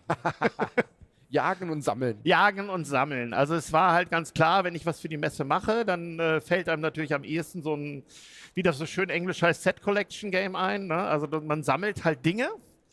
Und was kann man sammeln auf einer Messe? Kategorien fallen einem natürlich sofort ein. Dann hat man irgendwelche Booster, irgendwelche Sleeves, irgendwelche Miniaturen, irgendwelche Würfel und natürlich auch Unterschriften von Autoren oder Grafikern oder eben anderen Kreativen. Das heißt, wir haben da relativ schnell auch Kategorien gefunden, die für die Messe logisch sind und natürlich aus meiner eigenen Erfahrung auch, was die Leute so sammeln. Und also von daher war das schon mal klar, dass was gesammelt wird. Da sind halt recht viele Sammelobjekte drin. Diese Sammelobjekte haben natürlich einen unterschiedlichen Wert. Also die 1 bei Miniaturen ist so eine halb abgebrochene und die 10 ist natürlich dann eine goldene. Oder der angerissene Black Lotus. Ja, genau. Die Black Lotus-Karten sind da auch drin und so. Also das ist natürlich dann voll von Anspielungen auf die Spieleszene, was ja auch genauso sein soll. Weil es ist ja nun mal ein Spiel für die Messe und diese Messebesucher hier sind ja auch interessierte Menschen, die sich lange auch schon mit Spielen auseinandersetzen und für die ist das natürlich genau das Richtige. Das ist jetzt vielleicht also dadurch, dass es ja exklusiv ist für den Handel, wäre das jetzt vielleicht nicht ein Thema, das eine Aussage hat, aber dafür, dass es das Messespiel ist, ist ja genau richtig. Ja. Und in diesem Spiel kommt halt dieses Dilemma auf, ich setze mich hin, gehe auf die Messe, aber vor der Messe bereite ich mich vor. Das heißt, ich sammle erstmal Dinge. Ich gucke mir im Netz an, was alles ist, gucke auf die schöne Spiel-App und suche halt Dinge aus, mache einen Plan. So, ne? Also ich habe auch einen Plan in der Tasche, der hat auch ein paar Seiten, ne? Und da stehen Dinge drauf, die ich gern hätte.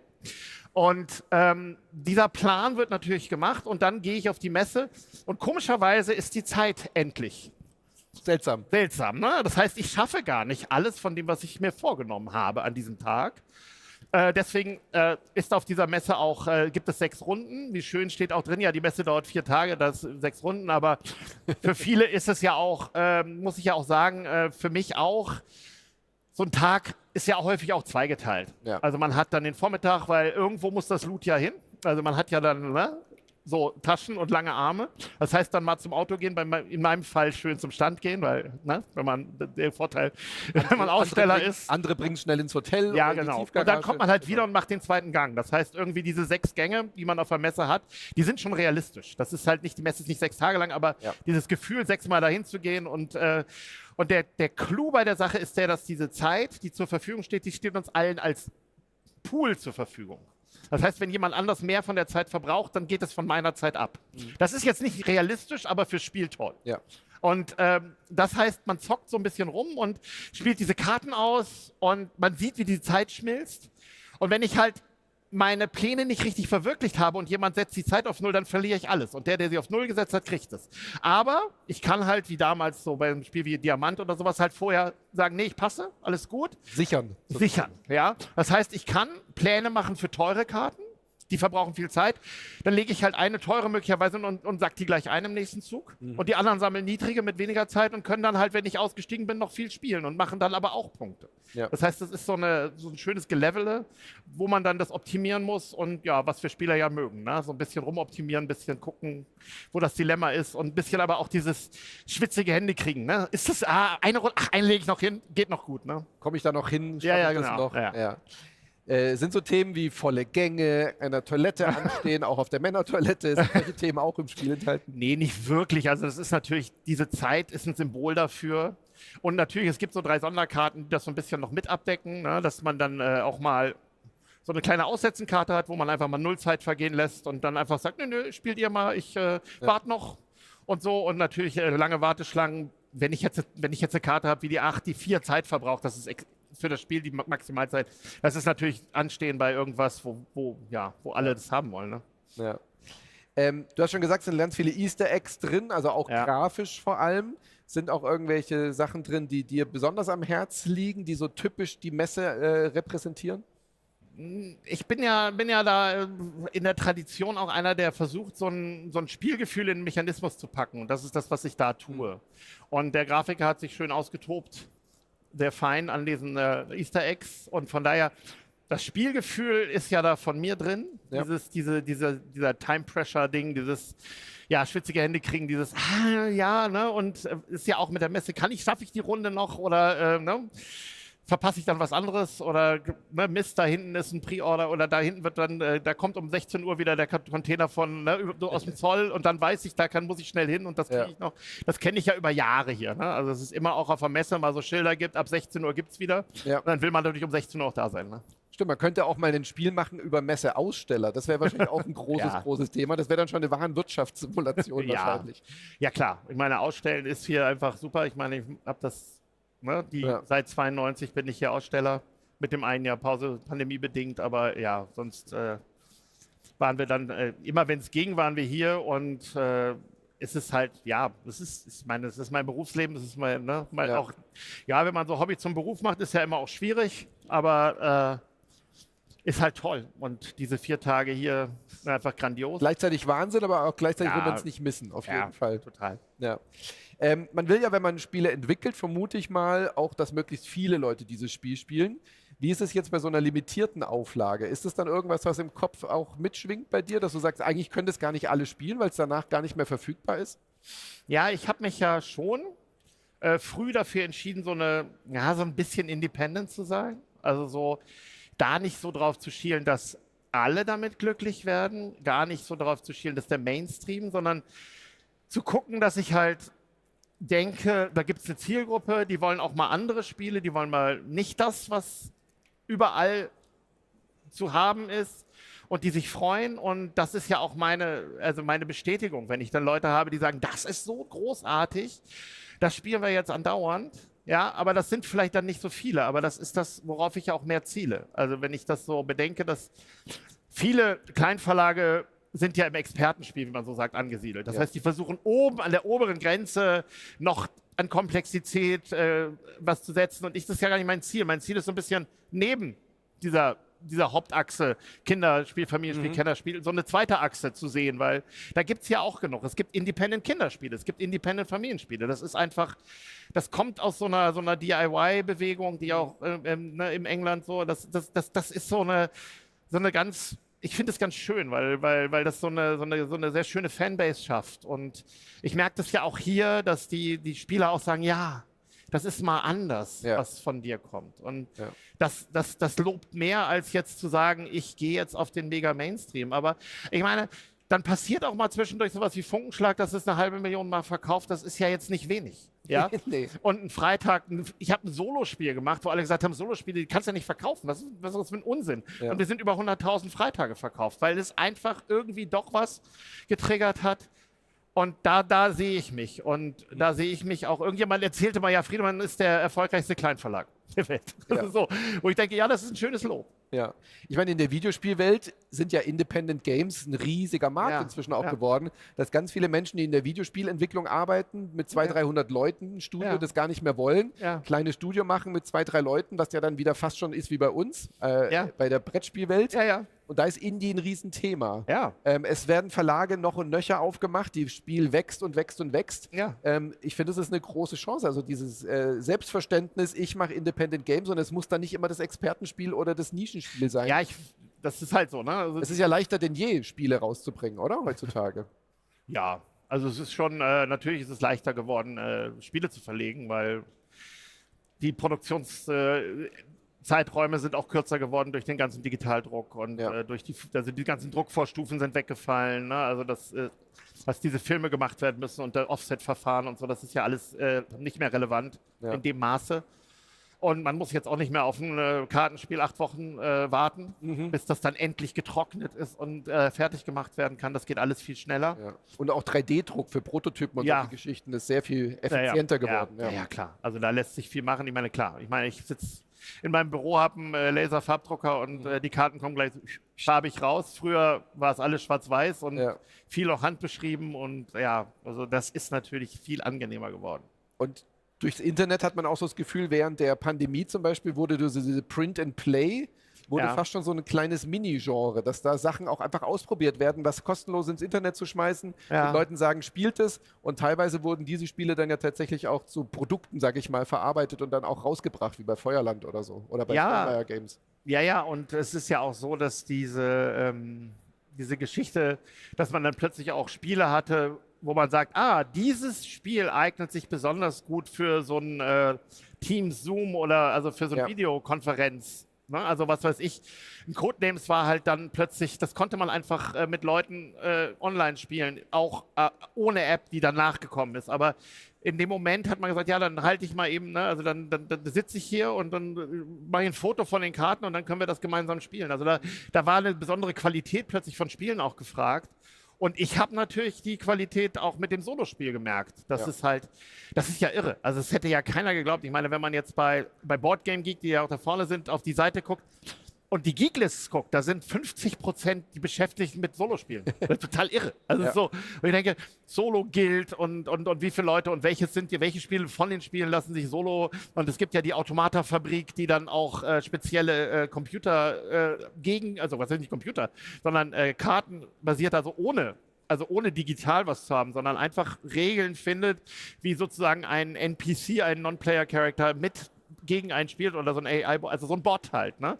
Und das ist auch interessant. Also finde ich gut. Ich spiele super gerne Solo, habe überhaupt kein Problem. Klar, ich habe auch Natürlich viel Tagesfreizeit und habe viel dann auch, ne, also zu den Spieleabenden kommen halt die Leute, die dann Zeit haben, aber wenn ich im Büro sitze, dann kann das schon mal sein, dass ich mir dann auch ein Solospiel rausziehe, wenn ich gerade mal irgendwie eine kreative Pause brauche und freue mich dann natürlich sehr, wenn ich da was Schönes finde. Wenn du hast diese Liste schon gezeigt mit Sachen, die du dir abholst, du hast natürlich auch eine auffällige Haarfarbe jetzt, klar. Wirst du ständig angehalten oder ist es speziell hier auf der Spiel oder passiert dir das auch im Alltag? Nee, das ist, ich sage immer so, ich bin 4 Tage im Jahr Promi. Ja. Und das ist eine sehr schöne Sache, weil das kann man total genießen. Also dieses Promi-Sein ist schon schön, das ist toll und dann angesprochen zu werden. Ich mache das auch gerne. Unterschriften geben, Selfies und so, das ist alles super. Aber wenn ich nach Hause fahre, dann ist gut. Ja. Na, dann ist so, also ich meine, es gibt jetzt ja... Kommt kein Paparazzi hinter dir hergefahren. Ja, es gibt jetzt so eine Veröffentlichung über Brettspielprofis. Da wurde halt über den Klaus Teuber gesprochen, der ja nun sehr bekannt eben mit Karten war. Der hatte dann eine lange Schlange mit Autogrammstunden und dann ist er aufgestanden, Gang gegangen und hat ihn keiner mehr erkannt. Also so. Ja. Na? Das ist dieses, also bei mir extremer natürlich noch, weil mich jeder erkennt. Also bei anderen Autoren, die können hier einfach rumrennen, die erkennt niemand. Und wenn sie dann eine Autogrammstunde geben, sind sie plötzlich alle da. Ja. Das muss ja jeder halten, wie er will. Aber es passiert mir schon, dass ich, wenn ich im Urlaub mal irgendwo bin, auch in Spieleläden, aber nicht nur, dass dann mich Leute ansprechen. Klar. Also es passiert immer mal wieder. Sehr schön. Funkenschlag hast du gerade schon angesprochen. Ist natürlich dein größter Hit mit großem Abstand. Ist es gleichzeitig auch Fluch und Segen, so einen riesigen Erfolg mit einem Spiel zu haben? Also hat das eine Weile vielleicht gedauert, wie bei so Leuten, die vielleicht mal einen Hit schreiben und dann da immer hinterherrennen? Also hattest du auch eine Phase, wo du gesagt hast, das ist jetzt mein Durchbruch, ich will das zweite Funkenschlag, ich will den weiteren Erfolg haben? Oder hast du eine Zeit gebraucht, das zu verarbeiten, quasi diesen Erfolg? Und hast du damit so, du weißt, was ich meine, oder? Ja, ist völlig klar. Rennst du diesem Erfolg hinterher oder bist du abgeschlossen? Ich bin ehrlich gesagt relativ glücklich, dass ich das geschafft habe, Funkenschlag rauszubringen und im Jahr drauf Fiese Freunde, fette Feten. Sozusagen als Gegenentwurf zu sagen, hallo, ich bin jetzt nicht der Mensch, der nur Funkenschlag macht. Ja. Ich mache auch sowas. Ja, also so, seid gefasst, liebe Mitspieler oder liebe Kunden oder was auch immer, liebe Fans. Ich bin jetzt nicht Mr. Funkenschlag und ich werde euch jetzt nicht nur Wirtschaftsspiele liefern.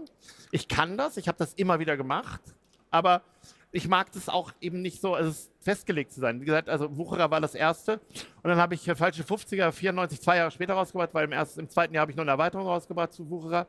Und dann hat jemand gesagt, ja, aber das passt doch gar nicht in dein Verlagskonzept. Und ich wusste gar nicht, dass ich eines habe. Ja, also es war klar, ich habe Wucherer gemacht, das ist ja so ein Take That, hau drauf, hier eine Bombe schmeißen, da jemanden umbringen und so. Und falsche 50er ist wirklich ein Wirtschaftsspiel, was auch schon Anfänge zu Funkenschlag sichtbar, also man kann da schon sehen, dass da eine gewisse Form von Sachen sind, wenn man das sozusagen in der Historie sieht, dass da irgendwann auch Funkenschlag daraus entstehen kann. Und dann habe ich halt so weitergemacht und habe dann nochmal eben das Flickwerk gemacht, was dann bei Queen bei Turbo Taxi gelandet ist, einfach so ein einfaches, schnelles Zockding und also ich habe ja dann meinen Ruf auch immer gleich wieder zerstört. Also das ist jetzt vielleicht ein bisschen hart, aber... Oder sagen wir die Schubladen, in die Leute hätten sperren das können. ist halt, genau. Und es gibt halt ganz viele, die auf mich zukommen, die sagen, ja, es ist eben so, ich mag jetzt nicht alles von dir, aber es ist immer gut, deine Sachen anzugucken. Ja, das ist das, was ich schön finde. Die Leute wissen...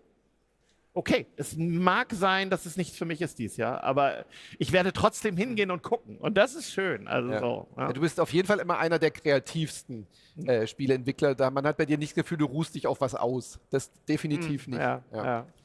Aber dieser Funkenschlag-Erfolg hat natürlich den Verlag auch über Jahre hinweg wahrscheinlich finanziert, auch wahrscheinlich bis heute noch zum Großteil. Ja, klar. Ja. Hast du für dich dann damit auch so gesagt, okay, ich werde das vielleicht nicht mehr toppen oder hast du immer noch den Anspruch, irgendwann werde ich nochmal sowas, was Funkenschlag überholt, um diesen Erfolg zu feiern? Oder ist das gar nicht dein Anspruch? Es ist halt ganz schwer zu sagen, weil im Endeffekt, ich habe Funkenschlag, hat sich deutlich mehr verkauft als erwartet. Ja. Und ich hatte ja das Funkenschlag war ja 2001 in so einer Box mit Malen auf dem Plan, 4 Stunden lang, also wirklich auch ein Klotz. Und 2004 haben wir dann ja die verbesserte Version auf eine Art, aber auch abgespeckte Version gemacht. Mehr auch aus so einem Zufall raus. Und dann war das halt erfolgreicher als erwartet. hatte plötzlich dann natürlich auch über so Internet, was du schon sagtest, dass ich plötzlich, bei Boardgame Geek war das halt so lustig, man steht dann mit Puerto Rico auf einem Level, wobei Puerto Rico eben Ravensburger Verlag ist und ich eben mini klein. Und das fand ich so großartig im Netz. Da ist es total egal, wie groß mein Vertriebsnetz ist, wie groß meine Firma ist. Ich stehe da auf dem gleichen Level und das fand ich ziemlich gut. Ja. Aber gleichzeitig habe ich ja einen super Erfolg mit Freitag gemacht, was wirtschaftlich nicht so viel ist, weil es ja auch nur ein Bruchteil von Funkenschlag kostet, weil es ja das kleine Kartenspiel ist. Dann aber auch nur ein Fünftel von dem oder ein Viertel von dem verkauft hat, was das Funkenschlag verkauft hat, aber trotzdem eine Marke gesetzt hat. Und auch dann gibt es ja eben so Sachen wie Fabelsaft oder dann hatte ich ja bei Hoch auch das Fauna, das war nominiert für Spiel des Jahres. Also das ist so, da gibt es ja noch Dinge, die erreichbar sind. Und mit Fischen letztes Jahr, das war halt einfach ein Kartenstichspiel, das super abgegangen ist. Also das hat richtig schöne Umsätze gehabt in diesem Jahr. Das war sehr angenehm für mich, weil langsam, muss man ehrlich sagen, ne? Ja. Funkenschlag bringt nicht mehr so viel Geld in den Verlag. Da habe ich 15 Jahre gut von leben können. Aber ich habe sowas wie Fischen jetzt auch mal wieder gebraucht. Ja, absolut. Es gibt ja sehr unterschiedliche Arten von Spieleautoren auch. Kollege Uwe, der zum Beispiel dann sagt, ich habe jetzt hier eine Mechanik und die seziere ich durch, bis ich alle Varianten davon habe. Und bei dir habe ich so das Gefühl, du bist vielleicht so ein bisschen wie ich, so lieber was Neues, was Spannenderes ausprobieren. Aber trotzdem vermisse ich tatsächlich so ein bisschen Fabelsaft weiterzuführen. Das ist ein fantastisches Spiel, weil man es aufmacht und man legt sofort los. Und es ist so eine schöne Dynamik da drin. Also da würde ich mir gerne eine Fortsetzung wünschen. Ja, naja, sagen wir es mal so, ich habe ja, wenn es auch nicht so mega erfolgreich war, aber ich habe ja über diese Fast-Forward-Reihe diese 4 Spiele ja auch gemacht. Diese Spiele, die ohne Anleitung auskommen. Also Fabelsaft hat ja noch eine Anleitung. Und das war ja schon so eine Feststellung. Also dieses ganz pure Fast-Forward, ich habe nur einen Stapel Karten. Da steht nicht drauf, was das Spiel ist. Ich packe das aus, totale Wundertüte. Das Spiel fängt an und ich weiß überhaupt nicht, was passiert. Und dann sagt mir die erste Karte, ja, zieh jetzt mal ein paar Karten. Und warum? Ja, mach mal. Und dann irgendwann während des Spiels kommt dann, übrigens, das Spiel endet dann und dann gibt es so und so viele Punkte für das und das. Und okay. Und beim zweiten Mal, man taucht dann immer tiefer ein.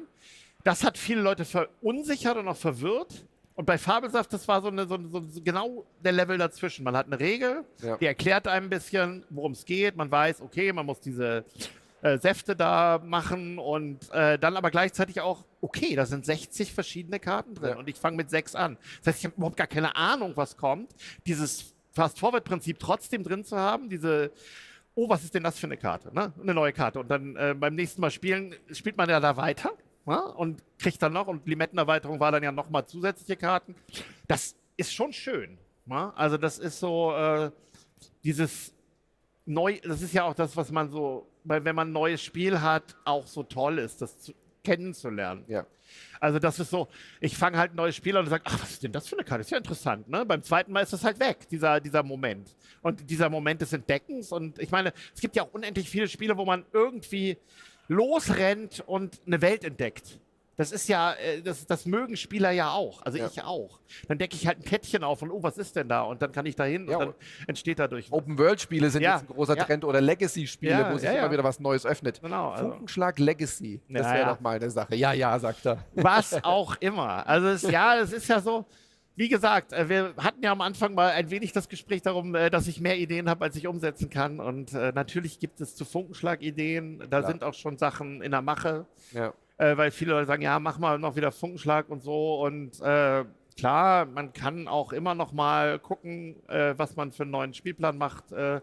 Gut, die Pläne, jetzt der letzte mit Manhattan und Bremen hat ja schon gezeigt, man kann auch mal ein bisschen in die Städteerweiterung gehen. Da ist ja noch mal viel Potenzial. Ja. Oder die Alien-Variante. Die Alien-Variante des Outposts vom letzten Jahr, genau. Das war ja auch, das wurde ja sogar dann auf der Deutschen Meisterschaft gespielt. Und ich habe gehört, das ist als Funkenschlag das bessere Turnierspiel.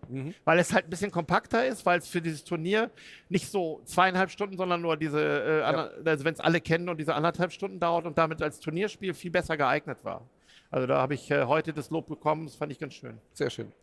So, haben wir noch Fragen aus dem Publikum? Wir haben noch ein paar Minuten. Wer eine Frage an Friedemann hat, wir haben hier diesen wunderbaren, schönen grünen Würfel, dann werfe ich den euch ins Publikum. Ansonsten kannst du uns währenddessen, solange die Leute überlegen, auch mal erzählen, was du außerhalb von Fair Enough, du hast das Familienspiel schon angesprochen, Five Families. Was findet man bei euch? Ja, Five Families als Familienspiel zu bezeichnen ist so ein bisschen. Familienspiel im Sinne von die Familie. Ja, Five Families bezieht sich ja natürlich auf, auf so einen Mafia-Krieg, den ich jetzt nicht als Familienthema aber es ist im wahrsten Sinne ein Familienspiel. Es ist im wahrsten Sinne ein Familienspiel. Es sind 5 Familien, die sich gegenseitig nicht so mögen. Ich habe natürlich jetzt auch weiterhin auf meinem, bei 2F Spiele natürlich 2 Titel dieses Jahr mit Furchtlos, ein weiteres Stichspiel, weil ja auch Fischen so unwahrscheinlich gut ankam und ich dann noch so eine Idee hatte für ein Stichspiel, was einfach da war. Und ich hatte ja gerade dieses Buch gelesen und wir hatten ja auch den Uwe Rosenberg im Gespräch, der dann ja auch in dem Buch schrieb, eine gute Idee erkennt man daran, dass man sie sofort als eine gute Idee erkennt. Und das war bei dem Furchtlos genau das. Ich habe halt gesagt, okay, ich mache jetzt die Zahlen von Minus bis Plus und man muss auf 0 Punkte spielen in den Stichen und plötzlich ist das ist ein neues Spielgefühl, das ist ein neues Stichspiel, wunderbar. Und mit Formidable bin ich mal sehr gespannt, weil ich da durchaus Partner habe, also besonders meinen französischen Partner, der schwört total drauf. Der ist total, also ich habe ihm das gezeigt, dieses Jahr in Portugal auf der LariaCon, da hat er das erste Mal das mit mir gespielt und er guckte mich an und sagte, wow. Ja, und, Formidable, ja. Und ob dieses Wow, das er hat, ja, weil ich kann ja dieses Wow bei mir selber nicht erspüren. Ja, weil ich meine, ich mache Spiele, ich mag die alle. Ja, weil ich habe sie erfunden, die sind deswegen toll, weil ich sie gemacht habe. Ja? Und da bin ich natürlich alles andere als objektiv. Und dann bin ich darauf angewiesen, auf solche Menschen, die sagen, ey, nee, das ist genau das Ding, na, mach das mal. Ja. Und von daher bin ich da sehr gespannt drauf, ob dieses Wow, das da gespürt wurde. Ich habe schon mitgekriegt, es gab noch mehr Leute, die dieses Wow gespürt haben. Und wenn das viele spüren, dann freue ich mich auf das Jahr. Ne? Sehr schön. Bin ich auch gespannt. Werde ich gleich heute Abend ausprobieren. Ja. Bin ich sehr gespannt. Haben wir noch Fragen dazu? Ja. Ich werfe mal ins Publikum. So, Achtung. Ich liebe dieses Ding. Ja, super. Großartig. Frage zum Schaffensprozess. Ich habe damals sehr gern das Tagebuch zur Entstehung von Freitag gelesen. Setzt du dich immer noch genauso unter Druck oder ist das inzwischen anders geworden? Naja, Freitag es gab diese irrsinnige Idee, nenne ich sie mal, dieses Freitagsprojekt zu starten. Ich hatte gesagt, okay, ich werde jetzt 5 Jahre lang jeden Freitag bloggen. Einfach darüber erzählen, wie ich Freitag an Spielen zum Thema Freitag arbeite. So. Und dann haben ja Leute gesagt, ich habe gehört, du arbeitest nur noch freitags. Ich so, nein, das ist nicht ganz richtig. Ich arbeite nur freitags an diesen Spielen.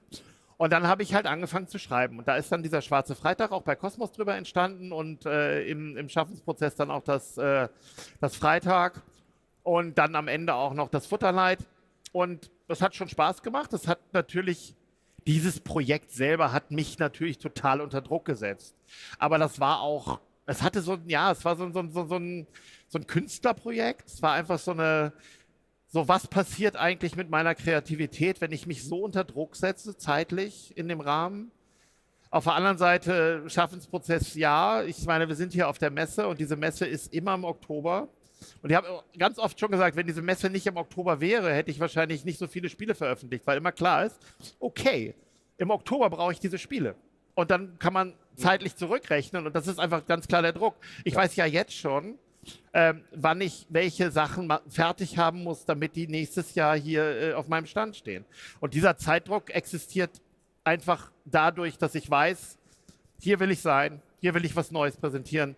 Und ich will mich ja auch freuen können und auch ein bisschen ich bin natürlich auch für die Fans da zu sagen, ja, wenn ich jetzt hier hinkommen würde und nichts hätte, wie enttäuschend wären Leute. Also so ein bisschen ist es ja auch das. Also ich wäre enttäuscht von mir, das nicht geschafft zu haben, aber ich wüsste auch, dass ganz viele Leute enttäuscht wären, dass ich da nicht stehe. Weil das ist eine feste Größe, die Fans wissen, ich stehe da. Und da ist dieser grüne Stand und da geht man hin und guckt sich das an. Haben wir noch eine Frage? Wir haben nach uns nichts mehr. Eine kriegen wir auf jeden Fall noch hin. Ansonsten sind wir nämlich auch fertig für heute. Eine Frage noch? Nein, haben wir nicht. Doch, da hinten. Kannst du den Würfel runterwerfen, bitte? Erfolgreich gefangen, vielen Dank. Was ich an Funkenschlag und auch an anderen Spielen so faszinierend finde, ist, dass die eigentlich im Vergleich zu anderen Werken super simple Regeln haben. Also es ist ja wirklich in ein paar Sätzen erklärt. Im Detail kommt immer was dazu, ne? Aber das funktioniert so unglaublich gut, auch mit den anderen Plänen noch zu allen möglichen Ländern. Da wird ein bisschen gefeilt und schon hat das Spiel gleich einen anderen Schwerpunkt. Ja, wie geht das? Also wie kriegst du das hin, so eine an sich hochkomplexen Abläufe auf so simple, also wirklich ganz einfache Regeln runterzubrechen? Ja, es gibt eine Sache, ich habe da mal was studiert, das nennt sich Mathematik. Das ist schon was einen Struktur lehrt. So, und das ist schon sehr wichtig. Und der Mathematiker als solcher kriegt auch gelehrt, dass ein Beweis, der kürzer ist, immer besser ist. Und das kriegt man auch aus mir nicht mehr raus. Also das ist mir gelehrt worden und ich gehöre zu den Menschen, die alle Scheine an der Uni gemacht haben und hätten ein Diplom schreiben können, es nicht getan haben und einfach der Wege gegangen sind, dieses erfolgreich abgebrochen. Aber ich habe das Studium trotzdem eigentlich für mich abgeschlossen, weil ich das gelernt habe, was ich lernen wollte. Das heißt, also Zahlen sind auch schon meine Freunde, das muss man schon sagen, ich kann die ganz gut leiden. Das ist schon wichtig, also aber gleichzeitig auch das nicht zu wollen, also nicht ich mag das auch nicht gerne, wenn ich jetzt ein normales Spiel auspacke, dann ist da ein Wertungszettel drin, da gibt es 5 Kategorien, auf die ich im Verlauf des Spiels spielen muss, auf Punkte. Das ist was ich einfach auch nicht mag. Na? Das ist so, und ich versuche halt auch Funkenschlag hat ja auch dieses einfache Prinzip eines Rennspiels. Wenn ich bei dem Limit bin von 18, 17, je nach Spielerzahl Städten, ist es vorbei. Und es ist nicht so, wir spielen jetzt 14 Runden und am Ende rechnen wir alle wild unsere Punkte durch, sondern klares Ende, gut klar. Im Funkenschlag gibt es ja auch keine wilden Siegpunkte. Man könnte sagen, ja, die Anzahl der Städte sind Siegpunkte, ja, toll. Aber sie sind ja auch nur das Ziel und man muss sie versorgen. Und klar, wenn alle das gut spielen, dann wird der Tiebreaker wichtig, dass man das Restgeld hat. Aber das ist irgendwie ja nicht irgendwie künstlich noch Siegpunkte drauf. Und ich mag das nicht so, ich finde das auch super, wenn ich hier Spiele finde, die eine einfache Struktur haben, das suche ich hier auch. Und ich suche auch den Moment und deswegen mache ich das auch, weil ich das einfach sehr schätze. Sehr schön. Dann sind wir am Ende dieses Talks und auch am Ende dieses Tags. Vielen lieben Dank, dass du da warst. Ja, gerne. Sehr gefreut. Fair enough, das Spiel zur Messe. Alle anderen weiteren Spiele findet man bei dir beim 2F-Stand, natürlich auch bei Skellig. Ja, und dann sagen schön alles in Halle 3, nochmal Werbung, genau. Genau, Halle 3, kommt vorbei. Ja. Dann vielen lieben Dank fürs Zuschauen. Hier geht es morgen dann weiter um 10:30 Uhr am Freitag. Und wir sind Samstag und Sonntag natürlich auch für euch da. Schaltet morgen wieder ein und kommt gerne hier vorbei in Halle 4. Vielen Dank, bis morgen.